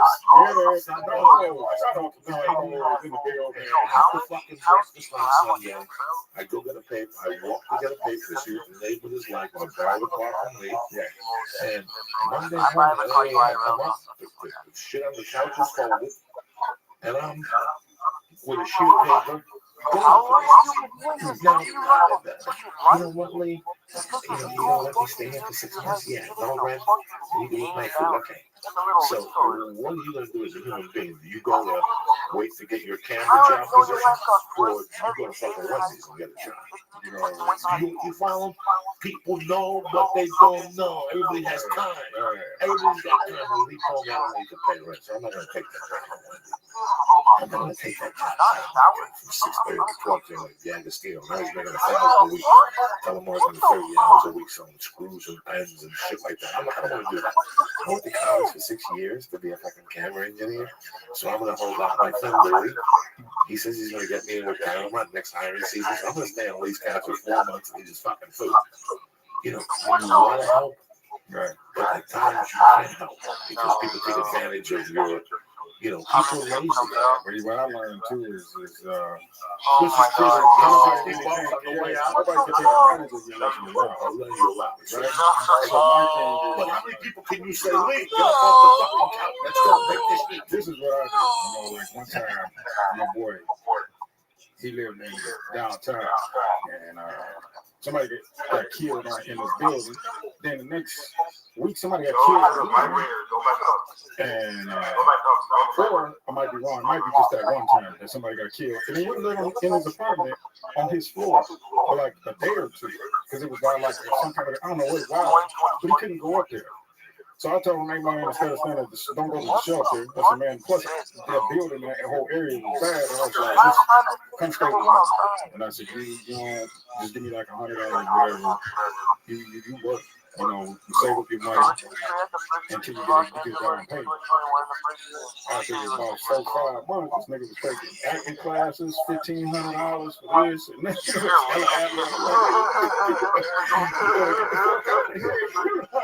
Like, what are you doing? I told you to save your money. You something here paying for acting classes. I'm letting you stay here. Then I booted them out. You know what I'm saying? Because now you're trying to take advantage, but it's like you're not taking advantage. I'm letting you stay this long. You know what I'm saying? So to me, it's like you don't have a few bad apples out there. What's that episode of Sopranos when he hooks up with the fucking old lady? He used to fuck his father. Oh yeah. Okay, and he gives her money. He comes back the next day and she shows him shoes. And he goes, I do this for your phone bill. And she goes, I haven't bought myself a pair of shoes in months. They were on sale for $1,200. You know the Gentry? Gentry. She used to bartend in the front thing.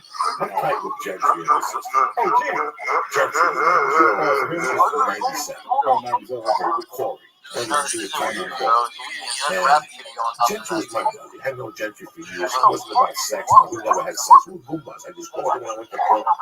We found out in town. She told me she was working. She couldn't come to any of the shows. We've been friends. I'm real tight with her sister. Me and her sister went on the road. I don't know why I tell you the story. I booked one of my first shows. Before Spike, it was TNT. Right, TNT. Right. It was the Nashville Something Station. Oh, you're right. TNN. And there was a show on there, something about 50 ways to St. Helena. And it was about a guy who drove a truck with a chick, and they went from town to town, and they fucking booked it. It was like Kung Fu, where only he was a truck. One of the worst shows of all time. And guess what? I think a guest star on this fucking show. And it's Charles and playing Bookie, and it's all these playmates, and I'm spanking their asses. I play this Bookie / Bookie. They say to me, you have to shoot San Diego and you have to spend the night. Gentry is fucking flat. I go home at this time, I'm living in Ralphie's apartment on the floor. The whole building is comedians. We're living on the Celine's apartment, Jody's apartment. And I gotta go to San Diego. I had no car. I had nothing. Gentry goes, I'll drive. 15 years of justice. Something like that. 98, 97. 18 wheels of justice. 18 wheels of justice. There you go. You're on 2001. What's that? Yeah, 2005. I'm flat, bro. I'm living with Terry. We're barely making rent. They call me up and go, listen to you. Drive. Oh my God. Drive to the hotel and pick up your per diem money. I pick up my fucking paper. And it's like $60. Okay? We buy a bag of reefer on the set. Now, me and Gentry are friends. The hotel room's got 2 beds. I go, Gentry. You know, fucking I'm gonna go do wardrobe. We're here for 2 days. We got $60, Jeffrey. Okay, to eat. Don't fuck it up. I'm gonna eat on the set. If you want to eat, there's $60. You know, something small, chicken sandwich. We got 2 days plus gas on the way back. Oh no. I fucking come back after wardrobe. There's a note. I'm at the fucking hotel restaurant. This is like a fancy fucking restaurant. I go downstairs. It's like this lunch special, $29.99. It comes with a glass of wine, soup, salad, crab meat. I walk in there. What'd you get? She goes, I got this special, $29.99. I go, no, you fucking didn't. She was full of dumb and dumb. Oh, yeah, this bitch is great. She goes, I saved you some crab legs and half of the soup. I go, I'll fucking kill you. Fuck you. I go, there's $10. That's all you got the next 2 days. I'm gonna eat on the set. I ate on the set. I had to bring her back like fucking bread, nuts and shit. Man, you have no fucking idea. Like she had no grasp of money. Man, she was in there with a hat on, smoking a cigarette. I'm like, what the fuck are you doing? Drinking a Bloody Mary? You got 60 motherfucking bucks and you're drinking a fucking Bloody Mary. No. I believe in helping people. The knowledge, listen. I did this step by step. Like I said, when I saw the homeless guys today, I went inside, I was lifting, and when I got on the lifting, I thought about being homeless. And I remember those 2.5 months. And then I would get it together, and I'd be homeless.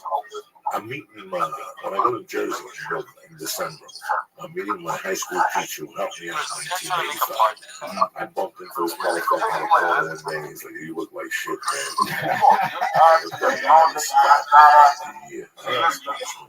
We're drinking every night. We're running a game out here. He was listening. I was with his wife together. You gotta go to AA. He goes, if you want to get help, let me know. I took that number. I didn't need to get help. I didn't want to go downtown, so I called him up. He needed money to pay the rent. I had money, so I gave it to him. And I stayed there for about 6 weeks. And I was not lazy at all. I was a great, he'll tell you. I used to get up in the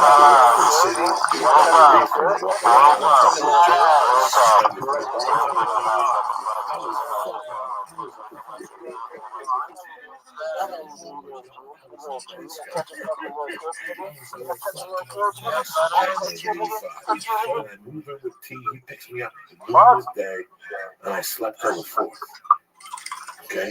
I slept till the 4th. I would just get up, hot water. I have been going for 8 or 9 months. No, I have been going since March of 84. I've been going. We're going 5, 6 nights a week. When I was 21, 20, and 22, it didn't stop for 8 or 9 months. Then it was like 5 nights a week. When you're homeless, you go to a bar. You finagle $10, you sit there, you milk the beer till something happens. Hey man, you know, we did a gram of blunt. Yeah, hold on 1 second, I'm gonna make a call. Next thing you know, you show up with the gram, I give him 2 bumps out of it, and then I got $10. I say, you know, you just hustle, you just survive it.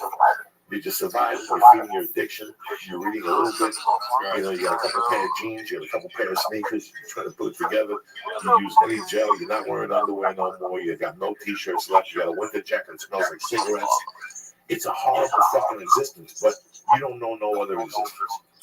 You're stuck. You are fucking stuck. You have no idea what life is when you're fucking stuck, and you think you have no options. You settle for fucking anything. You settle for anything. There's a lady across the street from you, a cute lady. You can see in her day, she was really cute. You gotta see her fucking boyfriend. He looks like he got hit by a truck. He don't fucking work. Every day when I'm leaving at 8 with Mercy, he's walking to a motherfucking store. When I'm coming back, he's walking in with a fucking 16-pack or whatever the fuck they are, 12 packs. Right. And then when she gets home at 5, she comes home with a fucking 24-pack. And they drink all fucking day. And I guarantee that wasn't her dream, man. I guarantee when she started this mission in life that she was hoping to get a guy like a Doc or a handsome guy like fucking the Jewish Mr. Freeze over here. But she ended up settling for this fucking alcoholic because that's the chance she gave herself. You know, that's the chance she gave herself. That's what she tolerates. How did the guy respond to what you said to him at 7-Eleven? He just looked at me like anybody would look at when they've never heard language like that. It's because the only people who tell you that type of language and you're in that situation are your parents. whoever the fuck is in charge of you that one last time, it pisses you off because they told you had to get a job. And you couldn't sit there and watch fucking cartoons all day. Fuck you. I told you, I have problems. What fucking problems? The problem you have is you're fucking lazy. And that's the problem that is rampant. Right. We live in a country now, like, listen, I gotta tell you, the thing that bothers me the most is when you, and yes, part of this is because of the immigration problem. But when you tell me you don't have a job because the Mexicans took your job, the America I came from is you have to go out and work for Mexicans. If Russians have all the women jobs, then you gotta go out and drive the fucking Russians. You do what you have to do to feed your fucking family. That's you have to become the best at that field to excel. But everybody wants to put 40% effort into something, and when something doesn't go their way, it sucks. How many people take their real estate license? How many people have their real estate license that you know? Thousands. How many people actually sell real estate? You know why? Because they realize it's work. It's not just getting a 4-door car and sticking a sign. You gotta go to barbershops and talk to motherfuckers. You gotta make people believe they don't own a house. You know how hard that is? You know how hard it is to come over to me right now and go, Joe, we can get you in a house next fucking week. And take me step by step. Me and my wife, step by step, show me what's available to me. That's easy. For a guy like me that knows there's a payoff, that's easy. But for a guy that's 28 that don't know what the fuck is going on, he don't know no better. He thinks that you just got a fucking real estate license, put fucking for rent signs down and that's it. No. Same thing with insurance. How many people get the fucking insurance license in this country? They're all cop-out licenses.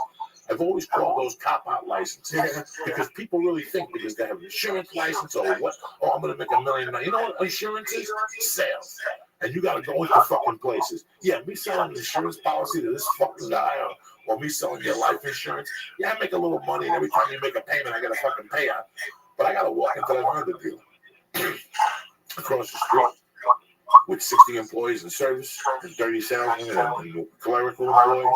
And I got to walk in there and go, who's in charge of the group insurance plan? And I got to sit with them, and that takes time. And they've been with the other company for 18 years. That's work. When I have to come, and that's what we all fucking dread. Guess who used to dread that? I did. For years, I thought, oh, well, if you go to the Honda dealer, here you are at the Cadillac dealer. People come in, they got to go home and think about it. At the Honda dealer, I heard that people go in and they just lay down. For years, as a car salesman, you're like, oh, yeah, I'm going to the Mercedes dealer. Because people come in and lay down. Yeah, I'll buy that car for $20,000 over the sticker. No. It's fucking work. It's always fucking work. I would bet those dealerships are harder to work at. Rich people are dicks in those situations. But you could listen, but rich people got money. You have to excite them. Yeah, no, you can. Little fucking Good salesmen are great. Listen, a 50-year-old that's looking at his wife going, this bat's getting old.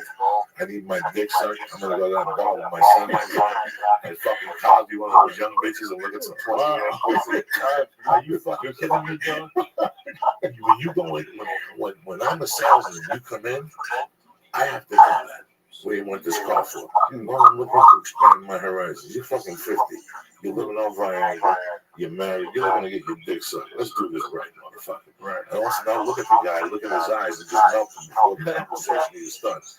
Listen, so you're telling me you want somebody to lick your nuts right in the front seat. And they'll look at you and come, right? How did you know? Because I fucking know I got the right car for you. This is the coming in your front seat special. Well, it wouldn't happen to you. But I'm talking about like the couple who comes in and it's usually like the woman. And like I worked at a CVS in a nice town, and I worked at a CVS in a shitty town. I purposely moved to the shitty town because, like, in the nicer town, there's nonstop, like, demeaning, like they throw you their keys or something. I don't know. I would have assumed it would have been fixed to you. But everybody ain't like that. It's, some people are, and some people ain't. People. That's why I try not to even. I don't know if I try to be as 100% as I can be, me, and try to grow and be better. Nobody else matters. You know what I'm saying? Like I think like we by being 100 and being trying to get better with time, you're gonna be an influence to a lot of people, and you're gonna, whether good or bad. So no matter what they do, if you stay in your zone, they gonna remember you. But how do you forgive like the bad things that they do? Like for me, I'm doing that my anger towards the rich people is because I worked retail for all those years and they were dicks. And I'm thinking that, but now of course they're not all like that. Right. How do you forget? Like how do you forget the things that you learned to hate? I don't know. Because first of all, what I do is I gotta look at what is it that I don't like about them. And then when I see what I don't like about them, I'm like, eat some more goodies, yo. I am not anymore. That's Started from the bottom, now we're here. We started from the bottom, now my whole team fucking here. We're going deep. It's Wednesday. It's church this week. Because beef jerky? No. I ain't fucking with sober. Listen, you got comedy, okay? I know what you're saying. It applies to stand-up. I see comics. I bumped into a comic 2 years ago one day that got me so depressed about comedy. I almost went home and fucking shot myself. I was vulnerable that night, and I stood next to him, and I knew better. I stand next to his kiss at that. Okay, and did you know he was kissing that? no, he had no idea. He had no idea he was the kiss of death in the building. Do you know? I had an idea until he opened his mouth, and his kiss of deathness kept me like he was a magnet. Right. It was the weirdest night of my life, and Lee has really come up to me a couple of times and said, how the fuck were you talking to that guy? He was creeping me out. He was doing material on me. So, oh, yeah, that's the worst. When they do the material on you. I was out one night. I did it too. A guy telling me how bad Tommy Rogan was. And how the store was not fair to people. And, that for every prior, there was 30 other black kids that would be racist. I mean, and he was white. You know what I'm saying? Like, those white dudes that give a fuck about black people and Chinese and save the fucking whales in Europe. I've always had a question about people like that. Do you think at home by themselves and that works out? Yeah. They can't wait to get out to talk to you about it. So they're just itching to get out. They be storing it up at home, then they get out. And all that thought, Lee, if they got that thought out of there, they would write a joke. Right. You have no idea what that thought does to your creative process. It stifles you. It stifles you. It fucking stifles you. This guy got more spots. This guy's not funny. Why is he doing this? She's on a TV show. She can't act. He stole a joke. He didn't steal a joke. He wrote a joke. He's got $1 million. He's broke. He's got nice sneakers. You know how big his house is. He's got this. He's got this. And the whole time you're fucking broke and you got nothing going on. You got dick going on because you're worried about, man, Lee's getting paid and shit. You're worried about his paper or the things he's got or the things you don't have. And I've been in those positions. I've been in those. When I was 27, I was lost like everybody else. I thought that, that guy's got a lot of. What do you give a fuck? He ain't gonna give it to you. Right. You campaigning his fucking money. He ain't gonna give nothing to fucking you. Right. So now you have to worry about, you come here and you sit and you go, Doc is going to Montreal. And fucking, you know why Doc gets that? Because he has a little different. Lee's fucking Jewish. That's why there's people who think like that. Like that. Oh my God. They won't even look at the work. They don't even look at anything else. And if they ever got it, it would be, finally I got it. Like, you hear a lot of people shit on, like, Dave Cook. They be like, hey, Cook, and it's like, don't give a fuck what y'all say. He worked and made it happen. It's like, now, everything else that he might have did wrong, okay, I don't know all the other stuff, rumors, right? But regardless, it's like, just do your thing. But I fell into that myself. Sure you do. As soon as you come here, I fell for it until 99. I had that. You see, everybody succeeds for me. And I was asking myself, what am I doing wrong if that guy can succeed? Then you start trying to emulate what they do, and you lose yourself. Then you start taking advice from other people, and you just lose yourself completely for those who stay in their zone from day one, they usually tend to spring in faster and at a better rate to have more success because they don't let too much of the outside influence. But unfortunately for somebody like myself, I was listening to too much. I was envying too much. I was doing all this bitch shit. It wasn't even so much as like bad, but it was more like bitch shit, meaning I was feeling insecure because they had and I didn't. Absolutely. And I was like, man, which is kind of bitch shit. I just was like, man, damn, man. And my mother used to give me a long time. She's like, you're funny like them, and you keep saying because they got stuff, and you're just as funny. But I always looked at it like, I ain't that funny because. Shoot, they're funnier than me because they got all this shit, bro. You're funny, you work. Yeah. And when the light decides to shine, you're prepared. That's what my mother always said. Logan's big question with me, and he's as smart as he is, intelligent. Every time we get together on a plane, he goes, what really happened to you in 99? Why did you get so funny all of a sudden? We talked about it on this podcast. He's always said it, yeah. And when I first met you, you were a lot funnier on stage. And then one day, I'm going to tell you the two things that really clicked. It's that I always hear that about people when they just say something just boom. The number one thing that clicked was I stopped caring about the people around me and the situations. And I stopped believing the bullshit. Yeah. I stopped believing everything. I believed in one person, me. My word was the strongest. You know what? You'll never sell a CD on your own. Yes, we will. You'll never do that. Yes, we will. After a while, you just have to start fucking doing this shit on your own. And I didn't care. I got sick and tired of agents going, you gotta work clean. You know what? You motherfuckers don't know nothing. You haven't done dick. You're a fucking salesman. That's all you are.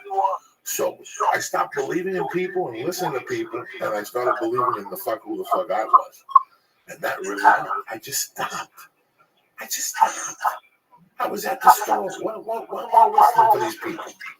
Mitzi Shaw has dealt with comedians for 30 years, and I'm listening to these agents. I graduated from Syracuse. She gave you the green light. You understand me? I'm in the OR following Paul Mooney every night, but I'm depressed because this guy won't fucking sign me. Right. I'm depressed because this guy doesn't think I'm like too old or whatever the fuck. Funny's funny. I was a kid. I learned funny from Jackie Gleason. He was 50. Don DeLuise was a fucking old man already. But you know what dictates that is, yo, Argus Hamilton said this to me, and I believe it. He said, Doc, you know what the number one problem with most comedians? I said, what? He said, finances. He said, I had a dad who had money, so it was easy for me to do the comedy I want to. He said, y'all got it bad. So he said, so it's kind of, it dictates a lot of different things in the way you think and the way you look at things. So if you somehow can focus on not being paid and the struggle of it, that's where people get envious, the struggle, and you be like, damn it, like how do I get to the point where I'm not sleeping on couches no more, where they paying me? How do I get funnier? How come this guy? So when you start letting all that go and really just zoning in on you, that's when it gets better. For myself right now, I'm getting my feature work. I'm getting, I got a cartoon I'm working on. I got different things that just been happening, from doing background work on people's TV shows. To me, that's all part of the building block of what I want to become. But before any of that, I was just like, man, shit. Sleeping on couches, I was going house to house, staying with Ian Edwards, and the waitresses was letting me live with them, and it was, not live, but, a few days. Hey, you can stay over here a few days. So I was like all over the place, staying and sleeping in my car in the hill, police kicking people out of the I lived in the car, Ralphie's floor, the hotel on Schrader. I lived in the hotel on Sunset behind the Cat and Fiddle for $65 a night. That was a creepy fucking hotel. Man, I lived on some weird places the first 3 years I lived in. I lived in Josh Wolf's couch when he had the baby and the Great Dane in the fucking living room. The Great Dane would sleep on the couch and I'd be allergic to hair. But I love comedy. I love comedy. And when you look at it from that perspective, to sleep on somebody's couch, you really got to believe. You really got to go, you know what? Wait a second. I can move back to Boston. I get some blow fronted to me. In 3 weeks, I'm making money. I always think the same shit. Why the fuck am I on this guy's couch? Yeah, I used to always say that to think out the myself. move. You know what? I'll give myself another month. Because I knew so many people on that level to get access to drugs so easy. I used to always be like, all I gotta do is one call, might give me a key right now. and I could flip these O's, you know, say like a couple tracks here and there, and you know, but but it all goes back to like, damn what, you know, it was just like this has doing this not only has a purpose, but it has that machismo behind it that when you go after something you really want, no matter what it is, whether you're a doctor, lawyer, or you the dude flipping fries, or you want to be manager at McDonald's, that drive, that drive, that thing that you just because you want that, man, there's nothing that can get away with the death. So at that point, you're like, what the fuck is sleeping on the couch? What the fuck is sleeping on the couch? What the fuck is being sleeping out on the park bench for a little while? These dudes is doing it. If these homies do it, I ain't gonna be here for long. That's what you gotta say to yourself. I ain't gonna be here for long, bro. And that's your incentive. Like, instead of taking your situation and looking down on yourself and crying and moping about it, you keep it moving. And what happens is it just gets better. And if it don't, you will die. So that it's either or. It gets better or it dies. And that's the game. The game of choice. I mean, but that's how life is, though. You either sit there and make it better for yourself or you die. Right there. You know what I'm saying? You're freaking Mr. Freeze out. Look at There was too much you could have that. Got too deep. It's just You know? crazy, man. Like, imagine, like, you grow up, like, now your daughter, one generation gap, and the difference in the way she's gonna grow up. And just like, what? Like, what if you and your daughter had switched places? Like, it's crazy how just the randomness and then all this shit happens to people. Right. Hamilton, but I don't, because the best work I've done is when I've been broke. Right. You know, what gets you noticed the band? The first album, why? Because they wrote it when they were fucking broke. Right. Yeah, they had a year to write it, but they wrote it when they were broke. Everything's different when you're fucking broke. Right. You know, I love fucking being broke because that's your best work. That's always when you work. That's all right. When you're broke, you get to work at 10 to 8. Right or wrong? You're broke, you get to work at 10 to 8. Skip doop for doop. Ready to go. Sweet and shit. Once you get a couple of yards in the bank, hit that quarter after. The fucking traffic.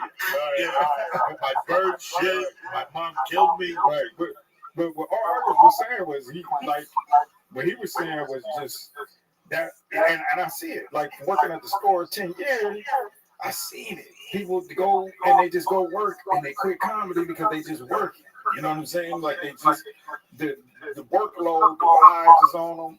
You know, there are some guys who wives have been left and now they succeed. It's hilarious. It's like, oh shit, that dude succeed. I could see being that in love with comedy that somebody would leave you. My wife was very close. When I proposed and married Terry 2 months later, she didn't tell me. I knew she was very close.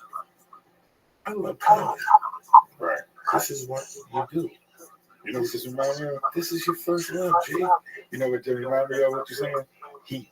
Yeah. With Al Pacino and Robert De Niro, remember how they were so into what they were doing, that scene when they came together? He was like, I do what I do, how you have a wife? He was like, I do what I do, how you have a girl? And they was like, hey man, this is what we do. This is what we do. Like, all day. Nothing else, man. Because the only way she's going to stay with me is 2 ways.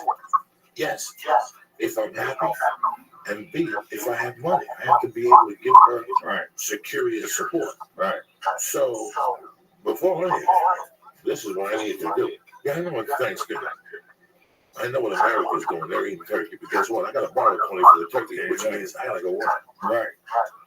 I got to go work. I don't know what the fuck you're talking about. But that's how real people look at situations.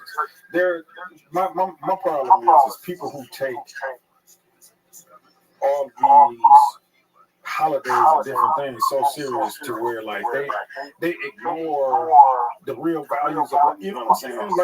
Like it's like me and my moms, we don't even trip on birthdays and Christmas really. We just when she hit me up, you coming home for Christmas is not because it's Christmas, because she know that that's the time that I can take off for the vacation and so she just wants to see me. You see what I'm saying? Or you come. Sometimes she'll be like, "You want to come home this month or this summer?" You know what I'm saying? So I'm saying the quality time is more important than the day. You know, like as long as you connecting with the person that's for you when you need to and when you can. That's what holds it together. Yeah, but you see, man, when I was trying to do my comedy thing, it was tough to connect with everybody. Oh, I know. I mean, I walked out basically on Friday night. I had a daughter, and I was trying to be a dad, but I knew that my urge for comedy was more, and I wasn't doing her no justice by living there, going to war in front of her every week. I knew that I'd do more for her if she saw me become something with my life. That's what I always thought in the back of my fucking head. Right. That's the most important. That had to become something because you might not be here. I might not be in love fucking around, but you might disappear one fucking day, and here I am, and I missed out on my shit. Yeah, because I've been in trying to, you know, I used to be in a relationship, but I was always thinking about her happiness years ago. And I'm like, what the fuck do I give a fuck but she's happy? I gotta do what the fuck I'm doing. It reminds me at the end of Heat. Remember after he told him, never told us something you can't turn your back on in 30 seconds if you feel the heat around the corner. So what happened? In the movie, he come out, fire trucks, police, chaos. He look at his girl, and he just backed up and just bang. He just left her. And I got shot when he do the shit. He got shot. That's why. I picked her up. It's just extra fucking drive. Now I gotta hit the cold. You know what I'm saying? Because it could have been worse. He could have jumped in the car with her, took off, and both of them could have got killed. It's not enough the cops are chasing you. I gotta hit my brakes on that. But don't do 90. He just ran a red light. He was like, the cops are he was like, hey, the heat around the corner, I'm gone. Goody to the moody. You're tired. Air conditioner. It's getting colder by the minute here. That's what I said. Oh my God, it's bad. I'm over here like shit. I thought y'all was damn. These dudes is over here. Todd Stinson, Rich Santa Cruz, Stephen Sturgeon, DJ Dorchester, my main man, Cody Plastico, Stephen Sturgeon. It's his fucking birthday, I think. So happy birthday, my brother, Cody Plastico, Carl Hungus, Benito Munoz, and my main people who gave me and Lee some fucking cards to go shopping. Greg and Lynn Powers always making it happen. Dude, shout out to Criminal. Lynn looking beautiful. These are people who are fucking flying in them. The podcast. That's cool. Yeah, it's happening. Really happening. Something's been going on lately. Just you know. But art is a beautiful thing. No matter what you do, it's a beautiful thing. Right. Don't just pretend once you get good at that, it's a beautiful thing. But something happens, people get involved, and then money gets involved. Yeah. And when money gets involved, it always makes things. I went to a meeting with you a few weeks ago, and the guy was calling up, just talking to us, and opened I was pushed into a decision because my agency, they just treated me like men's and men's, you know, and I just wanted more. They auditioned, and I wanted to be more auditions, and more backing, you know, so I went to the agent. I met with one guy, and I contacted my agent. I said, listen, I need the goods. I need the team. If not, what am I doing now? You guys are just going to put me on the road 3 weeks a month. You're going to make me money till one day I'm fucking 58 and there's nothing left. Right. And I got no resume. You know what I'm saying? Right. I mean, it's shopping stuff. Right. You know, so this has to. And they were paying me. He tried to play me off. Blah, blah. And yesterday we were supposed to have a talk. And it was one of the worst talks in my life. Like, I remember maybe 6 or 7 talks in my life. One of the worst talks. My uncle told me I was a piece of shit. That I was never going to melt on DNA and all that shit. The talk when I went to prison, the guy telling me that if he had something I wanted, you know, the talks that make you look inside yourself. And it's talks that sometimes you know the answer. You just don't want to think about it until somebody tells you. This guy told me what I needed to hear, basically.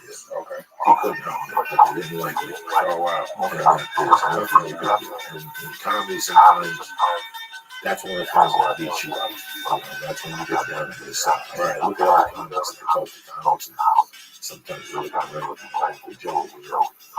Everybody went through it. You know, I get it because I was that guy. I always been that guy. You know, you're too old for this, you're too young, you came at the wrong time. And I was thinking after I got off the phone with him, for a minute there was pity. You know, a lot of people don't know this, but I put it out there. When my mom died, there was money involved, and my stepdad never gave me the money. And for years, I thought he would give me the money. And one of the chains that I let go of was saying, you know what? I don't want that. I don't want that. I'm not even going to fight that. I'm just taking things like, I have to figure out on my own how to go out there and get paid from there. You know? And that's what a lot of people don't want to do. Like, they just did me a really a favor. You know what I'm saying? By him saying to me, this is what's going on, we can't help you, we don't want to help you, they don't like you.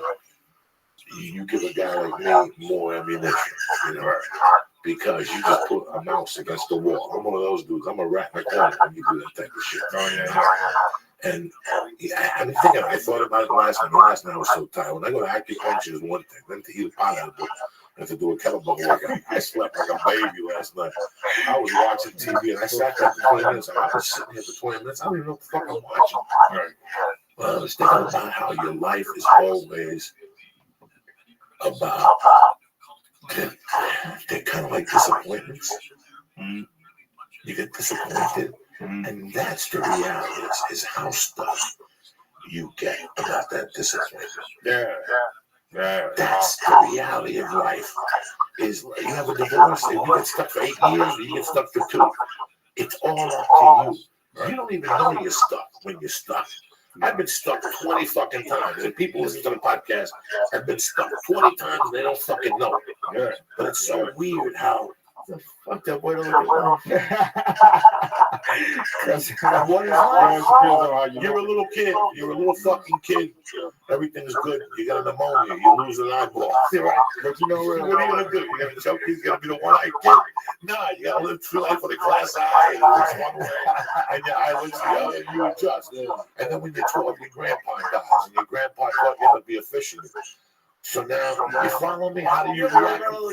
Well, what the disappointments, though. But the disappointments make you. They're positive. That's why you're there, because that's what a lot of people don't understand is positive and negative both can be positive for the person that's willing to be positive. Period. Lee, for 30 seconds, I almost told you and said, "Lee, take the camera and shove it up your fucking asshole. I'm never doing a podcast again. I'm done with fucking entertainment." Really? Lee, every time somebody takes wind out of your sails, when you're a look, there's 2 ways to take wind out of a person's sails. There's people who don't want to do the work and they get the wind taken out of their sails. Then there's the people who do the work and get the wind taken out of their sails. Right. The people who don't do the work, they'll fucking sail away. The people who do the work fucking just fucking pick up those sails again and go fucking. You know what I'm saying? You gotta go for it. You know, that conversation. Listen, I haven't talked to my uncle in 10 months. And it breaks my heart because of my daughter. I want my daughter to have blood, you know, because I don't talk to my uncle, I talk to my cousin. Right. So it's been going on. But you know what, man? I gotta be honest with you. I never got over the conversation in 1984. And a lot of people are listening to me going, "Joey, how childish are you?" It was a real fucking conversation when I didn't need that conversation. Yeah. I was starting to mourn. It took me 5 years to finally mourn my mother. And also, this motherfucker's telling me that I'm never gonna know nothing. Right. Because my DNA was just horrible. We were drug dealers, we stabbed people. I gotta tell you, that destroyed me for bro, that destroyed me for like 2.5. I had the same thing with my pop. 2.5 fucking months. My pop told me I would never be shit. And you know what? Oh, I'm never gonna be shit. Guess what? Now I'm gonna show up as good shit. Right. You know, that teacher that I'm going to dinner with, my daughter, I'm going to Art to Avenue, Mr. T. You know, I lived with Mr. T for 6 weeks. I was telling you guys before. And I got a job at Cresco Wickers. And I was robbing these guys blind. I mean, they were robbing them blind. From day 1? From day 2. It took me a day to realize these guys are fucking pigeons. Right. And then I just did it. It was one of those old cash registers. And it was old-time alcoholics from the neighborhood. They coming all creeped up between 6 and 9 after they got off the bus to go home and get that late-night bottle. And they come in, they spend $12.99. I charge them $10, $2.99. I take the 10. You understand me? So I was making money on my own. They come in territory. They had a lot of allergies to it. After a month, they finally, and I remember Rob right from the the owner would be sitting there waiting on people. Like, can I get that? I'd be like, hey, it's $2.99. You know, he would get up and take the 30 out of the register. Even with the fucking camera. I was robbing these guys blind. And he complained. T came in one day to the liquor store. They told T. And T told me, you embarrassed the shit out of me, you know. And by that time, I had already lived in Tenafly. And T came call me one day and he goes, man, I just talked to the guy at the liquor store. What the fuck did you do with that? The guy said his fucking inventory went down 80% when you were working. I was robbing him. I got a whole new apartment, furniture, a fucking new Walkman. I had clothes. So what were you doing? I would work 4 nights a week from 6 to 9, and I was stealing 200. I was working. What the fuck, Lee? Close it down. Mayday, we just got hit. Lee eats fucking 2.5 stars. You know what he did? He pressed the button. Yes, he did. I watched the whole fucking thing go. They're bad, but I think so. Yeah, that was you fuck. I seen the whole thing go down. Yeah, it's like when you hit the music and the fucking thing turns down. You shave your head and you get all fucking crazy. What we saying about the what?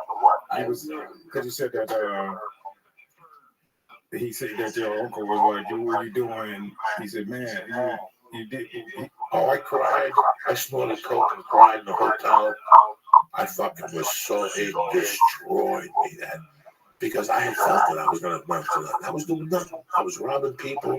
I was living on people's couches. I didn't have a job. I didn't graduate high school. I had nothing. No potential, nothing. I had nothing going on. And I figured I'd come out here and I'd start a new life and he'd finance me and I'd pay him back. Fuck no. He's like, I wouldn't fucking help you. You're garbage. It's in your DNA. Oh my God. I cried for 2 fucking days. This was the last of my blood. This guy's supposed to help me. Not fucking put me down. And that put down. And then I got locked up. And I'll never forget sitting in that prison 2 years later. And I'd be furious at him because he was right. I ended up in prison. I would go to the payphone. And I get whatever, $3.25 in quarters, and I put the block star 69, and I call him up and I go, you're fucking dead. You're dead in Spanish. And he goes, who's this? Who the fuck is this? And he fucking hang up on me and shit. And one more time, and he fucking hang up the phone on me and shit. But you know what? That talk, because when I got out of prison, that talk in the back of my mind pushed me. You know what I'm saying? When I got locked up, that talk that dude had with me, I was pissed at him for 3 months. That made me who I was today. In 91, this white dude who gave me a talk about stand-up comedy, dog, that, oh my God, I still get mad at him for how he spoke to me like that. But then he was, oh my God, he just read me the riot act on life and comedy. But when somebody reads you the riot act, it's a mirror. There's a few people who can do it and get away with it. There's people who do it from an angry side. Right. That's not a good side. And there's people who do it from the hatred side. At the comedy school, they'll attack you. You know, you stole a joke or whatever the fuck they'll walk to you. But then there's people that do it because you anger them, because you're not doing. It's like a new. It's like your potential. Yeah, like I see it all the time. Yeah. Like there's nights I go home, I'm leaving, and I just look to see what's coming up, and I see a comedy school special's coming up. And I go, fuck, that guy's made me laugh. And all of a sudden, the first joke is like this fucking stolen joke with this fucking joke. And I go, you just lost, man. You just fucked it up. So I cheer for the comic. You know what I'm saying? All right. Try to give him some kind of. What was I saying? Don't fucking know. These fucking stars. I still gotta take a flight to that and shit. Fucked up. What time you fly out? Like 11 o'clock. Did you what? I do need way too much. He fucked up. He's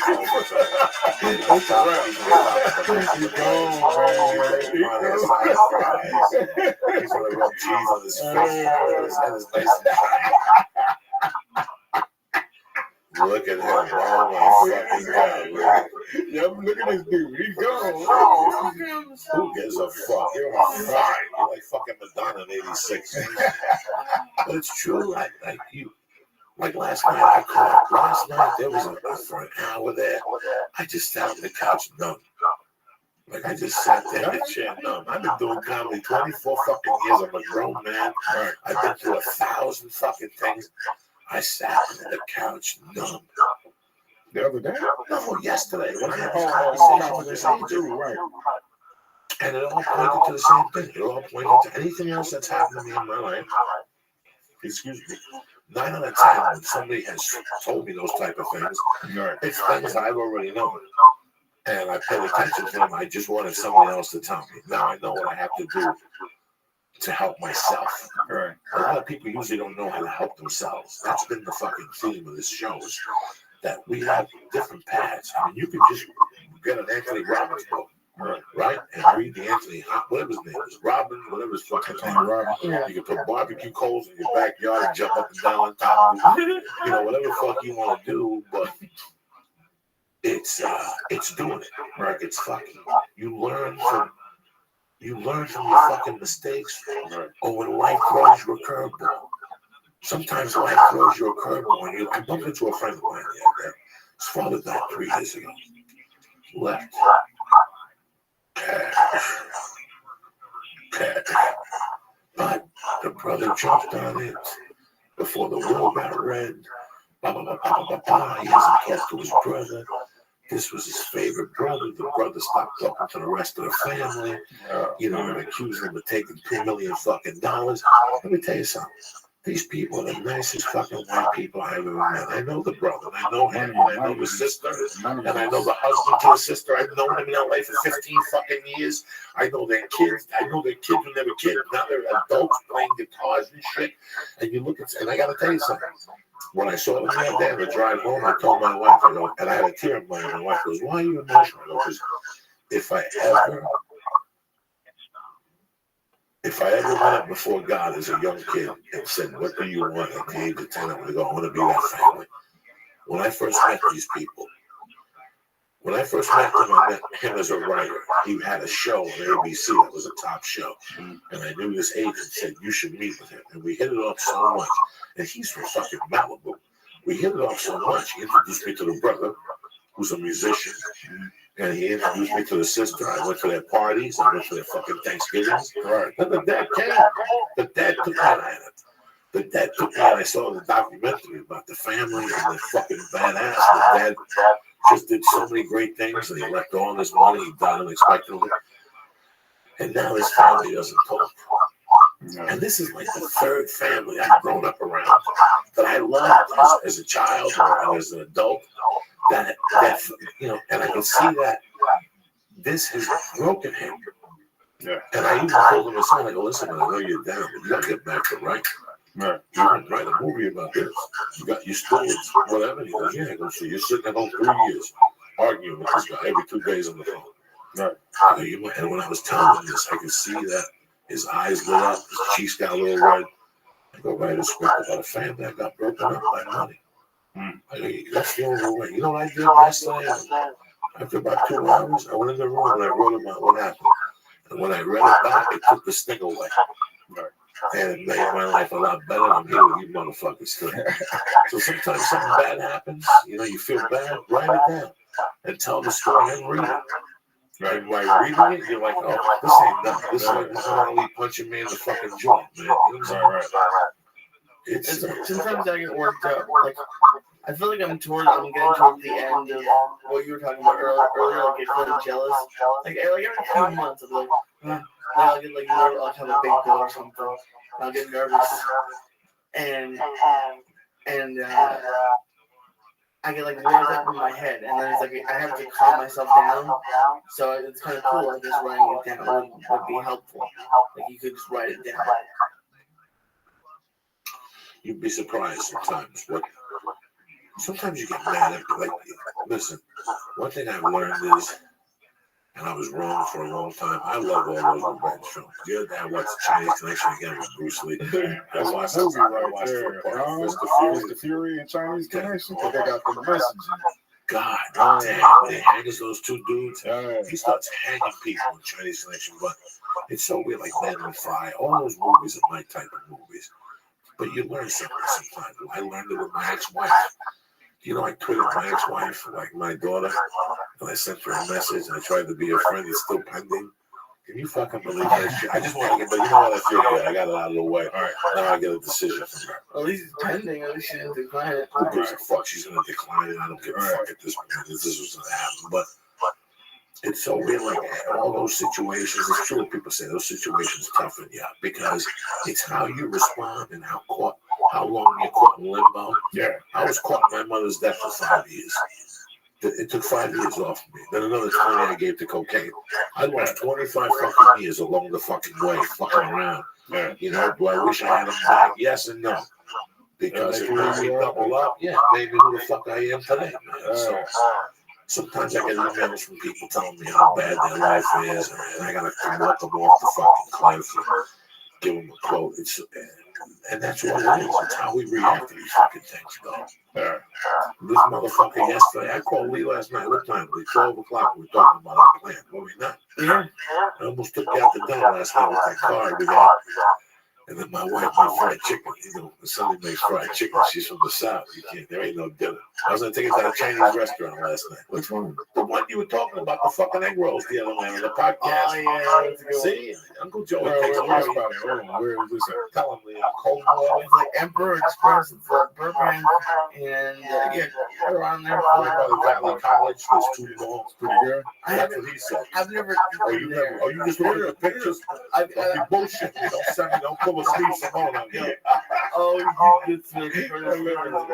I've only gotten delivery. It looks like it's one of those like shitty places that you only get takeout. What did you get delivery from there?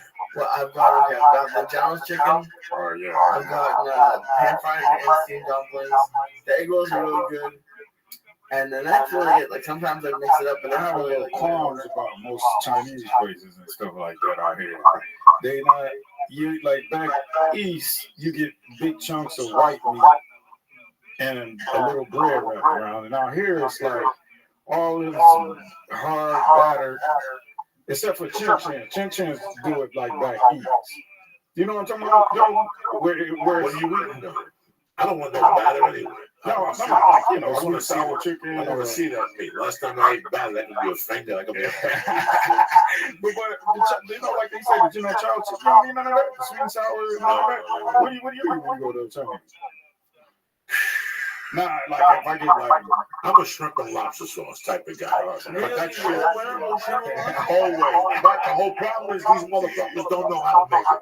So I got to adjust to some type of meat dish. right. You know? What is it? Lobster sauce? I've never even had it. Delicious. I've seen it all the time. You gotta eat it on the East Coast. Gravy, yeah. No, you gotta eat it. You can't eat it. It's like on the East Coast, they make egg foo young and they put a sauce on it with little fucking sprouts. Delicious. In Chinatown, somewhere like I had it in Boston. Off of Route 1 at that comedy place. Oh my God. With the brown rice, fried rice and stuff. I like all that stuff. Nah. You know, I was gonna take you there, and and then my wife made the fried chicken. I said, "Fuck that." And she only made she made chicken soup, but she took 2 pieces, 4 pieces, 6 pieces, and she fried them up. And the baby got 2, I got 2, and my I'm wife not got even 2. sure how sick you were. I think you really looks like I think I'm making a wing fried chicken. No. You don't get guys like me don't get sick. Guys like me have to preventive medicine. That's the secret. That's what America can't do.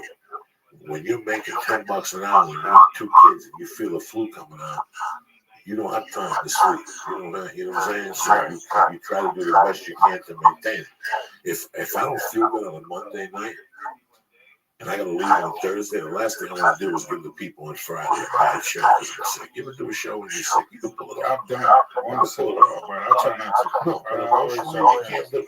Emotionally you can't breathe. I've seen a lot of folks do it. You get a headache. Yeah. It's not a good fucking thing. You got to talk to people afterward. Now you're going your fucking flu. You can explain to them you got the flu. They still want to take a picture. And you get a letter a week later. You're fucking a flu shot. Trust me, you don't want to work sick. You don't want to do anything sick. I just don't want to try it because I don't want to try it and it don't work. So do you ever And you know, it's like a waste of their money and time. Yeah, no, I want you to see the 100% Joe. Yeah, that's how I am. I'm So like, that's what you want. do you have a system for beating a good for staying healthy then? Not sweating, not getting fucking cold air on your back, not, just chilling, fucking taking some vitamin C, drinking a ton of fucking water and pissing that shit out. And I know how it is to be sick, but have to go to work. And you have a sweatshirt on, you get hot, you take that sweatshirt off, bang, fucking pneumonia. So when I'm going on the road, that's why lately people get mad at me after shows. Do you want to get high? I'm not getting high with you because I got 3 weeks of fucking work. And people don't give a fuck. They've just gotten over the flu and influenza and the chicken pox, and they want to get high, so they go to work and tell their friends on Monday they took a picture of you smoking dope. I can't do it. I gotta fucking go to work on it. You can't be sitting there breathing on my neck, gumming up the rolling paper, and then I get the fucking chin flu, and next thing you know, I gotta go on a plane with a mask, and I gotta be sick. That's a horrible way to be when you're trying to fucking do comedy work. I got a couple of weeks left for the year. I want to finish it all up healthy and enjoy the holidays like everybody else, dog. You got a fucking flu or something, you got to go on a plane. You got a pneumonia. There's another type of flu on the fucking plane. The guy next to you is from fucking Bulgaria. And he brought some flu from Alaska. And here you are with 2 flus confused that work on your body, your immune system, trying to fight 2 different fucking flu bugs. Good luck, cocksucker. That's why you gotta take fucking on it. That's why Shroom Tech fucking I live on that shit in me. Shroom Tech. Live on it. Shroom Tech is Palosaurus fucking mushrooms they got for conditioning. I don't know the word. Listen, I'm 600 milligrams, 700 milligrams in. Don't be asking me questions. Jeopardy is my nemesis. We just run through the ad and send you to the webpage. Fucking people want to ask me questions. If it was a white dude, white people don't ask questions. By the way, they want to fucking ask questions. Man, I mean, you can get out there like, Everybody wants to ask questions. hey, you know, trying to understand. Black people get mushrooms and just keep fucking looking at them. Yeah. Black people did this with mushrooms. Right. You know, but not the ones out here in Hollywood. Most of them don't. You want to insult a black person, give a black person they lose that. You see a portobello mushroom. You don't see a portobello mushroom in the ghetto. It's so funny how black people and other people get high. It's hilarious because just the whole vernacular. I was talking about this on stage how because I was telling people how if you're black and you call weed pot, how I can't trust you. You know what I'm saying? Because black people, we don't call weed pot. What do you call it? Weed kush, and you never hear no rapper like I got a bunch of pot in my fucking trunk. You know what I'm saying? I'm in the crib hitting that pot. You never. I call it reefer. Yeah, reefer. Reefer. What's the reefer? We call it whatever we do now. Haze, pearl. You know what I'm saying? If a black dude say pot, it's like, don't trust them. Yeah, don't trust it. They do come up to me like, Doc, you want to smoke some pot? I'm like, no, officer, what the fuck? Who sent you? Like, why are you here? Yeah, you can't. Because only 2 types of people black people can say the word pot. That's undercover cops or the black dude that come from the suburbs with the sweater tied around his neck and his name better be like Carlton or some shit like that. Them only black, we just don't say pot. Anytime I hear a black dude say pot, which is very, very infrequent, I get where you from? It's just weird. When you hear a black guy say marijuana, it's funny. Yes. You just don't hear them. I never hear them. I never hear black people say shit like that. Let me do the Shroom Tech. Anyway, Shroom Tech Immune, Shroom Tech Sport, the hemp protein, 16 grams a scoop, the chocolate, fucking Holland's got it if you need it. That's all I'm trying to say. You fly a lot, they got the turnaround 180. The Alpha Brain is the bread and butter right here. It's What the fuck is it? Is It's he the fighting? Earthbound Nootropic. That's right. Alpha GPC and AC11. This gets your mind thinking. It opens up avenues. You understand me? You take 2 Alpha Brains, you smoke a joint, call me in the morning, motherfucker. You're going to have greens and color and shit like that. 100% money back guarantee. You've heard about Alpha Brain. Here it is. Here's your opportunity. Go to honor.com right now and press in. Boom! You get 10% off your first order. And you get 100% money back guarantee with Alpha Brain. If you don't feel a fucking difference between 2 weeks, we don't even want the material back. We'll just send you the fucking cash. Here's that one for money back guarantee. They're also the makers of hemp protein powder. They're also the maker of, not hemp force, is it hemp force? Yes. I'm kind of snow right now. It's hemp force protein powder. There ain't nothing better. The chocolate with a banana in it, some peanut butter, stop the fucking presses. And like I say, Shroom Tech, I live and die by that shit. I fly every weekend. I hit that Shroom Tech immune. I got Asians coughing on me. I show up with a big dick, smelling like soy sauce, like a motherfucker. You know what I'm saying? Anyway, go to honor.com right now and press in. Sure. Look at the MeUndies stuff. You got any MeUndies stuff over there? They got the material, Teflon, whatever the fuck. We closing all of it. Yeah, we're gonna get the fuck out of here. What the fuck? What you doing with the MeUndies? You slipping. What's with the notes? You over there right? No, it's a picture. You have what you're saying. Jesus Christ, Lee, you're slipping. That's it. So here's the deal, guys. Go to MeUndies.com. No, hold on. We all know how sexy confidence can be. And confidence comes from being comfortable. You gotta be fucking comfortable. You ever be uncomfortable? You're moving around, you're fidgeting, right away. People are looking at you like, this guy's untrustworthy. Something's not right. His balls are itchy. Why is he moving around? But how great can you feel if your underwear is wrinkling and rolled right up? You don't feel good. MeUndies gets it. And that's why they created the world's most comfortable fucking underwear for daily dose of confidence. You wear underwear every day. Me, half time. That's 365 days a year. Rain and shine, you got underwear on.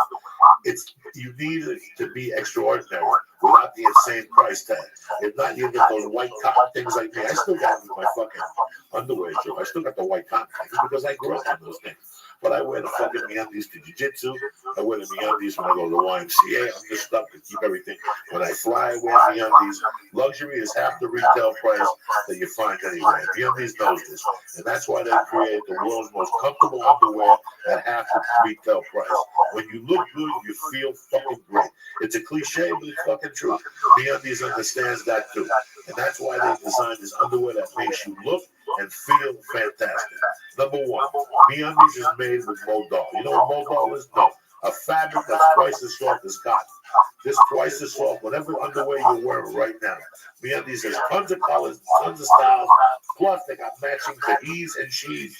And let's say you want to run with Caitlyn Jenner, they got those too, all right? Here we go. Plus, we all know that paying for shipping sucks. So MeUndies has removed that from the equation. So if you order from MeUndies right now and you get this art code, boom, you get it for free. Boom, you get that for free.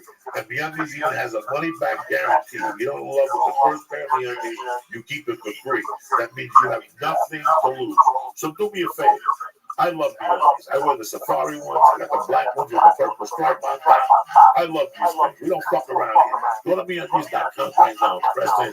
Go to MeUndies.com/Joe. Boom. And order your first order of MeUndies. Listen, I'm going to give you 20% off and free shipping. Who does that? Nobody does that. And I'm going to do the same thing with others. Listen, I'm going to give you a little special deal. They give you 10% off. They send you like a fucking hat. I don't know what they say. Anyway, go to MeUndies.com right now. If you like underwear, it's the holidays. These are the underwear to get your boyfriend. He's going to love them. Plus, his balls will smell fresh. Everything's tucked away. And that's it. I love you guys, man. Happy Doc came up there. Dropping some knowledge for you people that have a rough time right now. It's the holidays.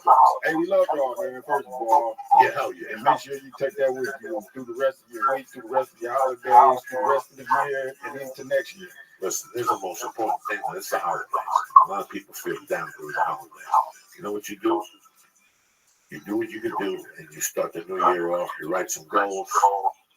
You see where you can get help. You know, but you gotta help yourself. It's a whole new fucking year coming up, and we're all trying to be better every fucking day. I'm gonna be at the Stress Factory Thursday, Friday, Saturday. Next week I'm in San Francisco at the Punchline, and then I'm in Irvine and Broad. The night before Thanksgiving, the 8 o'clock show. Lisa Had will be down there. co-hosting the show. You know what I'm saying? You know what he does. He's always there to pick up a free fucking envelope. And that's why I love it. Doc, thank you for coming on. You got anything going on, Doc? You're around town. I'm around town. Actually, I have to get. Well, I do, but I ain't gonna confirm it yet. But I'll let y'all know. I'll let them know. I'm going on my Twitter, Doc Willis Comedy, or my Instagram, Doc Willis Comedy, and you can see anything that I post there and see what upcoming shows I put on there. And that's it, bro. All right, Lee, wrap this motherfucker up. Why are you sitting there like a little idiot? This show is brought to you by MeUndies. Go to MeUndies.com/Joey to get 20% off.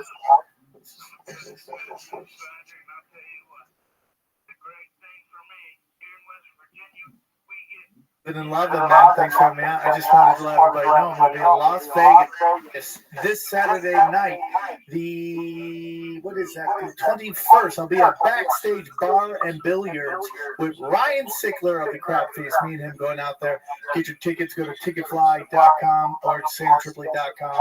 Get it. Love it. And then the following week, I am in Flycatchers in Tucson. That is the 27th and the 28th.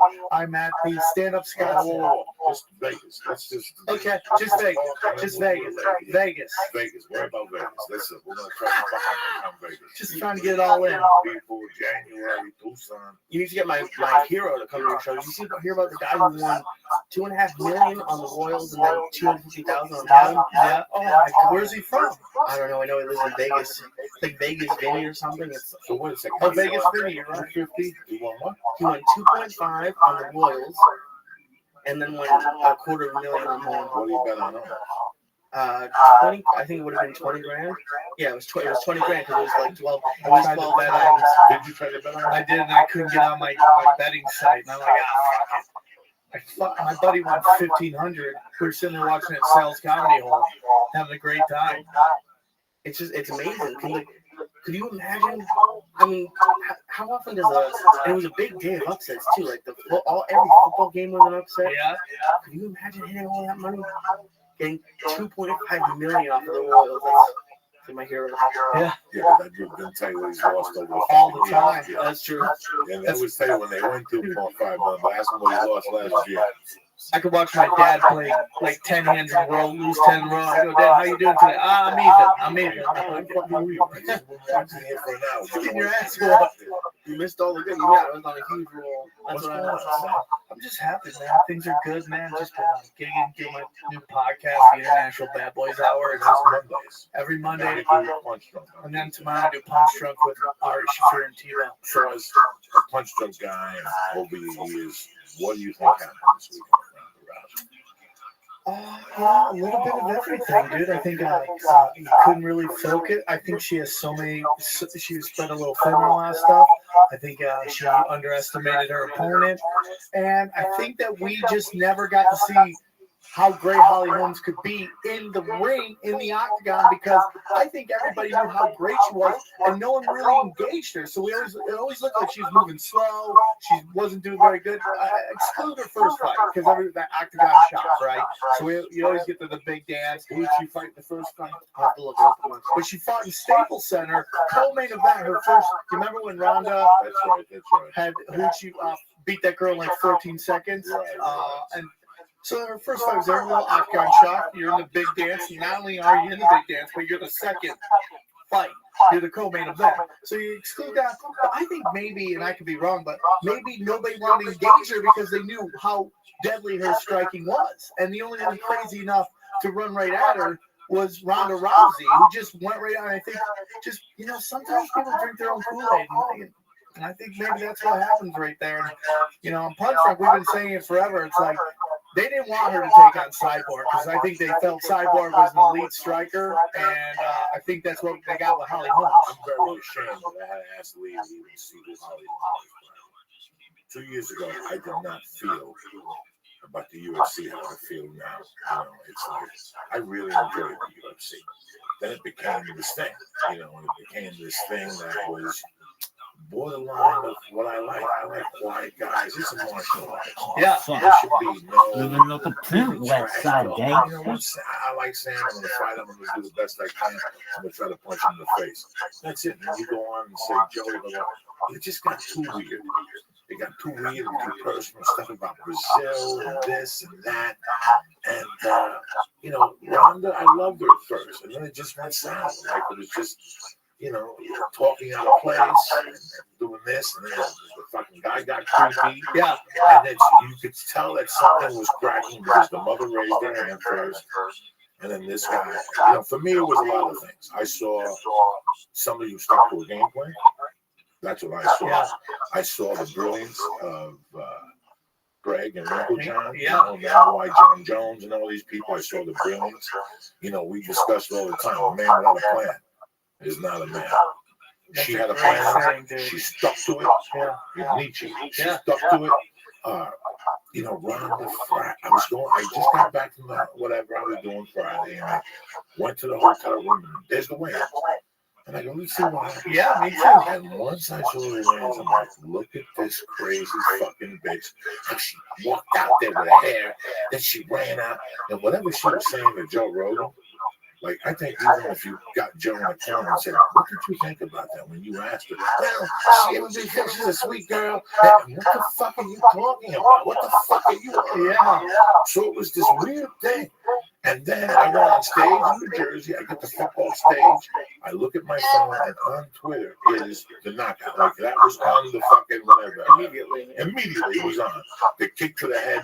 And I gotta tell you, I was fucking ecstatic. Yeah, I was fucking ecstatic.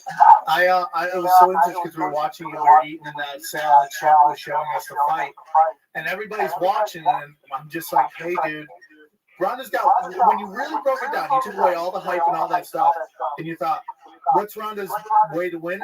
Pretty much her only way to win is that armbar she goes for.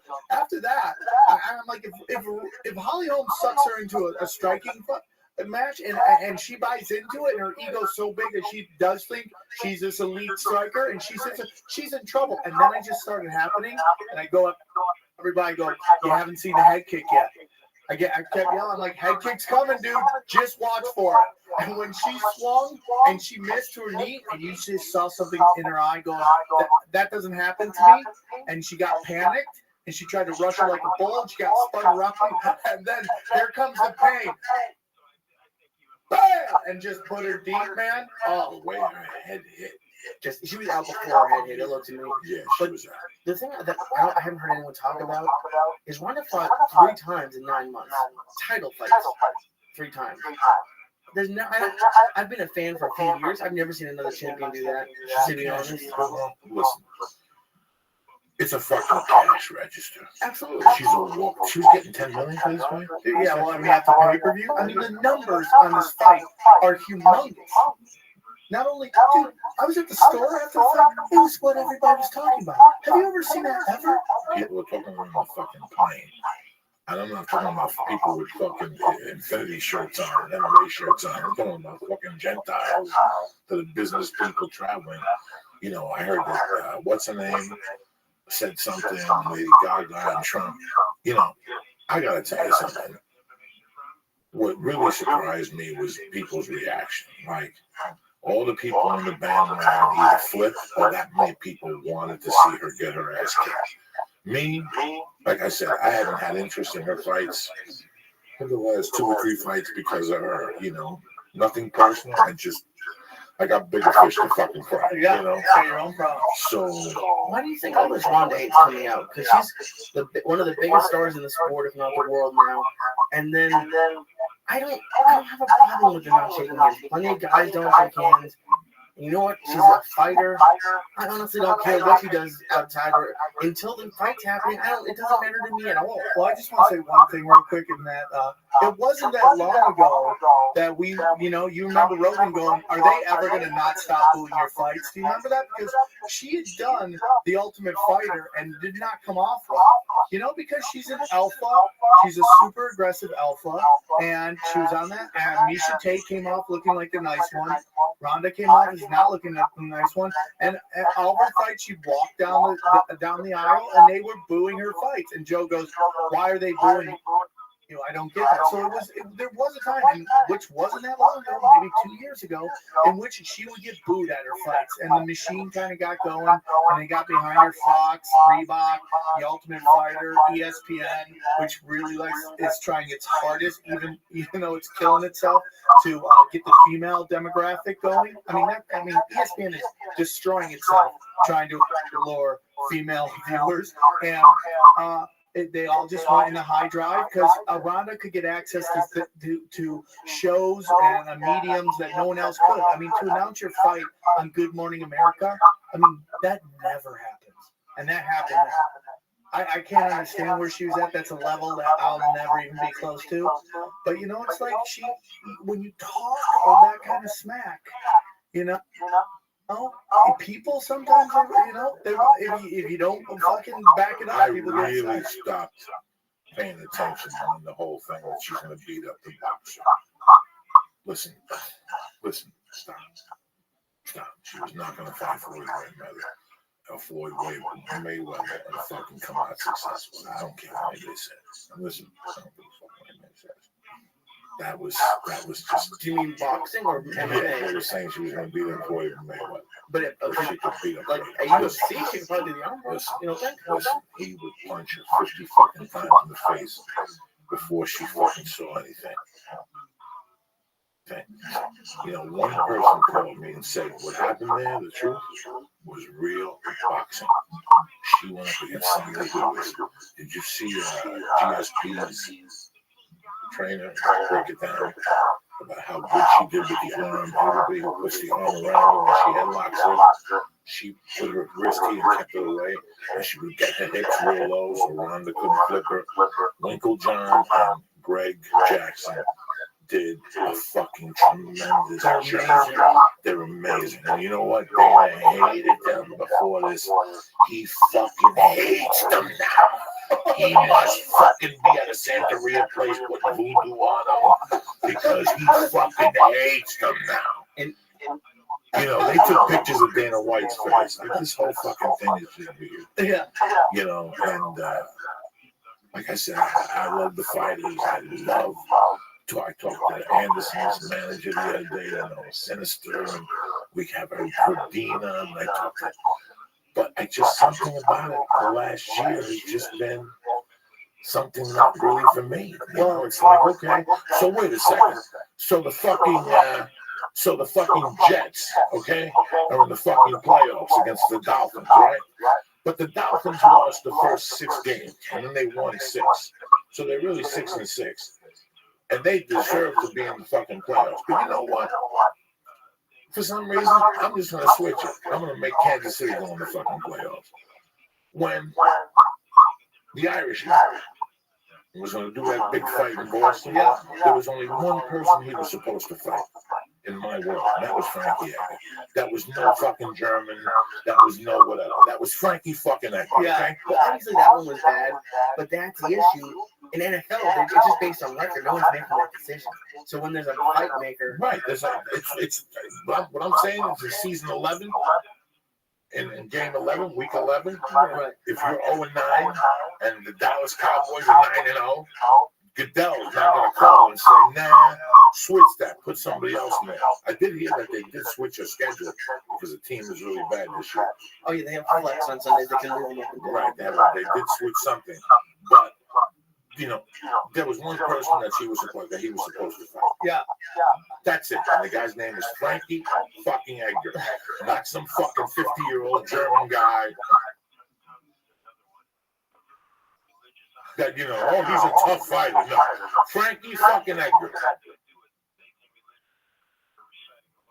When that didn't happen, my television shut off. Okay? After she beat whatever, and she beat somebody else and somebody else. Listen, Stop it. It was time for that fucking savage from Brazil. Yeah. That's what the people want to fucking see. Yeah. It was time for that chicken herd, Yeah. and that's all we wanted to see. Yeah. But you didn't let that happen. So look what happened. Look what fucking happened. The worst fucking scenario in the world. And that bitch is laughing in Brazil right now going, thank God I can get my head. Let's do it now. Yeah. Let me go in there now against her because I really shut her fucking lights out. She still wants to fight her. She still wants to fight her. There's no way they won't let happen. Oh, no. Well, you never know now. You never know now. No, but I think you're right. I think if she lost to Cyborg, she just probably go, I could just make movies, not get punched in the face. I think it's going to be interesting. I think Ronda Rousey will always be a legend. I don't think she'll ever have to have a real job, ever. You know, she's going to be able to go on speaking tours and all that stuff for the rest of her fucking life. But, I mean, she has to really, like, there has to be calculated moves from here on. I don't think you put it back into Holly because I don't think anything's going to be any different. And I think that's why they didn't want her to fight Cyborg because they knew this was going to fucking happen. I'd rather see Holly versus Cyborg right now than see Ronda Rousey versus either of those. Ronda should go back and fight a Misha Tate or something really simple. You know, the first time that I saw the UFC manipulating everything, and I love them. I've met, you've met Dana White.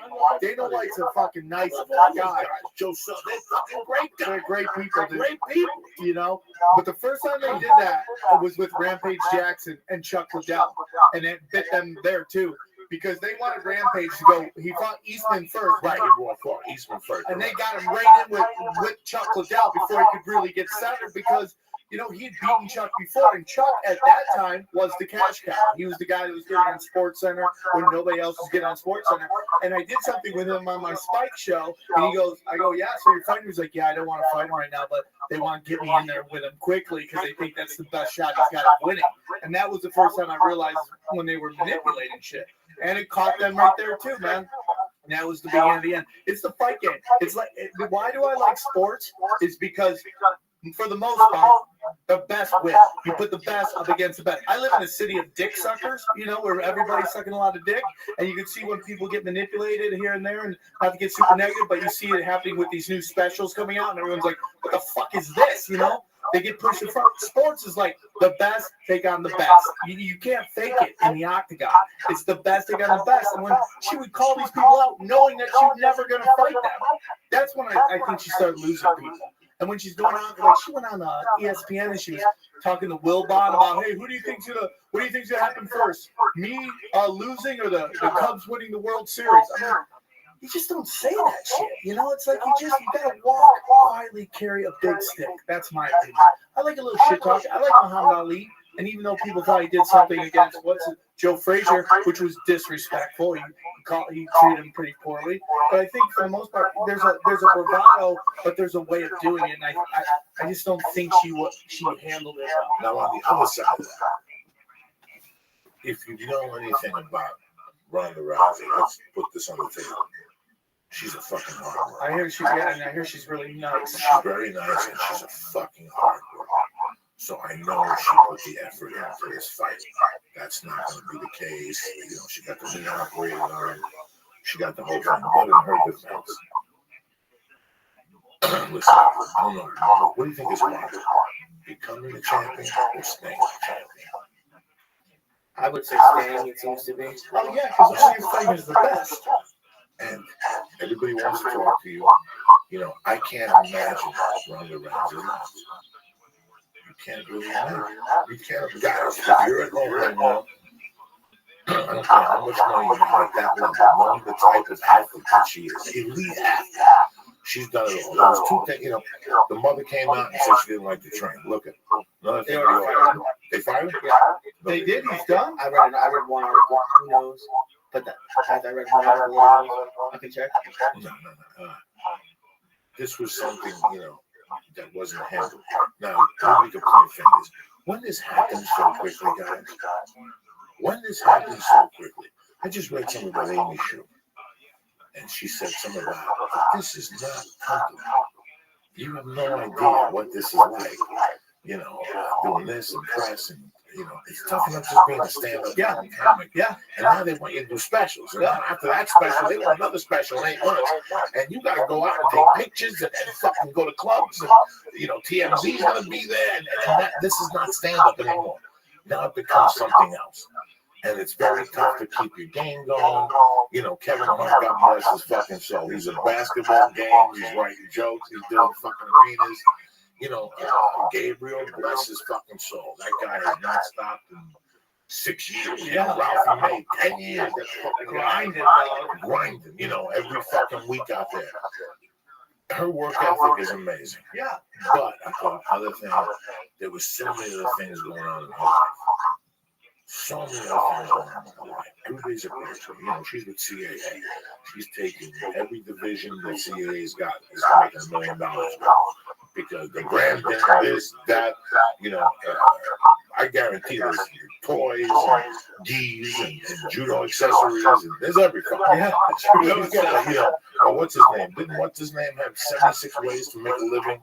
And each one of them was making $500,000 guy with a cable guy.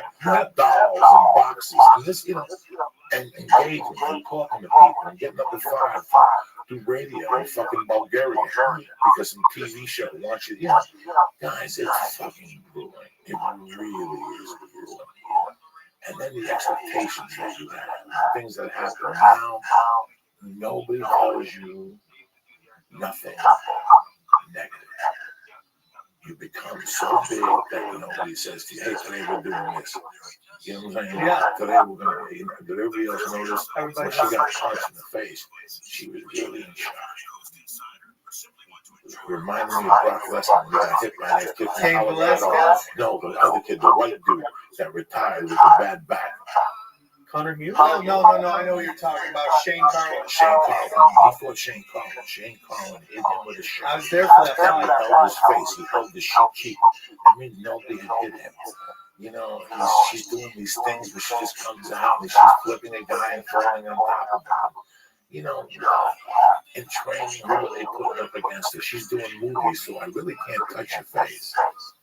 She's doing ads. I really can't touch your face. So it becomes something fucking else, guys. Yeah. So I want you to consider all these things. When she got smacked in the face, look at her face. Her fucking demeanor changed, Jack. Like, this hasn't happened to me in fucking years. Yeah. Why are you punching me in the face? Who are you to punch me in the fucking face? They have tape recordings to her on the floor. And they're like telling her, she's like, no, I want to go back in there. She got knocked the fuck out to the point, but the other side of this, her ego was so huge that hurt more than anything. Yep. And that's the toughest fucking thing to repair. Well, how much did the UFC build that ego? Like, were you guys? I didn't know her in the Ultimate Fighter. Was she always like? Do you want coffee? Can I cut your fucking toenails? Instead of driving, let's pick you the fuck up. You're great. You were great the other night. You look fucking beautiful. Did you see her on Jimmy Fallon? She looked like a fucking Halloween monster. Okay, her hair was all fucked up. They put fucked up makeup on her. Her chest was out. It's not that who you are. Yeah. Do you follow me? Yeah. And since you're in a different realm, you don't even know anymore. You don't even know what's right around. Guys, you don't know what's right around. She's only 28. And she's only 28. This is overwhelming for people who are 30, 35. Let me tell you what. One of the toughest times of my life, looking at it now, that we discuss here, having a great time, but in reality, it was a tough time for my comedy. And I've never tried to have an ego. It was when we shoot my longest shot. When the longest shot came out, I sat by the phone the next day with a pencil and a piece of paper. I was like, let's see who makes the biggest offer first. Okay? You want me to lie to you? No, why do you fucking triple it? No, you would have done the same. I totally respect that. You would have done the same. I understand what that means. And you don't understand. When you're shooting a movie or television show, you do 4 takes. They fucking laugh. They laugh like it's the end of the world. And you're turning around going, why are these people laughing? Am I that fun? And they're coming up to you. And then I would have Mitch Swanson. And all I had was times when this movie comes out, it's all over for you. It's curtains. I was having a couple of people calling me from Paramount. People from Paramount were already calling management teams.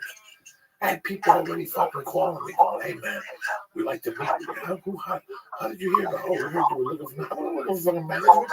And I would go meet, and they take me out. You know how many fucking lunches I went to Lee after the longest yard? So what You happened? know, fucking nothing. Yeah, Nothing. wow. Lee, nothing. Things happened, but they happened in cultures. It happened in cultures. Okay, somebody's shooting a movie. They get home at 10 from production meeting. They're fucking sitting there. They're shooting a mobster movie. They turn on TNT and Longest Yard. It's like, oh, fuck. Joey Diaz. I get a call a week later. And then while I'm shooting, they tell me, "We were watching the Longest Yard. That's where I came from. That grudge match, that director hated me. I shot the Longest Yard. He told me to my face. He didn't like me at the fucking premiere. He told me to my fucking face. He didn't like me. It was not his call. Adam fucking, I wasn't his first choice. Blah, blah, blah, blah. They needed a guy for grudge match. He was on grind. He's sitting at home watching football. And I come out the fucking GoDaddy commercials, a pizza guy. Oh, shit. Oh my God! Things work in cultures. Things work in cultures here. We might be going to the store. For how long was the going to the store? I've been doing it 15 years. Has anybody ever called you and said, because before we went to the store, you heard of Gabe Kaplan? Gabe Kaplan, welcome back, Carter. The guy saw us. The deal was cut in the booth in the main room. Come on, CBS. Hi, we're from CBS. We love you. We have an idea for a school teacher with a bunch of guys. We've already seen everybody. We've got the cast. All we need is the teacher. If you sign here, we'll do 13. Boom. We all heard that story. Has that happened to you? Never. Has fucking PBS called you and said, "We want somebody to get under a lizard. We want you to come down here and do a fucking opera." Never. So you sit there and go, "Does this happen?" Tripoli, someday. After a Tuesday night with 13 people on the only night that snows in LA in January, somebody's gonna call you and go, "Hi, I'm calling you from Paramount Casting. One of our associates saw you last night at the thing. You know how The Sopranos when I was alive? Hell. A 12:45 spot in the Toyota Comedy Festival, which I bought. I followed a Latin band. That fucking Mike Robles put a spick show together, put 6 spicks, put a Latin band, and then put me to close the show. Oh my You ever God! follow a salsa band after they do 3 songs? Oh. I haven't. You have no idea. But this poor lady in the back of town. So I'm walking home fucking ready to cry. Yeah. And all of a sudden she comes up to me and gives me a card and says, "Can you be in an audition tomorrow, 11 o'clock? Okay, so you never fucking know. So everything works in cultures. In my mind, I thought the one of the show was going to get released on Monday. CBS was going to call and say, "Hey, you're interested in doing CSI 22 episodes?" Sure. That's what I really thought.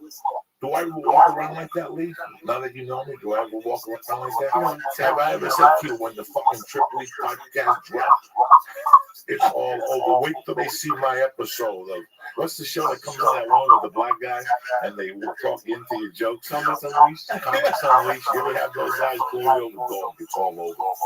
Tommy is going to be sorry I'm not a regular victim like Comics Unleashed. People really have, and I was one of those guys. I could sit here and say people, when the Longest Yard came out because of the bullshit that was told to me, And how long were you on the Longest Yard set? 17 fucking weeks of lies. So imagine 3 years or whatever, 4 years of lies constantly. 17 weeks of people saying, "Wait till this movie comes out dry." Look at the Daily, Joey, Paramount loves it. I remember shooting a movie and being around at 2 in the morning, fucking snorted out of my mind, getting mixer. And one of the editors, he was just as coked out as I was. I'm looking at his dog. I'm on the other crew with The Longest Yard. We've been putting that movie together 24-hour shifts. God damn, you're fucking good in that movie. I mean, it was coming from all over. How would you react? Right. People lighting my cigarettes, but that was funny. The day the movie stopped shooting, that was it. No more phone calls, no more nothing. People, like, every time I saw those guys, I was like, "Oh, fuck." Then Edwin San Juan, people started seeing the trailer. All this fed into this ego was bulletproof. I never fell for nothing. I was never one of those guys that came to Triple and took me. San Antonio, 4 people came up to me and told me I moved back to London. There's people who do that. There's people who come back and do that. I opened the joke deal. 4 people came up to me and told me I was better than he was. And that happened. Those people, they disappeared. Yeah. Poof, because they can't take it. What happened to the 1,300 who disagree with them? Like, that's like a terrible argument. You don't understand. You do not understand. There are Out of Canadians. 1,200 people, 4 people more. Listen. When you start comedy, you go through minutes. Don't how many minutes you have? I got 6.5. I got 8. I got 19. One day, I'm gonna put Triple on the stage, and this was gonna happen. Lee's gonna come up to me and want to do a bump. And I'm gonna go back and do 2 bumps with Lee. I'm gonna forget about Tripoli. And Tripoli thought he had 19. And all of a sudden, I come on and give him the line at 31. And he's like, how long was I up there? 31 minutes. You know what happens to Tripoli now? When Tripoli comes up to me, and he has a decent set at a bar called the Squiggies, where it's comedy from 11 to 1 a.m. Yeah. And there's a tequila special shot, after a Laker game. You know what I'm saying? You can see this is all ego builders. So I say, Tripoli, you do 20? No, Tripoli can do 16. But Triple could do 13 and a half on a fucking good day. That's if he fucking ate right, if he slept 8 hours, if he wrote that day, if his girlfriend sucked his dick. I know Triple could give me 13 and a half strong. But that day, I'm feeling a little fucked up, and Triple puts me together. He goes, come on, dog, give me 20. And I give Triple 20, and then Lee comes up to me, offers me a bump. I go into the bathroom, I do 2 bumps. We start talking about fucking Auschwitz and the Jews and fucking Hitler. And all of a sudden, I'm like, oh shit, Tripoli's on stage. I forgot to give him that light. If I come out and when Tripoli gets off, if he has a decent set, when Tripoli gets off, I'm going to go, Trips, that was really fucking good. That was really good, Kevin. I'm going to give him $5 and $10 for gas. I'm going to go, no, you did 31 minutes. Tripoli is going to get his car. He's not fucking going. He's not going to see it. He's fucking. And he's going to call me, excuse me, who am I speaking? This is Sam Tripoli. I'm calling you from fucking St. Louis, Missouri. Who's in charge of comedy? Who's the big dick of comedy? Every dog. I know I used to go to bed coked up with the numbers. I would go on the yellow pages. There was no computers back then. Just to go on the yellow pages about 411. Comedy's company. Make sure it's number. You know how many times I had the comedy store number before I went to bed midnight? I really calling the phone. Get me on the phone with Paul. I'm going to destroy the world. Do you remember? I don't know how long you've been doing comedy before you got picked up by the comedy store.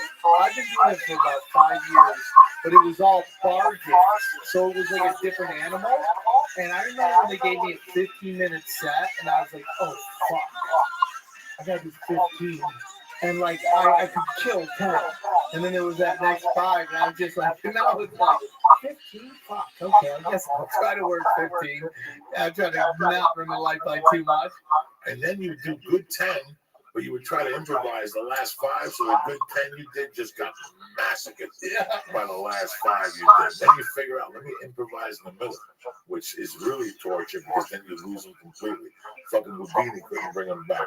Dude, So you learn all these different, cheats. You just learn how to cheat. When you go on the road in Texas, like those rooms in the South, those guys open up with, how about a round of applause for the troops? oh yeah. That's fucking 15 minutes. How about the Green Beret? How about a round of applause for the birds that flew over this fucking place tonight? It's hilarious. They will kill time. How about a big round of applause for the waitress? Let's keep it going for Sandon, Mary, Joey, Tommy, LaRue. Let's keep it going for them. I gotta say something now. I've been hearing this story. Like somebody told me that a lot of these comics now at the comedy store, and I love everybody. They're picking who they follow. They're going up there and they're going, I don't want to follow this guy anymore. And I don't know anything. I've never done that, dude. I've had to follow Savages since day fucking one. And the biggest, we were talking today, they were talking about how, someone had to follow Chris D'Elia this weekend. I guess he had this murder set, and the staff was like, oh, I feel bad for whoever found that. And I go, I followed Chris D'Elia a ton of that. That's how I'm like, you want an education?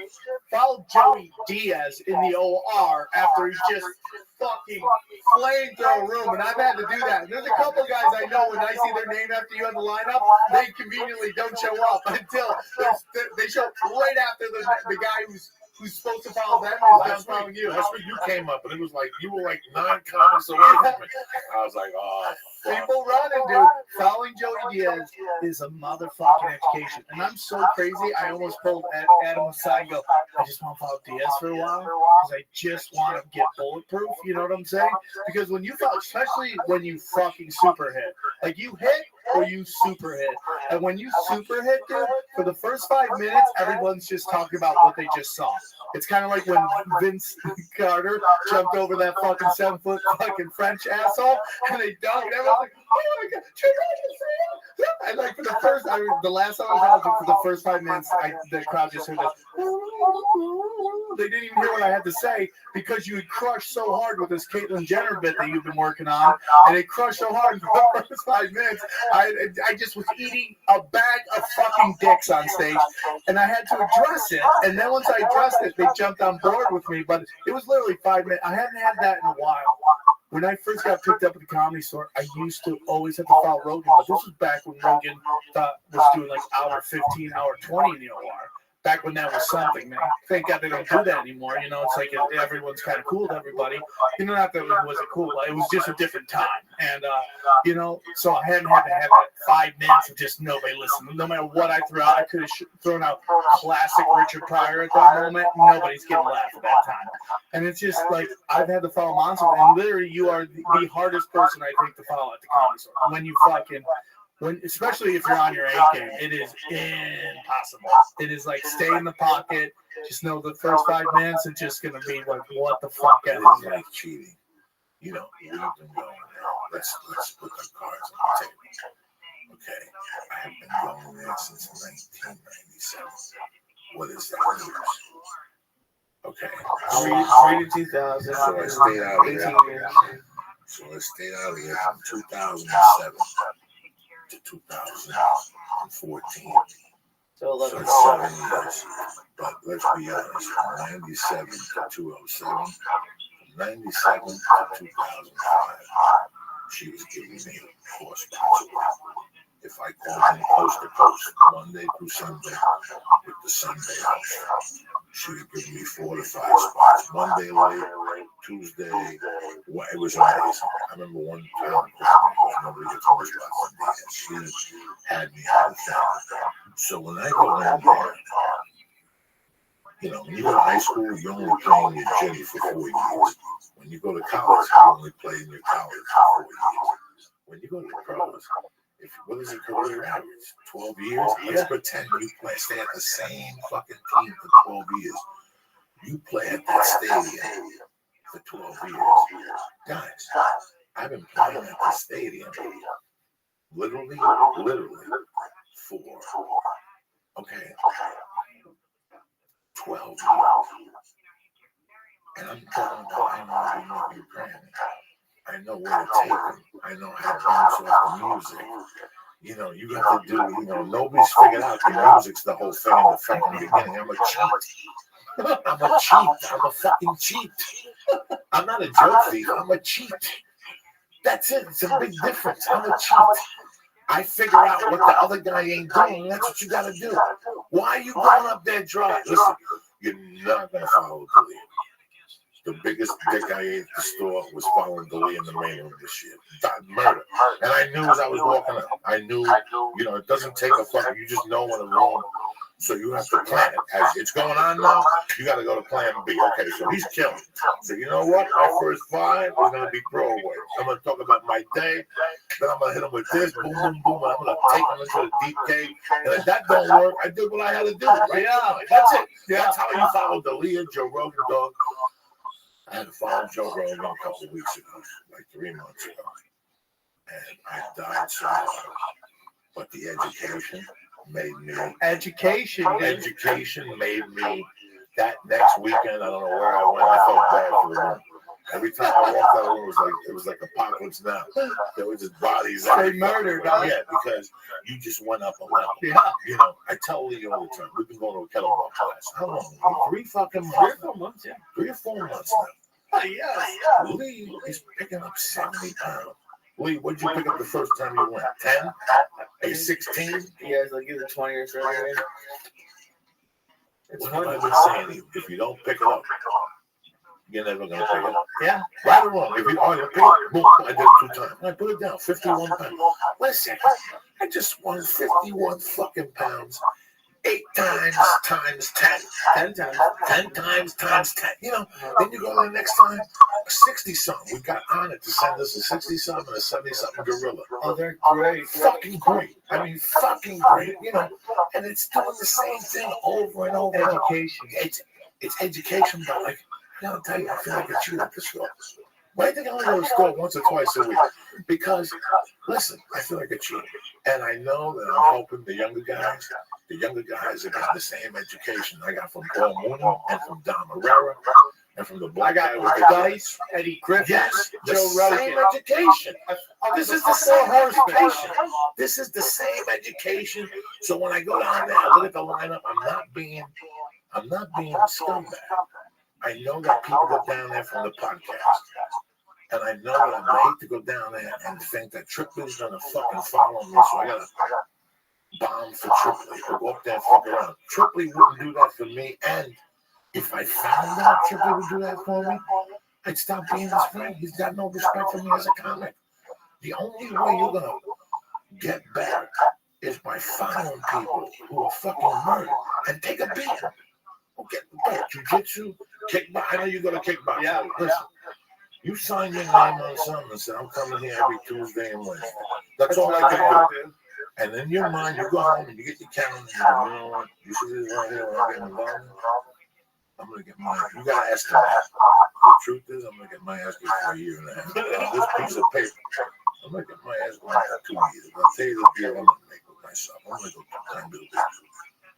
And I'm like, what's today's date? November fucking 16th. Okay, 2 years from now is the 18th, is 2017. So I'll decide that. And I'll see what's good. I like that. But if you don't say to yourself, when you get into comedy, I love these people. You know, again, my witness, Triple, how many people have you seen coming down? All of them.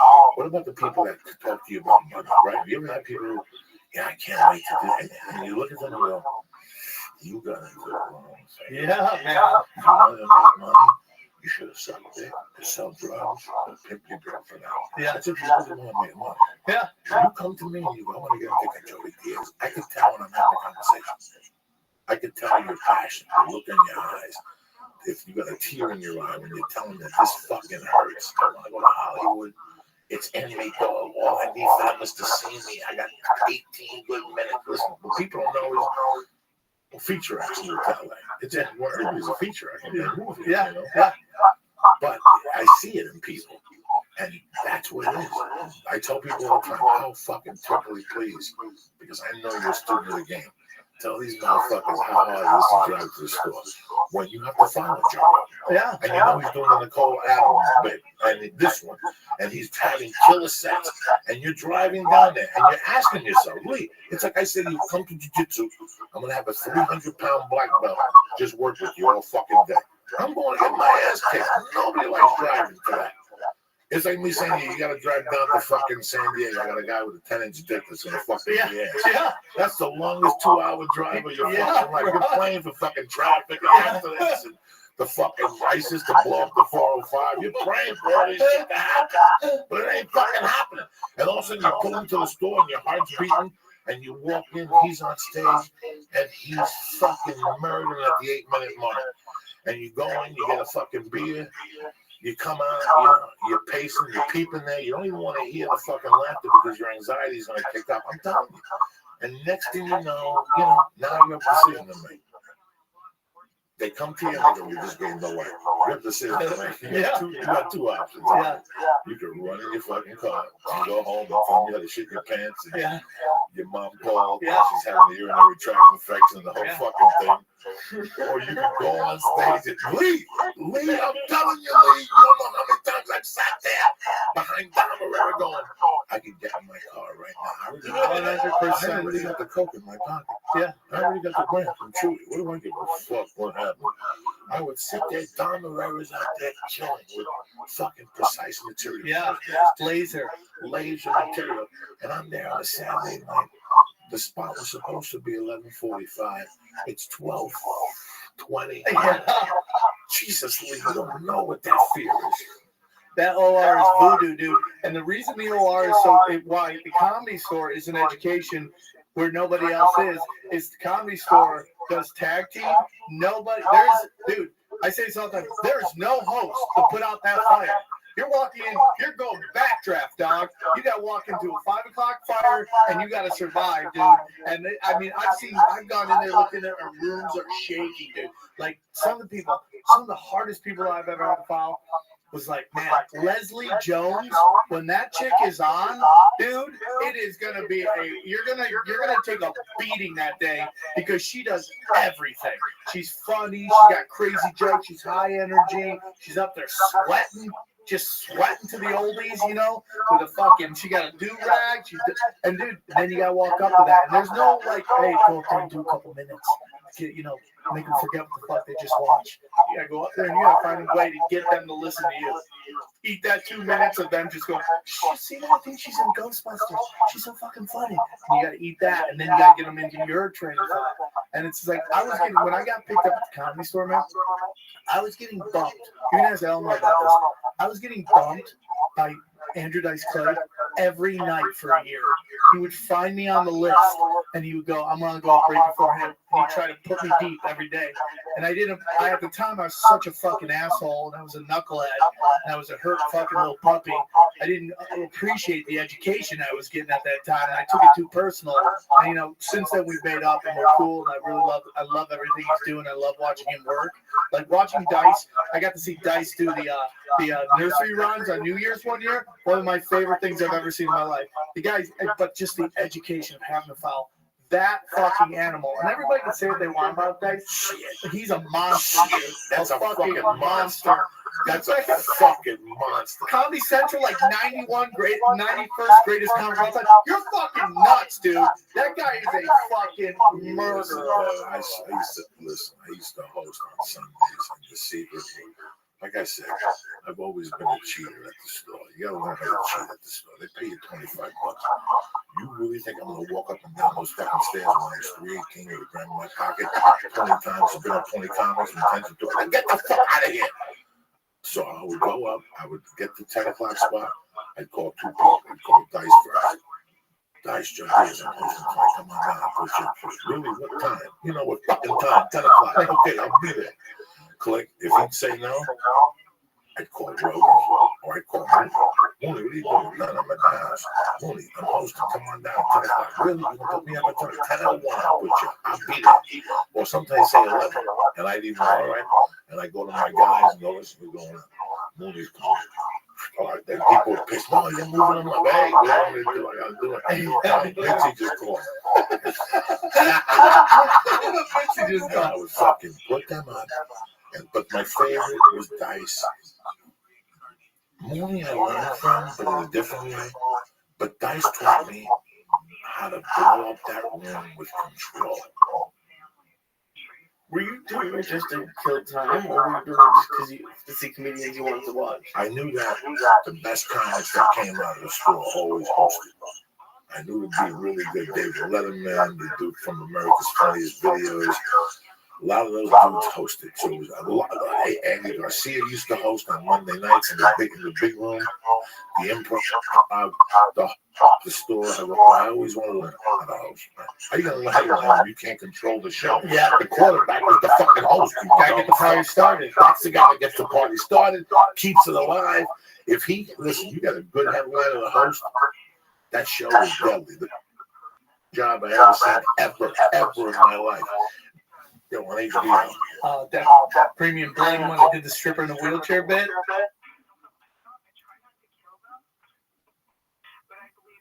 Control the game. But to learn how to control the game, you got to host. You're at home. The comics are home. Joey, how do I do that? I tell you how you do that. If you're not working, your work. So you got the weekend off because you think you're a headliner and you should be co-headliner, but the town over, Bethesda, whatever fucking hellhole you live next to, has a Friday and Saturday, and they got some shitty. Go down there. I'll host for free. Really? I'll cancel the ass hosting. You can drink and eat for free all weekend. Who gives a fuck? You're practicing. You're practicing. Everybody wants to host at the store, but if you learn how to host in a bar, God damn, you're getting good fast. See, when I started in Vegas, that's where I started. We had one open mic every other week. With your boy Scott Ross. Scott Ross, Doug Stanhope had started the scene. Then it was me and Joe Coy, and he was kind of doing his own thing. I was doing my own thing. And we had one open mic every other week. So you always hear these stories about New York City comics getting up like 5 times a night. You got to do it, man. I'm like, fuck, I got to get up every night as much as I can. So I would go to bars, and I go, hey, man, what's your dead night? And they'd be like, oh, Tuesday. I go, give me Tuesday. You got stage. I'm going to do an open mic. Let's work out a deal. I make a little scratch. I get some stage time and some free drinks. I would just do fucking an hour on stage in between each comic, just working out, killing hecklers, dude. And I was born and bred in bars. So when I came to LA, I was such a wild child because bars in Vegas were nuts. I had to learn how to play comedy clubs, but I had that fearless style of just going up there, just fucking crazy. And then I get the training at the Comedy Store. So it's like very rare that I will walk into a situation I ain't been in 1,000 times before. And just knowing how to handle the situation, if shit ain't going good, be in the moment, talk about what the fuck's going on, how they ain't liking you, and you know what, I'm not liking them, so why don't we all just get past that and just like making funny jokes and get them back. It's really amazing when you get out of the monologue and you just start being real with people, how shit changes, and that's what the Comedy Store forces you to do. You gotta be in the moment, dude. That's the other thing. The Comedy Store teaches you to use your head as a counter. It teaches you that, you know what? I have a joke that's topic, okay? But my sponsors love it. They've already heard that joke. Yeah. You got to listen. So I got to throw that out the window. Even though it's your best joke, you got to throw it. It teaches you how to become really smart. It teaches you how to go up there and fucking rave. Like, my cheaters in the comedy store? Yeah. What are you going to ask me? What's your goal? When I go to the comedy store? Like, out of a set, yeah. Okay, when I go to the comedy store and I perform at a club, I have 2 different fucking goals. My goal when I perform in a club on the weekend, you're coming to pay and see him just to give you the best show possible. And I take a few chances, but not really. I give you what I've been working on because I want you to flow. I know what the fuck I am. Get the fuck out of there and laugh. When I'm at the comedy store, those 18 minutes, if you know as soon as the light gets on, I'm done. I never want to realize this stuff because there's no real thing. Yeah. I'm like, this is what I am at the store. Okay, when I go to the store, I got 14 and a half minutes left, and I'm down by fucking with 2 minutes left. There's 7 plays, and I gotta do 6 of them. I'm gonna score. We're gonna kick off. We're gonna fire, and I'm gonna do 3 more. That's it. Did you hear what I just said to you? When I go to the store, I go to the bar. I get water. I get fucking worked up. I walk by, I listen to the laughter. Sometimes Check out how it's going. Check out how it's going. I go in there, I sit in the back, I smell. My favorite thing is to go up 4 comics before me and sit in there and watch the different comics and really laugh. You, Steve Byrne, Sebastian, That guy's a machine. the fucking Italian kid the other Brett kid. Ernst. Not Brett Ernst, the other kid that's been going up that kills me. Mike Costa? Mike Costa. Oh, Mike Costa's another guy. I watched him follow you because the same guy, I'm not going to say his name, didn't show up to follow you. And I knew it was going to happen to me, man. I go, I saw you, then him, then me. I'm like, oh, that dude ain't going to show up. Sure shit, he didn't show up. And that was the first time I noticed it was with Mike Costa. And you were murdering. You were doing your Caitlyn Jenner bit, and it was murder.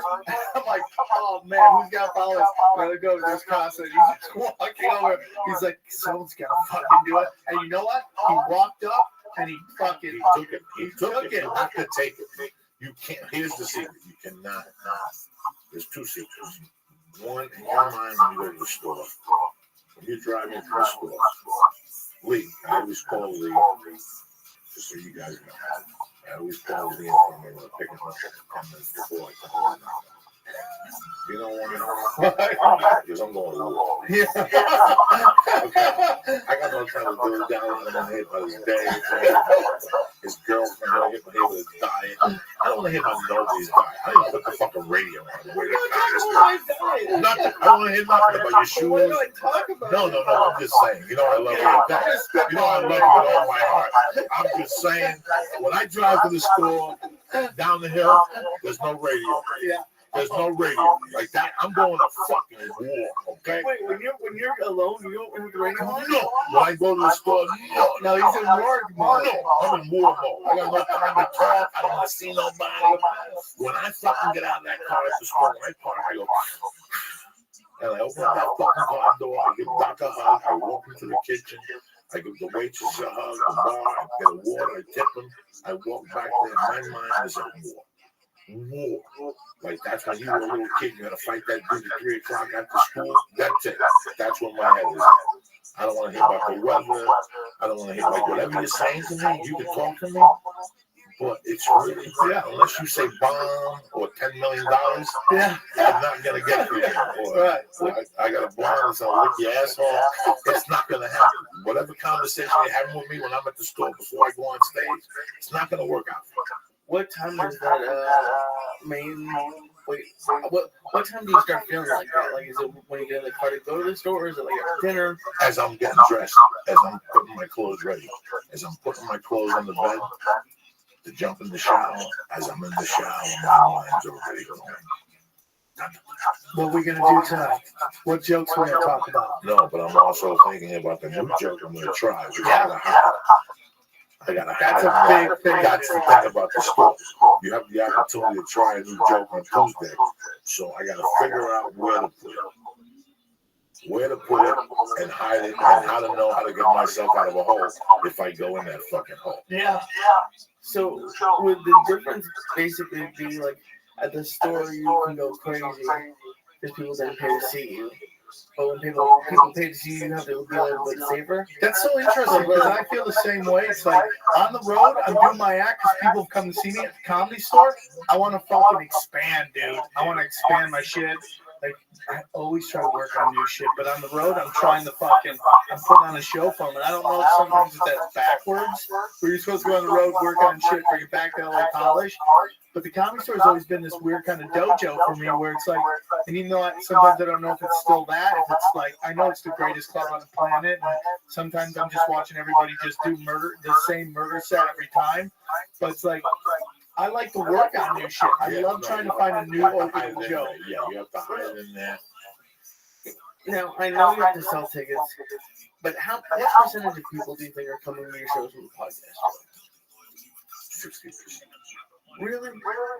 Do you think 15 people that from something has anyone? turned them on. Yeah. You know, 10 from Comedy Central, this is not happening. 5 from Locals Comedy Slam. So that's the point. Don't you think that with how many people are so knowledgeable that they might even enjoy being like, hey man, just go for it. If it goes bad, Here's the deal. Let's talk fucking business here. In 2005, when this year came out, I had great opportunities. I had the guy from AP in Brooklyn. At that point, let's be honest, at that point in time, I was doing comedy for 14 fucking years. I was nowhere close to being a fucking headliner. You know why? Because, yeah, I was comedy. Listen, you give me a fucking joint and tell me there's going to be a brand new blow after that. Me and Triple can go somewhere and there'll be a few broads there. Someone will suck dick. You know what? I could be fucking funny. I could be cute. I could get there my club cells. You know what I'm saying? I could have 3 bits and stretch it into an hour and ask questions and talk shit. Take chances. I could take chances. You know what? It's 50 fucking 50. You know what? Those people are going to go. I don't give a fuck what people think about society or how it works. Twitter, Facebook, social media. There's nothing as strong as word of mouth. How do you think Smith fucking got heard? We went over this. It's 1970 fucking 5. People saying Smith is strong on drugs and not gonna come back. How did you fucking get known in those days? What did you do? We got in the bus. And you traveled from city to city 18 fucking times. And you rocked and went in there with different fucking bands. And sometimes you headlined in a small bar, but sometimes you go in there with fucking heart and you be one of those guys in the fucking, and your word gets out. You grind. You know what I had going on in 2005? You know why by 2007 my addiction was the highest it ever was? Because of all this shit. Because my comedy wasn't working, nothing had happened in the longest yard, and the comedy should have been fucking working. I had been doing it for 13 fucking years. I had been at the store for fucking 8 years. How can I be going to these clubs? I went to Atlanta. I went to, at that time, I was laying down on stage, hammered at fucking Beaumont, Aberdeen. I went to Houston. I was drinking on stage. Listen, man, no. What were you No, thinking? you have to go. I was thinking that that's what Tennessee did. That's what the greats did. They got high and went up on stage. They giggled and yeah, they had a little bit of material, but nothing was really worked out. Jesus fucking Christ, I was horrible for 14 fucking years. There was no stories. It was Rodney-ish. It was very Rodney-ish, like no point to it. There was no personal life in there. If it was personal, it was something about a sex thing. How did that develop? Laziness, a waste of fucking time. But I could do 20 minutes because of the store. See, the store was my cover. It was always my cheat. Because it's not how many people you kill, it's who you kill. If I go into the store once a week and I murder that room, the whole fucking town is going to hit it every fucking week. Guy comes in, kills him, that's it. He doesn't even get a drink. He doesn't even say hello. He don't even say Get in, get out. He's like a fucking vampire. Just like Tony Bennett, he'll fucking sit there. Look at you. Fucking high. Great shape now. Yeah, you look beautiful. These chocolates, they're always. I love that. That's one of my favorite parts of being here is how baked you get me. I don't party anymore, so I get to live through you and how baked you look right now. You just look great. I'm glad to be here.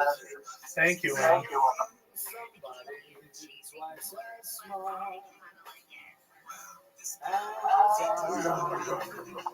I forgot about the 2 stars.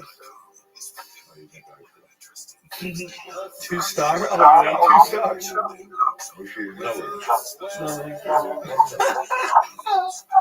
I wish I loved weed. I like to go faster. They make weed that does that. They make weed that makes you feel like you're doing coke. I don't know if it's that'd be great. But don't they have like active weed? Active weed. So cheap, but it's not what Triple is looking for. Triple is looking for a kick in the fucking ass. Looking for the cleaned up, man. I remember when you went to the store in the beginning. You were young. I always liked you. And I always tell people the story because it's one of my favorites. I learned from you. Sometimes you just learn from people. The main room, it's like your second week once he puts you in there. A bunch of old people get there talking about Chinese people on X. I'll never forget that. They were staring at you and you're selling that joke like, fuck it, I'm there. And I know you had X in your pocket and God knows what else. And then you had beef with somebody one night at the bar. One of the bartenders, you fucking got hammered, like, damn, Trip, you gotta go. You look at me, we like, oh, this motherfucker's half in there. That's crazy when he has a few cocktails. I was nuts, dude. I was nuts. And I was immature. No, but that's what's fun. That's what I like about it. Like, listen, man, I don't want a guy that goes in there, sometimes a comic, that was my problem. I'd watched so many fucking YouTube Hollywood stories, and you watch this Bill Hicks, and you watch this Pryor, and you watch this Tennyson, and the behavior was great. But that behavior is unacceptable in the comedy world today. Oh, yeah, Because 100%. it would get out in a minute. In a minute. You go to a club now and you do 8 balls and don't show up. It's too politically correct to come see it. Nobody. You don't hear about nobody fucking up no more. Like 10 years ago, you heard every week who was at a club, who fell under a fucking table.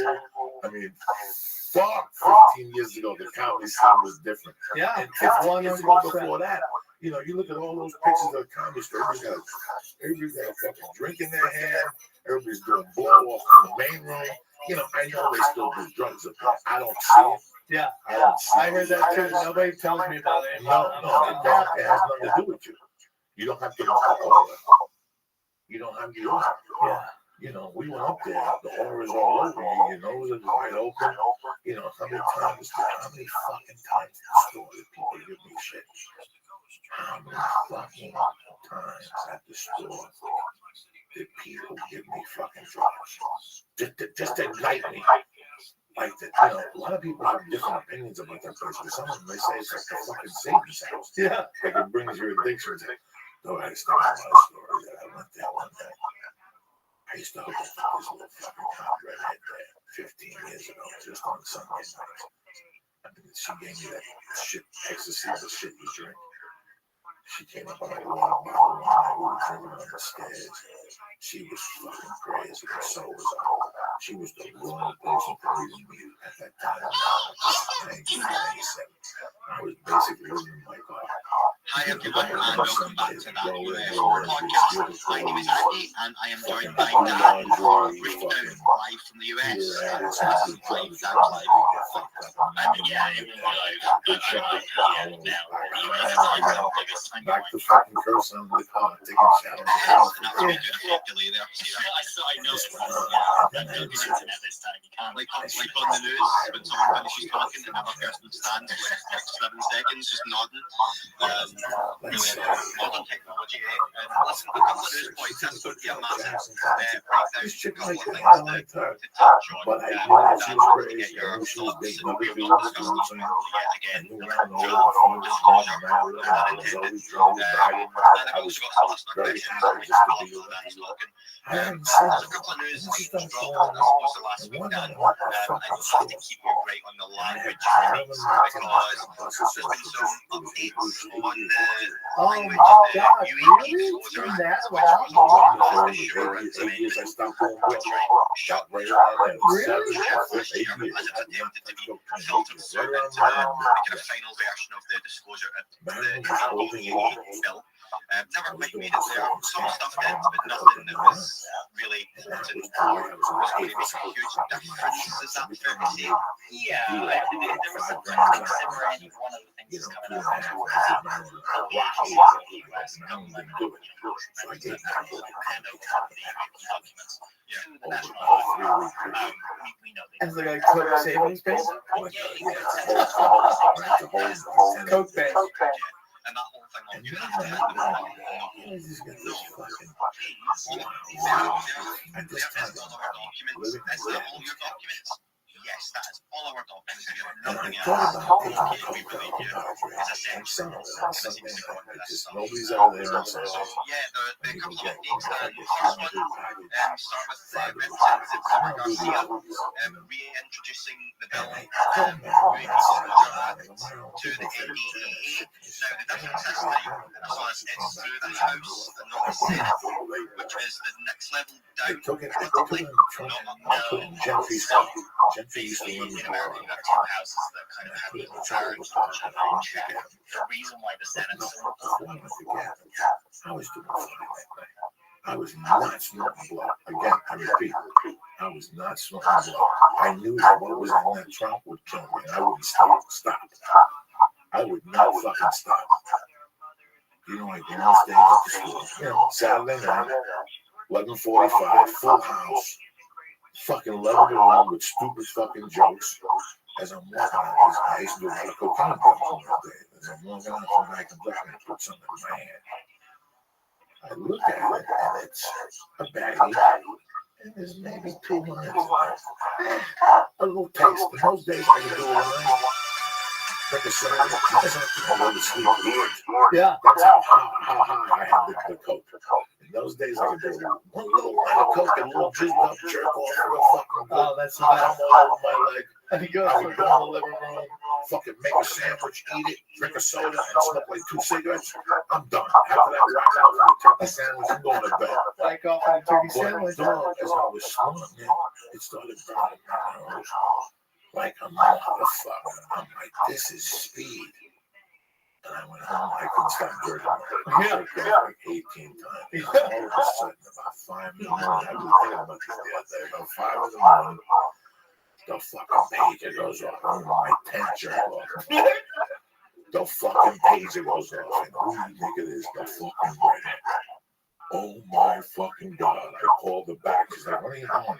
Where are you? I'm like, Gavin. She goes, I'm picking you right up. Fucking 10 minutes in the car, I get in the car. I don't know where this bitch went at 6 in the morning. She got 2 bottles of vodka and a case of Starbucks coffees, those pink coffees. Yeah. And we went back to the house by the director's guild. Yeah. And fucking, we started snorting. Next thing you know, I took the 10 packages. I took the 10 packages out. I went over there with fucking 20 fucking grams, 30 fucking grams of blow. Sunday morning at 6 a.m. Oh my Oh my God. Now, she had a sink, and over the sink there was a cabinet. In that cabinet, I swear to fucking my daughter Mercy, that woman had everything. Like when I would go over there on Sundays and spend the night in the morning, she goes, do you need anything for the week? And I go, what do you got? Well, I have these canal pans, and I have this. I will MDMA. She just gave me a bag of goodies. I leave there with 3 sleeping pills, 2 Manols. If you only want to sleep 3 hours, I have these. If you want to sleep 10 hours, I have these. If you're going international, It's like a voodoo oh, dog. the dog, this chick was on. She was tapped into that whole thing. That's women. And then she would disappear for 15 minutes, and she thought, she thought like Joey fell off a fucking banana truck. She told me she disappeared. She disappeared for 20 minutes, bro. And then she'd come back with a nod with fucking lingerie. And she'd do a crazy dance, and I'd have to sit there all coked up and put on with it. Listen, you coked up, ladies, I got advice for you. If a guy's coked up and you're with him, he don't want to see you dance. All he wants to see you do is suck his dick. Yeah. When you're sitting there all coked up and you think there's something on the other side of the fucking wall, you know what? If this goes down, I want my dick sucked. I don't want some girl dancing for me. Oh my God. And she started dancing. And we and triple, you know me a long time. I would empty the package and cut it into like 5 months. We were at that point. Like by 1 o'clock in the afternoon, each April, my heart was beating. We put 30 movies on in 3 different rooms. I mean, we were smoking cigarettes. It was fucking hard. Awesome. This story makes me want to go take a shit right now. This started on Sunday. It went all the way to Monday. Oh, man. We fell asleep Monday afternoon and Tuesday. I had somebody pick me up, but here's the moral of the story. Thursday, I was still barfing from all the Valium she gave me. Oh my God, everything she had, we ate. Like we ate every hour. She came back with a different fucking pill. And I remember driving and being at a light, like on Kauai in Hollywood, and all of a sudden I felt the puke coming up 2 days later. And all of a sudden I went to cover my mouth. And the puke came out, and I had fingers open, and it just squirted in different directions. And one of them squirted up. Oh my God, one of them squirted up. And as I'm driving, it kept squirting on my roof. And I had to wipe it. Oh God, it was horrible. That was the last bender. Oh, really? That bender with somebody that I went on. Like after that, I never called that crazy bitch back. She called me years later after that. And she goes, how you doing? And I was going to New York to do Analyze That. That was big for me. Yeah. And I was at the store and she called and she goes, I'm at Denny's. Remember when Denny's was on Sunset next to, now what's at Denny's? The Jewish place, the Israeli place. Aroma. Before Aroma. Oh, yeah. There was that Denny's. And that Denny's, guys. Shady. That was the real deal. If you walked in there at 3 o'clock, oh my fucking God. So I go, she goes, I'm at Denny's, come meet me. I go to Denny's, and that was it. She had the bags on her eyes. She was nodding, she had bruises on her legs. She had a skirt on. She looked like fucking Becca had been pulled for like 3 months. And this was a beautiful fucking girl. Heroin, you think? It was heroin. And then we started talking. And she's like, hey, what if you finger me here? And I was like, fucking. I mean, she was gone. And listen, don't get me wrong. Anybody else, I just wanted to go to New York and shoot this fucking movie. I didn't want to do blow. I knew just getting involved. Like, my finger, it was all, I was going to miss this flight. And I'm like, this is the last thing I need. And then I never saw her again. And guess what, guys? Boom, I saw her in a fucking commercial for plus size. Then I saw another commercial for something else. Recently? No, this is like, because I hadn't seen her. This went down in 97. The drug fucking overdose at the house. And then that thing would analyze that. Had to be 2003. And when I popped along with 2005, she started popping up in commercials. And then I bumped into her one day, that thing on Fairfax and Howard and Sunset. Looks like grocery store. Rock and roll? No, right on Fairfax, on the corner there. Oh, fucking Whole oh, Foods. yeah, I love it. yeah, I know what you're I talking about. bumped into a fucking there. Trader Joe's? No, it's a small Yeah, one. it's either one of those. It's a tiny Whole Foods. Yeah. Fucking rich people. Yeah. But Fabian used to live down the corner, so we Yeah. used to go there for lunch. And I went over there, and that's when I see her. She goes, yeah, I'm kicking ass with her. I got up the heroin. She goes, the guy who was dating robbed me and gave me hepatitis and shit. Fucking BD. And they found me in the corner, almost dead. It was horrible. Oh, my God. And I let her ask me, what do you want? She goes, she goes, the last time I saw you was that 3 fucking day back. You never called that back. It was, you know. I didn't want to go deep in those days. That was just too deep. Oh, yeah. And every time I saw her over the 6 or 7 months, we got deeper and deeper and deeper. And then one night she just took me through fucking deep, and that's it. Nobody makes me do 25 fucking grams of fucking blood every night. That's crazy, dude. I used to do a lot. I used to party a lot too, man. And I was telling my friend that I remember one time. Because sometimes when you're in your blow phase, you forget where you gotta be the next day. And I was doing a ton of fucking blow, dude. And then I got a call from Paul Hughes. He's like, hey man, are you ready? I go, what? He goes, we got that fucking charity event today. I'm like, oh fuck. It was I had to do a police LAPD charity event to keep kids in the inner city off of drugs. And I was fucking coked out of my goddamn skull, dude. A little bit of coke, a little bit of speed, and I was jacked.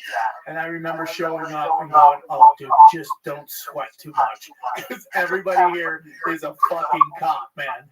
And I went up there and, like, the worst thing, the hardest part about doing that gig was, like, not only do I have to probably not be on drugs, but I also have to do work somewhat clean and not offend anybody. And that's the worst thing, because they were doing stuff about, one guy goes, you know, let's give up for Officer Garcia on the middle Mexican police. I'm not Mexican, dude, I'm Puerto Rican. And they were getting infighting on who was like Puerto Rican. So they were like super fucking,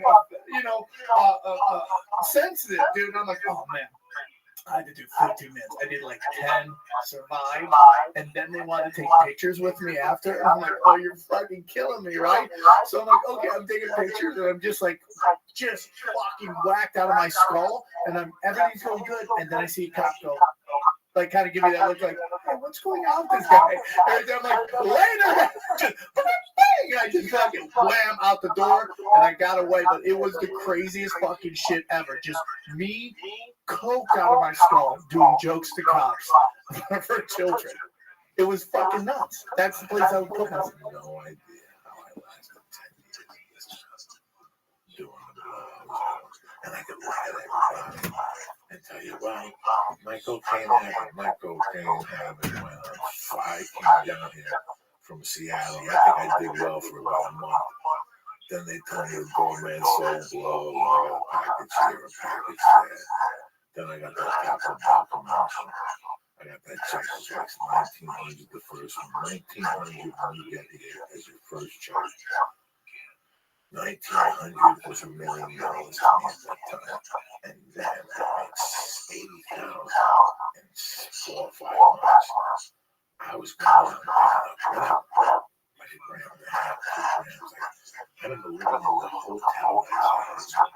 Yeah. It was a hotel. We only lived living there for 3 weeks, and we had to move out. I was just telling the story in Crappies. I used to live there too. Oh my God. You have no idea the things that happen. Where would you go for that other week? You'd have to go to another hospital. No, you have to go up to. They had another hotel on the corner. Because you could only stay for 3 weeks, so you didn't get renters and rights. So they'd always make you keep moving. So I would usually go on the road, or I never had to go to the other one. The other one was where is the pizza place is now. There's a pizza place on Cahuenga, and I forget that street up there. It's kind of a dirty street. There's Wilcox. There's one on Wilcox. There's one right over there. It's not a hostel. Then there was one kind of right near where Capitol Records is, right across the street, up a little bit. There was one right there. And I got banned from there. You know why? I told the story on the crap piece is that when I first moved there, me and Scott Ross were living together. Scott didn't have enough money at the time to go get an apartment, so we were saving the money I'd saved in Vegas to get an apartment. He was just trying to make a little money at Starbucks. We were literally living off him ripping off Starbucks and eating 29-cent hamburgers from McDonald's at the time because they were having that big, 50 years ago deal, 29 cents. We would live off that. We'd buy 30 hamburgers and we'd eat that for the rest of the week because we were so fucking broke, right? So he would work at Starbucks. I was trying to find a job. So we'd stay in this hotel, and he would go out and do stand-up, and I would try to do stand-up too. He was a little farther ahead at that time. So it was late night. It was so hot in these weeklies that I would leave my hotel room just to walk around Hollywood Boulevard, just to walk around. And I did it for 2 weeks straight. I always leave my hotel. Well, one week I didn't sleep. I get a knock on the fucking door. It's the manager. He's like, "You gotta fucking go, dude." I go, "What?" And he's got these 2 fucking giant black guys on him. 2 huge. They're fucking. He's like, "You gotta go." I go, "Why?" He goes, "I don't have to tell you why." I go, "Dude, okay." I'll go, but what did I do? He goes, "Motherfucker, you're leaving here every night. We know you're a fucking hooker, dude. You're a gay hooker. We know you're hooking. You're selling your ass, and we don't let that shit happen here at this fucking place." I got kicked out of my place because they thought I was a gay hooker. So they throw all my shit out into my car. I drive to Starbucks because I was just leaving the house. That was what they took as a sign of gay hookers. And I go and I tell Scott Ross, Christian Slater's just staring at me as I'm fucking bawling that I just got kicked out of a weekly because they thought I was a gay hooker. No, listen, again, every time I think of that creepy hotel, because it was creepy when I was there, they redid it now. It's the hospital. What are the rooms like? If you're living in a hotel, the room was. This room was a room this big. It had a double bed that fucking squeaked. The leg was broken. There was no mice and no rats in that. There was a hot plate, refrigerator with TV. There was a table, a chair, and a little couch. And the bathroom was horrific. It was just a little fucking shower. It was clean.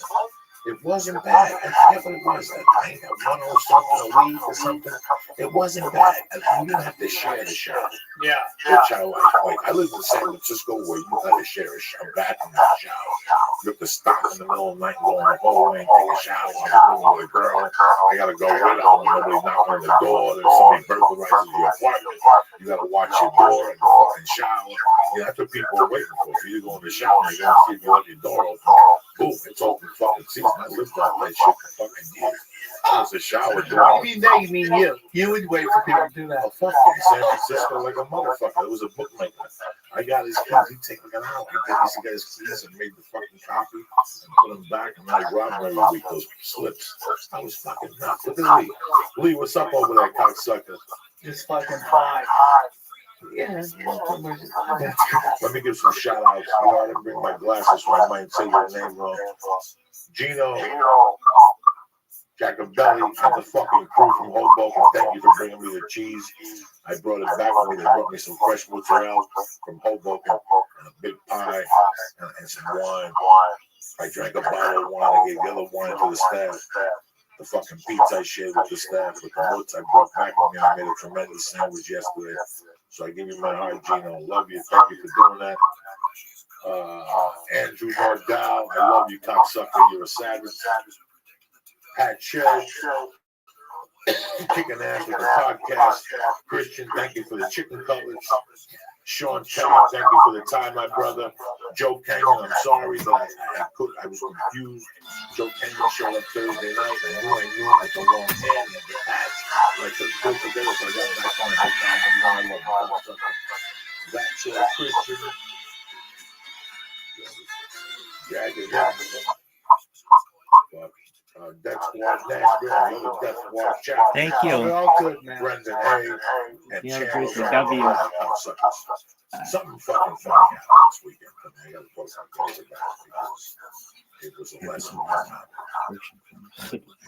Fucking I'm back in this restaurant. No, never done. Nice little club. Good crowd, crazy.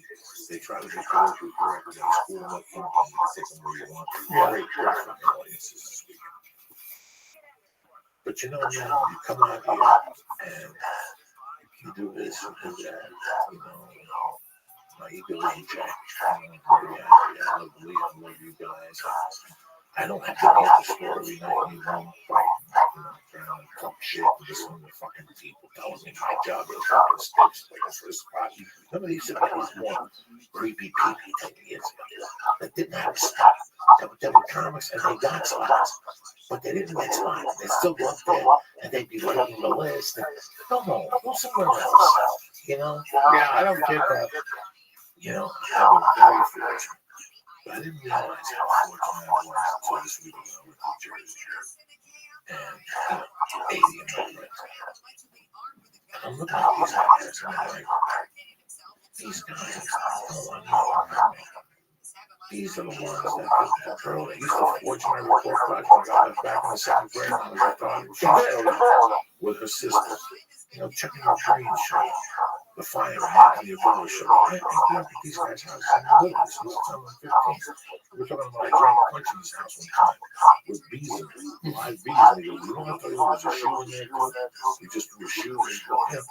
These are, fucking Rothschild. They couldn't even drove me to Pink Floyd. We went to Pink Floyd. Looked at the What's his name? Fucking Rothschild? Joe fucking I saw Rothschild. they put it on Twitter. You feel like Satan was in Satan was there. It was fucking amazing, man. And this girl was there, Marjorie. I saw her spit with on my fucking stand in the 7th grade. One time, we had a crash. She was a cheerleader. And then, whatever she grew up, I grew up. And she told me something. I told me to show her something. She can't even eat. Like we were told, right? The guy brought pizza. And she took a slice of pizza. And she goes, you know when I drove down the shore to watch you open for people. I opened for this dude once down in Rasmus. And I walk upstairs. I have another show. There's some people here to see. I go, what? Because I swear to God, go to the boat. There's 2 women, 3 women there to see. I go, wait. Why don't you go with a friend? They were like, you were great. That was fucking great. You made me so proud. Jesus Christ, what are you doing here? You know what I'm saying? But here she is. I gotta tell you, this had to be 2000, 2001. Here she is 13 years later. And she told me. She was a couple of years she was on like a horrible show. Did I ever tell you guys I did the one-man show in New York? I taped it, I sent it out, and I never got one bar. video. Do you still have it? Oh, man.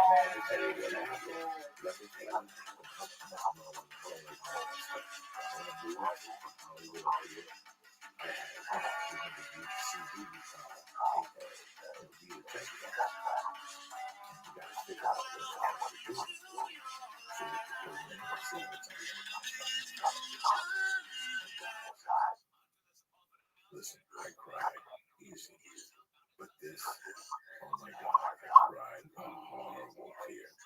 I couldn't believe how fucking bad I was. But I didn't think I was good. At that time, I was chasing Nimble. You know, it wasn't until I stopped chasing Nimble that comedy was my love, and I got good at it. It was 98, 99. Josh Gordon just got a $500,000 fucking deal for doing a one-man show one time, in the workspace, one fucking time. You got $500,000 deal? $500,000 deal. That guy's scared 2 times. from one fucking story, one night, never done again. And it was all moved, all my bad. The only thing I know also, since it was hot, somebody else made on it. Since it was hot, somebody else made on it. And all of a sudden, somebody just said, what's the what do you do? Yeah, no, that's the end of what's up now. We're developing it, we're doing this and this and this. It was fucking amazing. That was when everybody started to do one man show. And I had an idea, and the intermission was Biggie Respect. Oh my God. And it was like one of the worst places in the village. Oh my God. I could see like 100 arcade on the way. You know what that was? Fucking nothing. They gave you nothing. It was a workspace. They swallowed $25 bucks. Not a dime, not even a fucking thank you. I thought the people from HBO were going to be there for gods. Nothing. But I did it with no here. No, really. They have no here. HBO workspace. They used to have no. It's on Santa Monica. Okay, yeah. That's why I did the first ever Naughty show. Yeah, I was the first one to sell out that little room. I couldn't believe like no one's ever packed it like this. Packed it out. No booze, right? Booze, like they have like beer and Naughty show. Yeah. We did great shit. We did hidden camera stuff. I did something where I went door to door, knocking on people's doors, telling them I was a registered sex offender, like moving into the neighborhood. I still haven't understood. But, you know, I still can't understand why a lot of shows even fucking made. Triple E. Ari and I had this discussion once about him. One day, Trip, I don't know nothing about pornography. Okay, I'm a 52-year-old guy. But if a porno girl walked in here, I would know it. She is. I do not go to strip clubs. I'm not counting how many times have I driven? How many times have I gone to the store? How many times have I driven past that strip club? The one right down Seven Bell? Crazy Girls? No, the one closest to the store. Oh, yeah, I forget the name. The one that they lit on fire. Jewish Yeah, Lightning, and they found the fucking Lightning. singer. Jew Lightning a week during the holiday Passover 10 years ago. Okay, you have that. I've never been to the Seventh Veil. When the girl I moved to LA with was a stripper, the one on Scenic. Yeah, down by across the street from the yes, down there. She danced down there's there. a fucking chick out there. It was so great. Just drive up in the Braco. Yeah, she'd come out, I'd fuck her in my car, That's a send her crazy back to strip work. club. That's on that. That's where I saw Chris Farley. Like 3 weeks, maybe a month before he died. Fucking killed you can't even do a lap dance. You have to do a lap dance 5 feet away. Yeah. He was just throwing money at it. He was sweating profusely. It was fucking horrific. But the moral of the story is, I'm sorry, I'll take you there, was just seeing these people, what they meant to me. Like, I'm not those super people. Like, you know, you always hear kids that, well, I got into the car painting business because you were a car painter. Yeah. I couldn't imagine doing that. But I guess the fucking thing for me when I got into comedy was I didn't want to leave a loser. Like I left them a fucking loser. I just fucking told guys, no, there was nothing. I didn't leave there with nobody would have said, hey, listen, I'm about $1,000 and that guy lives 5 more years. Right. I wasn't fat, I was in shape, but there was no way I left there. I left there with no dignity whatsoever. No, in 85 when I left there, no dignity.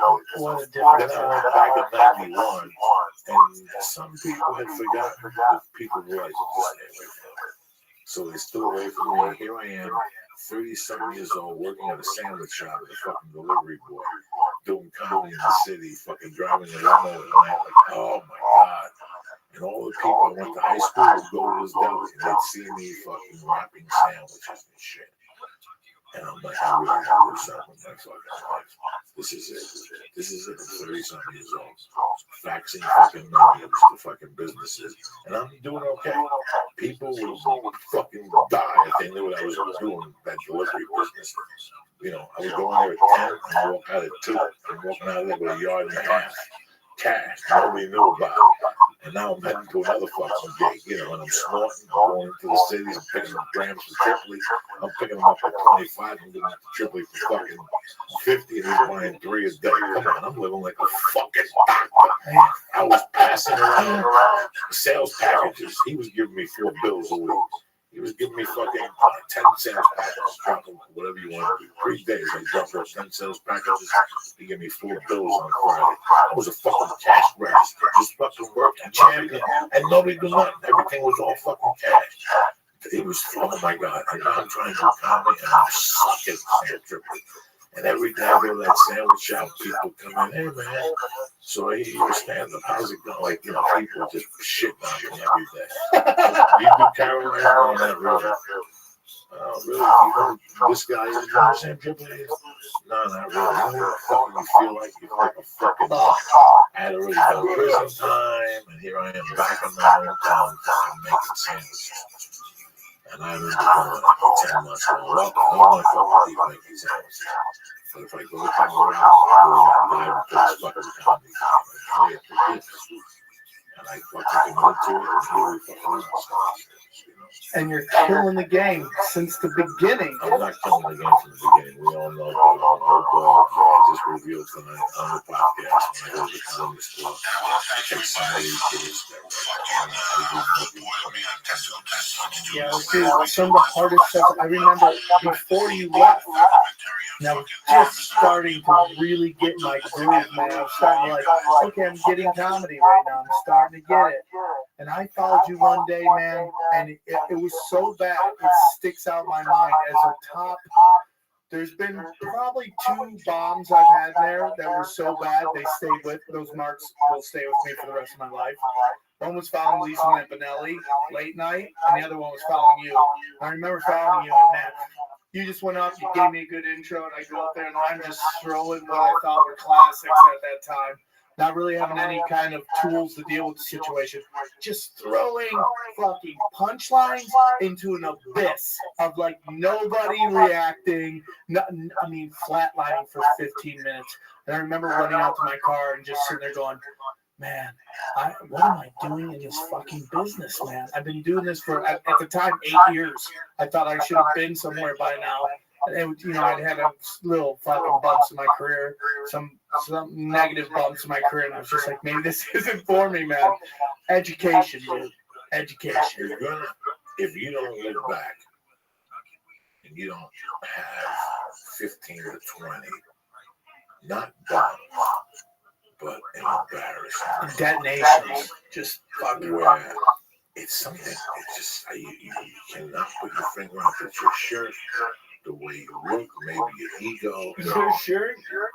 It would be that would be the reason, dude. It could be anything. It could be anything. Yeah. How you walk up, what kind of beer you have in your hand, how you hold your beer.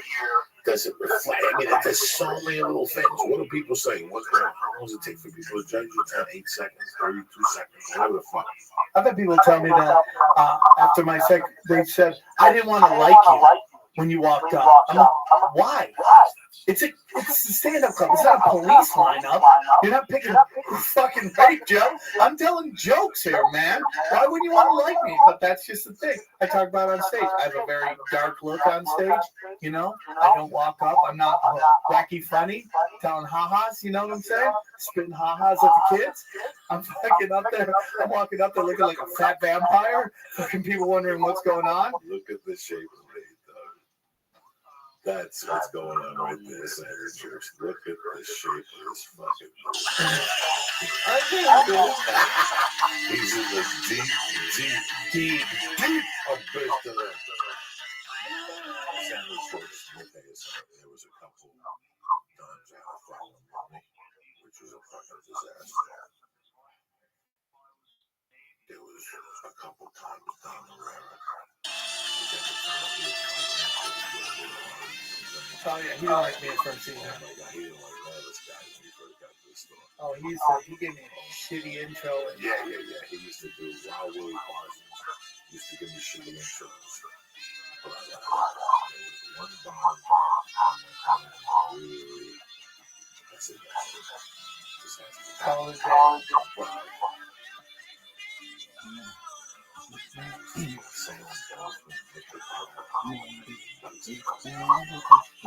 We hurt each other with the label on the phone.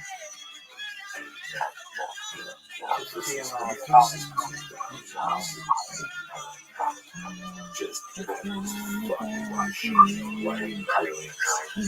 Before you go up, somebody else will be like, I can't, I don't know how to do it. I'm not going to say I'm making a name. Somebody else I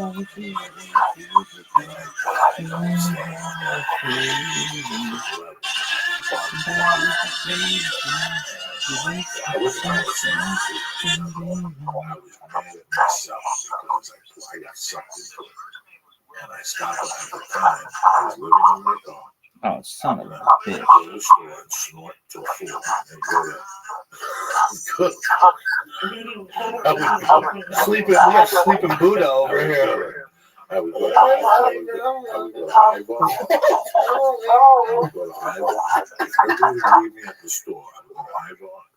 And I'd park in High Bar and go to business down the corner from that restaurant. And I'd fucking sleep there till 5. Then I'd go to San but they had a family. So I got on the ground. And I was fast. Everybody, my schedules everywhere.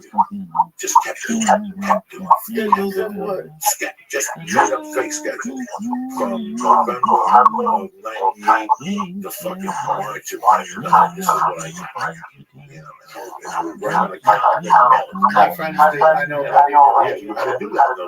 That was before the computer craze really came in. Yeah. Then there was in 99, there was people that you emailed, and they would email you back. What comes email? I'm never going to fucking come. Like, I stayed away from emails and shit. Fuck you. But you had a fax. So now I had access. I would have to fax other people, and I'd throw my faxes in between. Jesus Christ, how many fucking faxes can you send down? Those cost money, right? Yeah, those days it cost money, so I used to just fax my schedules to people. And brother, little by little, people started calling. And I started filling police, El Paso, people started fucking hitting me up. And that's how I got on the road. Little by little, I was selling screws on the phone, 200-300 a week. Before that, I was selling investment packages to some fucking movie and toys on Vine. With Chewy used to live in the same building. And where's Chewy? He living in that building, probably. But in that building, there was a dude from Knott's Landing. And he was the office manager. Yeah. And there was 3 of us or 4 of us, and you had to be there at 12 to 4. And you, oh Jesus Christ, right? Another fucking thing. I gotta take a key. That's perfect because we'll do the fuck. Hold on. You gotta take a key. If not, you'll just stand out there. Here you go, right here. Jesus Christ. All right, let's fucking end this thing. He's saying, look, he fucking leaves the door. What are you fucking doing? Jesus Christ Almighty. Anyway, we did the best fucking we can, but I'm happy people tagged it. I hope you like the fucking curtains. It's a whole new look from Mr. Flavor here. Let's start with the fucking host of the year. I love these people. You know, today, I went to fucking jiu-jitsu. In the middle of my thing, I'm thinking about how maybe this fucking shit takes a little too much for me, man. It's strong. It makes me fucking breathe too much. Isn't that good? They always tell you to breathe. But sometimes it just makes me breathe too fucking much. I'm going to cut it down to 1 pill. But I know it works, and that's what I'm trying to say here. Shroom Tech is a great fucking product. Shroom Tech Sport. Shroom Tech and me own. I took a 5-hour flight. I took 10 of them before I got on the flight. I took 3 more when I got off the fucking flight. Look at that. I was slim Jim Magoo today. I'm feeling good. I'm looking good. I got a good night's sleep. I didn't have much fucking jet lag whatsoever. So do me a favor, go to Hunter.com. Take a look at the great supplements they have available for you from Alpha Brain, Shroom Tech. They got the T+. They got some great stuff. But you know what?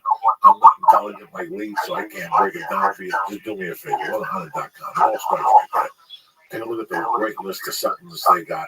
If you like something you see, go to the box, press in, and get 10% off your first order.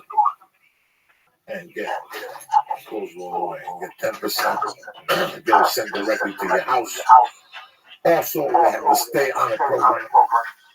Yeah, you get it monthly right sent to you. So do me a favor, go to hunter.com right now and press in. Sure. Give Alpha Brown a try. Let me tell you something. You snort this fucking shit with a couple of fucking. No, it's a joke. I'm sure. You think of the Alpha Brown. Good thing about that is 100% always back down. I can't even know the try. So go to hunter.com right now and press in. Sure. You get 10% off your first order delivery right to your goddamn house. Also, I want to get a beautiful shot for Holy Service. The best e-cig on the fucking market. Take a look. They got the cigar. They got the e-cig fucking cigarette right here. 2416, 8 and 0 milligrams. Just in case you want to make a New Year's resolution. That's right. Go to holycig.com right now. And you these things are what it is. Now they get out to your 5 to 50. Who's better than Uncle Joey? Just for listening to a fucking show. So go to holycig.com right now and press in. And get 5 for 50, 1,200 guaranteed. When you're smoking a cigarette or a cigar, they taste fucking tremendous. I'm getting emails from people saying I took it to Vegas. I took it to fucking casino. You're smoking people's faces, man. Like confused and shit. Go to holycig.com right now and press in. And get 5 for 50, which is really 50% off. That's a fucking bargain. You understand me? If you go to one of these stores, they're gonna bang you out. You're only gonna get 2 or 3 days of use. This fucking thing I was smoking for 6 months. You can get what? $10, 6 months, 1,200 guaranteed pups. Get your shit together. Go to holycig.com right now and get your special fucking deal going on right now for our listeners. Also, nailedinlife.com. These people specialize in dabbing equipment, but their fucking specialty is that beautiful vapor pen, one of the best vapor pen in the business. I still got mine. I go through different attachments. It works fucking tremendous. You can find out who you are. Woo! Living in America. One of the other weed-friendly states. But don't be afraid. Go to nailedinlife.com. I got tons of stuff on there. A little pencil, damn man, torches. You can light yourself on fire. They got fucking everything. You can pull a Richard Pryor. You can it's a joke. It's a fucking joke. Right? Anyway, go to nailedinlife.com right now. Press in and get the vapor pen, which is usually 50. You get it for 40. Who's better than you? Now do me a favor, Vegas. I don't ask you for fucking nothing. You know, me and you were fucking straight. You bailed me on this special. You came out. Do me a favor. Sam tripped in, like I was about to tell him before he fucking rudely interrupted and got up like this. Oh, snaps! Let me explain See, something. I was going to explode. I tried. You gotta be a gentleman. You gotta hold on. Can I interrupt before you got up like fucking somebody shot you? Who shot I you? remember one day I was talking to Ari, and I went somewhere and I saw him doing a naughty show. And like I said, I don't know about strippers. I don't know about fucking porno people. You know what? I gotta be honest with you. I'm around porno people. My skin's fucking, I feel itchy.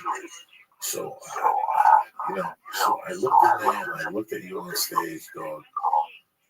And I gotta tell you, I told Ari this exactly. I go, when you watch Trip people in this naughty show, it's a shame because one, when he's on stage, if I could prove him and say, there's a chick picture, I want to like your ass, you're on stage right now. If you're having a good time, you won't do nothing. You were made for that show. Like, you pick your genre. That's it. That's your show. The thing that shames me is that it should be on once a week on Showtime for 13 weeks with different comics, different girls, a female host. They got all this other perversion going. We might as well put that on 11 o'clock Thursday night, 12 o'clock, 1 a.m. Just something completely different.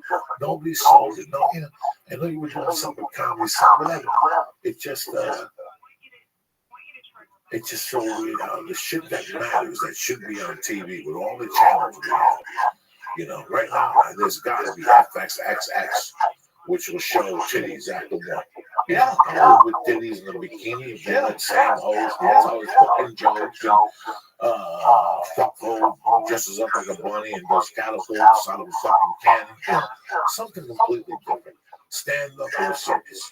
I would love to see something like that. A fucking I tried, dude. I still trying. Why don't you just stream it on a porn site? Well, no, I'm trying You're to. like Pornhub to stream it.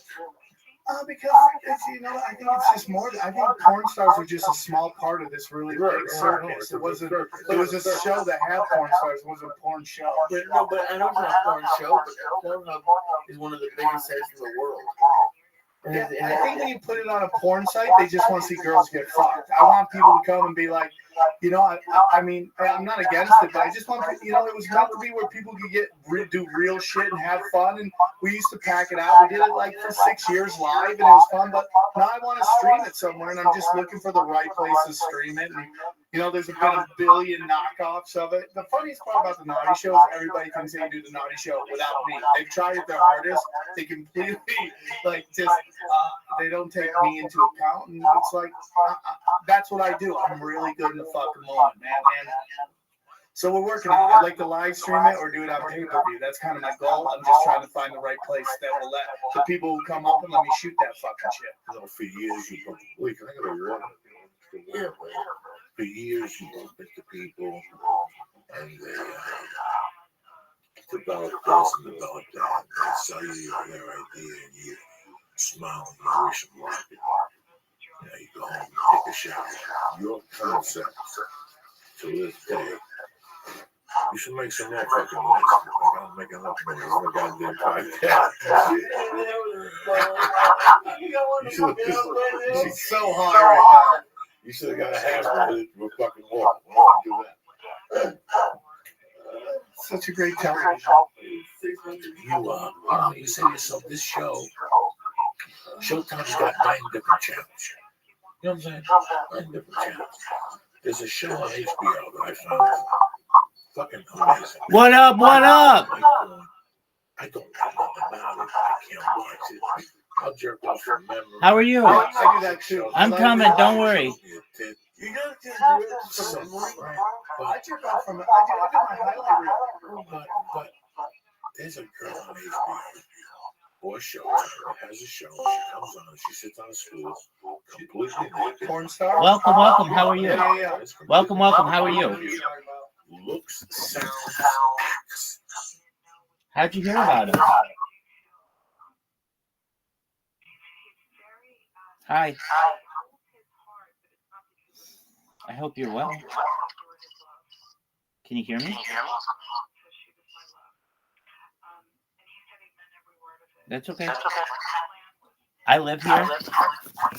Stay here as long as you want. We listen to podcasts. All that shit. And she holds me. She's cute. She's her. She's not trying to be anything. She's a fucking dipshit.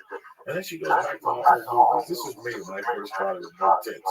You see the guy fucking and she's yelling with her. Oh, yeah. It's a fucking interesting show. She talks about her clip, and then she talks about other women's clips, and there's not 4 women going, and they're faking, and all 4 of them are getting more and more fatter every fucking week. It's just her, and she always looks good. I don't know if the shows are old. I don't know if they're new. I don't know if they're just.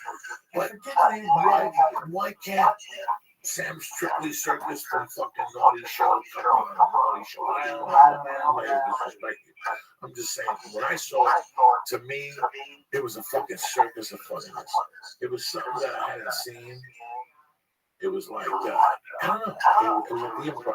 Yeah, I did the W recently. I put 200 people in there. People love the show, dude. It's a great show. And, oh, yeah, sorry about that. It's a great show. And, you know, I'm with you, dude. I think about that all the time. Like, why didn't I do this? Why? So Saturday night is you and my main man, Ryan Sickles. We're at backstage bar and billiards. I don't know if you ever met Big Daddy Carlos, who owns Velvet Margarita on Cahuenga. They opened a place down there. It's a nice place. Felipe Esparza's been there. Oh, Yeah. So we're out there, and it's gonna be a good time, dude. An hour of fucking power, I promise you that. I got this hour. I'm trying to find somebody to let me shoot it. I might just GoFundMe, get fucking 12 grand, shoot it myself, shoot it like crisp, nice, but do it myself. And so that's, you know, I got this hour that I fucking love, dude. It's like all these crazy stories. I sit this doing an hour too. Well, we'll probably end up both doing like about 40 each. I'll let him call. We always go. We work together. No, it's going to be me and him. Me and Ryan Sickler. Then got some locals who are really, this chick named Sharp. She's really funny. Gooch. Do you know Gooch from Vegas? Brandon Gooch, Han. He's like does the radio station. Literally one of the funniest dudes. Like if he was in LA, he'd do great. And then Matt Markman, who's one of my favorite people. Hilarious comic, man. Vegas is an interesting scene, dude, because there's Vegas is very interesting. so many I theaters heard before. there's a ton of shit during the week. People go up sometimes from LA to Vegas to hang out with San Juan. Everyone's fucking cool. I love that one. Yeah, we have a bunch of people out there. We have like Doughboy and Freddie Pereira. Yeah, Freddie's great too. That nice little thing. I want to be here in there. That's my goal because I used to go to college there. That's where I started. But I think it's going to be an artist community. If you work hard, you got a little cash with you, you can do shows like within these hotels are trying to keep people in the hotel. So they want to have shows. And now what they're doing is they'll have one stage that will have like 5 shows in it during the day. So you have family shows during the day from noon and you go all the way to midnight. Every 2 hours is a new show. And have a show you do inside. Where do you get fucking tickets? They go to Ticketfly. It's called Comedy Sales. Go to tickets on the Comedy SamTripoli.com or you can buy it at the door. $15. Make it holler. That's it. Love you. What's the date? That's the 21st. Do me a favor. You don't know fucking people. Go down there, hang out, bring them fucking lunch, and try to put Cosby in whatever the fuck you want to do. Bill Cosby, that'd be hot. Watch his drink, put Cosby. I've been roofied, dude, in Cleveland. You did? Yeah, they roofied me. You suck your dick? No, this little titted, this chick with huge tits. I was just couldn't stop talking about her tits. She's like 5'1" and just all monster tits. And she brings me a drink, and the next thing you know, I'm waking up on Chad Zumach's fucking bed. He's like, dude, you got fucking weird. I'm like, I don't remember any of it, dude. You was doing roofing? No, I'm not letting roofing a guy. It doesn't make sense. Wouldn't you just have sex with him? I would just roof you one night, man. I'd love to watch that nigga fuck those tits. We'll let me fucking pass out and you'll go and fucking move in on the floor. Nazi stickers. I've never had a drink from you ever again in my life. You sound so hot right I now. will text you. Picture you and not too look. Your mom will fucking fly out of here and pull you out of here quicker than a fucking. It's good to see you again, Sammy Church. I love you, dude. Bye. Listen, Thursday, Friday, Saturday, San Francisco motherfucking Punchline. Wednesday before Thanksgiving, 11:25, Irvine Improv, 8 o'clock show. You'll be out there by 10:30. You can go jump up and down, whatever the fuck you gotta do. Lisa I'll be there with t-shirts, giving out autographs and taking pictures. And that's it, people. We'll be back Wednesday. I don't know what fucking time. Don't ask. I want to give a big holler. Everybody who came to the shows to the Stress Factory and my Jersey peeps. I love you with all my heart. Same thing. Thanks for coming. Anytime. Saturday night at the fucking Vegas. Backstage Billiards. Backstage Billiards with my man. SamTripoli.com. Lee fucking Syed. Kicking ass in there. You good, my brother? Yeah. Ralph McGaw, motherfucker. Police.com. All right, let's do this. Yeah. Lee, I want to do your podcast. I would love to have you. That's how we're You're Stevie Wonder right now. You're just like, heaven. Okay. This podcast is brought to you by Reddit.com. That's right. Go to our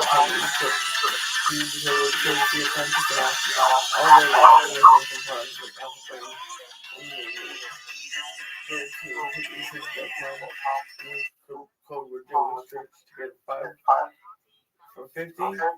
He thinks better tasting longer lasting improvements in the vape. They e-cigars and e-cigarettes for you. And go to NetherLife.com and use code Joey Diaz to get 20% off the premier vape pair on the market. And if you live in California, they're also offers a little scoop of marijuana. Some of the best apples on the market.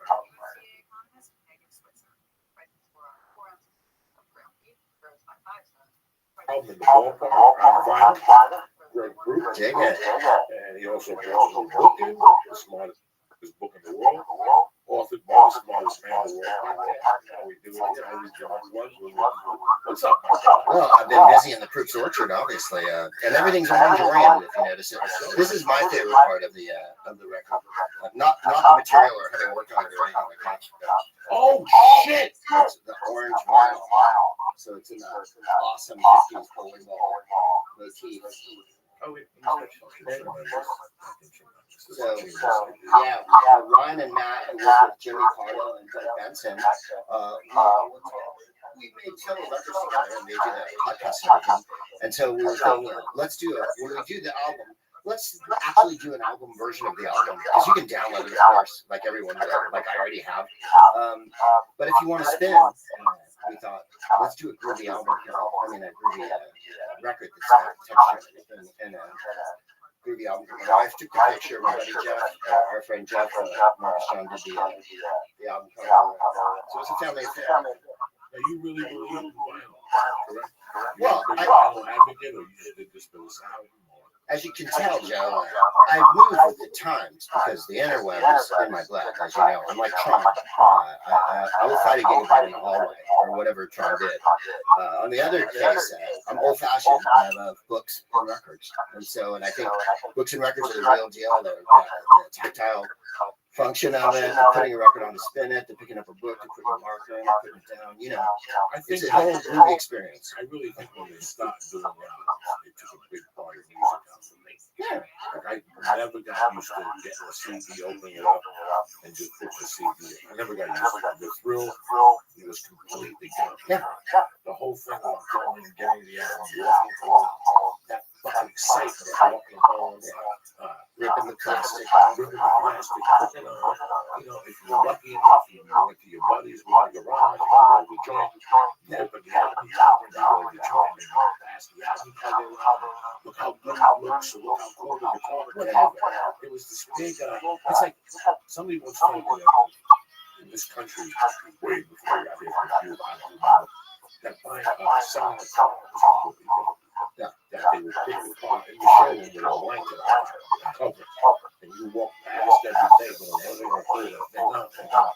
And on that Saturday, they pulled it out and had a mini circus, and I saw, Oh, yeah. and they pulled the cover off, and people would make offers, you know, they put all that. And it was an excitement. For me, that was the Eddie Bravo one night. I was high doing a show with Rogan, and Rogan was on stage. Eddie Bravo was telling the story about everybody was able, and anybody could relate to this. Everybody was able to hate this. So when the new Kiss album came out, he had to walk it home and back out and jump fences and bring it. And his brother hated this. He had to bring the album home. Yeah, and I was under the fucking bed, and then, you know, when he was asleep, he'd take it out with a flashlight. And when he told me that story, you know, it's a one-man show. Yeah. It is. It is a one-man show. It's at least a novella. Yeah, that is a one-man show, man. You can do an hour. Yeah. So what was different with CDs for you? That you get nothing. I got fucking music. I get fucking music. You know, I buy a CD about a film. Let's say I'm a Batman fan, and I buy a CD about a film. Yeah, they have the extras. So I could look at the interviews and shit like that. But there was something about reading. Something about reading. Okay, and then with music, the same thing. Listen, if you just not hear the process started when you went to get it, and the walk home, you gotta take a bus. Well, you take a flight coach, you suck your dick when you get to the house. And now you get the bus and there's traffic. What the fuck? That's the excitement. It was an exciting thing. Now, and this is the time. Now you go to iTunes or whatever, pay low, boom, film, and they send you a thing, and you don't read, there's no story, there's no notes, there's so much. Also, oh look, the coupon entitles you to a free download of this record in digital formats. If you buy the album, you can download it anyway, and like that. This to me means the world. This to me means that every time you release something, I'm gonna buy it. Good, bad, whatever. Because you put this time. This is what they're not doing. Your music is great. I'll give you the $10 for the fucking album. But do me a favor, put a little Vaseline down. Exactly. Give me a picture of the band. Give me something. Van Halen. Most college Van Halen 3. At least they gave you a poster. Whatever, the singer hangs off to your wall. I ripped that up. But at least they fucking gave you something, man. I buy something today and I feel like I'm just got fucked. When I buy a CD outside, unless I spend $60 for a Bruce Springsteen CD collection, and they'll rip you off every fucking year. Remastered, the lost tape. Listen, they're lost for a fucking reason. Okay, give them back to the ice house. They give you a tape on the way out. You take that motherfucker, you put it in your glove compartment, and you hope the sun melts. Okay? All of a sudden you die, and some jerko says, "Look what I found." A bastard, and now you got all this bad material out there after you're dead. The kids are like, "You stuff." They fucking did that to Bill Hicks. They released every fucking thing he did, you know, while he was working on whatever. You're not ready to fucking do that stuff. I was like, I never met Patrice O'Neal. There was another album that he did, and I was like, why wouldn't he release it back then? Because somebody found it, you know, somebody gave it.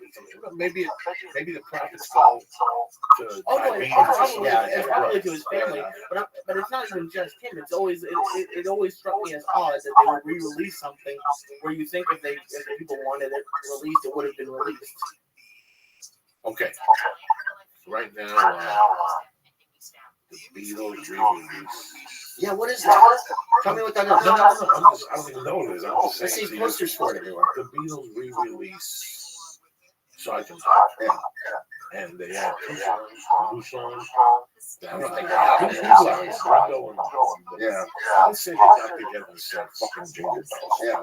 I don't give a fuck. And just a little interview 20 years later, you know what? If they said the money was going to some charity percentage, Oh, I'd buy the fucking album. You know, that's the type of guy. I'd buy the album. You know how many times I bought Sergeant Pepper's? 80 fucking times. I'd buy it again, you know, but sometimes they just put out these lost tapes. John Lennon, that fucking Yoko will steal a fucking, you know, she started putting out garbage. And that's not what he wanted out. Nobody wants that. Tupac. How many fucking albums that poor bastard put out? I know. And you know he didn't like his chucks. Or he would have wanted to work on them more. Well, you know, they do it with authors too. Jack London died and left a book. And I'm not kidding. 2 or 3 authors came in and finished the book and put it out. I think that one's Assassination Bureau London. But I mean, he was Finn's author at the time. And like, you know, like Mark Twain's biography just got published the last couple of years. And it's this big. And he wrote into his will, this isn't to be printed until 100 years after I die. And then that's when they put it out. They finally put it out. And like, I don't even know that he really wanted it out ever. Because it's him being awful about all his contemporaries. You know, it's this giant journal basically of a life, you know. It's 1,000 pages. And so people... Kurt Cobain, his poetry after he died. Remember, there was a big controversy. Should they release that notebook that had all the doodles in it and shit? Now, that's your fucking notebook. That's not a polished piece of art that you make, that you finish, that you fucking edit, that you put stuff onto. It's thoughts. It's random. I know everybody wants to see the process, so I understand the impetus, the urge to want to see everything an artist did. But by the same token, like, I remember a friend of mine had a Jimi Hendrix album. It was like, just the worst fucking noodling on stage in London that some other guy put out, and went like, Hendrix is on this. And it doesn't make you like Hendrix more. It makes you think, well, he did this gig with this guy, and you know, it's just shitty. And you're like, it was totally being sold under that. And you know, like Jimi Hendrix with so and so, and you're like, he didn't want that record. No, he wanted to fucking, of all artists, you know, honing, refining, exploring, making it better, making it different. Not just here's some shit I thought of in the fucking car on the way over. Now I know Pink Floyd used songs that were left over from some album or another album that were really good. You know, I could see that. Maybe I could see a guy leaving 10 songs and one of them being spectacular. But the Stones, I think, have dozens of songs, but I think they've been, you know, picky about which ones they put out. They don't put out like everything they recorded. The Beatles, I think, were down to the limit. I don't think there's any tracks sticking around that aren't just an extra track. You know, the song we know, the song over again. They kind of put out everything they did, but it also speaks to what they wanted to do, right? They did. Maybe there's one album of oddities and rarities they never put out, you know, that when they were playing, but like they fucking worked on their shit and they fucking put out 11 songs. The 70s were brutal for Beatles fans. They made you hate the fucking Beatles. Right. I like the Beatles, but the Beatles fans were brutal in the mid-70s. What happened in the 70s? In the 70s, the Beatles broke up 71. Yeah, in the 70s. So in 75, you were finding yourself having arguments. You know, that's why in a way it was a relief when John Lennon got shot. Because hey, you can't say a fucking word, guys. I'm sick and tired of you talking about this shit. They're not getting back together. You know, it was like you always got to fucking argument about the Beatles. I came from a heavy duty music maker where every day somebody disagreed with you on something. You know, and like I told a bunch of my friends, you can insult me to the end. You know when I get wired up when we talk about music, like if you start fucking get me fired up about music, I get fired up. And I don't know how many Beatle arguments in that neighborhood, you know, like Aerosmith album is great. Right. You know, let's just say in '75 they released it. Okay. You know, and you bring your 8-track or cassette player to the basketball court and you put it on. There was always some jerk off that said, "Take that off and put on, you know, Rubber Soul." And you're like, "Fuck, we'll listen to rocks, man. Aerosmith is great, but they're not the Beatles." You know, but wait till the Beatles get back together. All this shit's gonna end. None of this shit's gonna end. And they got so fucking annoying. They got so fucking annoying. And every year, like, oh, they're getting back together. And, no, I just talked to Yoko. I only just talked to fucking Yoko. And Paul and her all still get along. It was crazy. The beat the Beatles left on this country was a phenomenal beat that people do not know today. And guys that are my age, Mr. Brooks, they know. You know, from 60-something to 70, he was dead. They were playing a trick on America that Paul was fucking dead. Can you imagine that? Wait, what? They were playing a trick on America that Paul was dead. Paul McCartney? Yeah, during Magical Mystery Tour. The Magical Mystery Tour. There was another album. He was barefoot. He's walking, but they put you in a casket. You're barefoot. They played a fucking. Listen. There's people in therapy right now because of the Beatles. Yeah. At the end of what is it? Strawberry Fields. Strawberry Fields. Yeah. Paul was dead. Paul. Yeah, Paul was dead. So at the very end, like that. And you're supposed to discern that Paul is dead. And then there is another Paul is dead. It's crazy.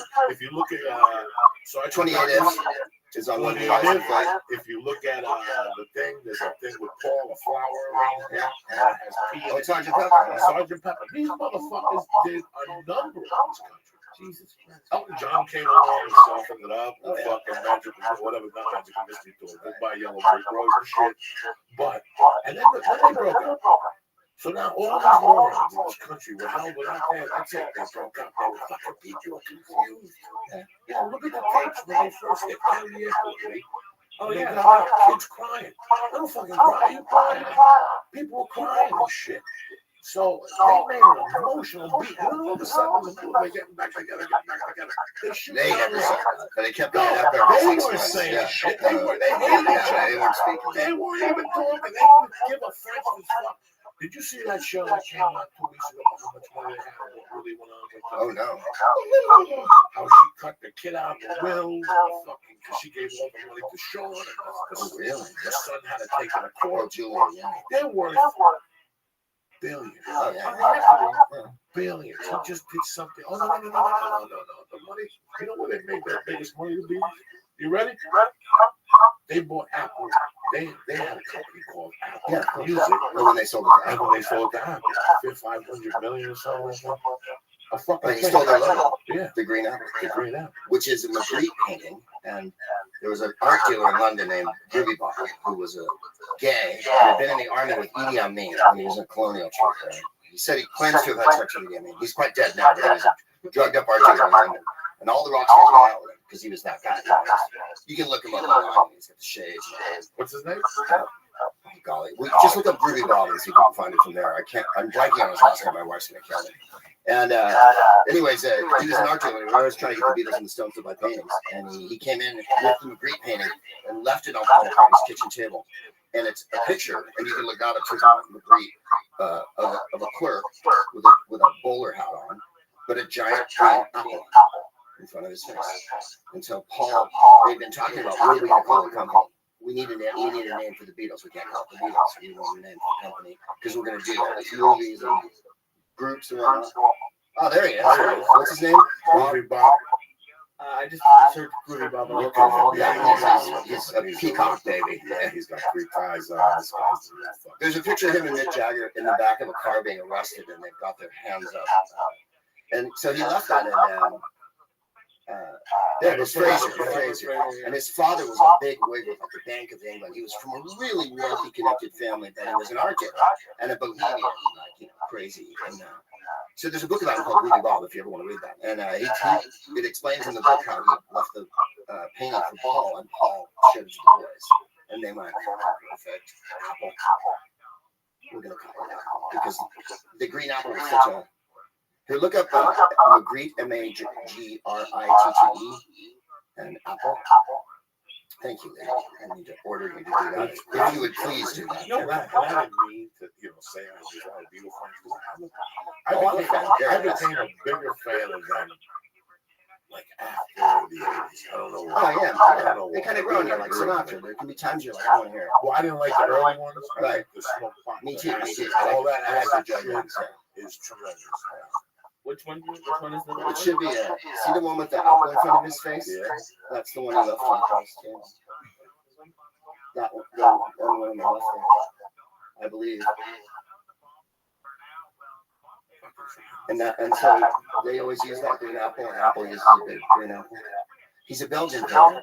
Where were you when John Lennon got shot? I was doing the play. You're not going to believe this one. I was doing the play Equus at San Francisco State. I was 20, and there's a nude scene in it. Equus is the one where the kid is obsessed with horses, and he's being deprogrammed by a psychiatrist, right? The psychiatrist having a midlife crisis at the same time he's deprogramming this kid.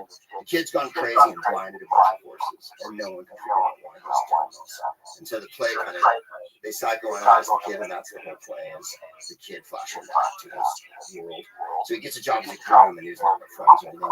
And he takes the horses out at night naked, and he rides them until he blasts off, right? And that's a scene in the play.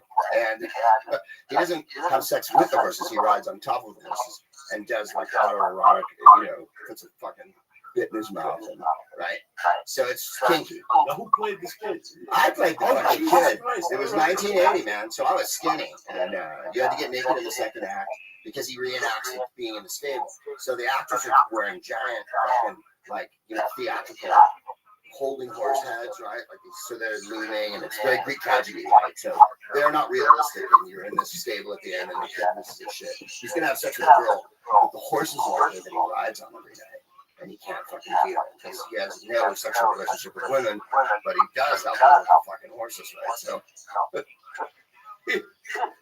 So he freaks out and threatens her, and she splits, and then he blinds the horses. And then at the end, he gets cured. And the whole point of the play is because it's written by a British man, and stuffing your emotions is very important.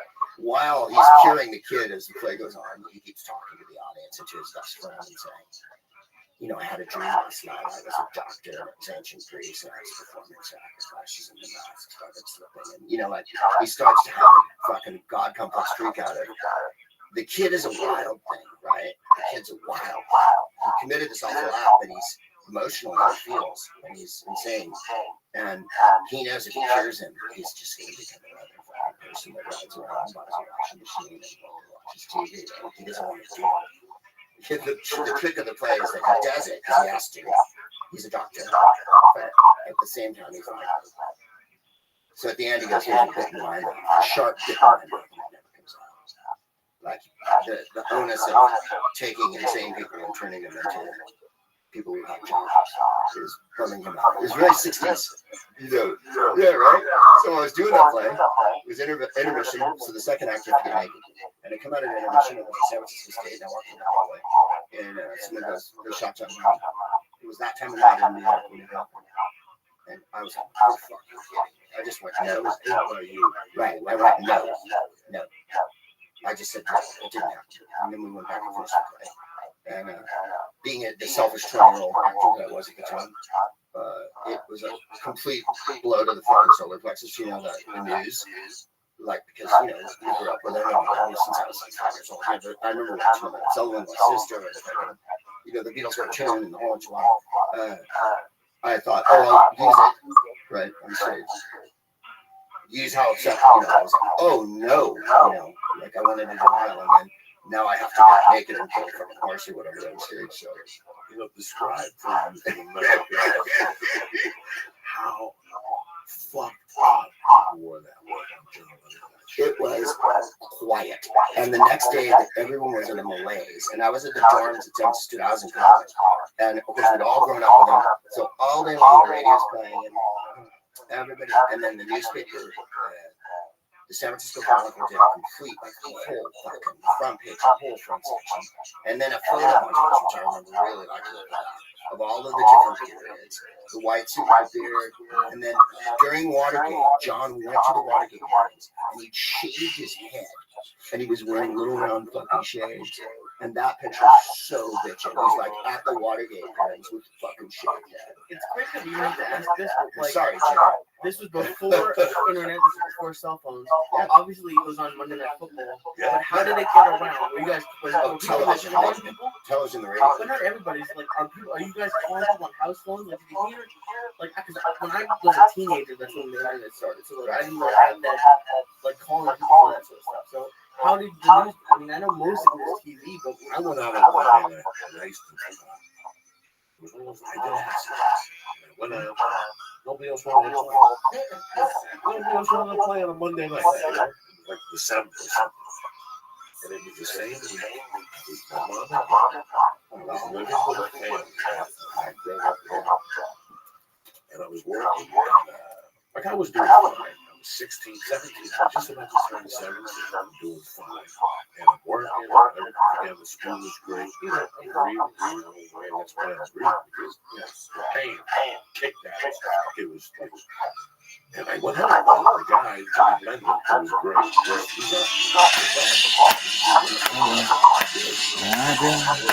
I can't handle it. Listen, Carlos. I just get around to it. I ain't ready. There's a little thing called love. Listen, Carlos. Listen, like a baby at the cradle. Listen, listen. They call love like a jellyfish. You kinda like it. There goes my baby. She knows how to rock and roll. She drives me crazy. She gives me hot cold fever. She keeps me in a cold sweat. I gotta be cool. Relax. Get here. Get on my phone. It's hard.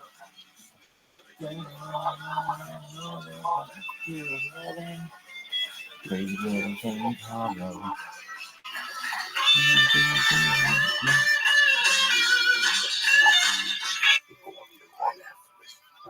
So this night,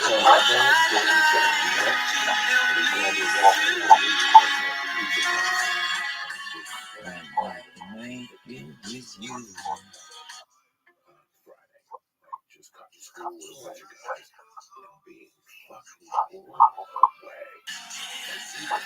I'll be the seed if you ever hunger for me. Whatever you ask for,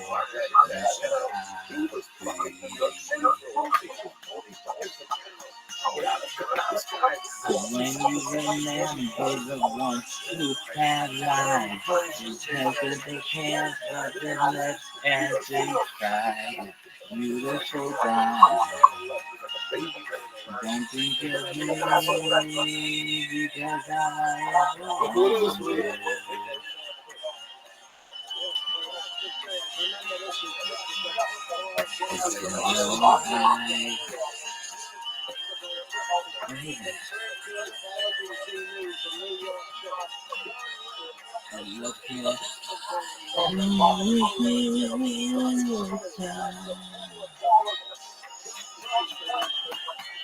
My love is always telling me so. Heaven is a kissing smile.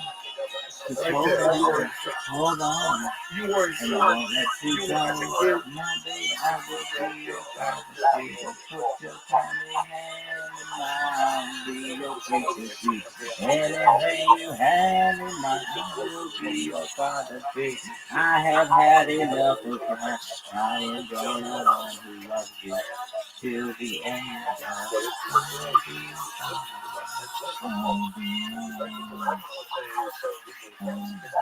What up, Bevo? What up, Bevo? Bevo, you dumb motherfucker. Bevo is a fucking thing.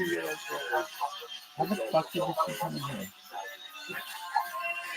Now he had a big hit with starting over, which was on the radio all the time, and everybody was about to come back and interviews and talking to people again. And he spent about 5 years hanging around New York.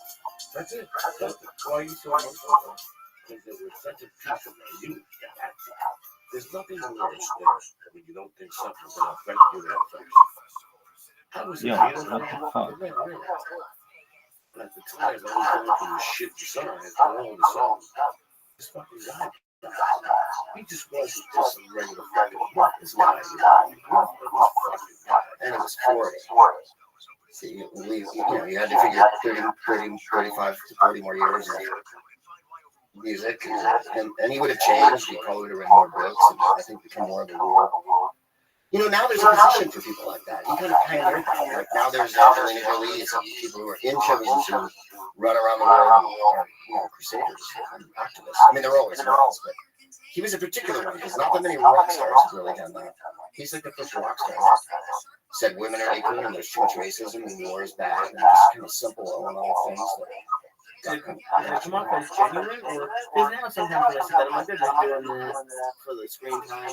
I don't think he was doing it for the screen time. I think he was a real artist, and I think that at the end of the day, when they finished the Beatles, part of the reason why he didn't want to deal with them was like he didn't love what they'd become, like a pop machine.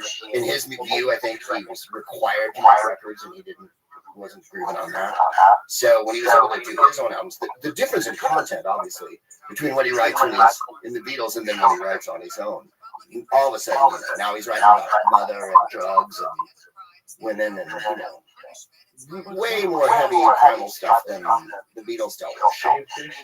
Yeah, shaved fish. He did something else. If you want to, can you play Beatles music, or would you? There's one John Lennon. It's called Mind Games, and it's him walking around Central Park during the video. We It's played just it, him walking around Park with the kids. Yeah. One of the kids. Yeah, we played it before. And people are like, he's having a cigarette and he's jumping around and goofing for people and signing autographs, and they're like, this is what he did. He wasn't hiding. People always say like Garbo was reclusive and hid. Garbo went to the department store and ate lunch every day and shopped. You could see her on the street. Like there were always pictures of her. And Lennon didn't hide in New York. Rick Overton told the story about meeting him in a health food store. Fucking Steve Pearl. Yeah. Steve Pearl said he went to this. Let me ask you a question. What are the monkeys getting back? That made him laugh. Yeah, that made him laugh. Right. One of the monkeys. Because people would go up to him and say, "What are the Beatles getting back?" Every minute. I couldn't fucking imagine. What are you getting back? Look at it. Yeah, there is one. They shot it like right near his house. And I've always said, like people say, "Oh, would you ever live in New York?" And I go, "There's only one way I would move to New York. If I could live like that." That's it. The Dakota, go downstairs, dress squeeze dolly, smoke a joint with fire. Yeah, that's as good as it gets. He looks like that. Shit. And he was a bunch of kids. And that's, obviously none of this is staged. He just walked through the park and they suddenly went there. Well, it's as staged as anything, I suppose. But. Listen, man, I'm old-fashioned about it. I've said it once, I've said it 1,000 times. When New York City was sneezing, everybody else had to come. And he was the king of New York, which meant he was the king of his fucking savage. They just followed him. Yeah. Fuck Joe Namath. Fuck Willis Reed. Fuck the Knicks. Look at him. A white dude without a bodyguard. What? Yeah, they're right. There's nobody. He'd never do this. Yeah, like he's cool. And obviously being amusing for everybody and, not pushed. Some cheap tricks here. Yeah, right? The old time stand. Marino, look at that. That's the real deal. Can you imagine the John Lennon in Italian Ice? You'd never forget it. Right? These kids are probably all right. Maybe the time was like that. Yeah, there's a real police.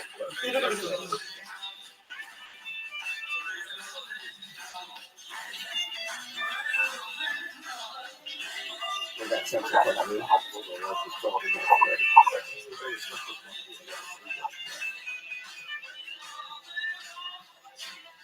It's always good. But I I love, like this is a pretty heady song about, talking about transporting yourself through space and through time and all that. And yet the video is so hilarious. What year is this?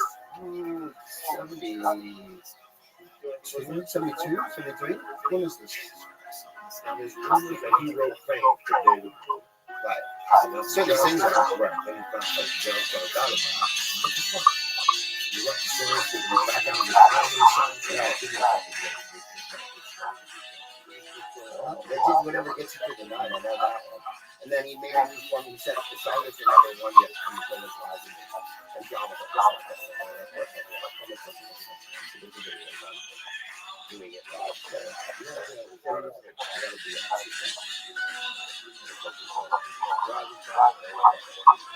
and that series,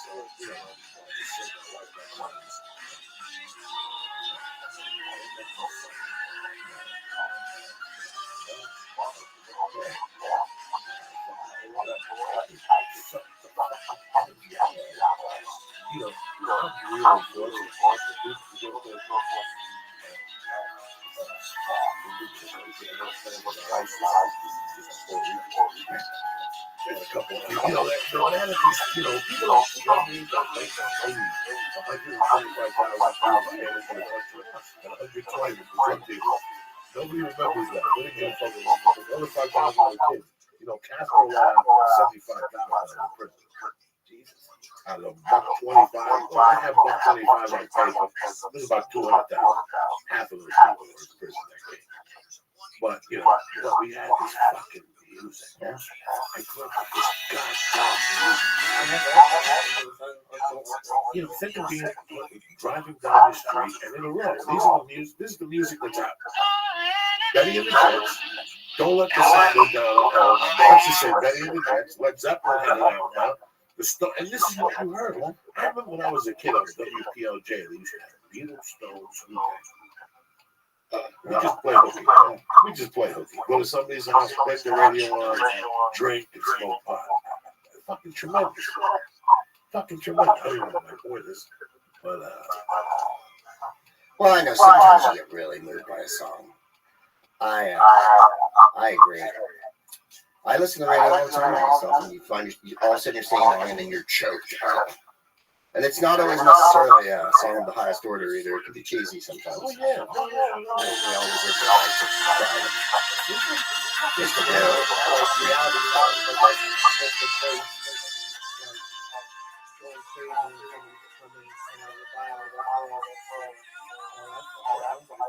What's not wrong with that? I think it's like a reality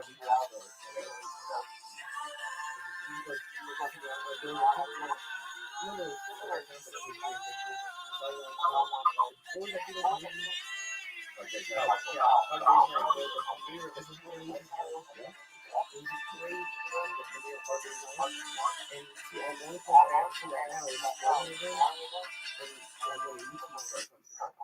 Can you do me a favor on the show, Greg? Can you put on Black Sabbath, Killing Yourself to Live Live? He was on Don Dick for a second, first one. Curse was very constant. Again, I can't go home on a Friday. I remember being at a girl's house, having a great time, doing acid with my friends. But you had to go home to watch Don Curtis's Johnson. 11:30? Yeah. No, It was Saturday Night all Live. 30 or 1. Yeah, it was after Saturday Night Live. Oh my God. You were home. I saw it yesterday. I was writing with the music on, and this video came on. And my wife walked in, and I had to hear it. And my wife goes, what the hell are you doing? And I show her and I watch that this is video. And they sound fucking great. But in the middle of this whole thing, there's this guy jumping up and down. And my wife goes, look at that fucking asshole. And I go, honey, I gotta be honest with you. You're not an asshole. It was me. You gotta see what these guys used to make my own shows, little concert. My friend worked at Ruby Sporting Goods. So before every concert, we go over there and make our own little shirts, Black Sabbath, AC/DC, or James Brown. Come on, let's see what this is.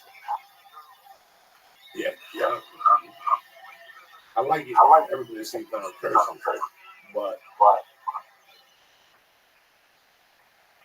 there's these guys at this show that are jumping up. Yeah, this is Don Gersh. This is what came on. And I guess they taped him at different places, and then he played the tape. Well, his was because Midnight Special was all in the studio. John Cushing's Rock Country was supposed to be like this mad live event or whatever. And John Cushing was hilarious. He has a group that's made quite a name for themselves in the rock business. I For love the last 10 years, they've had hit after hit. Will you please welcome the unique stylings of Ozzy Osbourne? Hilarious. That's amazing that you know that. That's what he said before this. Tonight we have a fun race show.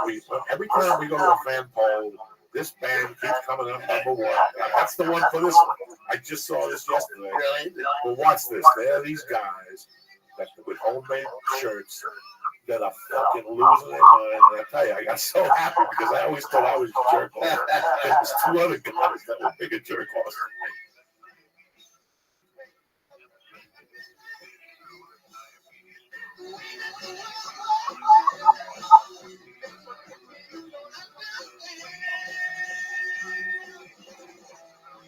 So I guess this guy's not going on the tour. He wants more Guinness. He wants Ozzy Guinness. Bill, whatever. Geezer, is it? Yeah, Geezer's the bass player. Bill the drummer. Fucking Tony with no fingers. But watch these guys. You gotta love this. This little guitar break, these guys pop up.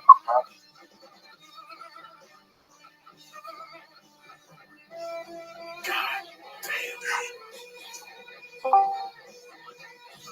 Yo, what up?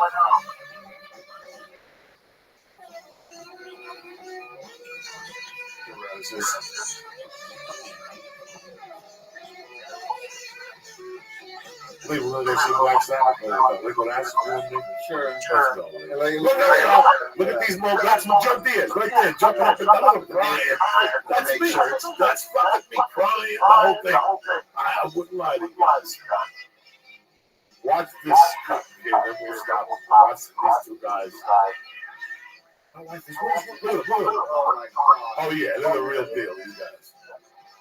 Look at them. That's just They made those shirts. Yeah, that's what I said to you. I used to make those. So you have no. That's what you cannot. That's why when I go to a concert, I'm like, oh, I'm not feeling it right now. That's how crazy I used to go. I would for whoever. Okay, so you're going to all these concerts, right? Like, Yes. you're going to see Black Sabbath. This is from 13 to 19. I was heavy duty. Right. So what time does the day start on concert day? 2 p.m. What do you do? Couple beers. Like just to take us through your day. I want to know then the emotion when the guy comes Okay, out. so let's say.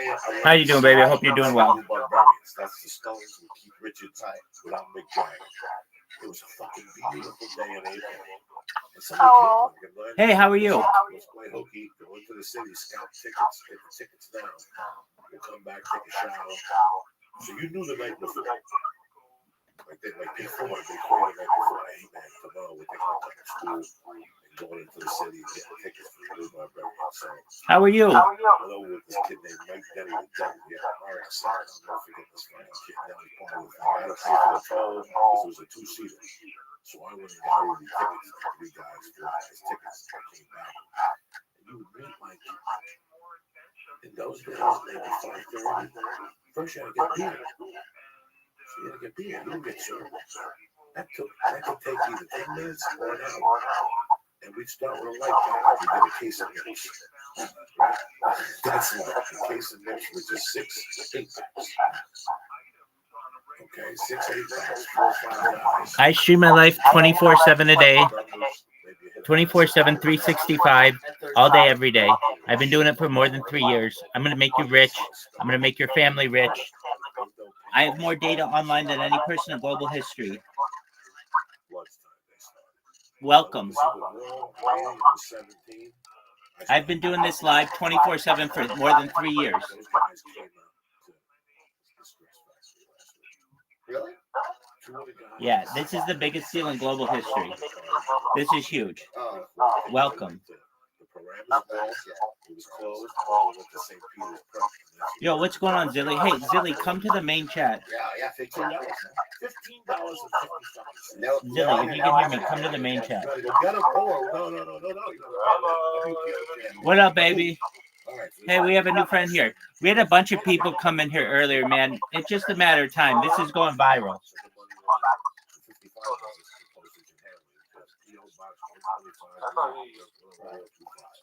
We'll notify you by mail if you got tickets. 4 weeks ahead. We'll unmute this one. They will mail you a letter with your check card or a letter with 4 tickets. So me, Unmute that camera. and Ellie Brown, we're gonna go see. Okay, so let's say yes was coming for 5 nights. We all got together. And you put it for Tuesday, I put it for Wednesday, you put it for Thursday, Friday. If Greg groups and you go, then we all go Tuesday and Thursday. We will get lucky. Then we can go Tuesday, Wednesday, Thursday. That's big talk. That means you gotta park and talk shit. What the fuck, you know, bitch? I was there Wednesday. When they did the drug solo, what the fuck were you? You weren't there Wednesday, you fuck. I was. That's the passion that you have. Yeah, we used to get up to go see the Bay Area Day on the Green, which was at Oakland Coliseum baseball park, and that show started at 2, and we get up in the morning and go eat breakfast together, and then start drinking. How old are you? 15, 16, and some of them were hokey. I remember one was more California. Robinson, Messina, Linda Ronstadt, Renaissance, and then the Eagles, and I think Peter Fenton came out and played with them. And then, but the one that I remember was Sammy Hagar, Mahogany Rush, Blue Oyster Cult, Jay Goff's band, and the Jan Hammer